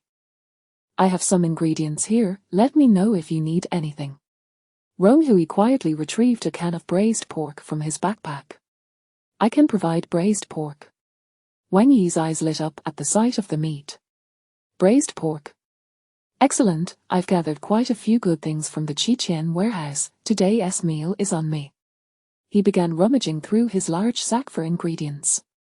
Smoked chicken, where's my beloved smoked chicken? Seeing his enthusiasm, Rong Hui decided to inquire with the army's cooks to borrow some cookware. With numerous prisoners from Qiqian and countless crimes committed, Zhang Liwen was busy working overtime to interrogate them, leaving little time for meals, thus allowing Rong Hui and his companions access to the spare cooking equipment. When Rong Hui returned with a cast-iron pot and wooden tub, Wang Yi was by the fire, attempting to roast the smoked chicken he had found. The intense cold had left frost and glistening yellow fat frozen on the chicken skin, making it difficult to handle. Upon seeing the large iron pot in Rong Hui's hands, Wang Yi's eyes sparkled. I know what to make, come, I will prepare a famous dish from my hometown, Liecheng smoked chicken. Liecheng. Shandong Liecheng, hearing the familiar place name evoked a sense of detachment in Rong Hui. She had visited there during a 3-day vacation in college, backpacking with friends, and remembered the local saying. Liecheng has 3 black treasures, black dates, fragrant gourd, and smoked chicken. What a coincidence, Wang Yi's hometown was Liecheng, and he adored smoked chicken. Handing the cookware to Wang Yi, Rong Hui bent down to arrange the firewood. The instant's world gave her a complex sensation. People, events, and objects felt very real, and occasionally there were place names identical to those in the real world. Yet, just as she began to lose clarity, the instance would jolt her back into awareness, reminding her of her identity. She was merely an outsider. Even this was not the real world. Captain Rong, do you prefer chicken legs or wings? A clear male voice suddenly rang in her ears, pulling her back to the present as she met Wang Yi's smiling face. Ah. I prefer chicken wings. Great, since the two of us contributed the most to driving away Chen Lei, I will reserve both wings for you.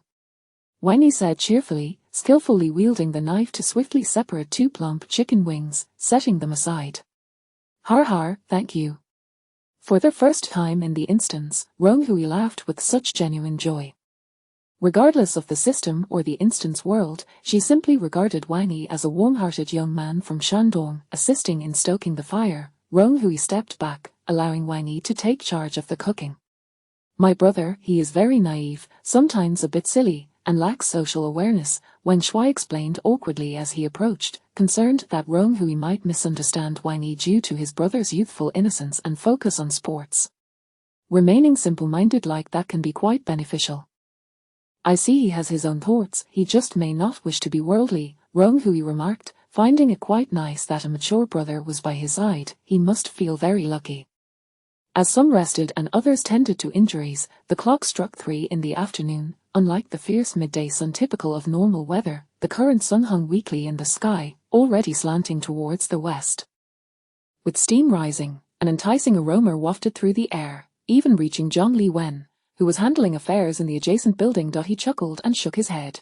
Since they had agreed to manage their own meals from the beginning, it was only natural that others would enjoy a better feast. They had to wrap up all matters today before heading to the pharmaceutical factory tomorrow. With that port, Zhang Liwen assumed a serious demeanor and returned to work. In the small courtyard, everyone was drawn to the fire by the tantalizing scent, 6 pairs of eyes fixated on the pot. Gulp, someone swallowed hard, overwhelmed by the delicious aroma. Wang Yi, I thought you were just boasting. I didn't realize you could actually cook so well, this looks incredibly appetizing. Zhang Ming exclaimed, wiping his mouth eagerly. HMPH. Wang Yi proudly held his nose up high, arms crossed. As a sportsman, he had a sizable appetite, often cooking late-night snacks for his classmates in the dormitory, and he was always the one in charge of the cooking. Before long, the table was set with 2 dishes and a soup, steamed smoked chicken, canned braised pork, seaweed soup, and steamed rice. All right everyone, dinner is served. Chapter 71, The Bitter End of Winter, 6-6. The atmosphere was unusually lively as everyone gathered around. chattering excitedly while sharing makeshift bowls and chopsticks, enjoying the first meal of the day in a cheerful commotion. "Captain Roan, this is for you," Wangi said, fulfilling his promise by presenting a small plate laden with 2 whole chicken wings, wafting with enticing aromas, right before Roan Hui. In high spirits, Roan Hui smiled as she accepted. "Then I shan't be polite." Wangi's eyes sparkled, unable to tear his gaze away from Roan Hui's beaming smile. "Ahem, it's quite late, and Director Zhang hasn't he had his meal either." "Pack a portion for him, and make it generous," Wen Shui suddenly interjected, spoiling the moment as he nudged his brother's arm. Wangi snapped back to reality, obediently agreeing as he filled a thermal wooden bucket with a hearty serving, topped with half a roasted chicken, before securely covering it and heading to the adjoining building. Before long, he returned with the bucket, and facing the puzzled looks of the others, he explained, "Director Zhang said he doesn't want any special treatment, he just wants us to eat well. He's fine with having military rations alongside the soldiers." With this assurance, the group felt unburdened and lifted their bowls to dig in. The skin of the smoked chicken was a chestnut red, tender and falling off the bone, rich and aromatic. Their high-temperature steam perfectly released the flavors contained within, leaving a lingering taste that made even braised pork seem inferior, perhaps due to being initially frozen and then subjected to high-temperature steam. The chicken bones were remarkably tender, disintegrating effortlessly with a mere bite, offering an exquisite experience. "This is my first time tasting smoked chicken. My goodness, it's absolutely delicious," Zhang Ming exclaimed, his mouth full, as he took a sip of seaweed soup to wash it down. "This mission has truly been worthwhile, despite the dangers. It's the best meal I've had since the extreme weather began." His deeply edged wrinkles seemed to soften, his face beaming with delight. Though Qin Mu and He Qiang ate slowly, they were thoroughly engrossed in their meal, clearly relishing every bite. The group huddled around the fire, Roan Hui gnawing on a chicken wing, feeling as though she had been transported back to the ancient and unpretentious city of Liuqing. For some reason, the flavor of this smoked chicken rivaled that of what she had previously tasted in Shandong. Satiated, the group felt lethargic, basking in the warmth of the fire. In the biting cold, this flicker of flame was more precious than anything else. Perhaps having shed the weight of a significant burden, everyone felt a sense of relaxation. The atmosphere was unprecedentedly pleasant. They sat in silence, listening to the white noise created by the crackling firewood. As dusk fell, with just a hint of sunlight remaining, Zhang Liwen and his team finally concluded their interrogation work. The soldiers responsible for recording found their notebooks insufficient. Their Chechen individuals had committed numerous heinous acts, their crimes too many to enumerate. Zhang Liwen, shrouded in the chill of wind and snow, entered the courtyard bearing news. "Have you all rested well? We must depart. According to the information obtained from those scoundrels, there are still some women and children they kidnapped at the service area. We need to proceed there for rescue. Tonight, we'll camp at the service area, and then head straight to the pharmaceutical factory tomorrow morning." Roan Hui and the others promptly rose, responding earnestly, "All right, let us quickly gather our belongings. Can we use that minibus? We have quite a bit of luggage." Not to mention, Wangi's large sack would occupy a considerable amount of space, making the van utterly insufficient. Of course, the large bus and off-road vehicle from Chechen will be at the disposal of the troops first.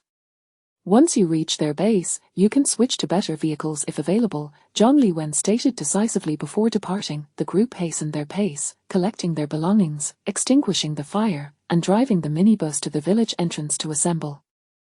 Their Chechen criminals, now shackled, lined up to board their own bus, which had now transformed into a prison vehicle. Director Zhang, these individuals are notorious for their crimes, why not deal with them directly? Wang Yi's Chapter 72. The bitter cold apocalypse, 6-7, with a resounding thud, the iron lock fell to the ground, embedding itself deeply into the snow. Zhang Ming took a few steps back, allowing the armed soldiers to advance. The frigid wind gusted through the unbarred door, and the gaping crack revealed an ominous darkness, faintly permeated by an unbearable stench. "Is anyone there?" a soldier called out, prodding the door with his weapon. A rustling sound echoed from within, accompanied by muffled cries of pain and suppressed moans, yet no one answered. The beam of a powerful flashlight pierced the interior, illuminating a scene of unfathomable horror that even the most stoic of soldiers could scarcely bear to witness. The captives had been confined within the house for their basic needs, resulting in refuse and excrement strewn throughout the space, alongside the frozen bodies contorted into various shapes, all stripped bare. A bulge in the haystack indicated the presence of a person, trembling and making faint rustling noises. Upon closer inspection, a few pairs of terrified eyes gleamed in the darkness. The lead young soldier hesitated, ultimately refraining from entering. He turned to Rong Hui and Qin Mu, saying, "Comrades, could you assist us? They have likely endured much suffering and may harbor a fear of men. Our direct approach might frighten them further." "Of course," Rong Hui replied without a moment's hesitation. "By the way, could you start a fire? I believe they need warmth." "Certainly, there's a clean room over there. We'll go prepare hot water while you lead the captives here." The soldiers reported the situation via radio to Zhang Liwen, guiding Zhang Ming and the others towards a house several dozen meters away. Once the group had departed, Rong Hui and Qin Mu exchanged knowing glances, each retrieving items from their system backpacks. Rong Hui produced a large pot of ginger tea, while Qin Mu extracted a substantial pack of emergency thermal blankets, and together, they cautiously approached the haystack. "Do not be afraid. You may come out now. We are here to rescue you, sent by the government." As they ventured deeper, the conditions within the room caused Rong Hui to frown. Not only was the wind howling through the cracks, but there was a distinct absence of furniture and bedding, with only the heap of straw offering any semblance of warmth. It was a feat that they had managed to endure until now. Perhaps hearing the girls' voices, the rustling from the hay diminished. Rong Hui seized the moment, softening her tone. "Qi Qian has been vanquished by the government. You know Xu Jiyo, he is dead." With a sudden pop, the hay was pushed aside. "Xiao Song." A girl emerged, her eyes gleaming like blades, trembling as she asked, "Is that beast Xu Jiyo truly dead?" "Indeed. Quite dead, and his body remains unclaimed." Rong Hui cautiously extended her hand. "Come out quickly, we have thermal blankets and ginger tea to help you warm up." With the first girl leading the way, 3 or 4 more women cautiously ventured out, resembling stray kittens testing the waters. A small girl could no longer contain her sobs. "Where are you good people? Can you save my mother? She is dying." Rong Hui furrowed her brow, noticing that the little girl was cradling a woman's upper body, her clothing scant and her breathing barely perceptible. "Little sister, leave it to me. I will take your mother to a doctor." Wrapping the woman in a thermal blanket, she intended to carry her to the adjacent room to find a military medic. The little girl clung to her mother's hem, tears frozen into icicles on her cheeks. Upon entering the nearby room, the fire had just begun to crackle, and Zhang Ming and the others stepped forward to greet Rong Hui. "This person still has some vital signs. Can you check if she can be saved?" Rong Hui handed the woman over to the medic. "Here, let's lay her down," the medic instructed, pointing to a makeshift cot, likely a former resting place for service area staff. After administering an intravenous injection, he examined the woman's frostbite, his frown deepening with each assessment. "The situation is dire. Many of her extremities are necrotic. We must amputate to save her life, but we lack the means." With a sigh, the medic ceased his efforts, administering glucose and saline to the woman before departing. She seemed resigned to her fate, and Rong Hui bit her lip, recalling the plea in the little girl's eyes. Retreat in Chapter 73, The Frigid Apocalypse. 68. My goodness, how many people must have been robbed for this? Zhang Ming, being older and more composed, was the first to regain his senses and couldn't help but exclaim. For over 10 days, Chechen has been flaunting their power, and they've managed to seize supplies from 3 warehouses. I shudder to think how many lives have been lost, directly or indirectly, at their hands. The atmosphere grew tense. It was impossible not to feel stirred by the sight of such abundant treasures. Yet, with Zhang Liwen representing the authorities, it was clear that these riches were not meant for them. Fortunately, with the belligerent Wu Sen deceased and the cowardly Chen Lei absent, the remaining individuals were mostly not driven by greed. After a moment of astonishment, they came to terms with the reality. They had already acquired a substantial amount of supplies from the large warehouses, and what they truly needed now were basic foodstuffs. Although these valuable items were tempting, they were not essential, and it was unwise to offend the authorities over them. "Director Zhang, the items here are far too precious. They should be surrendered to the government." We have no objections, Wen Shui declared solemnly. As a veteran, he believed that these ill-gotten goods ought to be returned to the authorities. Zhang Liwen chuckled heartily. Everyone, let us not be so serious. Thanks to your assistance, we have successfully eliminated Chechen. Chapter 74, The Bitter End of Extreme Cold. 69. As the sun ascended to its zenith, they finally arrived at the pharmaceutical factory situated in the outskirts. The group disembarked, silently gazing at the desolate ruins before them, with only the faint sound of their breaths piercing the stillness, wisps of white mist swirling in the air. It is often said that the finest tragedies are those that shatter the most beautiful things before others. The pharmaceutical factory at this moment evoked a sense of postmodern tragedy. Once a state-of-the-art, meticulously mechanized facility, it now lay in ruins, with twisted frames and debris scattered haphazardly, the skeletal steel structures standing forlornly like the ribs of a dying beast.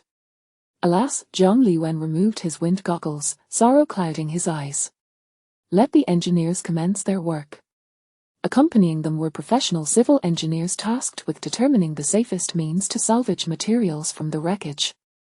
Given the current circumstances, it was nearly impossible to deploy cranes or similar heavy machinery. They could only rely on their knowledge of mechanics to mitigate risks. After a thorough inspection, the results were even more disheartening than anticipated.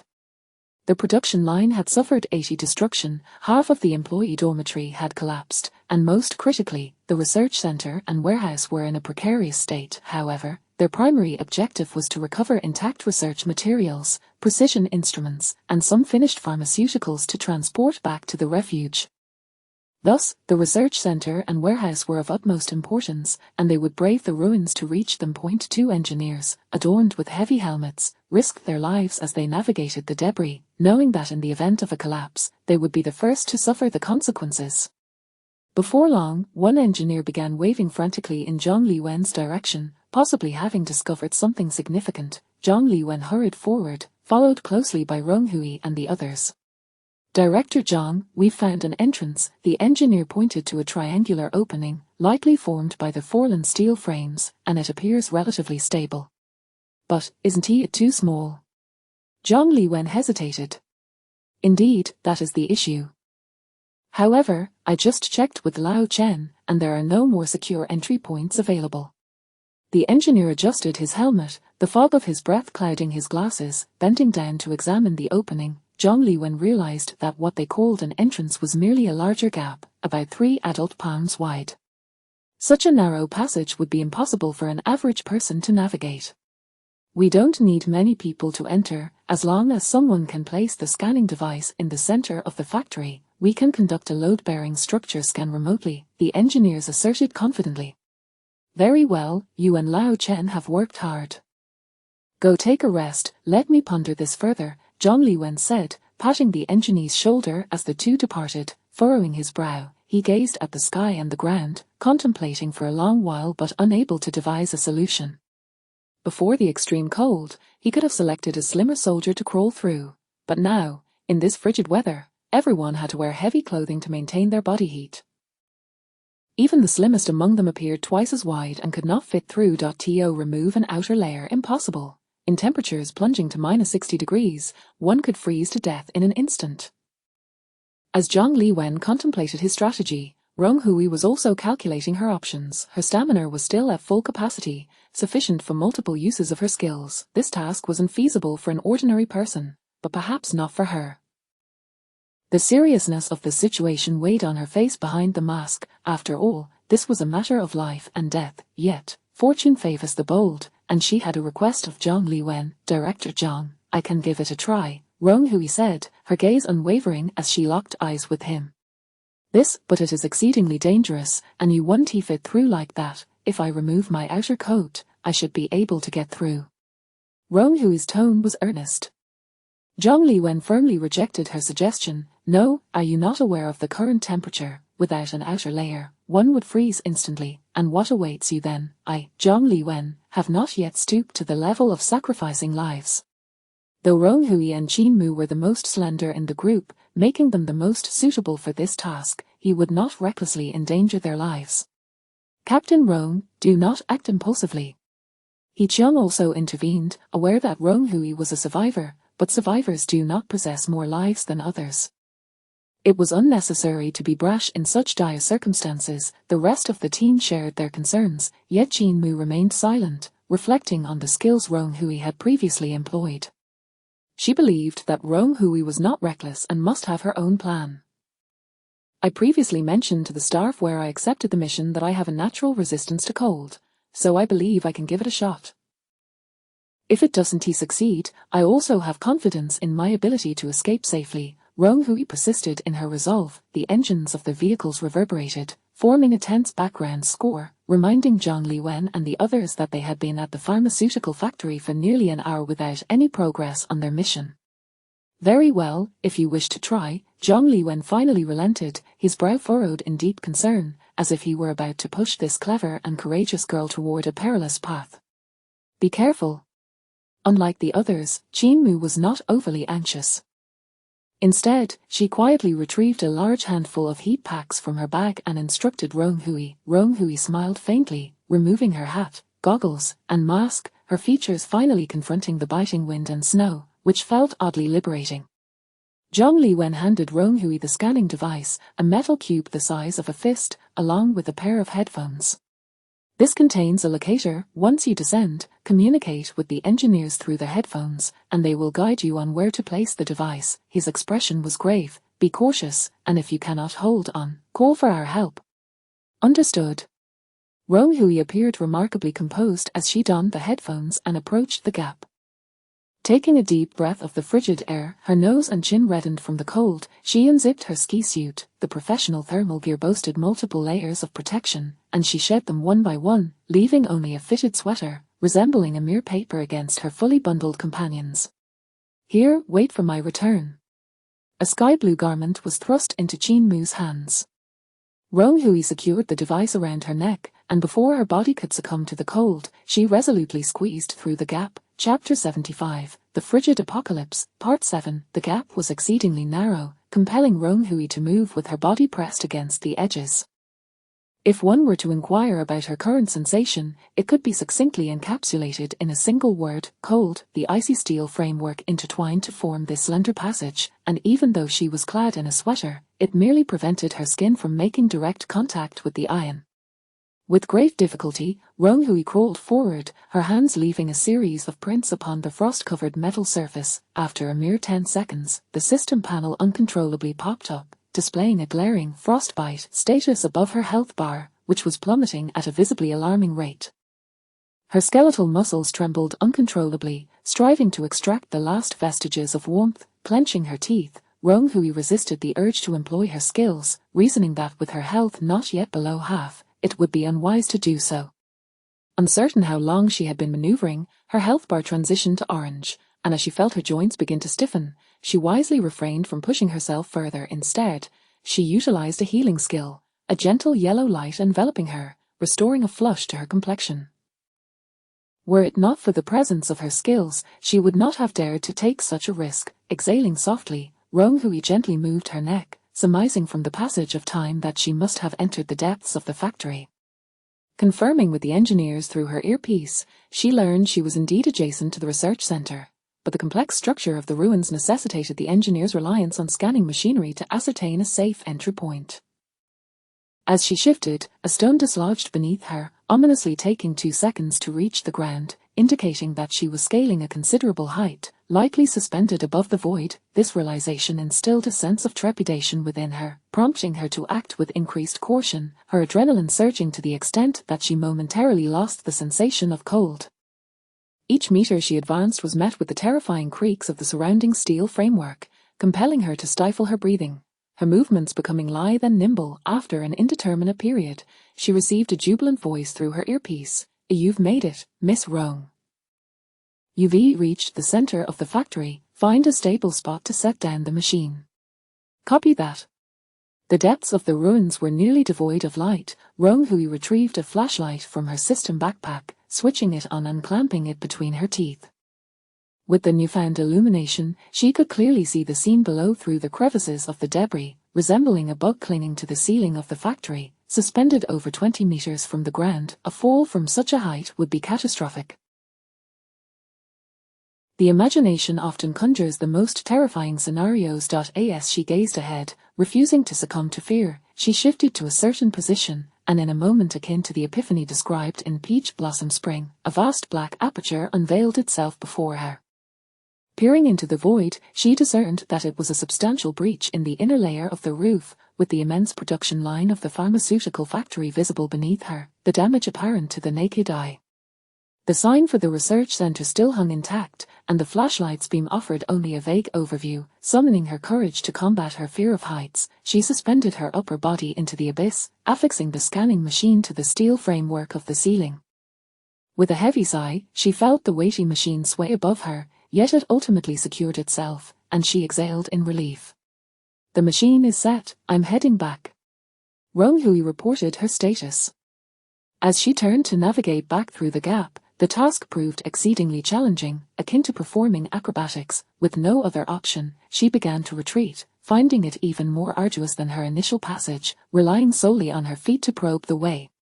Hiss! Her frostbitten palm struck a shard of brick, eliciting a dull pain that jolted her back to reality. The surge of adrenaline had allowed her to temporarily forget the cold, and she had neglected to monitor her health. Upon opening the system panel, she discovered her health had indeed plummeted to 20. Without hesitation, she deployed her skill, and only when her health returned to a safe level did she finally relax. The return journey consumed even more time. As her feet emerged from the crevice, she felt someone tugging at her leg. Mere seconds later, a blinding expanse of white snow filled her vision as a familiar ski suit enveloped her head, momentarily disorienting her and causing her eyes to ache. The continuous use of skills had left Ronghui fatigued, her complexion pale, conveniently disguising her condition. Zhang Liwen, visibly concerned, summoned the medical personnel who had been on standby to assess her health. With Qin Mu's assistance, Ronghui swiftly donned her full gear once more, waving off the medical staff and nodding at Zhang Liwen. "I have not failed my mission. I feel fine." The glances of those around her were akin to that of observing a marvel, for they could scarcely comprehend how she could undertake a mission in such frigid conditions clad merely in a sweater. She seemed less like a girl and more like a superhero. Zhang Liwen patted her shoulder approvingly, his tone laced with something more. "You have truly done a commendable job." Meanwhile, the engineers had arrayed a multitude of instruments, utilizing the machine Ronghui had placed within the ruins as a reference point to scan the entirety of the pharmaceutical factory. Soon, the 3D images of the research center and warehouse emerged, providing concrete data for the engineers, who now brimmed with confidence. Ultimately, they chose a small door beneath a load-bearing column, which, although obstructed by rubble and steel, represented the least disruptive entry into the complex structure of the ruins. Thud, thud, thud, thud. Several soldiers operated a diesel drill against the door, and while dust fell from above, no other vibrations were felt, ensuring safety. Half an hour later, amidst the cheers of the onlookers, the entrance was breached, and Zhang Liwen led the charge into the factory's interior. "Captain, shall we assist?" Winnie inquired hesitantly, feeling their role here was limited to that of mere porters. Ronghui nodded, trailing behind the troops as she finally grasped Zhang Liwen's official intentions. This so-called pharmaceutical factory mission was merely a FA aid. Their true objective was to aid in the eradication of Qiqian. Otherwise, they could have merely sent more soldiers to the factory for resource transport, without the need for enticing them with substantial rewards to undertake a mission. Her recent actions had successfully seized one last opportunity to garner Zhang Liwen's favor, and she hoped he would consider her request in light of these events. Chapter 76, The Frigid End of Days. 71. Wow, it's even larger than I imagined. Upon entering the pharmaceutical factory, Zhang Ming was utterly astonished by the sight before him. It is a rare privilege for an ordinary person to behold such a highly mechanized assembly line, let alone a pharmaceutical workshop brimming with intricate instruments. Despite the devastation wrought by hail and blizzards, the remnants of these machines were enough to leave one speechless. As the group traversed the ground littered with rubble and debris, they arrived at the disinfection chamber. On the right, a sign read, "First floor, Research Center Production Workshop Warehouse, second floor, Auxiliary Workshop Administrative Office, third floor," indicating the layout of the factory. Zhang Liwen had already assigned tasks to his subordinates, directing them to search for precision instruments, medical equipment, experimental data, and finished pharmaceuticals. Noticing Ronghui and the others approaching, he waved, "Xiao Rong, Can your body withstand this? Do you need to rest? Thank you for your concern. I'm perfectly fine. If there's anything we can assist with, please do let me know, Rong Hui replied, not wanting to appear overly strong-willed. Her stamina had waned somewhat, but a brief rest and a bite to eat would suffice. Very well, time is of the essence. Please refer to the images and help collect these instruments, Zhang Liwen instructed, distributing a booklet containing photographs and names of various devices, which they could use for reference. With a clear objective, the group immediately dispersed, the expansive workshop illuminated by the beams of flashlights. Given that the first floor was bustling with the most people, Rong Hui ascended to the third floor, skillfully avoiding shards of glass and the potential danger of protruding steel rods. 2 hours passed, and the first floor was filled with boxes. Most of the medications retrieved from the warehouse comprised various antibiotics, anti-inflammatory drugs, and anesthetics. However, due to the extreme cold, some medications had been improperly stored and lost their efficacy, rendering them waste to be discarded. Additionally, there were several large machines that could neither be dismantled nor utilized under the current conditions, so they were left in place for the time being. All usable supplies from the factory had been gathered, with Rong Hui and her companions assisting the soldiers in loading several military trucks and vans, even filling the backseat of an off-road vehicle to capacity. As the afternoon waned, once all supplies were loaded, Zhang Liwen organized a rest for everyone on site. Given the rudimentary conditions, cooking was out of the question, so Rong Hui and her companions retrieved their military ration packs to quell their hunger.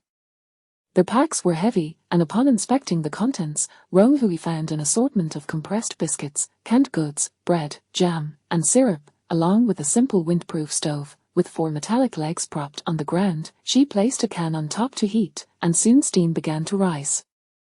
Dipping the dry, hard compressed biscuits into the canned yellow beans, the soft beans clung to the biscuits, and with each bite, the balanced sweet and salty flavors, combined with the snowy scenery, offered a unique culinary delight.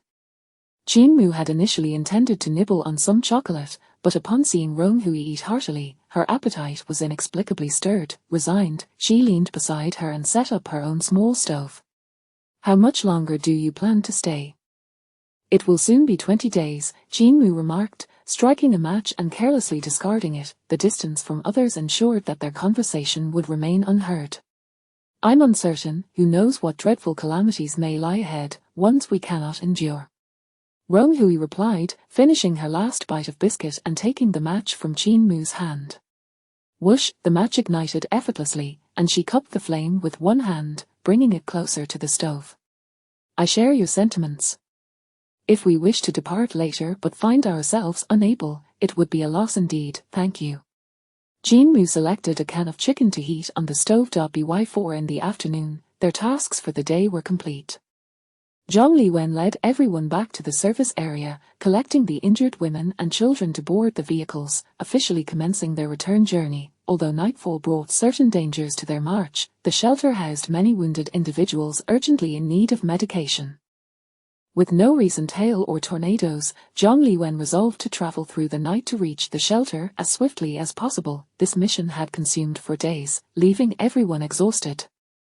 As the vehicle swayed and jostled, Rong Hui found it increasingly difficult to stay awake, her eyes half closed and heavy with sleep. After an indeterminate amount of time, Rong Hui awakened to an eerie sound, akin to someone tearing tough plastic, painfully piercing her ears. Quick! The convoy needs to take cover behind the nearby building. Zhang Ming's voice crackled through the intercom from the driver's seat, tinged with urgency. Rong Hui glanced at the time. It was 2 in the morning. Outside, the wind howled fiercely, violently tugging at the windows. During the vehicle's rapid movement, there was a moment when it felt as though it might be lifted off the ground by the gale. Bang! Bang! Unknown debris collided with the window, only to be whisked away by the tempest. The violently shaking windows sparked concern that they might shatter at any moment. Rong Hui and her companions remained in their minibus, now fully alert, their eyes filled with anxiety and trepidation. The once familiar weather had transformed into a harsh and unpredictable force, occasionally delivering unexpected surprises that could claim lives. And no amount of skill or capability could contend with nature's wrath. The women and children rescued from Qiqian were afforded special treatment, seated in a relatively new SUV found at the headquarters. However, even the heavy vehicle could not withstand the ferocity of the wind. Despite being sheltered from the gusts, they could still feel the vehicle moving uncontrollably. War. Mommy, are we going to die again? A small girl burrowed into her mother's embrace, her cries barely audible, tears soaking the military green blanket. The mother, her hands wrapped in bandages, gently covered her child's ears. Hush now, sleep, once you're asleep, everything will be all right. Another little boy huddled silently in his blanket, his mother less fortunate, having not lived to see the rescue. He had become an orphan, bearing the weight of his fears alone. At that moment, the trembling boy felt a gentle touch. He looked up to see Sister Song, her palm outstretched with a packet of candy. I don't like sweets. Can you eat them for me? She asked, playfully winking. Saving the ginger candy for this moment had proven fortuitous. The boy shyly shook his head, yet could not resist as Sister Song pressed the candy into his mouth, the mildly spicy sweetness flowing warmly into his heart. The symphony of the raging wind persisted for approximately an hour. Fortunately, the building they sought refuge in was sturdy, and the convoy sustained minimal damage. Once the storm subsided, they resumed their journey. With the dawn's early light, the outlines of the 3 buildings of the shelter became discernible. Rong Hui spotted the familiar gymnasium in the distance, and a sense of nostalgia washed over her. Phew, we are finally back. She leaned back against the seat, her tense shoulders relaxing. Today marked the 20th day. Chapter 77, The Bitter Cold Apocalypse. 72. Upon my return, I find myself besieged by an overwhelming array of tasks awaiting my attention. I kindly request that you all take the opportunity to rest within the safety of the shelter. Please meet me at the supply management office around 3 o'clock this afternoon, Zhang Liwen announced as he disembarked from the vehicle, glancing at his watch with a furrowed brow. The medications, captives, and injured individuals he had brought back all required his meticulous coordination, leaving him in a state of considerable distress. Nevertheless, the government would certainly not overlook the significant contributions made by Rong Hui and her companions. After spending several days together, everyone had developed a profound respect for Zhang Liwen's authority and leadership. Time and again, he had anticipated dangers along their journey and adept guided them to safety. Therefore, upon hearing his words, no one protested. They exchanged brief farewells before dispersing. Captain, oh no, Miss Rong, may I perhaps acquire your contact information? Wang Yi inquired, blocking Rong Hui's path as she intended to leave. The tall yet inexperienced boy nervously fiddled with his cap, his gaze daring only to rest upon her shoulder. What are you thinking? Do you believe we are still in the midst of a disaster? Where would you even find a phone? His older brother, Wang Shuai, interjected, playfully ruffling his younger sibling's hair. Wang Yi's mouth fell open in realization. Right, then may I at least know where you reside? Where else could I possibly reside? In the shelter, of course. My apologies, Miss Rong, but we must be on our way, Wang Shuai replied with an awkward smile, his robust arm firmly encircling his brother's neck as Wang Yi struggled against his grasp like a floundering fish. Brother, what are you doing? I'm not a child anymore. Wang Yi protested. Silence, you're carrying 2 sacks. Wang Shuai commanded, his eyes devoid of mirth. He recognized that this girl was no ordinary individual. She possessed both courage and capability, and was clearly not of their ilk. His sole wish was for his brother to survive in these harsh times, rather than recklessly charging into danger for anyone. Rong Hui remained where she stood, her mind a whirlwind of confusion. She had yet to utter a single word when the brother seemed to enact a scene from a play. But Qin Mu, who had witnessed the entire exchange, could not suppress a laugh. I'm off now. See you in the afternoon. She waved her hand and departed, her sword slung across her back. Rong Hui shrugged, contemplating her next move as she headed towards a nearby entrance. The authorities had indeed been industriously renovating the shelter. It had been merely 4 days since her departure, and the 3 sports halls, previously connected only by warm corridors, now appeared as a unified structure, with further expansions underway. Even at 7 in the morning, individuals clad in thick attire were already toiling amidst the iron framework. The 2-story supply management building had also undergone a transformation. Its size doubled, and had it not been for the unchanged sign at the entrance, one might not have recognized it at all.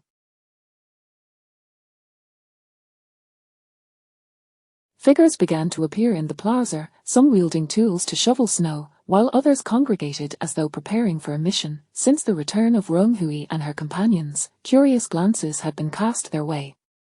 As Ronghui approached a side entrance, she expertly removed her windproof goggles in anticipation, mentally preparing herself for a brief moment before plunging inside. How to describe it? It was as if a pair of foul socks had been dropped into a vat of sauerkraut, and the ensuing aroma, intensified by the heat, enveloped her like a warm blanket. For a fleeting moment, she nearly believed she had stumbled into someone's cozy bed. Thankfully, her mask had remained in place, mitigating some of the odor. Before her lay a scene that bore no resemblance to the original gymnasium. Instead, it was now filled with rows of large communal sleeping quarters, tightly packed together. As she looked up at the newly constructed ceiling, she could almost reach it with a jump. The former gym had been transformed into a layered structure, accommodating a greater number of residents. The atmosphere was unusually silent, leading Ronghui to initially assume that the hour was too early for most to be awake. However, upon closer inspection, she discerned pairs of eyes lurking in the shadows, not fixated on her, but rather on the large bag that she carried. Her attire appeared clean and warm, her complexion vibrant in contrast to the sunken faces of the majority of the displaced individuals. Ronghui felt certain she had been marked as an easy target. Alas, her gender and age rendered her an unwitting symbol of vulnerability. Having an innate sensitivity to malicious gazes, she noted several greedy stares directed her way from the crowd. With a weary sigh and a pinch to her brow, she acknowledged her lack of energy to engage in conflict after a sleepless night. The curtain was suddenly lifted, allowing a few snowflakes to drift in. Ronghui, as if she had just materialized, silently exited once more. Although the external temperatures were frigid, they were devoid of complications. Once the cerulean figure vanished, the group of individuals lingering by the entrance began to murmur amongst themselves. They had not encountered anyone of her caliber in the shelter over the past few days, dressed so well, with a bulging pack. Surely she must be a relative of someone in authority. Finding a sheltered corner against the wind to rest, Ronghui opened her system panel. During her mission, Shinlisher had intermittently inquired about her well-being, his avatar flashing incessantly. With no surplus energy to respond, she had refrained from replying. The latest messages from the previous night read, Shinlisher, Sister Rong, my only sister, you haven't gotten into trouble, have you? Why haven't you responded? Shinlisher, I heard your team has been out for 4 days.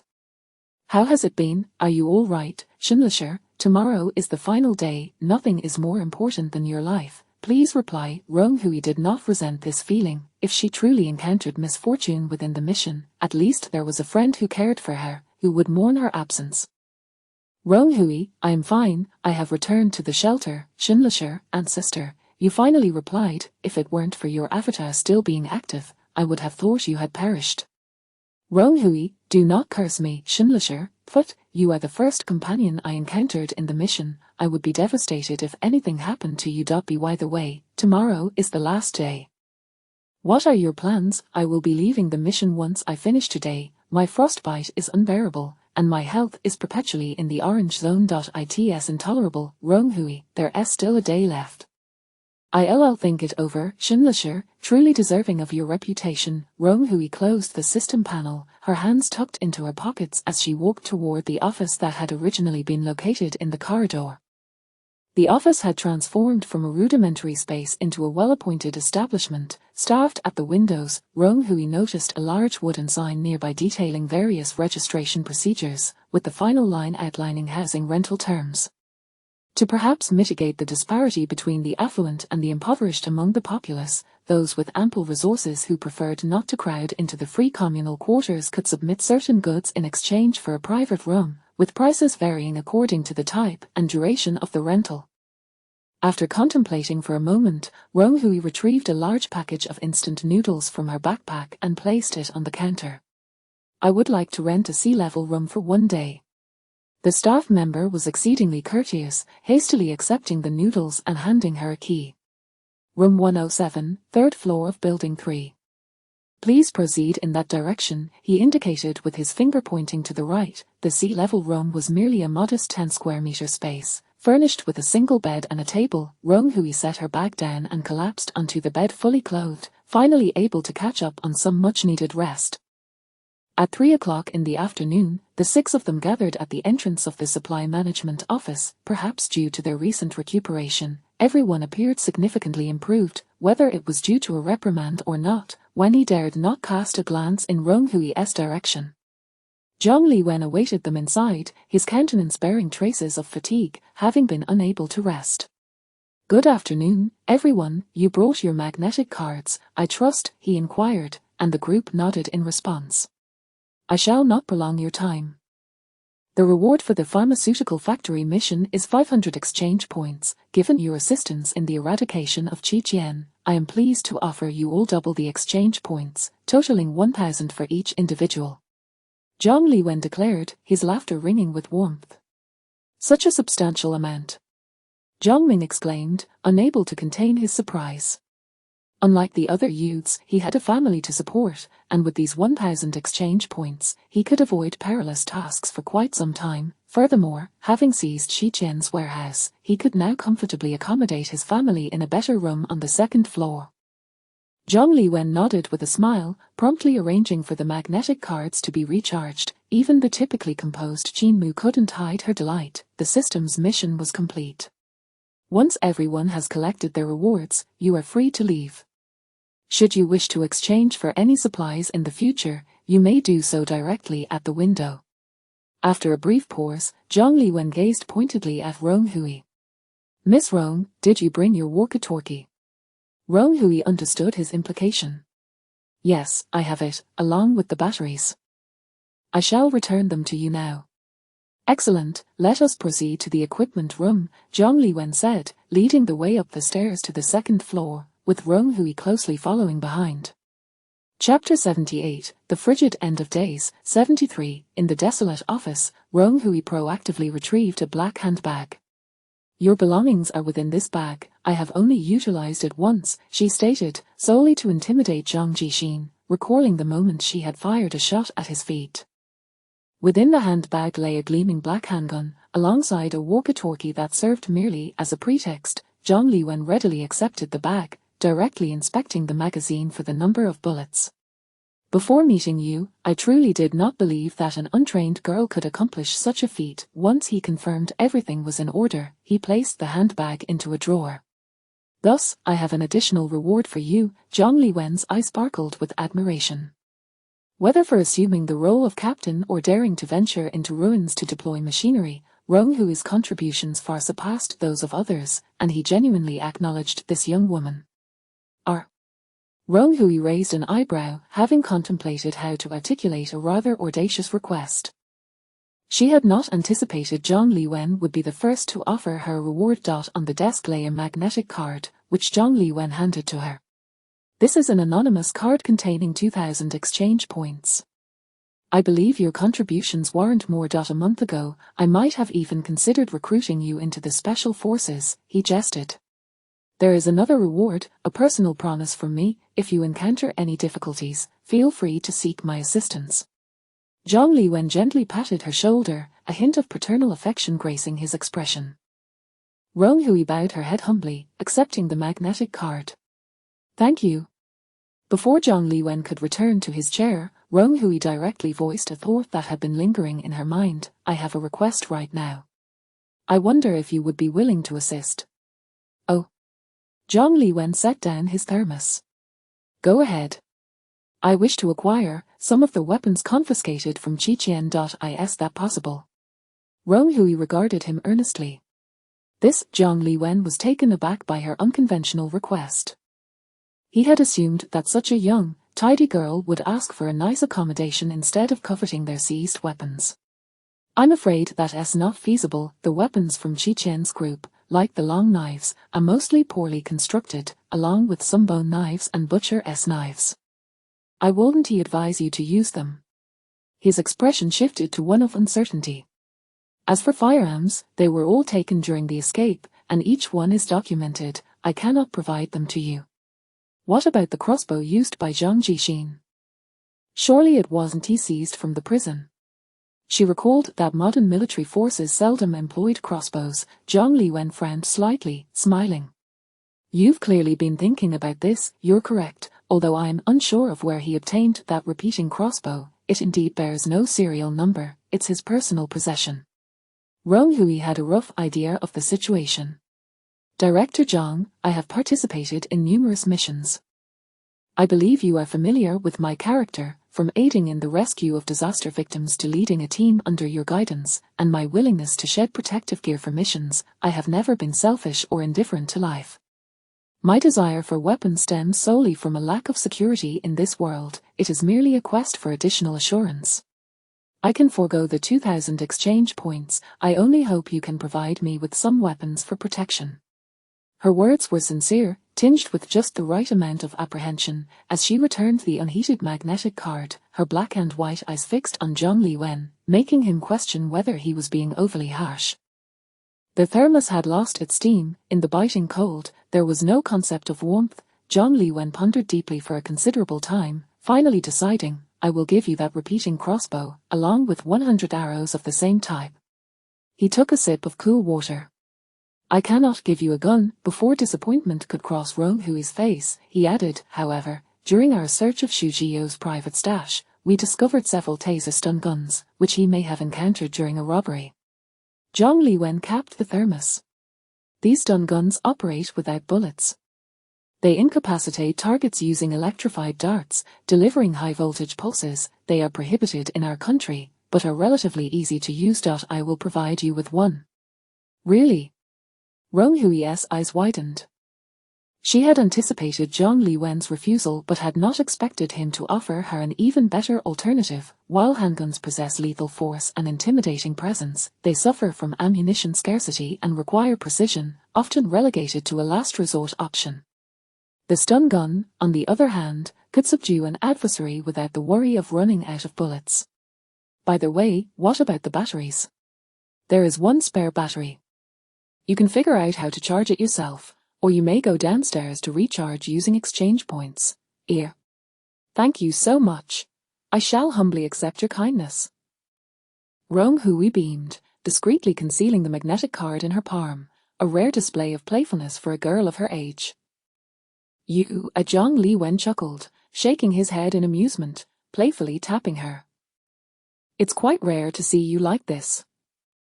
Before long, a box containing the crossbow and arrows was delivered. The stun gun was compact, housed within a small case. Rong Hui examined it with delight. Its operation was indeed straightforward, requiring merely the knowledge of battery removal. Zhang Liwen watched her for a moment, then suddenly dropped a bombshell.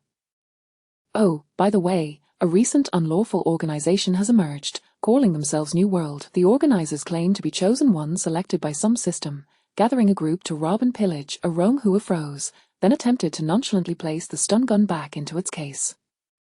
Is this some sort of cult? Perhaps. They claim to aspire to become emperors of the New World, with everyone else reduced to slavery. The organization has reportedly expanded to over 100 members. Zhang Liwen scoffed lightly. However, it seems some members genuinely possess abilities. There are those impervious to blades and bullets, some who can burrow underground, others who can manipulate objects from a distance, and even individuals who can withstand temperatures as low as -60 degrees while clad in light clothing. Currently, we have limited information. Rong Hui now confirmed that the so-called New World was composed of survivors. So, we are to. Zhang Liwen furrowed his brow, arms crossed. Their higher-ups have ordered the eradication of this organization, intending to capture its members alive. It appears that over the past month, such peculiar individuals have surfaced in various locations, and there are suspicions of a connection between them and the sudden onset of the Ice Age. His voice dwindled to a murmur, as if he were speaking to himself. Rong Hui felt a chill run down her spine, her back drenched in sweat, jaw clenched tight as she lowered her gaze. Unable to discern her expression after 2 minutes of silence, Zhang Liwen seemed to awaken from a reverie. Look at me, lost in thought. It is nothing, I merely mentioned it in passing. If a mission arises in a few days, I will have someone notify you. I have taken note of your abilities. Rong Hui's smile was stiff as she replied, Har, thank you for your acknowledgement. Their farewells were mechanical, and she returned to the shelter's room in a similarly mechanical manner. Once alone, she began to ponder Zhang Liwen's implications. The authorities appeared to possess a deeper understanding of survivors like herself than she had anticipated. She could not ascertain whether Zhang Liwen was offering her a reminder or a warning, especially since she had revealed certain peculiarities during her missions. The excitement of acquiring new weapons faded, leaving Ronghui uncertain whether she was merely a readily available experimental subject for the authorities. If not, was she truly prepared to act against fellow survivors in the same world as Zhang Liwen? Chapter 79, The Bitter End of the Ice Age. 74, with her arm resting over her eyes, the cacophony from all directions seeped through the thin walls, and Ronghui's thoughts were in disarray, a chaotic tangle of confusion, doubt, hesitation, and boldness. At that moment, the system panel suddenly popped up, and Qin Mu's avatar flickered incessantly. Qin Mu, are you there? You've returned from the resource management office, right? Ronghui, yes, I just got back. What's the matter, Qin Mu? Something feels off. My brother is also a survivor, but he's in a different city, and we haven't heard from him for 5 days. Just now, he suddenly sent word that he had been captured by a government research facility. What? Ronghui sat up abruptly. Ronghui, are you sure it's a government facility? Qin Mu, absolutely. He took on an official task to fulfill a system mission, but during the operation, he was ambushed and lost consciousness. When he woke up, he was in the research facility, surrounded by researchers and special police, who repeatedly injected him with truth serum, rendering him unconscious and unable to contact me. Ronghui, why would the government capture him? What did they interrogate him about? Qin Mu, what is your intention in coming to this world? Did you bring about the Ice Age? Who are your companions? My brother said they kept asking him these questions. Ronghui closed her eyes in despair, her heart sinking. She could almost be certain that the government possessed knowledge far exceeding their imagination. The capabilities of a national apparatus were beyond the comprehension of ordinary individuals like them. It was even possible that her actions since arriving in this alternate world, hoarding supplies, had already placed her under scrutiny. So, was Zhang Liwen's previous remark a warning not to expose herself? Or was it an indication that she had already been compromised? Ronghui anxiously bit her nails. Qin Mu's messages continued to flood in. Qin Mu, my brother has a strong will. He would rather endure increased dosages leading to unconsciousness than divulge any information. However, from his observation of the researcher's logs, he is merely subject 247, which suggests that there are likely many other survivors like him in the facility, and it's possible someone has already leaked information about the system and the missions. Qin Mu, we were inexplicably thrust into this system as well, but they have mistakenly assumed that we are the source of the disaster. I dread to think how this misunderstanding might escalate. Qin Mu, my brother finally regained consciousness today and plans to fabricate some lies to deceive them, hoping to avoid missing the chance to exit the instance at night due to confusion. Qin Mu, I came to inform you of this, fearing you might miss the opportunity tonight. Ronghui glanced at the clock. It was 4 in the afternoon, leaving her with 8 hours until the day's end, plenty of time to contemplate. Ronghui, thank you, take care of yourself. Qin Mu, it's nothing. I hope to see you in the next instance. Ronghui half closed her eyes, her brain throbbing with various thoughts. She believed Qin Mu's words. There was no need for her to fabricate an outrageous lie, yet Ronghui felt an unsettling discord, as if an invisible hand were orchestrating everything from behind the scenes. They were like pawns on a chessboard, each move scrutinized by others. Beep, a level 10 blizzard is imminent. Warning, warning, 10, 9, 8, 7. Suddenly, a piercing alarm blared, and the speakers in each room began to flash a dangerous red light. Ronghui's nerves were taut. She leaped out of bed, snatched her backpack, and dashed toward the door. To her dismay, the door, which had previously seemed as thin as paper, refused to budge, firmly locked. Despite her considerable strength, no amount of shaking could loosen it. At that moment, a strange humming sound surged forth, accompanied by waves of tremors. The furniture in the room shifted uncontrollably, and to steady herself, Ronghui had no choice but to squat down. It appeared that the blizzard had arrived. Dust fell from the ceiling, and Ronghui calmly noted the time. When everything finally settled, a half-hour had passed. A blizzard powerful enough to shake the massive shelter was certainly not minor. With a soft click, the door lock emitted a faint sound. Ronghui, enlightened, turned the doorknob, and indeed, the door could be opened again. she pressed her lips together. The government's control over the shelter was formidable. Once an order was given, they could seal off the entire refuge. So, if it were for other purposes, such as capturing individuals, wouldn't it be even more convenient? Rong Hui pushed open the door, and the corridor was in disarray, filled with the exclamations of survivors grateful for a reliable refuge amidst the calamity. Expressionless, she navigated through the crowd, returning to the bustling first floor, watching as the thick metal door slowly lifted. Such a terrifying blizzard could only be resisted by a door of 10 centimeters in thickness. Rong Hui squinted at the familiar snowy sight beyond the door. The cold she had known now bore a hint of freedom. Perhaps it was her own lack of strength that compelled her to cling to something for survival while unwilling to pay the price of losing her freedom. "You. Miss, is that you?" A hoarse female voice suddenly called from behind. Rong Hui turned in confusion, only to see a long-lost figure, the owner of the gold lock she had kept hidden away, Wang Li. The last time she saw her was when she escorted Wang Li and her daughter into the shelter. Though the conditions were harsh then, Wang Li had been vibrant and full of spirit, in stark contrast to her current state, with red-rimmed eyes and a stubborn expression, resembling a beast trapped in a cage. Rong Hui nodded. "It's me. I didn't introduce myself last time due to the urgency. You can call me Rong." With that, she opened her backpack to retrieve the gold lock that had been left in her car that day, intending to return it to them. Given the current situation, 1 gram of gold was nearly equivalent to 1 exchange point in value. "Miss Rong, I don't know whether I should ask, but could you help me?" Wang Li's tears spilled over as her trembling hands clutched at the hem of Rong Hui's clothing. Rong Hui paused her movements. "What happened? Take your time to explain." She led the woman to a quieter spot, only to discover that Wang Li was tightly holding onto a small girl, whose innocent eyes peered out from behind her scarf. After Wang Li tearfully recounted her ordeal, Rong Hui's expression had turned ashen. Previously, when Rong Hui had helped Wang Li and her daughter reach the shelter, the two had found a place to live. Initially, resources were relatively abundant, and they enjoyed a few days of comfort. However, after the government announced the onset of the Ice Age, panic ensued among the shelter's inhabitants as they scrambled for an escape route. Wang Li and her daughter also needed to amass exchange points to prepare for the future. Though Wang Li was a high-achieving graduate with over a decade of corporate experience, she could only find work cleaning toilets in the crowded shelter.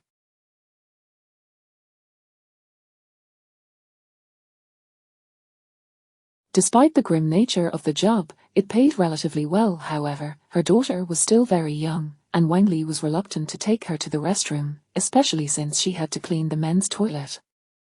Thus, she entrusted a neighboring woman to watch over her daughter during the day, paying her 1 exchange point per week. The little girl was well behaved, as long as she was kept from being taken by strangers. Cleaning toilets was dirty and exhausting, yet it allowed them to eat their fill and save a little extra exchange points, and Wang Li had initially thought life still held some hope. But heaven seemed unwilling to grant her any. Wang Li's daughter, only 6 years old and exceptionally beautiful, caught the attention of a perverted man in the shelter. This man, a middle-aged individual in his 40s, was said to be related to the shelter's leadership, and thus he lacked for neither resources nor exchange points. He would often saunter about casually, and whenever he spotted a charming child without an adult nearby, he would use lollipops to lure them into secluded corners for his vile intentions. On that day, Wang Li went to work, and the neighboring woman was half reclined on her bed, seemingly asleep, while the little girl sat quietly on the bed playing with a Rubik's Cube. A shadow fell over her. "Little friend, Uncle has some candy. Haven't you had any in a while?" The middle-aged man grinned, revealing a mouthful of yellow teeth, his smile etched deeply at the corners of his eyes. The little girl shook her head. "Mommy said I can't eat things from strangers." The man's grin widened. "But Uncle isn't a stranger. Uncle is the leader of this shelter, and you and your mommy live in Uncle's home. If you don't listen to Uncle, he might have to kick you out." "Really?" The little girl was frightened, on the verge of tears. "Of course it's true. Today, Uncle is giving out candy to everyone. You should come over to help your mommy collect some. If you come late, there won't be any left." The neighboring woman, still in her half-awake state, lazily interjected, "You can't take her away. Her mother will be back." The middle-aged man shot her a sidelong glance, reached into his pocket, and tossed a large can of luncheon meat at her. The woman, surprised, clutched the can and hid it away, rolling over as if she had seen nothing. When Wang Li returned after a long day of hard work, her arms laden with exchange food, she found the neighboring woman asleep on her bed, but her daughter was nowhere to be seen. Panic-stricken, she rushed forward to shake the woman awake, her voice trembling with urgency. Where is my daughter? Oh dear, I fell asleep. I'm sorry, today doesn't count as your exchange point, the woman yawned theatrically. What? Your daughter? I haven't seen her. She might have gone to the restroom. Tears streamed down Wang Li's face, her teeth grinding in anger as she glared at the rotund woman before her. Desperate, she broke into a cold sweat, questioning everyone around her, yet to no avail. Just as she was about to search the gym on the other side, she spotted her daughter huddled in a corner, hugging her knees. Nuan. Wang Li rushed over to embrace her daughter, tears pouring down as she felt her child's body trembling, her heart breaking into pieces. The little girl's small hands clung tightly to her mother, pulling out a handful of candy from her pocket. Mommy, you've worked hard. Here, have some candy. Don't cry, Mommy. Gently stroking her daughter's head, Wang Li regained her composure. The candy seemed suspicious. With the instinct of a mother, she took her daughter to the restroom, locked the door, and removed her clothing. She found the neat and secure outfit she had dressed her daughter in that morning now in disarray, and on her tender skin were the lingering bruises of harsh grips. Wang Li's tears flowed uncontrollably once more, but a fierce light ignited in her previously gentle and frail gaze, a mother's unyielding hatred. Upon further examination, she discovered that her daughter had not suffered more severe harm. Perhaps the shelter's constant influx of people had deterred the beast from going too far. With the last of her exchange points, Wang Li sought information from those around her, ultimately identifying the monster responsible. As for the woman who had aided and abetted him, she would not let her escape either. Chapter 80, The Frigid Apocalypse, 75, Yping languidly leaned against the wall, his triangular eyes surveying the throng of people before him. Par? He spat out the toothpick from his mouth and smacked his lips. It seemed today held no prospects. After a recent blizzard, children were invariably accompanied by adults. The little boy he had fixated on yesterday was now nestled in his family's embrace, leaving Yping bereft of opportunity. What a damn bore. He stretched lazily, his conspicuously protruding belly evident. In the shelter, finding a plump individual was a rarity, indicating his relatively comfortable living standards. Excuse me, are you Brother Essing? A timid, youthful voice inquired from beside him. Yping turned with impatience, his gaze freezing upon the girl clad in a sky-blue coat, her mask revealing a pair of round, innocent eyes. Who are you? What do you want with me? He asked with newfound interest. I heard your father is a leader in the shelter, is that true? The girl's tone bore a hint of admiration. Yping's greasy smile widened. Har, my dad is in charge of the entire floor. It's all under his command. Really? That is wonderful. I have a favor to ask of you, and this is a kind of greeting gift. The girl produced a gold ring from her pocket, and pressed it into Yping's hand. Such perceptiveness was a first for him. He examined the ring, noting its hallmark, impressive, genuine gold. What is it you wish to discuss? The girl glanced around nervously. It's not appropriate to speak here. Let us find a quieter place. Yping grinned, eager to comply, trailing behind her with a lecherous gaze roving over her form, usually preying on children. A change of taste seemed appealing. The girl quickened her pace, veering off until they were alone. Where are you going? This spot will suffice. Yping tightened his coat as they reached the unheated outer side of the gymnasium, nearly matching the outdoor temperature. This place. Fine, the girl halted, tilting her head, her demeanor suddenly shifted. Yping, no fool, sensed something amiss but felt no fear. He could incapacitate this seemingly frail girl with a single hand. The girl, no, who slowly extended her hand, a flicker of electricity coursing through it as a dart, charged with high-voltage pulses, shot forth, struck. Yping convulsed violently as if struck by lightning, collapsing to the ground in a fit, the last moment of consciousness revealing approaching leather boots. W L waited outside the shelter, Who dragging Yping's heavy form through a vent. Fresh snowdrifts formed in the wake of the blizzard, obscuring them behind the piles. Mommy, a little girl, trembled at the sight of Yping's corpulent face, clutching her mother's clothing in fear. W L, now reluctant to entrust her daughter to anyone, kept her close, stroking the girl's head in silence. Who clapped her hands. I've delivered him to you. You may handle him as you see fit. W L's face was stoic, brandishing a pair of long iron tongs used for cleaning toilets. Go to your sister. The little girl obediently hid in Who's outstretched arms. W L raised the tongs high once, twice, thrice. Thick clots of blood splattered onto her face as Yping's initial cries of pain faded, his life extinguished, leaving behind a disfigured corpse before she finally ceased her relentless assault. Who gently see Chapter 81, The Frigid End of Days, 76, Hui strolled leisurely, her hands tucked into her pockets, reluctant to return to the oppressive confines of the shelter.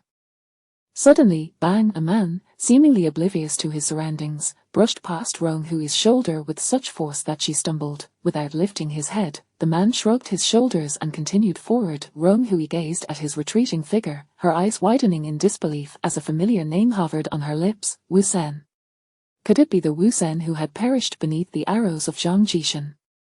Observing the man's physique closely, Hui noted Wu Sen's distinctive feature. His muscles were exceptionally well-defined, as if they had been meticulously illustrated in a textbook and then scaled up.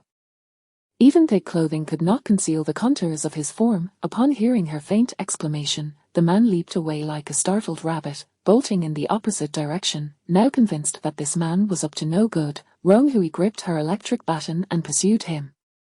The vastness of the square provided ample room for their chase. The man could not shake her off, yet she struggled to apprehend him. They ran farther and farther, leaving the shelter behind as darkness enveloped the sky. Hui switched her electric baton for her crossbow and loosed 2 arrows at the man. His robust figure tumbled as the arrows whizzed past him. The man's considerable bulk sent snow flying in all directions, obscuring Hui's view momentarily. She paused to catch her breath, her hands resting on her knees, feeling as if the icy air had invaded her lungs, causing a painful chill. At some point, silence descended around her. With her head bowed, she held her breath, straining to listen for any sounds. Suddenly, a whoosh sliced through the air from her left. A fist, as solid as iron, swung viciously toward her head. Hui deftly bent backward, rolling to evade it, then swiftly readied her crossbow and unleashed 3 arrows. Damn, the man cursed in pain, having been struck by one of the arrows. As the distance between them diminished, Hui finally caught a clear glimpse of his face. It was not Wu Sen, yet, before she could feel any relief, the man's countenance struck her as oddly familiar. As she guarded herself, a startling realization dawned upon her. Chen Lei, you are Chen Lei.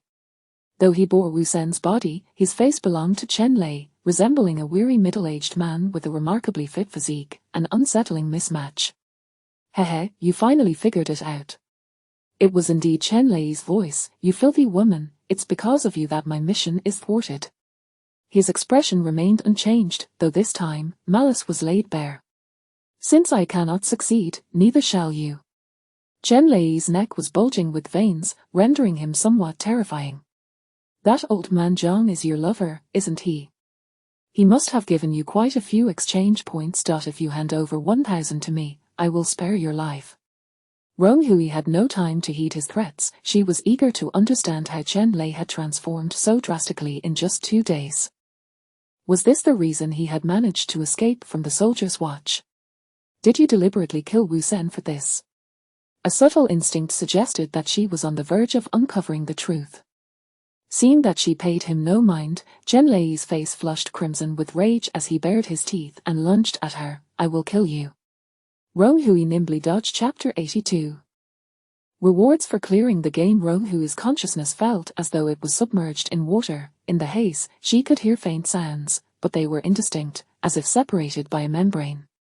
In a daze, she realized she was floating on an endless ocean, the deep blue water beneath her dark and turbulent. Yet, there was no boat beneath her. How could she be afloat? Just as this question flitted through her mind, a massive creature surged from the depths, lifting Hui high above the surface. Water splashed around her, and the briny scent of the ocean assailed her senses. Roan Hui opened her eyes wide in disbelief. Staring below her, she was atop a whale. Whoa! Roan Hui abruptly sat up. The ocean and the whale had vanished. She felt the hard surface of a bed beneath her, accompanied by the familiar sound of iron tracks scraping together. She had merely been dreaming.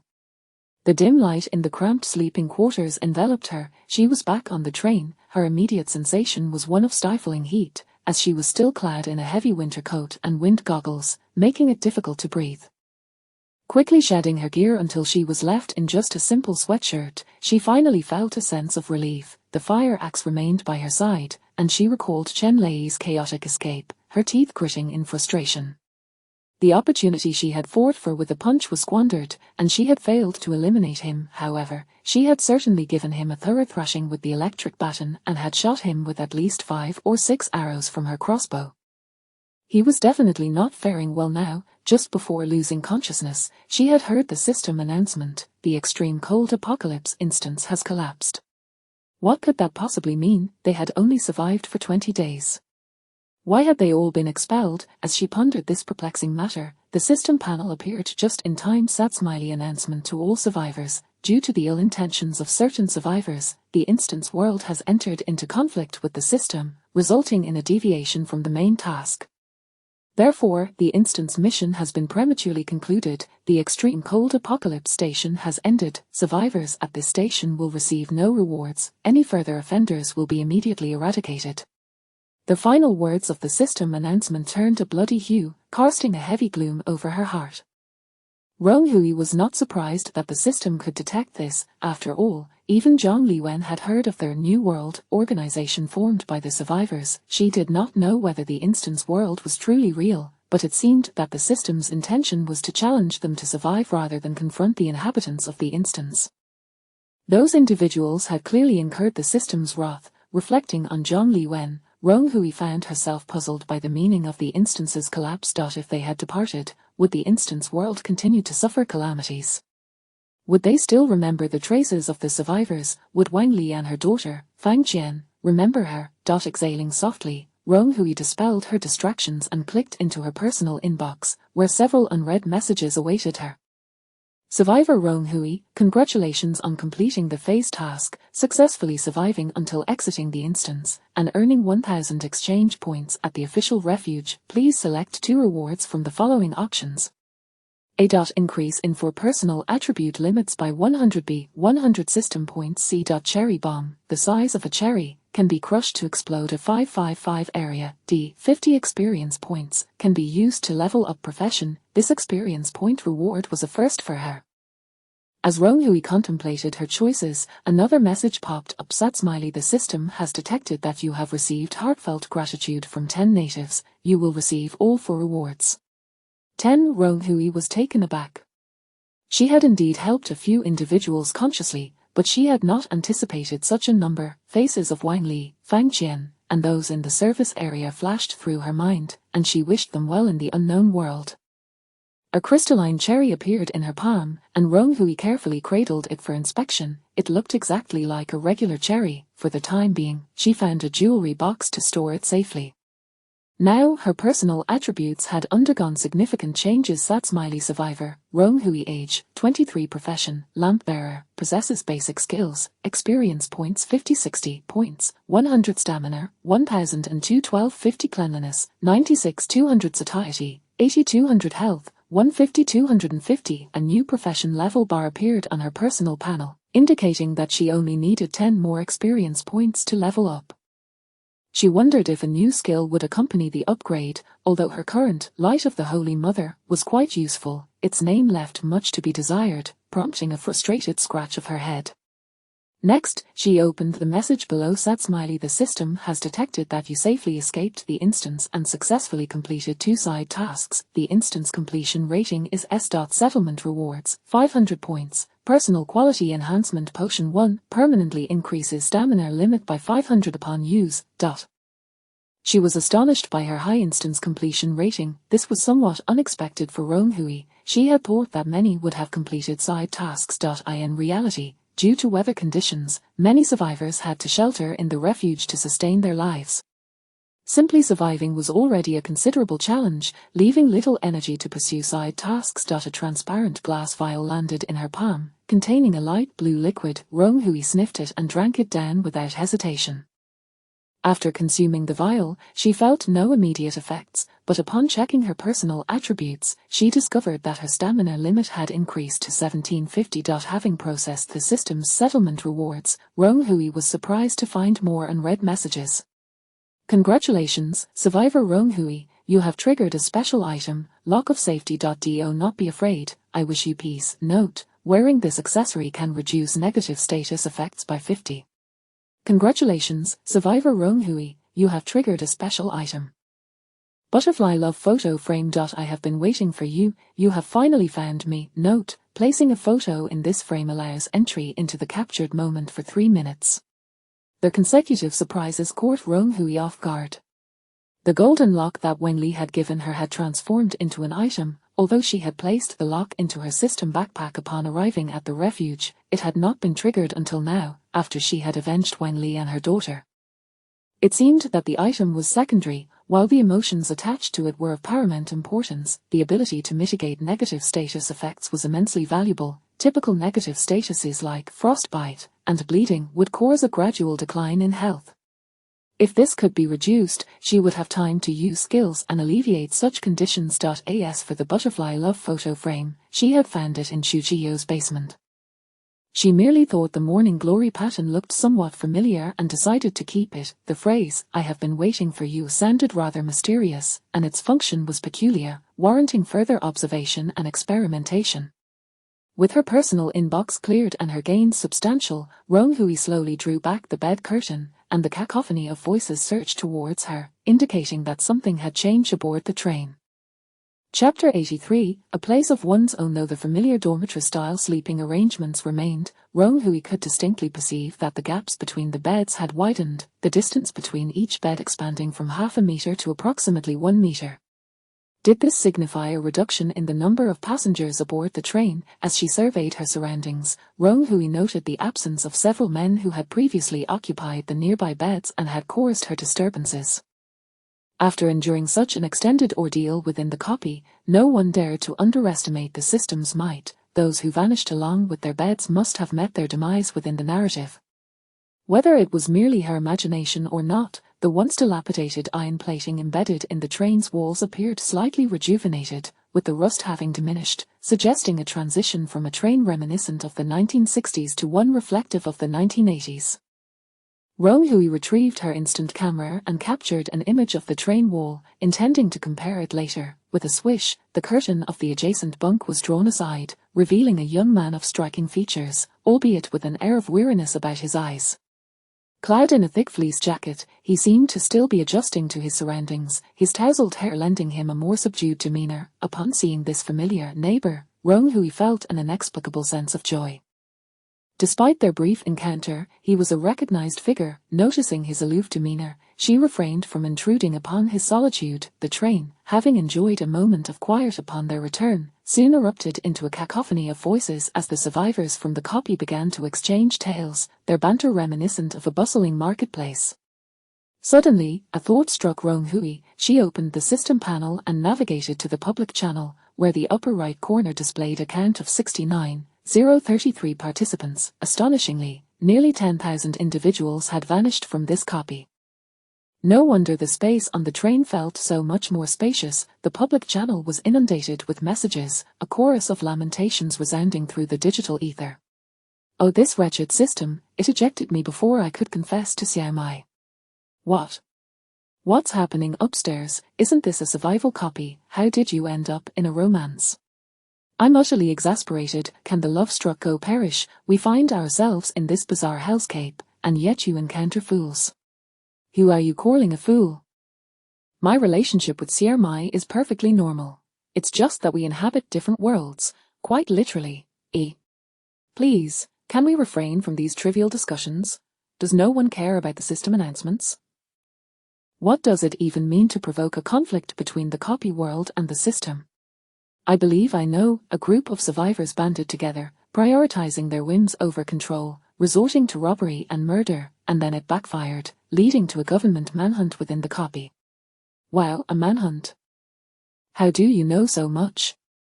I've managed to secure a minor position within the refuge, so I'm privy to some insider information. Goodness, no wonder I was seized and dragged into a research facility despite diligently completing my tasks and earning exchange points. That syringe was the size of my finger, and it tormented me daily. Why were you captured? I was merely an ordinary individual in the copy, quite inconspicuous. Did you draw attention by carelessly using your system backpack? So, does that mean these individuals received no rewards from this copy? How tragic. Tragic, they likely committed numerous misdeeds, their backgrounds could rival ours in wealth. What are you lot discussing? I can't comprehend anything. I intended to leave the copy on the 20th day and never paid attention to any forced ejections. It was freezing, and I had to escape. All right, you're still young, why not join the children at their table?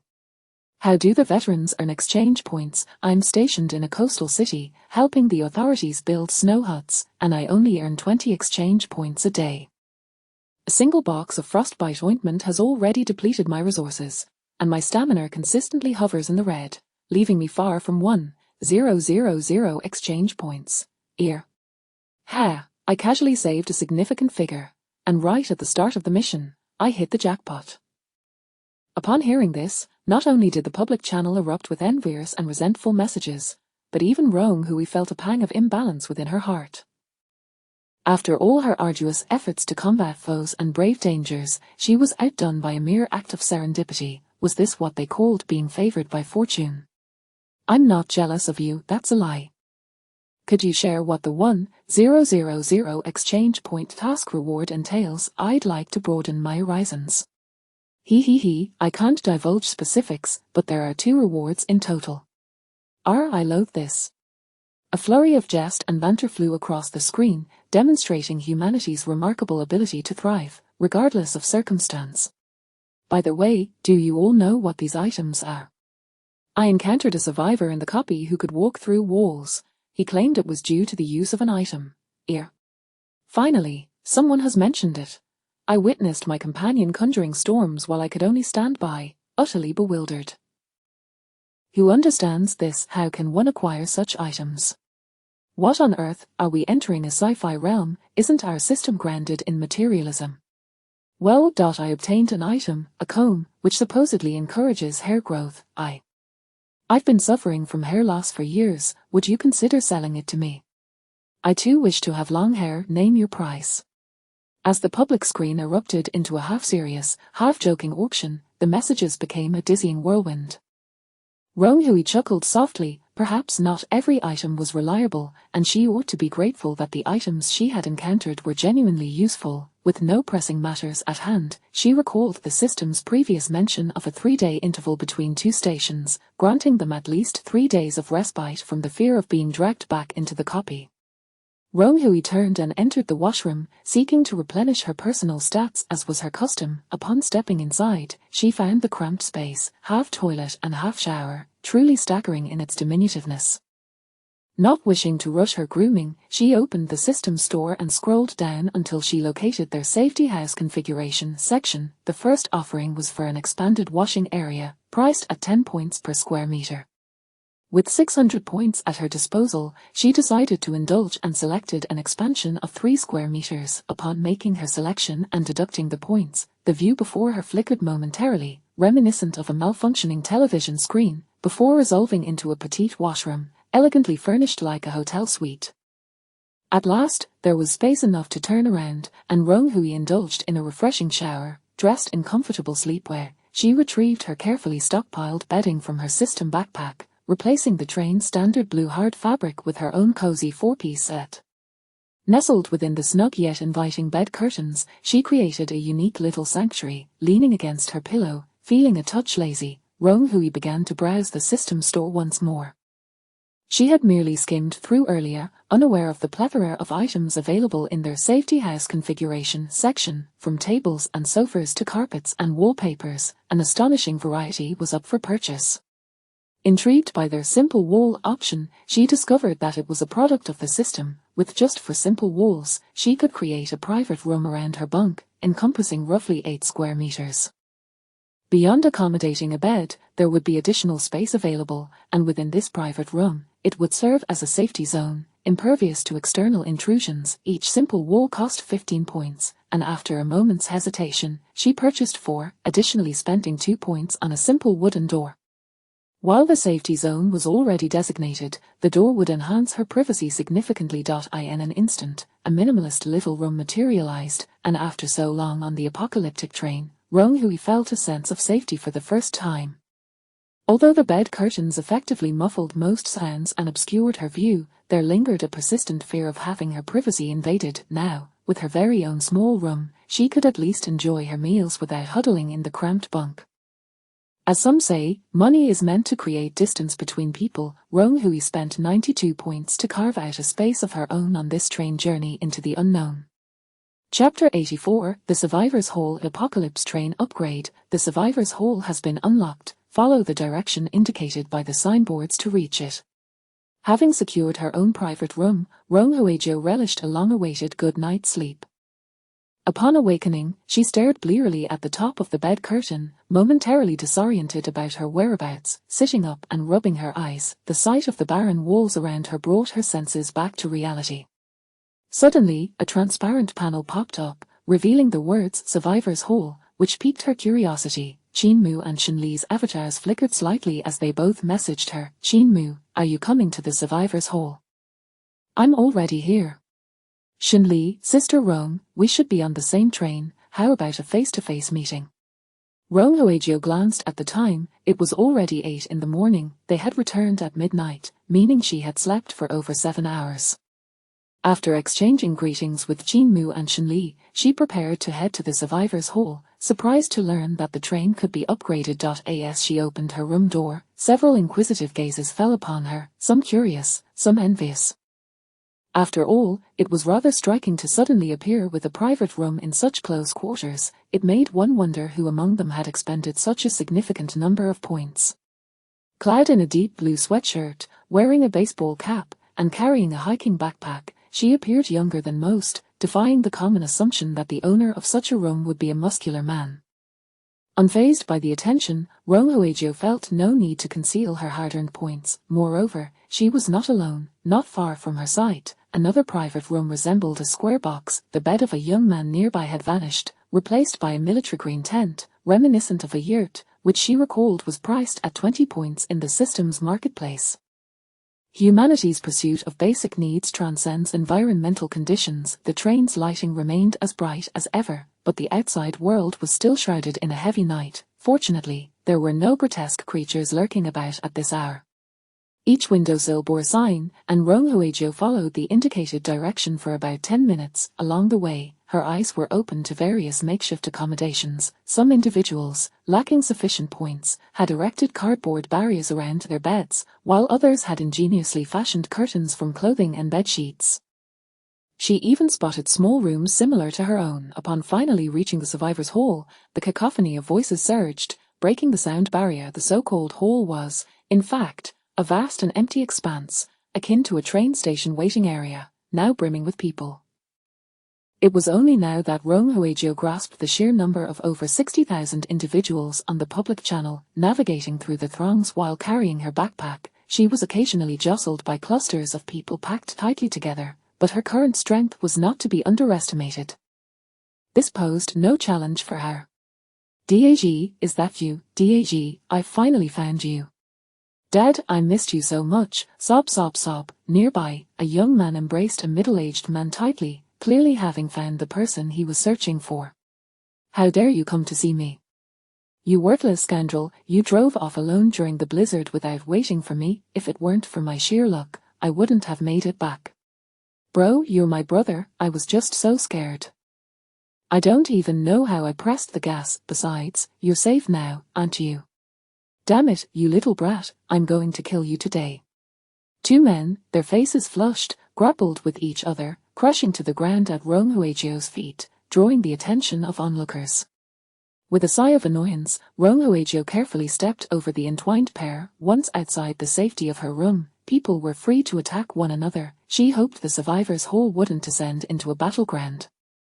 She messaged Qinmu, but her gaze failed to locate her confident figure. and Shen Li was nowhere in sight, indicating that a face-to-face meeting would have to wait. As she continued her stroll, she observed that the hall's walls were entirely designed to resemble a train station, with pristine white walls adorned with their apocalypse train operating rules.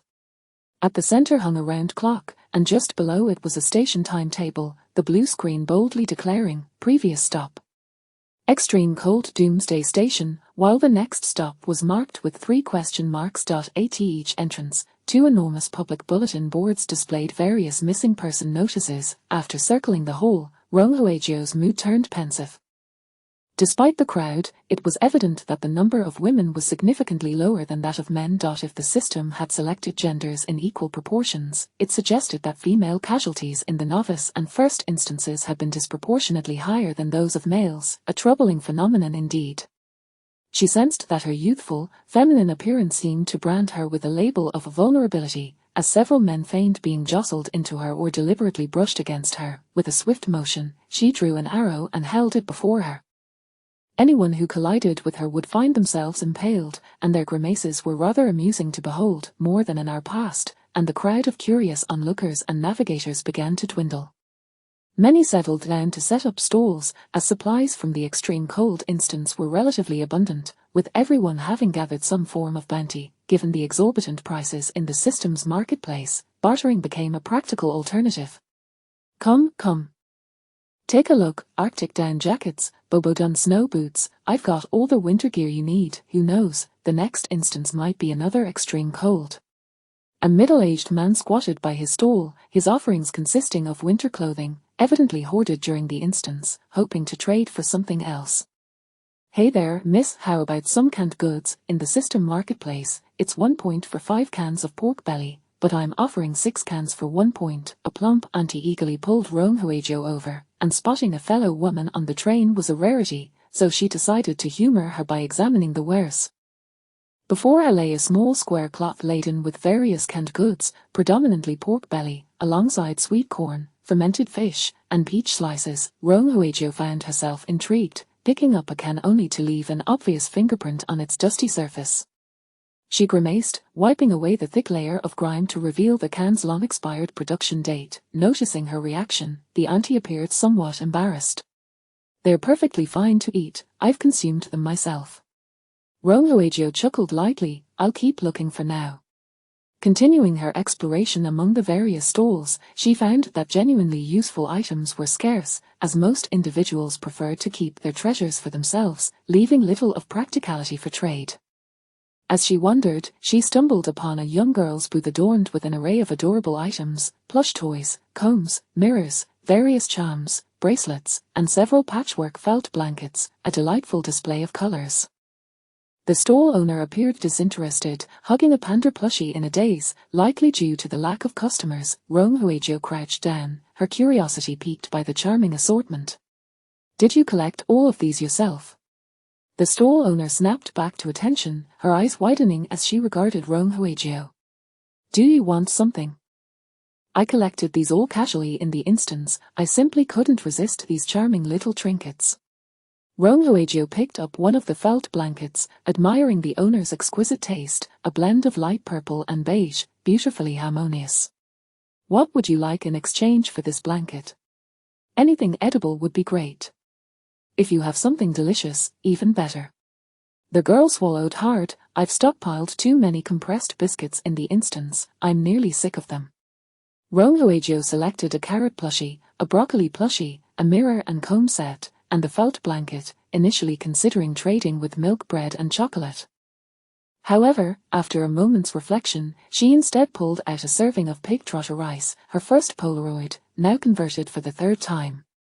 "This is a dish I love, pig trotter rice. It's still warm, can we trade?" Rong Huijio presented it to the girl. "Of course." The girl gazed longingly at the aromatic dish, nearly moved to tears. "My name is Wei Xian, from now on, we shall be like sisters, though not by blood." Wei Xian resided in a small commodity city, initially hoarding supplies by raiding small supermarkets throughout the instance, while everyone else subsisted on biscuits. Heaven knew how much she longed for a warm meal. After Rong Huijio placed her selected items into a pile, Wei Xian took the pig trotter rice, inhaling its enticing aroma before stowing it away in her system backpack, lest it cool down. Just as Rong Huizhou intended to stow away their whimsical plushes, a thick plastic sheet suddenly descended from above. "This is for you," Wei Xian winked at her. "It's an inflatable plastic pool, measuring 5 by 5 by 1. Anything placed inside will be considered a filled pool of miscellaneous items. It's well deserved. Though retrieving items later can be a bit tricky," Wei Xian added, scratching her head. Rong Huizhou shook her head, smiling. "This is incredibly useful. I can't believe you're willing to give it to me." She pulled out a sushi platter and offered it to Wei Xian. "Wow, a rich lady." Wei Xian's eye sparkled with delight. Before parting, Rong Huizhou added her as a friend. Once back in her room, she promptly laid the felt blanket on the floor, its square shape fitting perfectly, bringing a touch of color to the otherwise pristine white room. Chapter 85. What on earth is happening? Rong Hui spent half a day tidying up her room, and now her small single room has undergone a remarkable transformation. Upon entering, one is greeted by a delicate lavender carpet, beside which Rong Hui has placed a pair of home slippers. It goes without saying that these slippers were procured through a transaction with Wei Xian. She must have plundered the entire small commodity market, for whatever Rong Hui inquires about, she seems to possess. The room's centerpiece remains the bed, though Rong Hui has adorned it with a tulip-colored bedding set. A carrot plush toy and a broccoli plush toy lie on either side, exuding an aura of health, not really, lending the entire space a touch of liveliness, at least allowing Rong Hui to momentarily relax her nerves.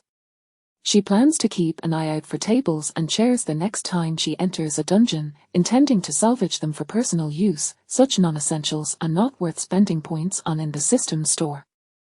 After a simple lunch, Rong Hui opened the system panel, where a small row of icons appeared in the upper right corner, depicting a photo box, a crystal pendant, a safety lock, and a butterfly picture frame. These are the items she currently possesses.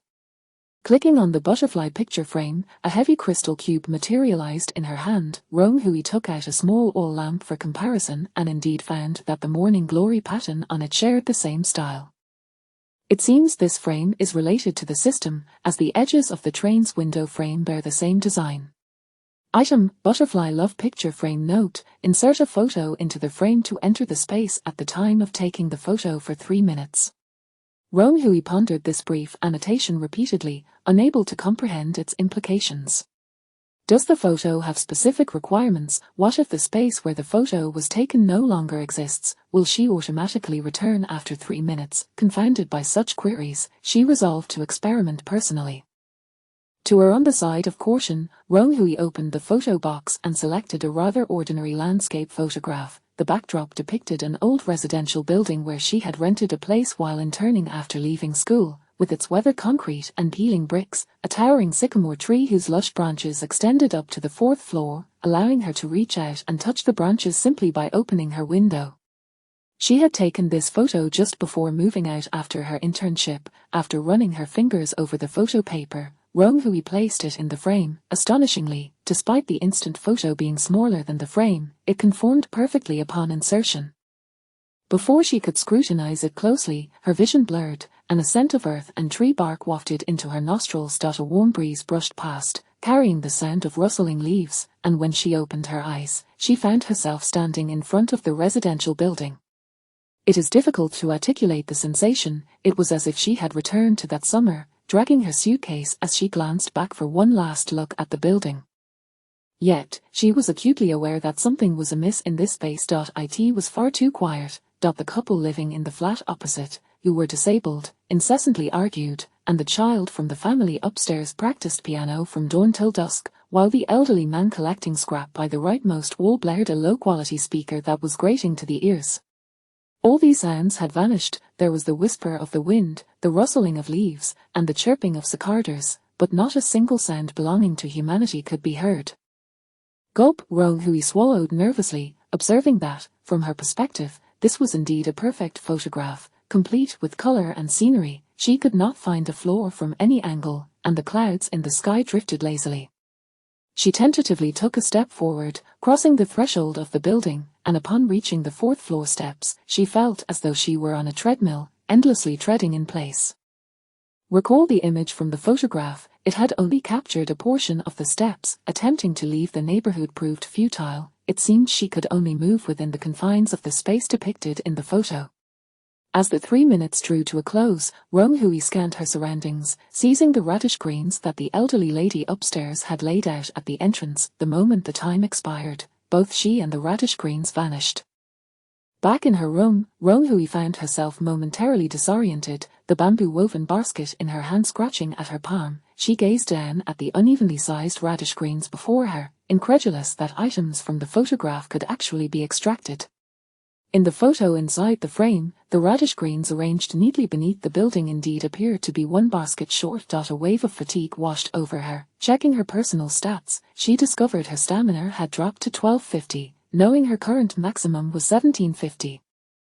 That brief 3 minutes had cost her a staggering 500 stamina points. After some contemplation, Rong Hui resolved to continue her experiments. The butterfly picture frame seemed to possess greater potential than she had initially assumed, requiring her to explore it further. 10 minutes later, a pale-faced Rong Hui collapsed back onto her bed. Having traversed through the frame twice more, she appeared to have grasped the basic principles. First and foremost, the photos that could be used with this frame were limited to those taken in the real world. The snowy scene she had captured in the extreme cold apocalypse dungeon and the photo of the train carriage taken a few hours prior yielded no reaction when placed in the frame. With such stringent limitations, this item would indeed be utterly useless for many, but Rong Hui had a box full of photos, making it perfectly suited for her. Additionally, she could bring items from the photo back but could not leave her own belongings behind. The frame would not accommodate anything that was not originally present. Used photos could still be utilized again, and now she had 2 baskets of radish greens by her side. Closing her eyes to alleviate the weakening sensation caused by the rapid depletion of her stamina, Rong Hui concluded that this item primarily served to provide her with an emergency escape route when paired with instant photos. Although limited to just 3 minutes, it could prove vital in critical moments, potentially saving her life, albeit at the cost of significant stamina points. Whether or not she could extract items was of little consequence. After all, she already possessed the photo box item, and exchanging items thrice was far more economical than extracting them individually. The more she thought, the heavier her eyelids felt. Stamina restoration required rest. Rong Hui stowed the radish greens in her system backpack and rolled over, falling asleep instantly. The 3 days reserved for recuperation swiftly passed in a rhythm of exercise, meals, and rest. On the evening of the 3rd day, as the time for the next dungeon approached, the atmosphere on the train grew palpably tense. Everyone seemed anxious about the impending unknown disaster, and even the slightest disagreement could spark conflict. The public channel was devoid of light-hearted banter, shifting instead to discussions of survival. Today's survival topic: how to discern direction without a compass or obvious indicators. Interested individuals are invited to the Survivor Hall. I will be waiting by the notice board. Hey, you upstairs, stop spreading misinformation. You keep pushing this dubious survival knowledge. If I wanted to find you offline, I'd have to spend 2 points just to talk to you. How shameless. This is invaluable survival knowledge. Without the internet, we can only rely on oral tradition. What's wrong with me collecting a small fee? Don't be fooled, everyone. I will provide free survival advice. In the absence of any indicators, one can rely on the sun, terrain, water flow, stars, etc., to discern direction. Let me explain in detail. Thank you. You're a good person upstairs. Taking notes. Observing someone offering free survival guidance in the public channel, Rong Hui felt a flicker of hope in her otherwise heavy heart. Regardless of the circumstances, collective effort could render difficulties insignificant. She decided to share her own survival tips in the public channel when time permitted. Previously, Wei Xian had messaged her, indicating that new items had arrived in the system store. Having learned from her prior experience of missing out on weapon purchases, Rong Hui began to vigilantly await the release. Sure enough, at 10 o'clock that night, the system store quietly unveiled new weapons in the armory. A small dagger for 6 points, the Muramasa demon blade for 10 points, leather bow and arrows for 12 points, a cross sword for 8 points, a battle axe for 14 points, along with previously available items such as a Damascus knife for 10 points, a katana for 12 points, and a tang knife for 15 points, with each type limited to 10 pieces. Why are they all cold weapons? Having tasted the advantages of using a crossbow and an electric baton in the last dungeon, Rong Hui felt somewhat dismissive of the cold weapons that tested personal skills. Nevertheless, as her points were plentiful, she swiftly acquired a Damascus knife and a small dagger. In addition to the fire axe she was accustomed to wielding, these cold weapons would suffice. Time ticked away, and gradually, the public channel fell silent. Everyone awaited the station announcement. At 11:50, there was no movement. At 11:51, still no movement. At 11:55, still no movement.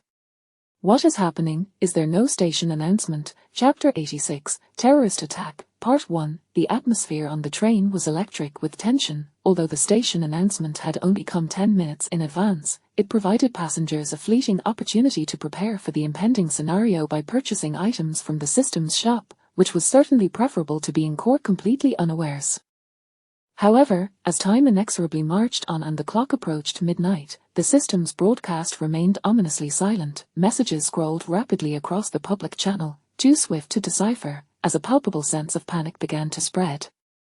Dressed in a tracksuit, Rong Hui clutched her backpack, filled with simple provisions and water she had brought aboard the train. Uncertain of where she would land in the next instance, she had stowed her weapons in the system backpack to avoid drawing unnecessary attention. Tension evident in her tightly pressed lips, her gaze was fixed on the time, 11:59, 30 seconds, 31 seconds, 32 seconds. Suddenly, a piercing sound of static erupted, akin to an electric drill boring into the eardrums, causing Rong Hui to crouch down and shield her head, feeling as if her mind might explode. The scene before her warped and blurred like a malfunctioning television, and even with her eyes shut, she felt the world spinning, a queasy sensation washing over her. Moments later, the image stabilized, and a mechanical voice intoned. "Dear passengers, we are about to arrive at your next destination. Please disembark immediately." Before Rong Hui could steady herself, a blinding flash enveloped the room, and the occupants vanished. "Attention, esteemed audience, please take your seats promptly as the concert will commence in 3 minutes. Today's program is as follows." A gentle female voice resonated through the air, accompanied by the deep hum of a cello, lingering in her ears. Rong Hui's eyes flew open, remnants of pain still throbbing in her head. She found herself seated in a crimson armchair, flanked by identical seats, the air cooled by central air conditioning, imbued with a hint of woody fragrance. Where was she? The system chimed in. "Survivor Rong Hui, you have entered the terrorist attack scenario. Escape the concert hall to exit the scenario. Good luck." What? A terrorist attack? A chill ran down Rong Hui's spine. Having lived in a peaceful society for 20 years, she had never encountered such a threat. The concept of firearms was foreign to her until now, and this was far beyond her comprehension. Was the system intent on leading them to their doom? With no time to ponder further, she opened the system panel, only to find the public channel and system shop grayed out. Rising from her seat, she surveyed her surroundings. The grand hall was opulent, soaring to great heights, comprising 4 levels, with seats arranged in a sweeping arc along the steps on either side. Balconies encircled the space, offering spectators a view of the performance stage, now occupied by a full ensemble of musicians, positioned in the rear right. She glanced at the exit signs. She needed to head to the 3rd-floor exit to escape. Determined, she began making her way towards the exit, her hurried, upstream movement among the incoming audience appearing somewhat peculiar. "Miss, the concert is about to begin. Are you unable to find your seat?" A kindly middle-aged man in a polo shirt approached her, holding the hand of a little girl dressed in a princess gown. Rong Hui opened her mouth to respond but ultimately chose silence, attempting to sidestep past him. In that fleeting moment of their intersection, gunfire erupted abruptly. Pop, bang, bang. Help, there's a shooting. Run, there's a gun. Call the police, quick. In an instant, the calm surface of the gathering shattered like glass, as chaos ensued.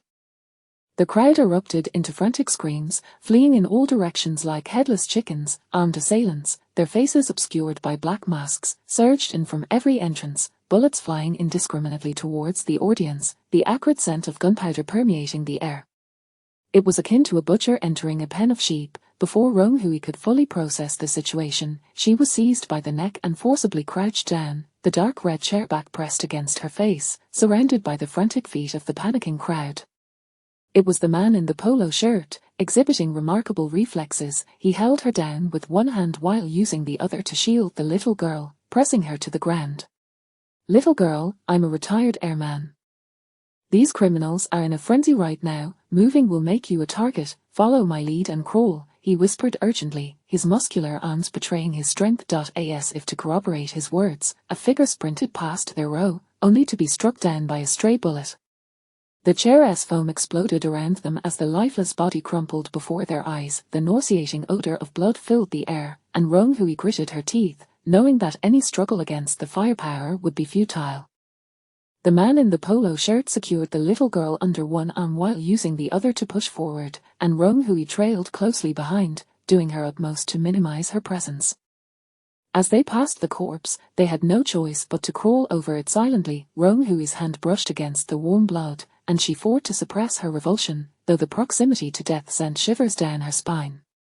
They moved swiftly. The nearest exit was within sight when suddenly, a faint click echoed behind them. The sound of a chair flipping over caught the gunman's attention. Plop, plop, plop. The footsteps of the gunman drew nearer, and alarm bells rang in Rong Hui's mind. She stealthily grasped her crossbow, uncertain of its efficacy, yet resolute not to surrender. "Oh, it seems we have some little mice hiding here," the gunman taunted, his elevated position revealing their concealment.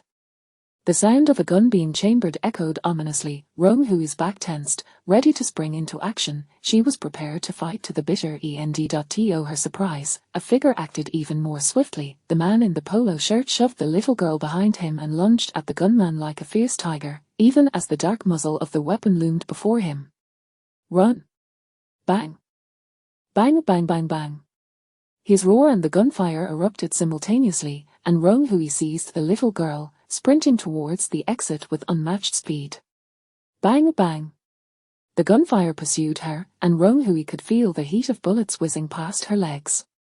The glowing green emergency exit had never appeared so alluring. She leaped forward, bullets grazing her ear as she tumbled through the opening with the little girl in her arms. Her arms and back ached from the impact, but there was no time to dwell on the pain as she scrambled up and fled down the corridor.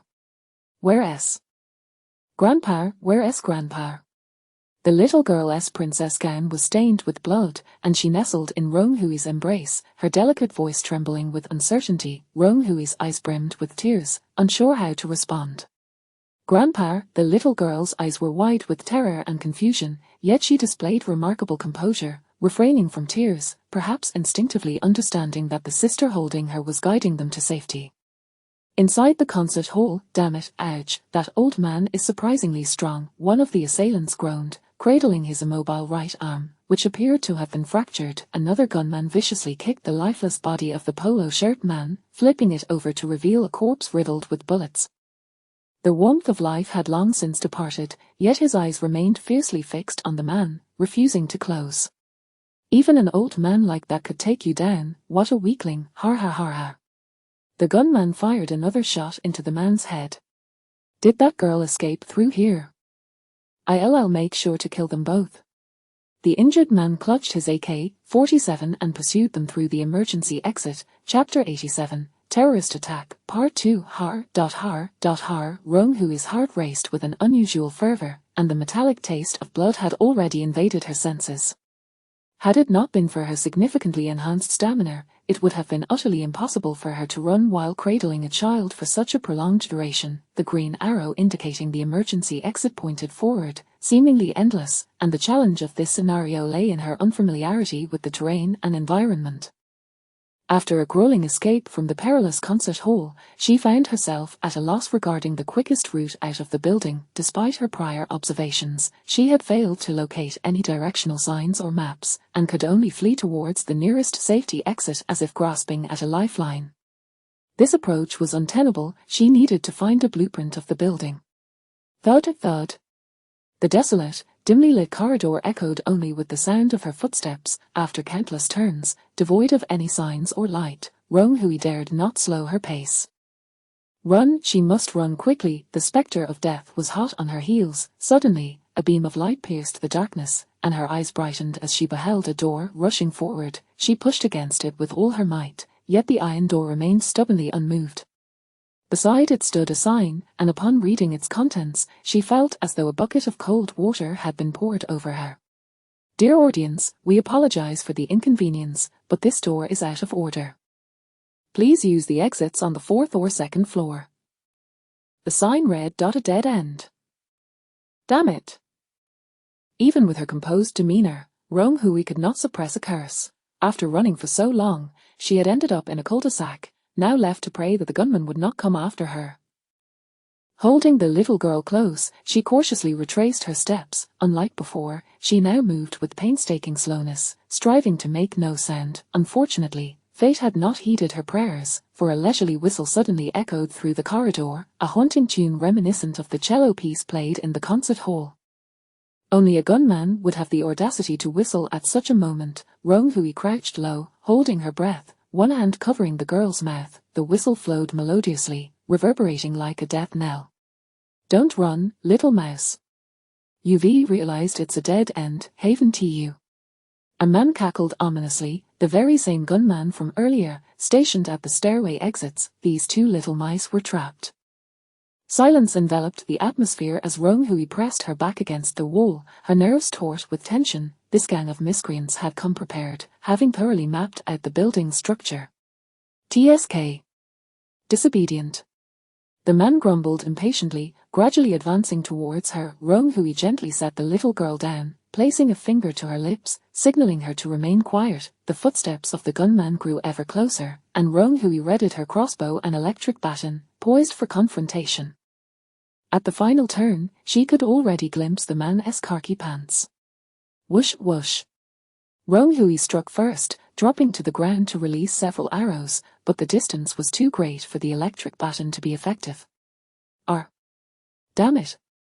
The gunman, evidently taken aback by her possession of a weapon, yelped in pain as an arrow struck him, but the next moment, a torrential barrage of bullets rained down upon her. Flashes of gunfire erupted like raindrops hitting the ground, and Rong Hui rolled desperately to evade them, landing atop the little girl to shield her. The gunman unleashed his fury like a madman, bullets flying without pause. Rong Hui felt the stinging impact on her arms and body, blood gushing forth. Har, blood mixed with fragments of her inside spewed from her mouth, and her ears began to ring. What was this sensation? The adrenaline coursing through her veins dulled the pain, and with her remaining consciousness, she enveloped the girl beneath her. The system panel uncontrollably flashed, the screen morphing into a warning red. Danger! Danger, health level critically low.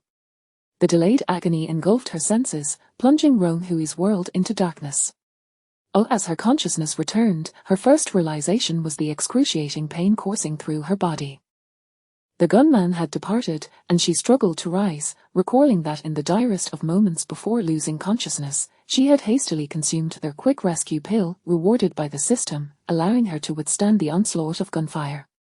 With great difficulty, she leaned against the wall to sit up, shaking her throbbing head, only to discover something amiss. Why was she on the right side? She had curled up against the left wall to protect the child. Where was the little girl? Trembling, she retrieved her flashlight and turned it on, only to be met with a sight that shattered her heart. The little girl lay motionless, like a rag doll, her princess dress riddled with bloodstains. 2 minutes prior, after unleashing a hail of gunfire, the gunman had approached, believing Rong Hui to be dead. He kicked her body twice, preparing to empty his magazine into her head in a fit of rage when a small hand suddenly emerged from beneath her, futilely attempting to shield her. How touching. The gunman sneered wickedly, kicking over Rong Hui's body, fully exposing the little girl. Good evening, little one. He raised his weapon, taking aim. Bang. Bang. No. Rong Hui summoned her all lamp, desperately activating her skills. Skill ineffective, cannot be used on deceased targets. Skill ineffective, cannot be used on deceased targets. Rong Hui's strength waned, and her hand fell limply. She could have used the butterfly frame to hide within the photograph, yet that would have left the little girl alone at the mercy of the villains, which was why she de-risked everything, nearly losing her life in the process. But the scene before her seemed to mock her. Why had the innocent perished while the wicked continued to thrive? Rong Hui slowly rose to her feet, fire flickering in her eyes, her athletic wear soaked in blood, dripping steadily.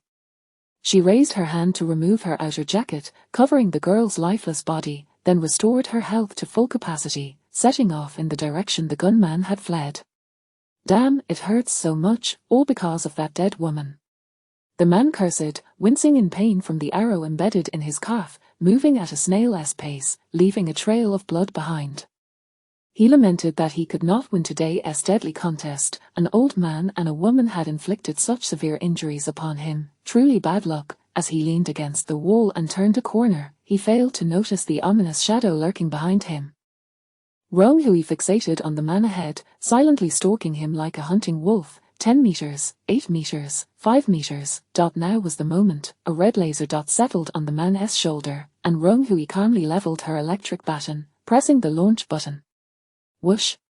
The dart, charged with 800,000 volts of electrical energy, struck the man's shoulder. Oh!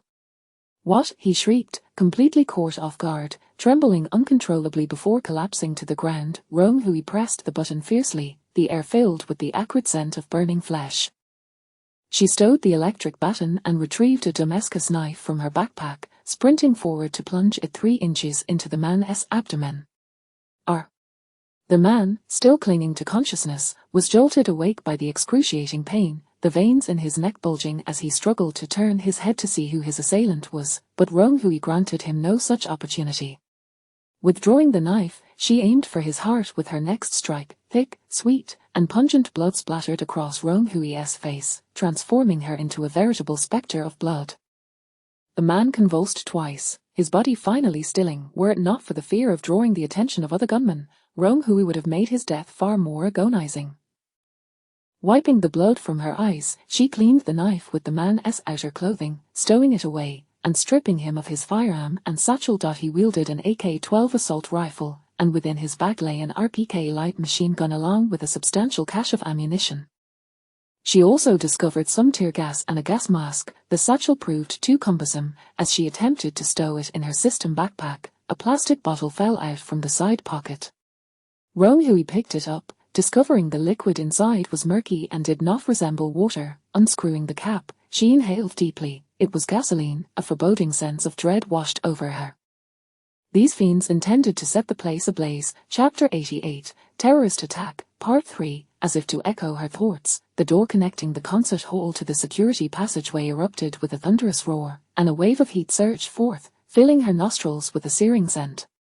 Having previously endured the intensity of a fire scenario, Rong Hui was all too familiar with such heat. She muttered a curse under her breath and swiftly darted toward the emergency staircase.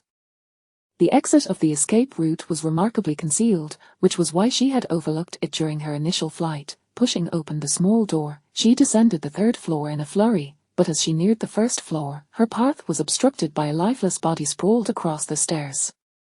Rong Hui's heart raced with tension as she quickly crouched against the wall, straining to listen for any movement. Is anyone else coming? It feels like they all perished upstairs. Don't let your guard down. Didn't a few rats just scurry down? Guarding the door is so dull. I wish I could join the carnage in the concert hall. Who can blame us for feeling invisible in front of the leader? Damn it, just pure labor. And you, how many have you taken down? About 10 or so. It's rather mundane. She could hear the voices of 3 men conversing, yet she couldn't ascertain their numbers. Fortunately, she had not rushed down earlier. She dared not gamble with so many armed men present. Biting her lip in anxiety, Rong Hui frantically devised a plan. The exit here was no longer a viable option. What should she do? Should she return to the 4th floor's exit? But the upper levels had likely become an inferno. Her gaze inadvertently drifted over the body on the ground. It was a woman clad in an elegant vintage polka dot dress. She must have been quick on her feet to escape the crowd, yet death had not spared her. Her handbag lay discarded nearby, its contents strewn across the floor. Lipstick, perfume, tissues, tickets. Tickets, an idea sparked in Rong Hui's mind. She stepped forward, her body steadying as she leaned over to discreetly retrieve the ticket, her exceptional core control allowing her to make no sound, while the men at the entrance continued their idle chatter. The ticket was exquisite, perfectly aligned with the concert's aesthetic, a rectangular piece of sturdy cardstock adorned with the concert hall's emblem. detailing the event, seating, and repertoire. Flipping it over, she was pleasantly surprised to discover a map of the building printed on the reverse. Using the map, she pinpointed her location at the right side exit of the first floor. This concert hall lacked a back door. If the right exit was impassable, she would have to exit through the main entrance. However, to reach the main entrance, she would need to ascend the escalator to the second floor, leading to the lobby, the entrance for all attendees. Regardless, she had finally found a semblance of direction.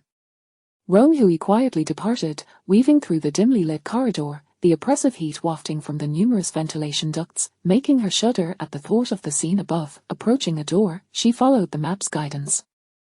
Stepping through this door would lead her to a small platform on the second floor. Cautiously, she tested the doorknob, confirming it was not too hot before gently pushing it open.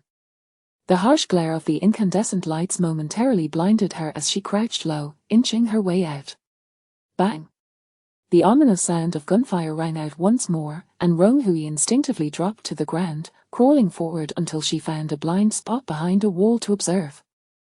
The first and second floors merged into a grand lobby, expansive and airy, supported by 8 colossal columns. Approximately 100 meters away stood a small escalator leading down to a grand entrance made entirely of glass. However, what was once a venue of elegance and leisure had transformed into a hellscape, littered with the wounded from gunfire. The stark marble tiles accentuated the splattered blood, resembling pools of mosquito blood against the white walls. More troubling was the presence of several gunmen roaming the first-floor lobby, competing in a grotesque game of shooting. If anyone attempted to flee and was struck, they erupted into boisterous laughter. The inhumane scene sent Rong-hui's blood pressure soaring. "This is a scenario, this is a scenario, this is a scenario," she silently chanted, reminding herself not to let the actions of these scoundrels provoke. Chapter 89. Terrorist Attack, Part 4. Bang, bang, boom. Several bullets whizzed by in rapid succession, shattering only a few ice fragments, rendering them insignificant. Rong-hui remained composed, her aim steady as the roles of hunter and prey had reversed. Now, the gunman had taken refuge behind the pillars, and as soon as anyone dared to peek out, her bullets would swiftly follow. The concealed gunman soon recognized her uniquely shaped ice fortress and began to panic, exclaiming, "What on earth is that? Our comrades outside haven't given the signal. The police are still en route. Who is firing? Something's off. They're using an RPK. That's our weapon. Damn it, it seems some fool is playing the hero. Let's send 3 of us to flank him on the second floor, while the rest guard the main entrance." 4 gunmen crawled through a side door to the second floor, moving stealthily along the wall, now aligned parallel to Rong-hui, out of her bullet's reach. Rong-hui had long since noted the absence of several men below. Feigning ignorance, she continued to exchange fire with the remaining foes, shards of ice flying but not a single injury befalling her. One gunman had crept close to the corner where she hid, crouching down and signaling to the others behind him. Despite not understanding how he had conjured such large ice blocks, his shooting style and accuracy indicated he was merely an ordinary man. They simply needed to wait for his bullets to run out before striking, allowing this hero to experience the dire consequences of his bravado. The bullets streaming from the ice fortress showed no signs of ceasing, but gradually, the frequency and quantity of fire dwindled until it came to a complete halt. A metallic clatter echoed, suggesting the occupants were frantically reloading their magazines. The leading gunman revealed a bloodthirsty grin, exchanging glances with his comrades before charging forward. Contrary to their expectation of encountering a panicked opponent, a blood-soaked young girl calmly crouched, smiling at them, before crushing the cherry bomb in her hand. Boom. A deafening explosion resonated as if 5 or 6 grenades detonated simultaneously, the violent shockwave obliterating all glass on the second-floor platform, shattering tiles, while the 4 closest men were instantly dismembered, their limbs scattered to the first floor below. The explosion's thunderous reverberation startled those hiding within, screams and terror once again. Chapter 90. Terrorist Attack, Part 5. Could it be that this person is her neighbor from the train? Rong-hui recalled how he had once come to her aid before the extreme cold instance, after which they had not exchanged a single word. She never expected to encounter him again in this instance. "Are you all right?" Qin Jun casually tousled his hair, the disheveled strands casting a shadow over his brow. Rong Hui removed her gas mask and inhaled the cool, night air deeply. I'm fine, quite well actually. Thank you. Qin Jun raised an eyebrow. The girl before him appeared as though she had emerged from a sea of blood, her clothes drenched in crimson, looking utterly disheveled, and yet, she claimed to be unscathed.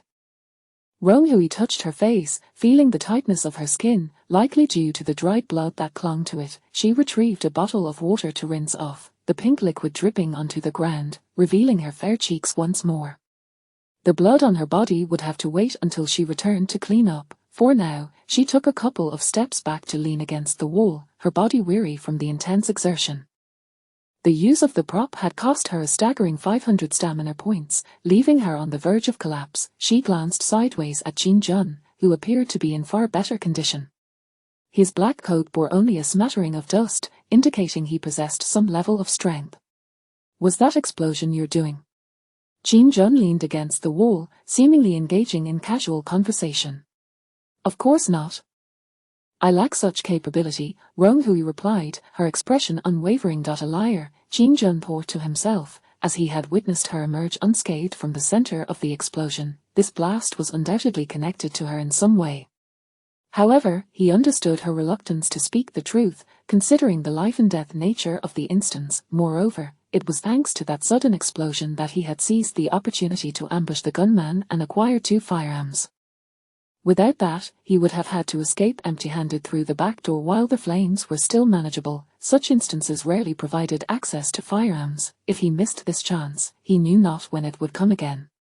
By the looks of it, you've helped me twice now. I truly appreciate it. Is there anything you desire? Rong Hui's tone was sincere, although she believed she could have carved a path for herself out of the fire. It was certainly preferable to emerge unscathed. After all, she had no intention of performing acrobatics. No need, it was merely a casual reminder, Qin Jun replied, crossing his arms as he tilted his head to gaze at the moon that had just risen. The moonlight, though somewhat diminished against the backdrop of the flames, still cast a gentle glow over every inch of land, enveloping the 2 figures by the back door. Rong Hui furrowed her brow. She had always been accustomed to exchanges of mutual benefit. If someone helped her, she felt compelled to reciprocate. She disliked being in anyone's debt. Then let us add each other as friends for now. If you think of something you want later, do let me know. Her words held a hint of extravagance, but she truly was quite wealthy at the moment, possessing an array of food, daily necessities, and even gold. Qin Jun's gaze shifted from the moon to Rong Hui's earnest face, the evening breeze tousling his hair and revealing his calm and languid eyes. In the next moment, a notification popped up on Rong Hui's system panel. Survivor Qin Jun has requested to add you as a friend. Do you accept? Without a moment's hesitation, she clicked accept. Unbeknownst to her, her friends list had already grown to 4, with the avatars of Xun Li, Qin Mu, and Wei Xian all still illuminated. She hoped they remained safe, however. Qin Mu, Qin Jun, observing the similarity in their names, Rong Hui tentatively inquired, do you know Qin Mu, the Mu as in alfalfa? Qin Jun was also examining his system panel when the familiar name escaped Rong Hui's lips. He paused for a moment, a look of confusion crossing his face. Qin Mu is my sister. What a coincidence. She and I traversed the last instance together. We are friends. The memory of that strikingly beautiful and fierce figure brought a smile to Rong Hui's face. The coolness of that young lady had left a deep impression on her. Qin Jun tapped his forehead. So, you are the beautiful and kind-hearted captain she spoke of? His sister had mentioned Rong Hui the most during their conversations in the previous instance, leaving him curious about this remarkable individual. Was Qin Mu's assessment of her truly so elevated? Rong Hui smiled, brushing her hair back as she lowered her gaze. Remaining silent, Qin Jun squinted, scrutinizing the girl before him once more. His sister had previously described her as intelligent, composed, and unflinching in the face of danger, qualities that starkly contrasted with the reckless individual who had just thrown herself into the flames. No, perhaps her boldness did align. Anyone would be terrified at the sight of a 3-meter-high inferno. Had he not acted swiftly, Rong Hui would have charged headlong into it. As Rong Hui perused her system panel, she suddenly recalled that Mu had mentioned her brother being taken for experiments, enduring 5 grueling days at the research facility. What a formidable individual, though rather unfortunate. The two fell into silence, yet their gazes betrayed a mutual respect. After a while, a familiar white light appeared as expected, and Rong-hui allowed it to engulf her consciousness. System has detected your safe escape from the instance. Instance completion rating hesitant smiley, turning the tables, rewards, 200 points, 20 experience, Medusa sunscreen 1, upon use, temporarily enhances skin, rendering it impervious to blades and fire, lasting 5 minutes, with 3 uses per bottle. When Rong-hui regained her awareness, she found herself standing in her small room. Her body swayed, almost toppling over, but her unwavering determination to avoid staining the bed with blood kept her upright. She opened the washroom door and collapsed onto the floor. Chapter 91. New skills. The system announcement had just concluded, and a bottle of sunscreen had materialized beside Rong-hui. This time, the quest was an escape type, and with its brief duration, amassing 200 points was quite commendable. Rong-hui picked up the sunscreen, its blue plastic exterior emblazoned with the simple inscription sunscreen, resembling a product of dubious quality. Could it truly possess such miraculous efficacy? Nevertheless, recalling the crystalline cherry bomb, she resolved not to underestimate anything produced by the system. She accessed her personal stats and was astonished to find her stamina had completely diminished. Smiley survivor, Rong-hui age, 23 occupation, lantern bearer LV1, possesses basic skills, experience 70-60, eligible for upgrade, points. 692 stamina, 42-17-50 cleanliness, 66-200 hunger, 130-200 health, 233-300, item bonus 50. Rong-hui was surprised to discover she was eligible to upgrade her skills. After all, she had nearly experienced a resurrection during the quest, relying heavily on her skills and the system's potions, utilizing her abilities with remarkable frequency. Without hesitation, she pressed the upgrade button. In the following moment, a soft yellow glow illuminated the cramped washroom, and a small oil lamp materialized out of thin air, hovering in midair. Its warm light enveloped Rong-hui, who lazily squinted her eyes under the radiance, feeling the weariness and anxiety from the quest gradually subside. After several seconds, the small oil lamp vanished, and Rong-hui discovered that all her personal stats had been restored to full value. Survivor Rong-hui, congratulations on your successful upgrade occupation. Lantern bearer LV2, experience, 10-600 skill, 1. Light of the Holy Mother. Those illuminated by this radiance will experience a 10 increase in health points, with no limitation on the number of recipients. Specific individuals may be designated for exclusive healing, resulting in a 50 increase in health points, applicable to no more than 3 individuals. 2. The Tears of the Virgin, condensed droplets that can store health points. Rong-hui directly addressed the elderly man on the subway, pondering whether she could be bestowed with a more melodious name. If this continued, she might as well rename herself. Instead of Rong-hui, perhaps she should adopt the name Maria. Nevertheless, despite her complaints, Rong-hui felt a surge of joy at acquiring a new skill. With curiosity, she decided to experiment. She watched as the gentle glow of the small oil lamp coalesced into a beam, gradually solidifying into a crystalline droplet resembling a tear. She pinched it and held it in her palm, astonished to find that this diminutive sphere contained a remarkable 50 health points. In an instant, Rong-hui recognized that this skill could remedy her insufficient stamina. She could easily take advantage of the days of respite between dungeon runs, utilizing the tranquility of the instance to stockpile health points, thus allowing her to wield her skills freely without trepidation regarding her stamina. The Terror Attack dungeon had underscored the significance of the butterfly frame. The consumption of stamina was excessively high for a single use. The skill, Tears of the Virgin, could indeed assist her in conserving stamina. With her level up restoring all personal attributes, Rong-hui felt more invigorated than she had prior to entering the dungeon. She indulged in a thorough bath, discarding her blooded garments, and donned a fresh set of clothes, finally feeling a sense of relaxation envelop her.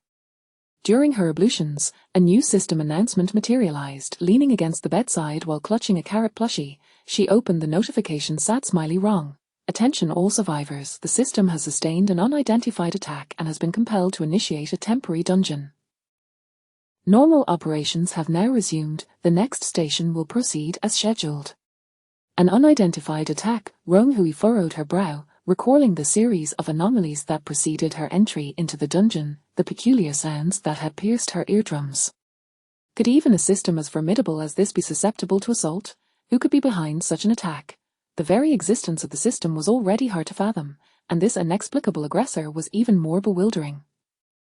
Just as one mystery remained unsolved, another emerged. She accessed the public channel, only to find that others were indeed discussing the announcement. The system speaks so lightly of this. My brother is dead.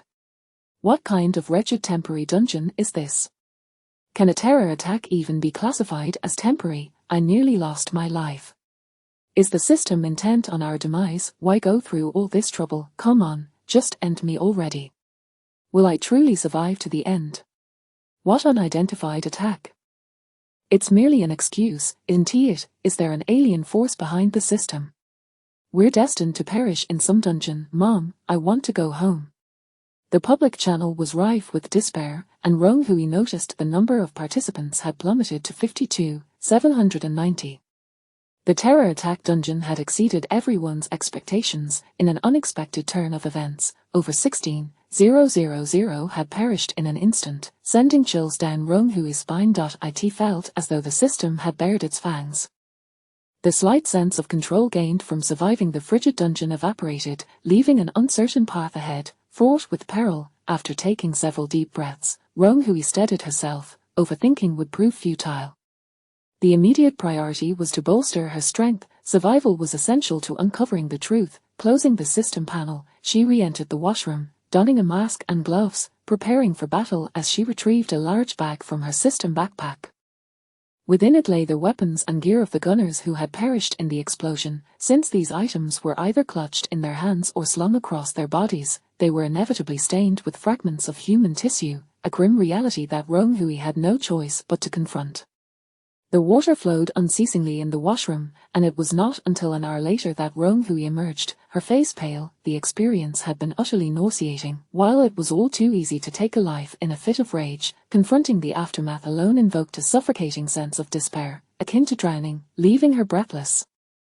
However, she found solace in the substantial haul she had collected. The neatly sorted equipment lay aligned on the floor: 2 revolvers, 2 Desert Eagles, 3 AK-12 rifles, 1 RPK machine gun, a plethora of ammunition, 12 canisters of tear gas, and 4 gas masks. This significant addition greatly replenished Rong Hui's arsenal of firearms.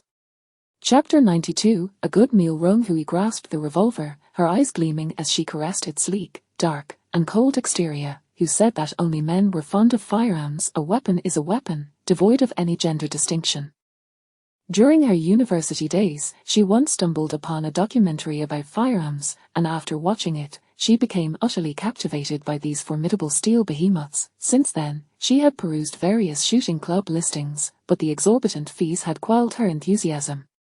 Now, she found herself in possession of a significant arsenal. At times, she pondered whether the thrill and trepidation brought by the Doomsday train system were evenly matched. Among the diverse weaponry, a considerable portion was comprised of various calibers of ammunition, weighing approximately several kilograms. She estimated around 2,000 rounds, ample for both practice and use. Rong Hui discovered another delightful use for the butterfly frame. It served as a tool for practicing shooting. By stepping into the photograph, she could evade attention and avoid accidental harm, though the time constraint was somewhat pressing. As she tidied the scattered armaments, she glanced at the time, 2 o'clock in the morning, and realized she had been back on the train for 2 hours. The upgrade had maxed out her personal stats, leaving her without a trace of drowsiness.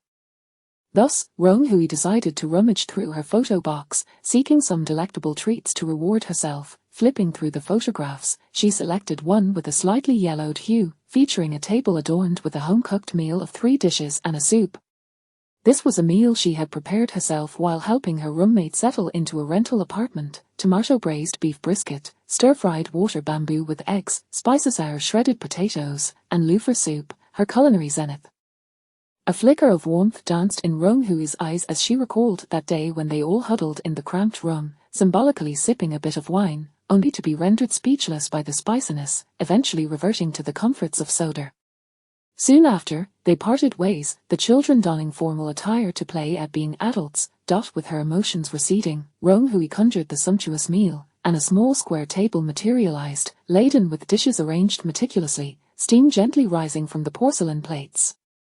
Not particularly hungry, she served herself a modest portion of each dish, stowing the remainder in her system backpack, placing a tender, succulent piece of beef brisket into her mouth. The familiar flavor elicited a knowing smile. Having been responsible for her family's meals since childhood, her culinary skills were second to nature. In this tumultuous and alien doomsday train, being able to savor her favorite dishes provided a warmth and delight that soothed her anxious heart amidst the chaos of the mission. The room was serenely quiet save for the sound of her chewing, prompting Hui to open the system interface, treating the public channel as her entertainment while she dined. After a period of despondency, the public channel buzzed back to life, as those who remained alive had to persevere. Conversations erupted regarding the recent harrowing terrorist mission. Did everyone have the same backdrop for their mission? I found myself in a bank lobby. A bank, how trivial. I landed in a train station waiting hall, filled with people, and suddenly shots rang out. Goodness, what happened next? The WA Chapter 93. Item upgrade card. Upon awakening from a light slumber, the dim light filtering through the curtains revealed the soft visage of a broccoli plush toy, which appeared to be gazing back at her. The vibrations of a train in motion resonated beneath her. Well, it seemed she could forget about the notion of waking up to discover it had all been a dream. Habitually, she accessed the system panel and noted that it was already 10 in the morning. The 4 avatars in her friend list were flashing, prompting her to rub her eyes in confusion. What was going on? Chinmu had sent the most messages, and she opened them one by one. Chinmu, are you alright? The system malfunction has left your injuries from the instance unrepaired. Do you need any medication? Chinmu, I heard from my brother that you two were in the same instance. Escaping from the concert hall building. Chinmu, by the way, Jun is quite the trickster. Ignore him and be careful not to be deceived. A smile involuntarily crept across Hui's face. Her initial impression of Chinmu during the extreme cold instance had been that of a fiercely cool sister, yet, as they grew closer, she discovered a more nuanced and chatty side to her. Recalling how Jun had praised her multiple times behind her back, Hui's expression softened. Hui, I'm fine and uninjured. Your brother is quite kind. I was fortunate to have his assistance in the end. Hui, what about you? Which instance are you in? Are you hurt? On the other end, Chinmu was gnawing on a broadsword, her eyebrows raised in surprise. Kind, was she sure she was referring to the Jun she knew? Growing up, they had trained together in their grandfather's martial arts school, and during their sparring sessions, Jun had never shown any mercy. Standing slightly shorter than him, she had endured years of torment, finally mastering the skills to take on 3 opponents at once. However, every time she observed Jun's nonchalant demeanor, she felt an overwhelming urge to punch him. Their relationship had softened somewhat since being pulled into the apocalyptic train system, yet Chinmu remained unconvinced that Jun would voluntarily assist anyone. His style was to remain aloof unless it directly concerned him. Chinmu, did he extort anything from you? He ought to help you since you are my friend. There's no need to thank him. Chinmu, my instance is set on a moving subway train, with someone seated next to me carrying a timed bomb. Thankfully, my reflexes were sharp enough to allow me to escape to another carriage before the first explosion, and I fled through the underground tunnel. By the end, nearly 3/4 of the subway was obliterated. Chinmu continued, the initial blast was so intense that I sustained minor injuries. I thought returning to the train would heal me, but unfortunately, that was not the case. Hui frowned in concern. A subway terror attack was indeed terrifying. Once the explosion occurred, there would be no chance to disembark, and the time to react was alarmingly brief. Had it been her, she likely would have had to rely on medication to endure the initial blast and then swiftly escape the subway. If seriously injured, she might not have made it out of the extending tunnel. Moreover, it seemed Chinmu's injuries were likely severe, otherwise, with her disposition, she would not have mentioned them. Hui retrieved the tear droplets she had conjured using her Tears of the Virgin skill and initiated a trade. Survivor Hui is trading you the item, Tears of the Virgin 1, accept decline. Chinmu gazed at the system pop-up in astonishment. What was this, an item? It sounded rather grand. After a moment of hesitation, she accepted it, and a droplet-shaped crystalline orb landed in her palm. Hui, this is a product of my skill. It can restore 50 health points, use it, and it would be best to heal before the next instance. Having witnessed Rong Hui use her skills in the extreme cold instance, Jin Mu had thought she could only use that small lamp. She was pleasantly surprised to discover that she could now perform non-contact healing. Gently, she crushed the tear droplet, and the minute glimmers of light, almost imperceptible to the naked eye, enveloped her. The burning sensation on her back faded instantly, and upon removing her bandages, she found her skin had healed to a delicate pink. Quickly, Jin Mu tore off all the bandages, her earlier anxiety about slow healing dissipating.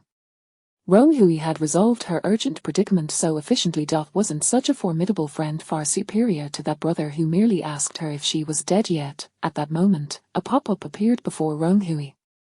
Survivor Jin Mu is trading you the item upgrade card, common, accept decline. Jin Mu, this is my reward from this instance. I have 2 of them, and I'm giving 1 to you.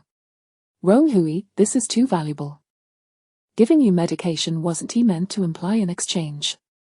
Rong Hui chuckled, bemused by Jin Mu's straightforwardness. She was willing to part with the system reward so readily. Just as she was about to click decline, Jin Mu interjected, how about this? Before the next instance, prepare a few more of those droplets for me, and this card will serve as payment. Rong Hui's finger paused. That didn't sound too bad. Regardless of what the next instance entailed, it was certain not to be easy, and life-saving medication would undoubtedly be essential. Rong Hui, all right, I'll prepare 6 for you, totaling 300 health points. Jin Mu, thank you. Rong Hui clicked accept, and a thin silver card appeared in her hand, adorned with a morning glory pattern. She placed it in her system backpack, and indeed, she received the usage instructions. Smiley item upgrade card, common, can be used to upgrade common items or enhance advanced items. Rong Hui possessed 1 advanced item, a photo box, along with 3 common items and a sunscreen item that could only be used 3 times. After a brief moment of contemplation, she decided to apply the upgrade card to the butterfly photo frame. It had proven invaluable during the terror attack instance, and extending its duration should yield even greater utility. Are you sure you want to use their item upgrade card, common? Confirm cancel. Rong Hui clicked confirm, and the butterfly icon in the upper right corner of the system panel shimmered with silver light before returning to normal. When she retrieved the butterfly photo frame once more, she discovered its description had changed. Item, butterfly love photo frame. Note, inserting a photo into the frame allows entry into the captured moment for 10 minutes. 10 minutes, Rong Hui could hardly contain her delight. She could now use the frame to practice shooting with confidence. The difference between 3 minutes and 10 minutes was monumental, enough time for a meal. In her excitement, she decided to create several more droplets of the tears of the Virgin for Jin Mu as a token of gratitude for her generosity. Meanwhile, in the military green tent adjacent to Rong Hui's room, Jin Jun was organizing a stash of medications he had accumulated from previous instances to trade with his sister. This guy had a penchant for showing off, and he had collected supplies with her in mind. Your traded item, medical kit, has been returned by survivor Jin Mu. Jin Jun, what are you playing at? Just take it. Jin Mu, Rong Hui has already provided me with medication. Jin Jun, even so, you should accept it. It will be useful for the next instance. Jin Mu, I don't want it. The veins on Jin Jun's forehead pulsed as he faced the obstinate younger sister who was as stubborn as a mule. After several rounds of back and forth, Jin Jun finally resorted to threatening, don't make me come over to your bed and find you. Reluctantly, Jin Mu accepted the medical kit. Chapter 94, The Transaction. As noon approached, Rong Hui retrieved the leftover dishes from yesterday and continued her meal, the food still steaming hot. The water bamboo was crisp and tender, while the eggs exuded a delightful aroma. As she dined, she replied to messages from Shenli and Wei Xian. In response to Shenli's concern, Rong Hui offered a curt reply. She was no fool and could sense his feelings toward her. However, amidst the turbulence of the apocalyptic train, she had little inclination to dwell on such matters. Yet, when Shenli inquired about her supply of medication, she thoughtfully compiled an emergency medication list for him. Thanks to her skills, she had scarcely utilized the supplies hoarded from the extreme cold instance, making them perfect for trade. In the aftermath of the terror attack instance, injuries were prevalent, rendering her medications highly sought after. As anticipated, Xunli sent over a 100G gold bar, maintaining his extravagant style. To her surprise, Wei Xian had indeed found a set of household furniture for her. Last she had heard, Wei Xian had mentioned keeping an eye out for a table and chairs, and now she had actually procured them. Rong Hui was utterly impressed. What a remarkable sourcing ability she possessed, especially considering the dangers of the terror attack instance. Surviving was one thing, but seizing the opportunity to retrieve a set of furniture was quite another. Was she perhaps from a province known for its business acumen? Survivor Wei Xian wishes to trade an item, a set of table and chairs. Accept decline. Wei Xian, oh, it's nothing noteworthy. I was at the school during shooting, and while hiding, I ended up in the teacher's office, so I took them along. Rong Hui, that's still quite impressive. Thank you. What would you like to exchange for them? Wei Xian, do you still have that pig trotter rice from the other day? Rong Hui, I really don't. Wei Xian, crying. JPG, my heart is shattered. Then I'll trade for anything edible, as long as it's not canned food or compressed biscuits. Rong Hui couldn't help but laugh at her vivacity and charm. She meticulously selected from her system backpack and ultimately decided to offer a whole box of mousse cakes, containing 6 pieces in Earl Grey, vanilla, yogurt, durian, lemon, and chocolate flavors, which she had stockpiled during the instance. She completed the transaction, and sure enough, Wei Xian accepted it immediately. Wei Xian, woo. Thank you. Next time I enter an instance, I'll definitely strive to find something delicious. I am turning into a compressed biscuit myself. Little did the poor Wei Xian know, it was those 6 small cakes that would sustain her through the next instance. Rong Hui found herself in a quandary regarding the vintage mahogany table and chairs. They resembled those found in a teacher's office. She scratched her head, relinquishing her aesthetic concerns, and positioned them against the head of her bed, planning to replace them later if a better option arose. With the addition of the table and chairs, her small room now exuded a sense of homeliness. An idea struck her, prompting her to open the system shop, where she discovered an item she had previously stumbled upon: Scenic Window. Scenic Window can be installed on walls produced by the system, featuring randomly changing scenery and built-in blackout curtains.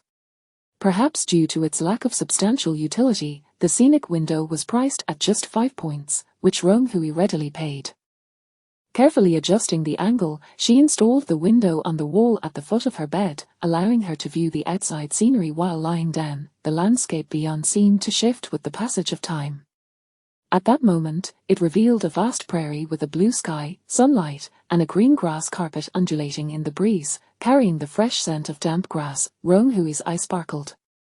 The prolonged darkness outside the train had a way of dulling one's senses, and she preferred to immerse herself in diverse vistas. Having accessed the system shop, Rong Hui made additional purchases, spending 35 points on 35 backpack slots, bringing her total to 50 and effectively resolving her storage issues. She could now stockpile supplies in the next instance without concern. She also purchased an electric card for 2 points, which, when inserted into a system-produced wall, would electrify the room for 12 hours. The electric baton was currently her weapon of choice, and she needed to ensure both of its batteries were fully charged to prepare for potentially lengthy future instances. For now, she refrained from making further purchases, opting to wait for the next instance announcement.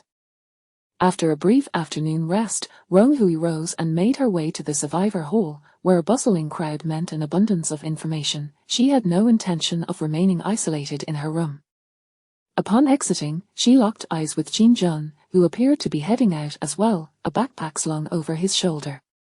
Are you also going to the survivor hall? I just happen to have something to discuss with you. To their surprise, they both spoke simultaneously, leaving them momentarily taken aback. Qin Jun raised an eyebrow and tilted his head. Are you headed to the survivor hall? Let us go together. We can chat on the way. Rong Hui then noticed the resemblance between Qin Jun and Qin Mu. Their sharp features were striking, as expected of siblings. Sure. Walking side by side, Rong Hui observed the rows of beds, her mood dampened by the widened gaps between them. It was apparent that many had undergone various modifications, yet the distance between beds now measured nearly 2 meters, a clear indication of the losses incurred in the last instance. Returning her gaze forward, Rong Hui initiated the conversation. What did you want to discuss with me, or have you thought of something you need? Qin Jun smiled slightly. It's not about repaying favors. I simply wish to trade with you. In the last instance, did you acquire any firearms and ammunition? After the explosion on the second floor, Qin Jun had contemplated scavenging the fallen weaponry, but had hesitated upon witnessing a disheveled figure emerge from the smoke, Rong Hui. Consequently, he refrained from intervening. Thus, it was likely that the firearms had fallen into her possession. Rong Hui halted, her gaze sharpening as she scrutinized the man beside her. Qin Jun shrugged. I mean no ill intent. I also managed to grab 2 guns amidst the chaos, but I'm short on ammunition. I was wondering if you have any surplus. We could trade. Rong Hui's thoughts were conflicted. She had previously viewed Qin Jun through a favorable lens, having been aided by him twice. However, considering his recent words, it became clear he had likely seen her on the second floor during the ordeal. Thus, his offer of assistance was not merely altruistic but rather an attempt to create a debt of gratitude in his favor. Grinding her teeth internally, she mused, how astute. Qin Mu was right, he was indeed a cunning fox. With a forced smile, she replied, I do have ammunition. How much do you need? You've helped me twice, so it's only fair I offer some for free. The girl wore a mask of false cheer, her eyes devoid of genuine gratitude. Qin Jun chuckled inwardly, yet maintained a serious demeanor. It truly was nothing more than a small favor. I require 300 rounds of AK series ammunition and 200 rounds for a revolver. If you can't distinguish between them, I can distinguish them. The girl's expression remained impassive. Qin Jun fell silent, pulling a bundle from his pocket. How about we trade with this? Rong Hui, considering her arsenal, noted that 500 rounds of ammunition was not a small amount, and the thought of parting with it stung. Nevertheless, she accepted the item Qin Jun offered. What is this? While awaiting his response, she casually tossed it into her system backpack, where the system promptly provided an identification set small impact bomb. Can explode a 333 area upon impact. Chapter 95, Fluctuations in Prices. Rong Hui's expression shifted, and Qin Jun smirked slightly. It seems you are already aware. How about we exchange this? Is this a product of your skill? As Rong Hui posed her question, her gaze remained fixed on Qin Jun's countenance. Noticing the sudden widening of his calm eyes, she smiled faintly, sensing she had guessed correctly. Given Qin Jun's disposition, he would undoubtedly hesitate to trade a special reward from the system, so this item must be renewable, most likely a byproduct of his skill. With arms crossed, Qin Jun scrutinized the girl before him, his pronounced brow cast an intimidating shadow over his otherwise stern visage. However, Rong Hui met his gaze with indifference, casually toying with the small bomb in her palm. After a lengthy pause, Qin Jun seemed to deflate, his demeanor relaxing. Yes, you guessed correctly, this is indeed a product of my skill. So, are you interested? How many of these small bombs do you possess? Do you have medium or large ones? Rong Hui inquired, genuinely intrigued. The cherry bomb from the previous dungeon had proven to be exceptionally effective. At present, I only have small ones, Qin Jun replied, shaking his head. This was a result of his skill upgrade, otherwise, he wouldn't have been able to produce anything of significance.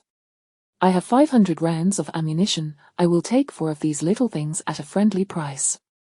Rong Hui had initially intended to negotiate for 5, but she offered a slight discount in light of his past assistance. Qin Jun nodded, and they successfully reached a deal. Upon arriving at the survivor's hall, the foot traffic was markedly reduced compared to their last visit, and most individuals bore injuries. Many stalls displayed signs reading, "Exchanges limited to medicines and food only." The system's sudden dungeon had caught many off guard, resulting in dire consequences for most. Some had sustained severe injuries during the dungeon, expecting to return to the train for instant recovery, only to find themselves in silence. They were left with no choice but to purchase expensive medicines from the system's shop, and those lacking sufficient points had to wait for trades. The decor within the hall remained largely unchanged. However, the rules of the Doomsday train now included a new clause: the system shop will update 24 hours before each station's forecast. Please pay attention to price fluctuations. This piece of information was the most significant gain. Until she returned to her room, Rong Hui continued to ponder the implications of price changes, uncertain whether she could deduce the type of the next dungeon from these fluctuations, allowing her to prepare in advance. Rong Hui took out all the ammunition, sorting out the 500 rounds Qin Jun wished to trade, placing them into an empty box. At 9 o'clock in the evening, Qin Jun sent a message. Survivor Qin Jun is trading small impact bombs for accept reject. Qin Jun added, remember to keep your distance when using them. Rong Hui expressed her gratitude succinctly and sent over the ammunition box. The 4 small bombs appeared innocuous, yet concealed a formidable power. She stored them separately in a compartment of her backpack for quicker access during usage. The first day back on the train concluded with Rong Hui crafting their Tears of the Virgin until her stamina was depleted. Each bead consumed approximately 200 stamina points, and as she lay in bed, she held 8 beads in her palm, intended for Qin Mu the following day. After her usual exercise routine, Rong Hui selected a landscape photograph taken during a mountain climb to practice her shooting skills. The deserted mountains echoed with birdsong, and she chose a nearby tree as her target. After a brief 10-minute practice session, utilizing all 4 firearms she possessed, she found her favorite was indeed the Desert Eagle, renowned for its large caliber and formidable lethality, which she designated as a primary weapon. The remainder of her time and stamina was dedicated to crafting tears, resulting in 6 more beads that day. With only 35 stamina points remaining, she languidly sprawled on her bed, recalling that the system shop would update at midnight, compelling her to resist sleep despite her fatigue. As the clock struck midnight, the system shop indeed underwent changes. A new category titled Recently Added appeared in the listings, allowing her to view the newly introduced items. This time, the system unveiled a considerable selection, the most eye-catching being their Swift Rescue pills, which had been made available for sale. Excitement surged within Rong Hui. This medication was essential for dungeon excursions. However, her enthusiasm waned upon seeing the price, 99 points each. Her earnings from the previous dungeon barely sufficed for 2 pills, let alone for others with lower ratings. Yet, noticing there were only 10 in stock, she gritted her teeth and purchased 2, spending a total of 198 points. Almost immediately after her purchase, the entire stock sold out, indicating that everyone recognized the extraordinary advantage of restoring 50 of personal values in one go. Additionally, 2 types of potions were newly introduced. Smiley Stamina Supplement restores 200 stamina points, 5 points per bottle. Constitution Enhancer increases constitution, enhancing the probability of triggering professions, 5 points per bottle. This timely addition was perfect for Rong Hui, who was grappling with insufficient stamina.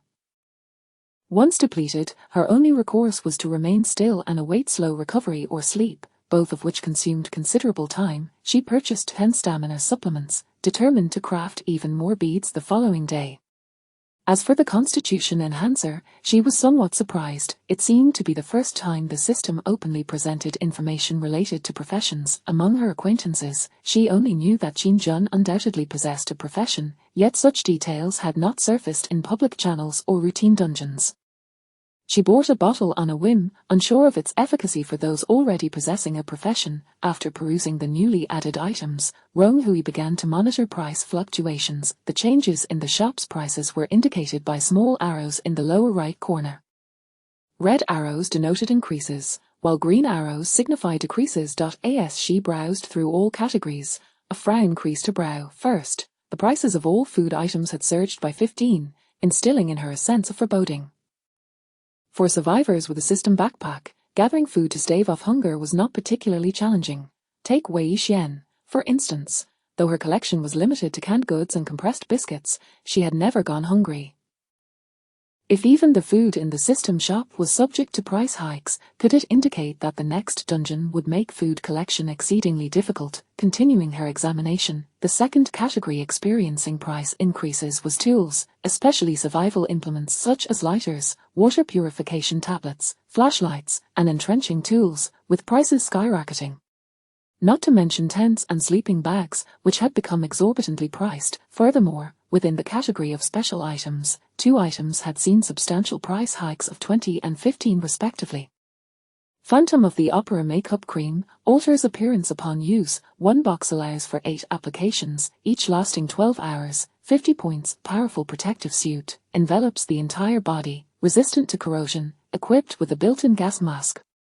Durability depletes upon wear, 66 points. Rong Hui could glean no clues from these two items, but seizing the opportunity while stock remained plentiful, she purchased 2 makeup creams and 1 protective suit, totaling 166 points. In mere minutes, Rong Hui had expended 419 points, leaving her with a balance of only 273. She promptly closed the system shop, aware that nighttime often stirred impulsive shopping tendencies. On the third day, Rong Hui first traded the 8-inch tears of the Virgin to Qin Mu, then consumed some medicine to craft an additional 14 beads, preparing a total of 20 for the upcoming dungeon, which should suffice. She tried 1 bottle of the Constitution Enhancer, however, her personal values remained unchanged, and neither her profession nor skills altered. The only difference was that her skin felt more resilient, seemingly providing a slight enhancement to her physical prowess. The time for rest passed swiftly, and by 11:30 at night, Rong Hui adjusted her state to its peak, awaiting the station's forecast, anxious to avoid a sudden plunge into another dungeon as she had experienced previously, maintaining a heightened state of vigilance. Chapter 96, Famine, Part 1. After a prolonged wait, the familiar announcement finally arrived. Satsmiley, dear passengers, greetings, the next station is about to be reached. Please prepare to disembark. Next station, Famine Doomsday Station. Countdown, 10 minutes, 600s, 599s, 598s. Famine. Such a vague term left Rong Hui momentarily at a loss, for famine is merely an outcome, the causes of which are myriad. How should one prepare? As the countdown ticked away, Rong Hui resolved to stockpile food. She accessed the system marketplace, sorting by price. The cheapest food item was black bread, where 1 point could purchase 12 pieces. She filled an entire backpack slot with it, along with a substantial quantity of whole grain bread, white bread, and corn cakes, these very basic sustenance items. Possessing a photo box item, she lacked for delicacies, yet this particular instance of the dungeon instilled in her a sense of unease, prompting her to acquire some low-key provisions. Having accumulated a shelf of water and beverages in the extreme cold dungeon, she opted against purchasing water from the system marketplace, deciding to replenish her supplies within the dungeon instead. With the remaining time, she focused on selecting survival tools. She purchased 2 engineer shovels and expended a significant sum on a comprehensive toolkit containing a compass, fire starter, whistle, flashlight, metal can, water bottle, basic first aid kit, Swiss Army knife, raincoat, candles, matches, binoculars, and emergency protein bars, thus sparing herself the trouble of gathering each item individually. After spending over 100 points on various essentials, the countdown was nearing its end. Rong Hui closed the system panel, donned her sports attire, and quietly allowed the white light to engulf her consciousness. She found herself in a desolate and barren land, the air thick with acrid odors, the sky a pale green hue, suffused with toxic mist. Corrosive black water flowed ominously around her. Stepping into it produced a hissing sound, revealing the erosion of her shoe soles. Cough cough. Upon landing, Rong Hui was overtaken by a fit of coughing, for the air here was foul and burned her lungs in protest. Without further hesitation, she donned a gas mask, its filter whirring to life, allowing her to breathe more easily. Silence enveloped the area, devoid of any signs of life, leaving only the sound of. Suddenly, the system announcement broke the stillness. Satsmiley survivor Rong Hui, you have entered the famine dungeon. The current year is 187 in the new Doomsday calendar. Survive for 20 days to exit the dungeon. Survive for 30 days to receive additional rewards. Good luck. Rong Hui's expression turned grave. The new Doomsday calendar year 187, as its name suggested, indicated a period over a century after the apocalypse, which explained the dire state of the environment where even breathing felt like a luxury. Yet, what kind of apocalypse could render the soil utterly devoid of nutrients? Not a single weed in sight. Rong Hui crouched down, grasping a handful of black mud through the bag. Its color did not signify fertility, but rather a sticky, foul stench. The plastic bag began to weaken under the weight, prompting her to release her grip before her skin made contact. After a while, the system announcement arrived as expected. Satsmiley system phase task released. Optional, survive successfully from days 1 to 5 while maintaining personal values above 80. Completing the task will yield generous rewards. Rong Hui awaited the phase task, for the rewards were indeed substantial. However, this seemingly simple task was transformed into a Herculean challenge. How could she maintain cleanliness above 80 in such a harsh environment? She needed to devise a plan. The atmosphere grew tense. All around her, there were no buildings or signs to be seen. The air was murky, visibility diminishing within mere hundreds of meters. She pulled out her compass, relieved to find it still functional, and determined her direction before choosing a path to pursue. Regardless of the circumstances, she had to take action. Although the gas mask filtered the air, it made her breathing laborious. Fearing a rapid depletion of her stamina, Rong Hui alternated between walking and stopping. The compass ensured she maintained a straight line, but the surrounding scenery remained unchanged, making it difficult to gauge how far she had traveled. To protect her shoe soles and minimize the decline in cleanliness, she fashioned shoe covers from cardboard, wrapping them in layers of leather bags, and trudged through the black mud and dirty water. As darkness descended, Rong Hui felt a surge of anxiety. She seemed unable to find a suitable spot to pitch her tent. Surely, she wouldn't fail the phase task on the very first day. After walking for approximately another hour, visibility diminished further, prompting her to summon a small oil lamp. The soft yellow glow provided a sense of calm more than her flashlight could offer in this moment. The flickering light, her mechanical footsteps, and the swirling mist conjured shadows that danced before her. Suddenly, Rong Hui halted. This scene felt oddly familiar. She recognized that sometimes one experiences the sensation of "I seem to have been here before," a phenomenon referred to as their hippocampal effect, also known as DJVU or false memory, a misinterpretation by the brain. However, Rong Hui had never encountered such an experience. Her nature compelled her to seek resolution. Thus, she decided to rest momentarily while delving into the recesses of her mind for similar imagery. Then it struck her, during the extreme cold dungeon, she had been forced to spend a night in an underground parking lot, where she had a nightmare of walking on desolate land with a small lamp in hand, aimlessly and anxiously, the scene before her now aligning with that memory. Was it a precognitive dream? A mild throbbing ache settled in her head as Rong Hui found herself besieged by a torrent of thoughts, causing a pulsing pain at her temples. She pinched the Jingming acupoint and sighed deeply. Pushing these distractions aside, more pressing matters awaited her attention. As night fell, she felt a noticeable drop in temperature. Unbeknownst to her, she had already donned a third layer of clothing. Although somewhat ill-fitting, she mused that this temperature variation was quite suitable for cultivating cantaloupes, which should turn out exceptionally sweet. Her personal values had all declined, feeling alarmingly close to the 80 threshold. Ultimately, Rong Hui relented and released the high-performance off-road vehicle from her system backpack. Due to the corrosive nature of the soil and standing water, she had initially hesitated to let the vehicle touch the ground, fearing damage to its tires.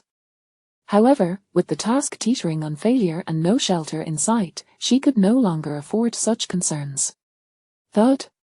The sound of a heavy object landing before her startled her. She shed her makeshift shoe covers and climbed into the vehicle.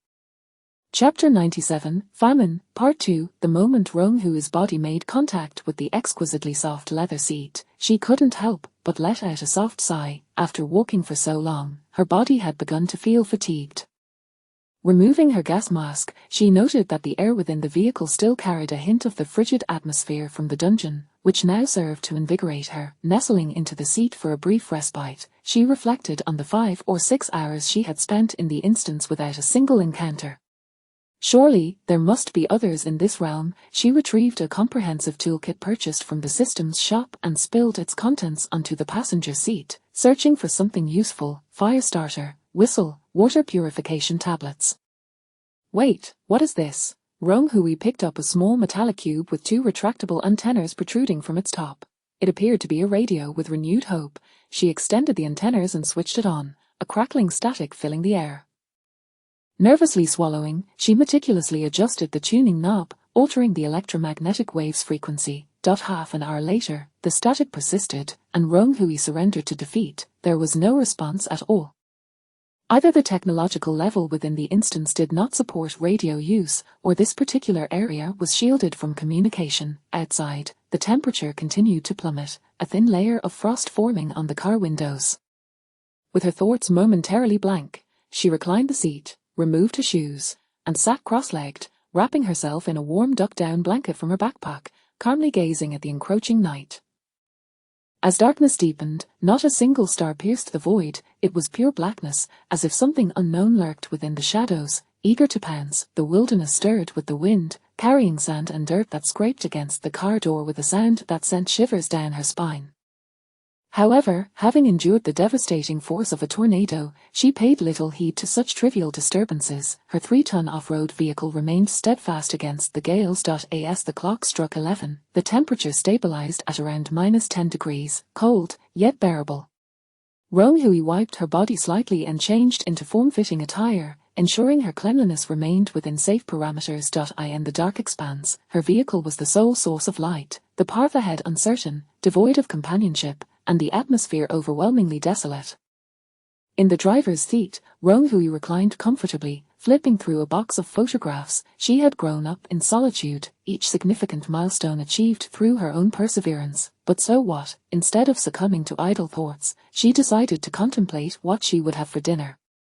As the hour grew late, she was disinclined towards anything too heavy. She flipped past images of hot pot, barbecued meats, and snail noodles, finding none of them appealing. The low temperatures had reddened her exposed fingers, and she yearned for a warming dish. Suddenly, an idea struck her. She knew exactly what she wanted to eat. Before long, a steaming bowl of Mongolian milk tea appeared before her. To avoid burning her hands, Roan Hui donned a thin glove and carefully cradled the bowl, steam rising in delicate wisps.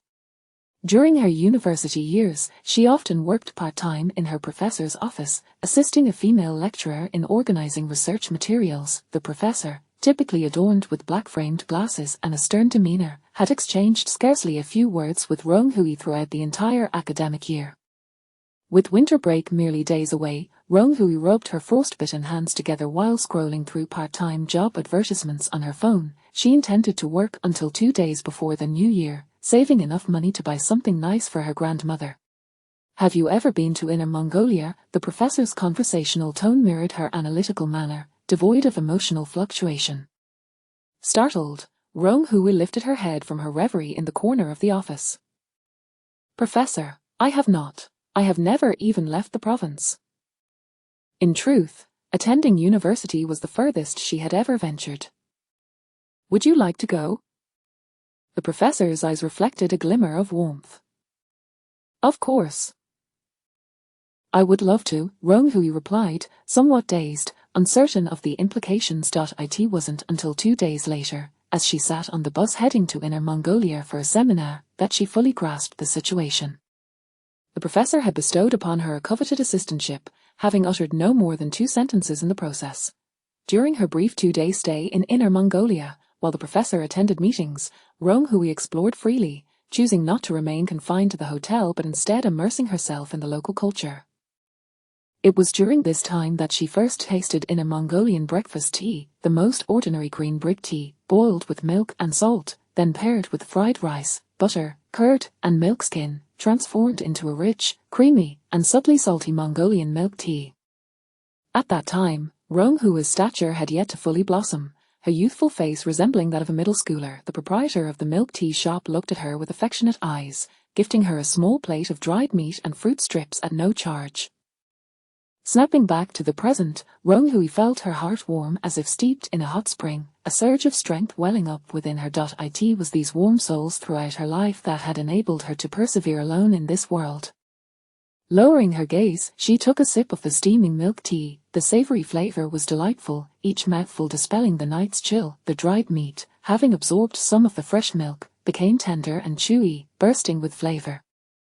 After finishing the bowl of milk tea, she even felt a slight perspiration on her back. Reclining contentedly against the seat, outside, the wind continued to howl, and Roan Hui switched off the interior lights.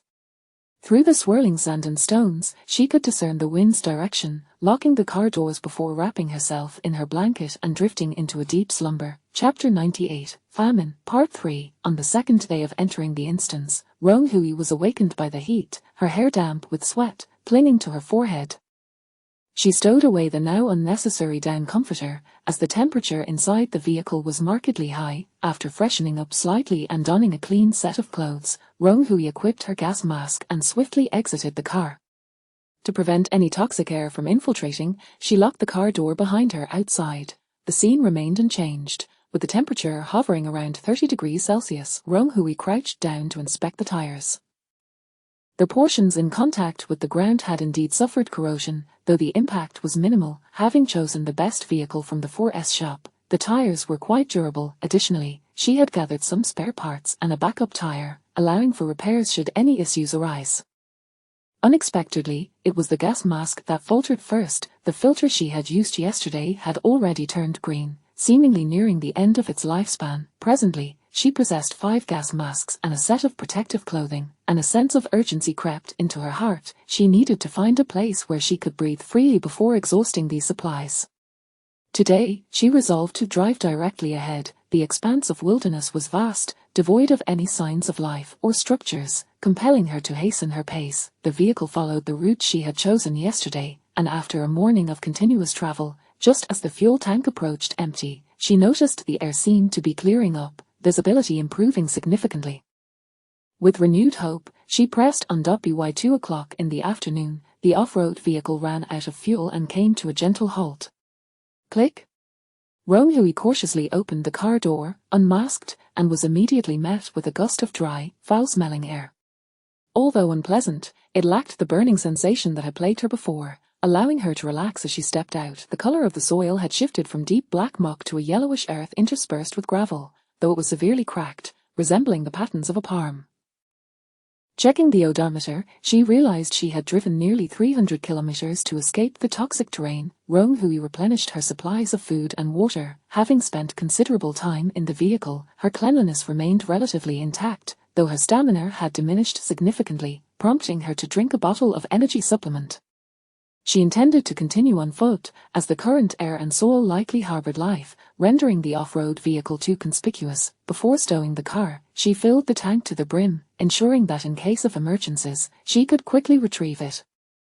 In the extreme cold instance, she had stockpiled over 500 liters of gasoline, which would suffice for now. With her mountaineering backpack secured and a hat shielding her from the sun, Rong Hui pressed onward, a desert eagle holstered at her waist. Caution was paramount within the instance. Even the seemingly barren wasteland could conceal dangers. As she trudged through the sweltering heat, her mind raced with thoughts. Given the current information, famine appeared inevitable. The toxic mist had rendered her previous location uninhabitable, and the soil beneath her feet was severely desertified, unsuitable for cultivating crops. Swish! Rong Hui suddenly halted. The desolation of the land rendered even the slightest unusual sound alarming. She was uncertain if the noise she had just heard was merely a figment of her imagination. Tentatively, she advanced 2 more steps. Swish! Swish! Swish!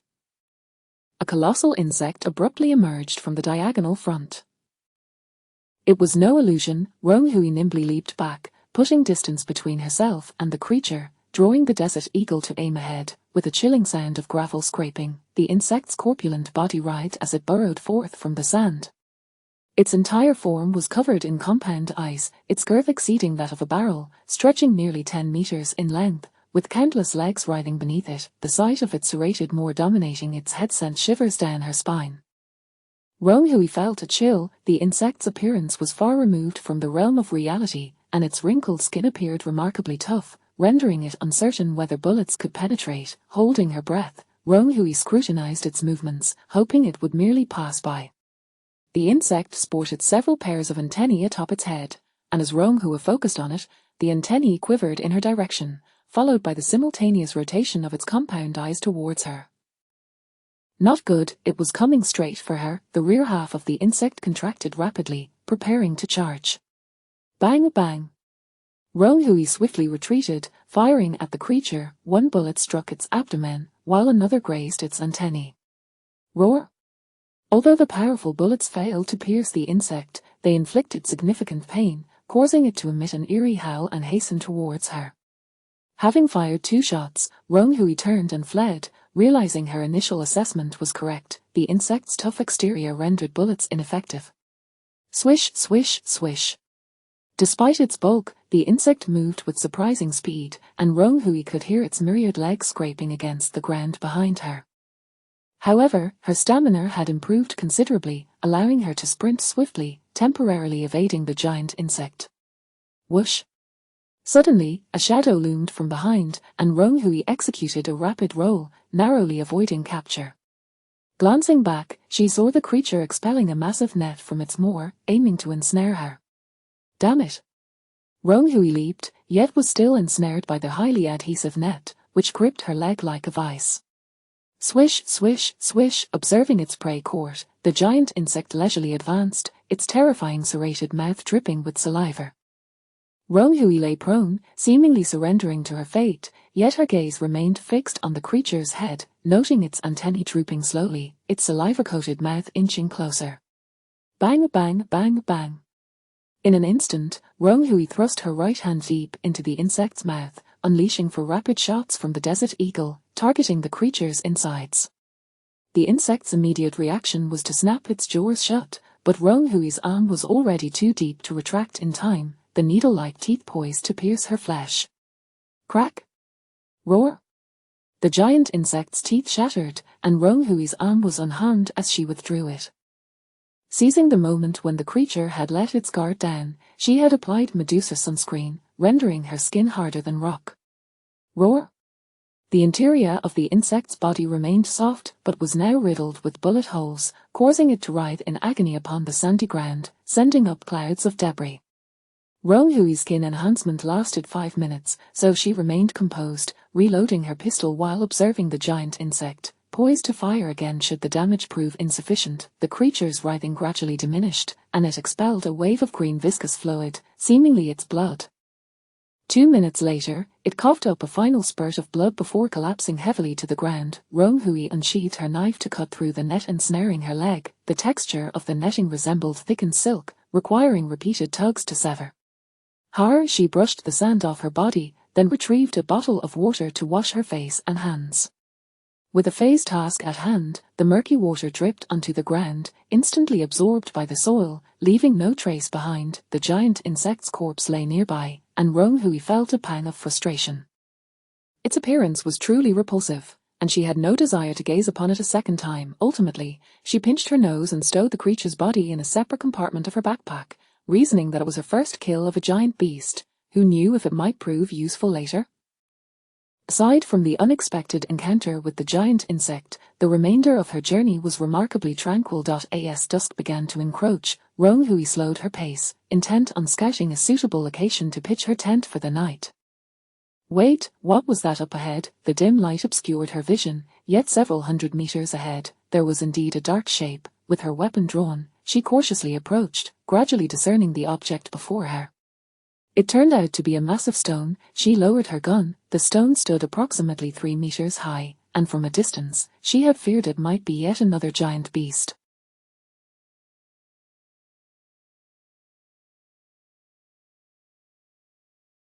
Circling it, she was astonished to discover it was a monument, with large, rudimentary inscriptions that read, "Ahead lies a death zone, do not approach."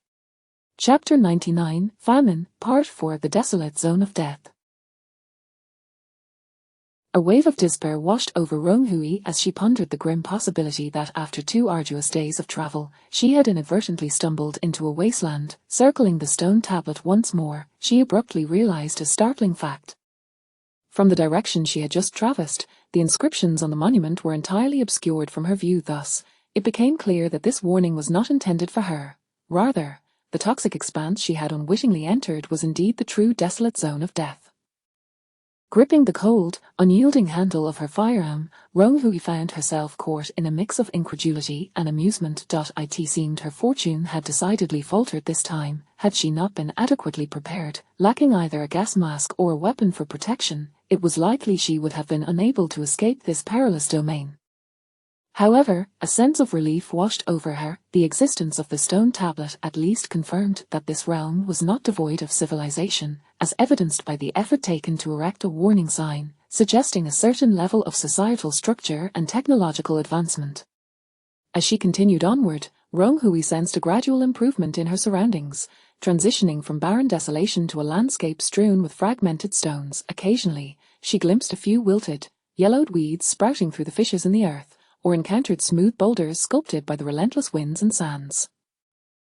The temperature began to plummet once more, prompting her to light a small oil lamp and select a patch of ground to set up camp. The inflatable mattress and tent, purchased in the frigid realm, proved invaluable at this moment. Initially, she had assumed this venture would allow for stockpiling supplies, but it appeared she would have to rely on her existing provisions for the time being. The wind-resistant tent was spacious, and after inflating the mattress to lay within, she hung the oil lamp from the apex of the tent, where the evening breeze caused it to sway gently, producing a melodious chime reminiscent of metallic clinks. However, as she struck a match, the flame caught quickly, and she drew it near a small mound of dry grass, which soon ignited into a warm fire.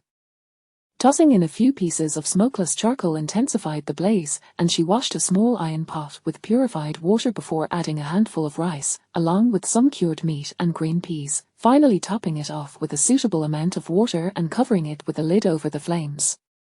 Silence enveloped her, punctuated only by the soft crackle of the burning coals, akin to a solitary camper in an arid expanse. The temperature had dropped to approximately -5°C, and she placed her hands close to the fire for warmth, hoping the night would remain devoid of fierce winds. Tonight's dinner consisted of a simple homemade claypot rice and a bowl of rich Mongolian milk tea, the aromatic blend dispelling the chill of the night. At 10 o'clock, a strong wind began to howl, and Rung Hui lay within her tent, covered with a duck-down quilt, her hands clasped behind her head as she watched the small lamp flicker above her. The fire outside could not withstand the gusts and had extinguished, yet her wind-proof tent seemed to endure. Once she entered more stable territory, the temperature fluctuations between day and night diminished, and the strength of the night winds considerably lessened. As she mentally calculated her supplies and equipment, the rustling wind filled her ears, and before she knew it, her eyes fluttered shut, surrendering to slumber. Day 3. The tent's ventilation was far superior to that of the vehicle, and Rung Hui awoke without the discomfort of heat. She swiftly packed her belongings, deflated the air mattress, and upon raising her gaze, she spotted the diligent little oil lamp. A gentle prod with her fingertip caused the flickering light inside to sway, yet it remained steadfast. Could this be some sort of perpetual motion device? Once again, she found herself questioning the ingenuity of the system's offerings. Breakfast was a simple protein bar, and after replenishing her personal stats, she shouldered her pack and embarked on her journey anew. The morning passed without sight of other travelers or landmarks, and just as Rung Hui began to believe that today would unfold without incident, faint voices began to drift through the wind. In the open wilderness, where there were no obstructions, sounds could travel great distances, and even the slightest noise would reach her ears like a messenger. She halted, observing intently, and finally discerned a dark cluster of figures to her left. The distance was too great for her to ascertain the number of individuals, but this marked her first encounter with living beings aside from the monstrous insects in 3 days, stirring excitement within her. She suppressed the impulse to approach them directly. With the current ambiguity surrounding this realm, rash actions could lead to unforeseen consequences. Instead, she selected a nearby rock to conceal herself and retrieved her binoculars for a closer look. Through the lenses, she discerned that there were approximately 5 individuals, clad in tattered garments with their faces obscured by strips of ragged cloth. Each bore heavy packs and relied on stout sticks for support as they trudged forward. Their short hair made it impossible to determine their gender. Rung Hui's expression darkened. These individuals appeared to be fleeing from something dire. The images of refugees from the famine-stricken era of the last century flashed through her mind, and the sight before her seemed even more pitiful. This raised a dilemma. While her desire to approach them and engage in conversation to glean more information about this realm was strong, her attire and demeanor marked her as a well-nourished individual, likely inciting their suspicion or, worse, their greed. In a moment of inspiration, Rung Hui retrieved the Phantom of the Opera makeup kit she had purchased at a premium from the system's marketplace. She finally understood its purpose, selecting the immediate application option. A lifelike representation of herself materialized on the system panel, a 3D simulation of her current appearance. With deft fingers, she manipulated the avatar, enlarging and adjusting it as though playing a character customization game. Drawing on the features of the indigenous people she had just observed, she sculpted her cheeks and chin to appear sunken, instantly shedding several dozen pounds in appearance.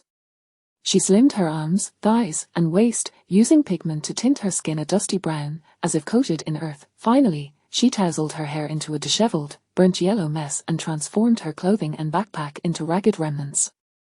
A faint glimmer of light passed, and the vagabond version of Roan Hui emerged. Now, in appearance, she seamlessly blended into the desolate landscape. Roan Hui marveled as she touched her newly darkened skin.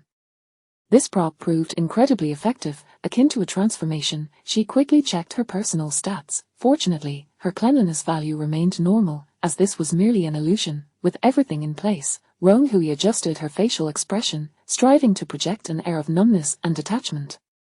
She fashioned a rag to obscure half her face and, dragging her heavy steps, made her way toward the group of indigenous people. Chapter 100 Famine, Part 5 Grandfather, we didn't find any blue ore today. Will we be able to exchange for food tomorrow? A frail boy, seemingly around 10 years old, rasped, struggling to swallow as his stomach felt as though it were ablaze with hunger. The man, referred to as grandfather, appeared to be in his 70s, his fingers cracked and gnarled, trembling as he gently stroked the boy's head. Little Jin, do not fear.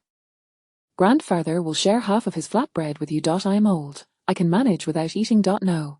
Grandfather, I am no longer hungry. The boy stubbornly shook his head, thrusting his stick into the crevices of the earth and trudging onward. The 3 or 4 adults surrounding them exhibited no response to the exchange between the duo, either too famished to speak or merely existing like the living dead, shuffling along behind. Suddenly, faint footsteps echoed, and the elderly man at the forefront abruptly raised his hand, shedding his frail demeanor. There is something. Be on guard. The others seemed to spring to life, forming a protective circle back to back, some drawing knives while others raised their sticks, scanning their surroundings warily. Yellow sand swirled, obscuring their vision, and as a gust of wind laden with dust swept through, a figure gradually emerged. Excuse me, could you point me in the right direction? I seem to have lost my way. It was unexpectedly a young woman, ragged and dirt-streaked, yet her voice rang clear. What nonsense are you speaking? Which person living on this continent would lose their way? A man retorted coldly. Step aside. The boy raised his stick, his spindly hands trembling slightly. Half of the woman's face was concealed by a scarf, her thoughts racing. I mean no harm, I only seek directions. I have become separated from my companions. The atmosphere remained tense, and observing the knives wielded by the destitute, her hand slowly rested upon the gun at her waist. Little girl, you must be a brave hunter, are you not? The elderly leader suddenly interjected, breaking the stalemate. His face was etched with deep, knife-like wrinkles, his murky eyes fixed intently upon her. A brave hunter, what might that be? The woman lowered her head, concealing her emotions. Yes, the elder's weathered face broke into a smile. It seems to be a misunderstanding. He gestured to the wary individuals, signaling them to lower their weapons. It was evident that the elder held a certain authority within the group. Despite the lingering doubt on their faces, they obediently sheathed their knives. Little girl, where is your team? Surely, a brave hunter's hunting party possesses means of communication. The elder's voice was hoarse, likely due to a prolonged lack of water. We were engaged in a battle with a giant worm when I accidentally sustained an injury and lost consciousness. Upon awakening, I found myself alone, she said, anguish etched across her features as she cradled her head. My memories are rather hazy. A sandworm, did you encounter a sandworm? A boy's voice suddenly interjected, filled with excitement. If a sandworm appeared in a region, it indicated the presence of abundant blue ore nearby. The woman nodded, and upon observing the exhilaration on their faces, she indicated the direction where the giant worm had appeared. Grandfather, let us go take a look. We should be able to find a considerable amount of blue ore. The boy lifted his chin, and as she gazed at his pronounced Adam's apple, she realized he might not be as young as he appeared. The individuals before her were gaunt and frail, their tattered garments clinging to their bony frames, fluttering in the wind. She could discern only their genders. A glimmer of joy crossed the elder's face. Thank you, young lady. Follow the direction of the crevice. That way leads north. It should take approximately 4 hours on foot to reach the market.